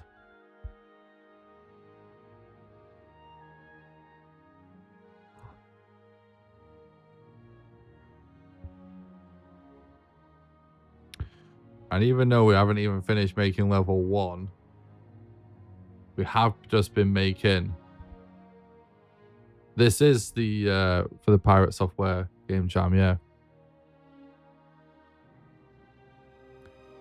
So we're making a game where you find ingredients to make potions, and then you throw the potions at specific spots around the level to create shadows that and it allow you to sneak around enemies, therefore fulfilling the theme of shadows and alchemy.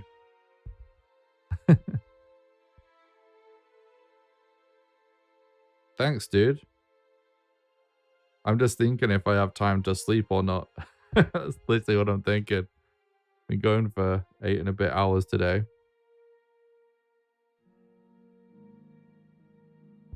And I wished I got further. However, I'm really happy with the work we've done today.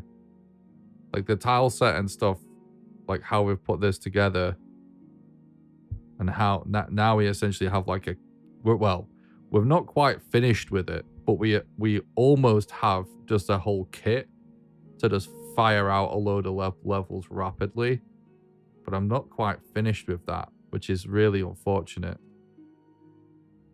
I wanted to be at that point.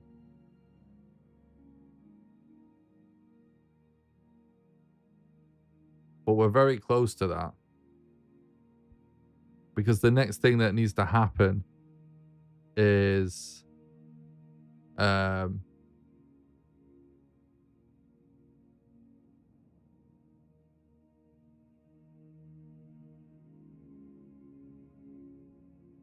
we need to sort of set up.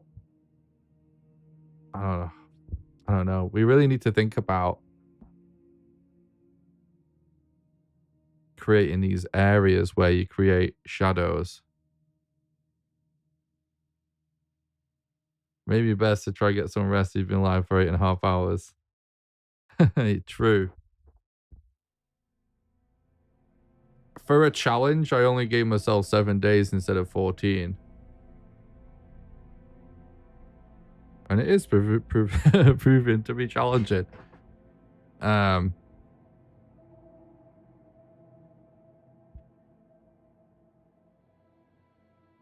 But I do feel like we're so close to the game just becoming Legos, where we can just hammer 10 levels for a jam game easy. You know what I mean? In less than a day, potentially. Just need to finish the building blocks. And the game design document's done. It's good. And yeah, I do still think, yeah, to be honest, there, I think we can call it. The problem is I am so tired. I can't even think of how I want to implement the shadow thing. But basically, like, I can actually show you guys. So, obviously the theme is shadows and alchemy, right? And I'm making a Game Boy full of game. It will run. I'm gonna have it running on several different Game Boys that I'll like show in a video and stuff on stream. It'll be available to run in an emulator. I don't think I'm gonna have time to sort of bundle it with an open source emulator so that you can just run it as a PC game. That's gonna be too much. Like, I'm not gonna get time to do that. But you will be able to play it in the browser as per the challenge in the brief in the... I can't even talk words now. I'm so tired. In the jam. It's cool that you can make a ROM out of the box. It is so cool, right? So anyway, this is sort of like our testing stage where we just prototyped the fundamentals of what...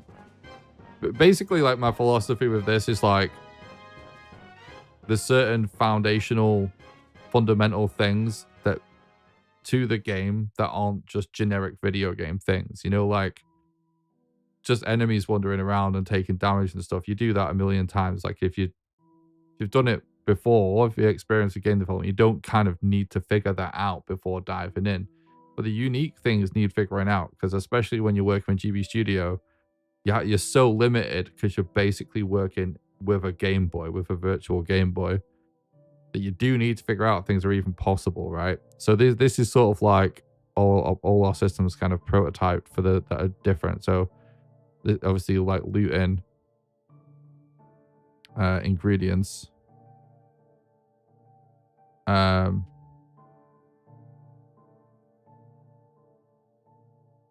And then we go up to this brewing station and make a potion. And then if we go up to this spot up here,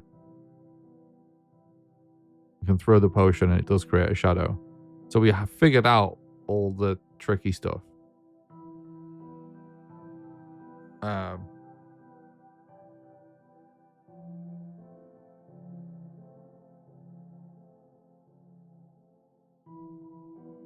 Yeah. And our tile set is like, honestly, I wasn't even planning on going this hard with it. But we did. We did.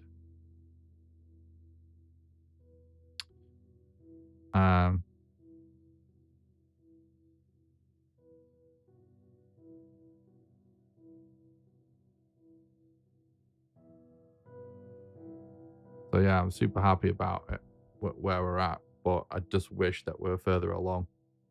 But yeah, I think I've reached the point where I'm just gonna be talking absolute gibberish, and now I just kind of need to.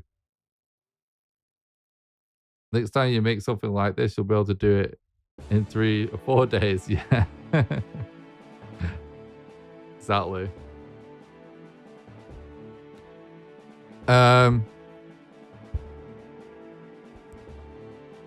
Create level assets. I can't tick that off. I just can't, and we're not there yet. Fill room with props and containers.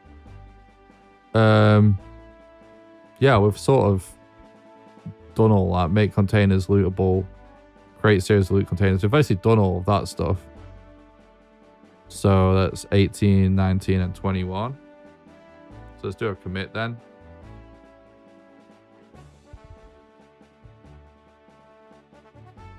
Resolves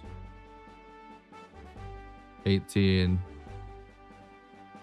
Resolves 19. Resolves 21. I'll just put containers. Could probably just about fit that on in there.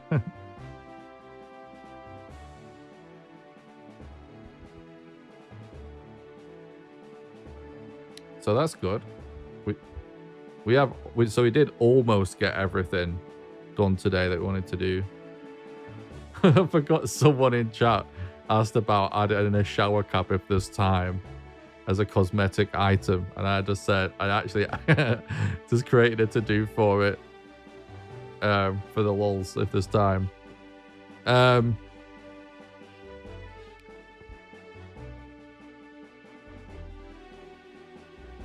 So what else? Maybe we can add mini bosses that can fight with throwing potions.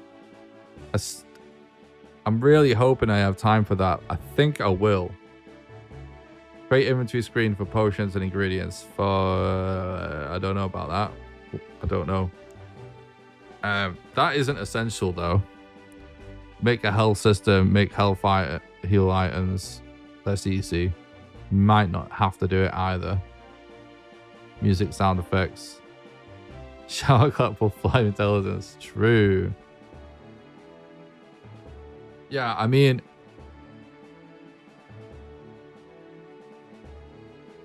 I'm just gonna call it.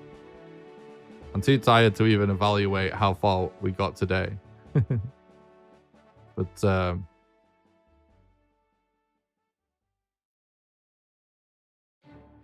I do. I'm no pixel artist. You know, I've always been designer / programmer. I'm just learning pixel art. Well, I'm not just learning it. I've been learning it for years, but just gradually trying to get better. And I'm very happy with how this is looking. for a jam game, considering how fast we've done it. You guys know I always just start talking shit when I get tired at the end of these streams. So it's probably time to call it.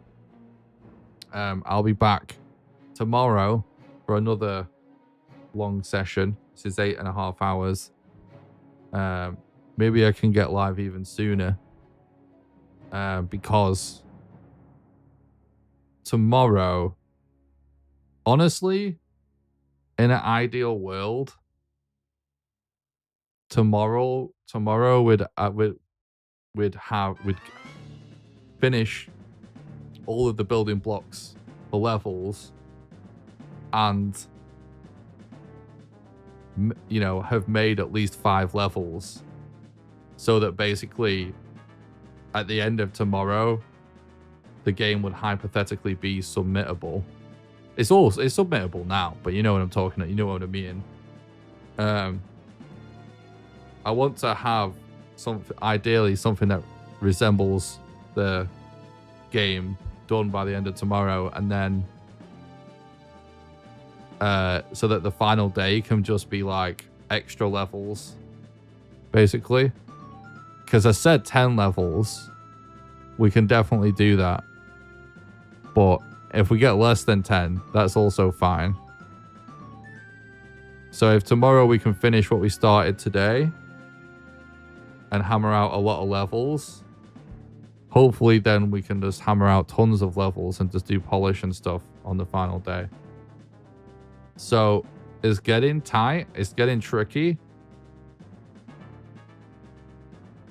But other than figuring out how I'm sort of gonna display, you know what? I need to just commit. Not on GitHub. I need to commit to this idea. I need to make stealth areas clear with fences and a beacon. I'm just going to do that. It's the only idea I have for how we're going to do that part of the game. And that's the sort of final major bit for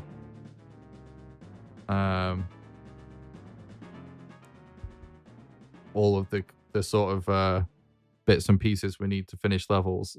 Because I can't think of anything else right now, I'm just going to add that to my to-do list. And if I haven't thought of anything different, by the time we start tomorrow, we just start tomorrow by blitzing that out. And then once we've done that, basically we should be done with this, all of the bits and pieces we need to make levels. We don't have stealth mechanics per se. The way it's gonna work is not built yet, but it's not going to be difficult, so it's fine. Basically, the way it's gonna work is if you get within a certain vicinity of a goblin, because they're all goblins, basically, it will attack you. And actually, I'm going to add something. Gain hearts as you progress. Start with 1 heart. Yeah, so if you get near it, it'll attack you. And that's it. It'll, right out the gate, you're going to die very easily if it starts attacking you, and there'll literally be nothing you can do other than run away. And it'll go back to where it was if you run away from it. Really easy to do that stuff, so no problems there. And then, if you throw a potion at a specific spot, it'll create shadows going sort of like next to and around the goblin, and he just won't be detectable in the shadow. That's how it's going to work. So we don't really have the stealth mechanics, but the stealth is going to be quite minimal. A huge portion of the gameplay is basically just wait, I can show you, because it's sort of, so this is basically our interior, whatever you want to call it. It's all of my assets for creating interiors. The idea is that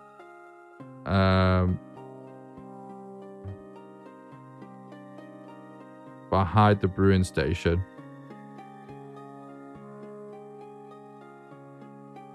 you have to find buildings to explore for loot that will contain the ingredients for potions, and as you progress,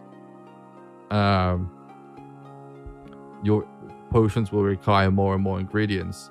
So the further you get into the game, the more complicated interiors of rooms will be. This is an example of like these are all of the containers that can be scattered across rooms in any particular place, basically. And the idea is you have to go find buildings and find rooms, and then you go around investigating, and you can go up to these things and press A to investigate them, and it'll either have something inside it or it won't, and it'll tell you if it does, and it'll tell you if it doesn't. And you basically just do that sort of Easter egg hunt to find the ingredients to craft the potion for that level, and then you have to go to the brewing station of that level in order to make the potions necessary to sneak around all the goblins in that level. And so if you can sort of imagine it as level number 1 that we're working on right now, basically this is not finished being designed yet at all, but you know, this is the building where we start. That's where you're gonna go back inside to find your first ingredient.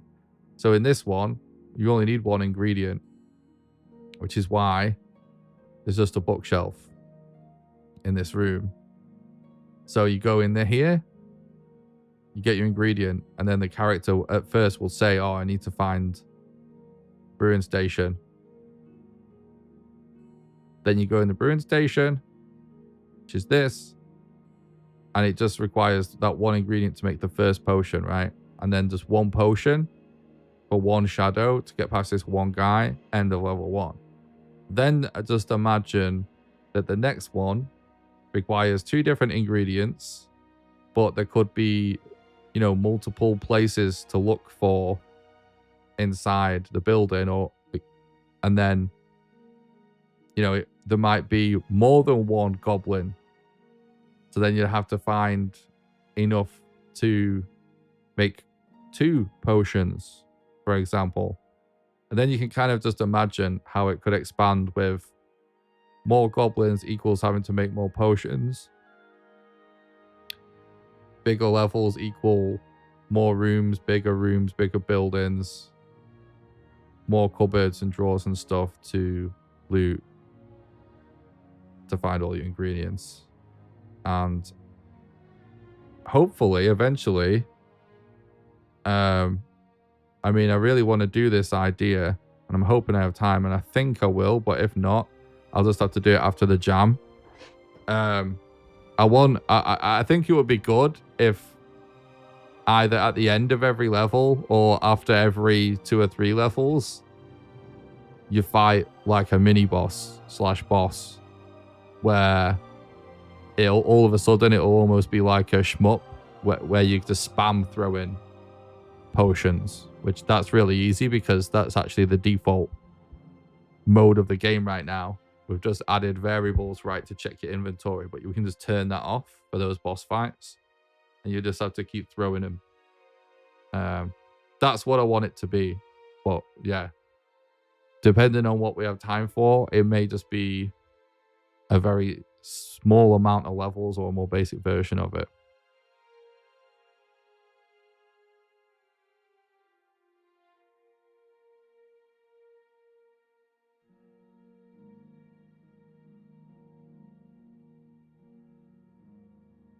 Yeah, the idea for the boss fight thing for throwing potions to fight bosses would be that you get to just be very powerful, really. But anyway, I'm gonna call it. Thanks a lot for watching, and I'll be live as soon as I can tomorrow to yeah, keep making progress. All right, guys, have a good one. Bye.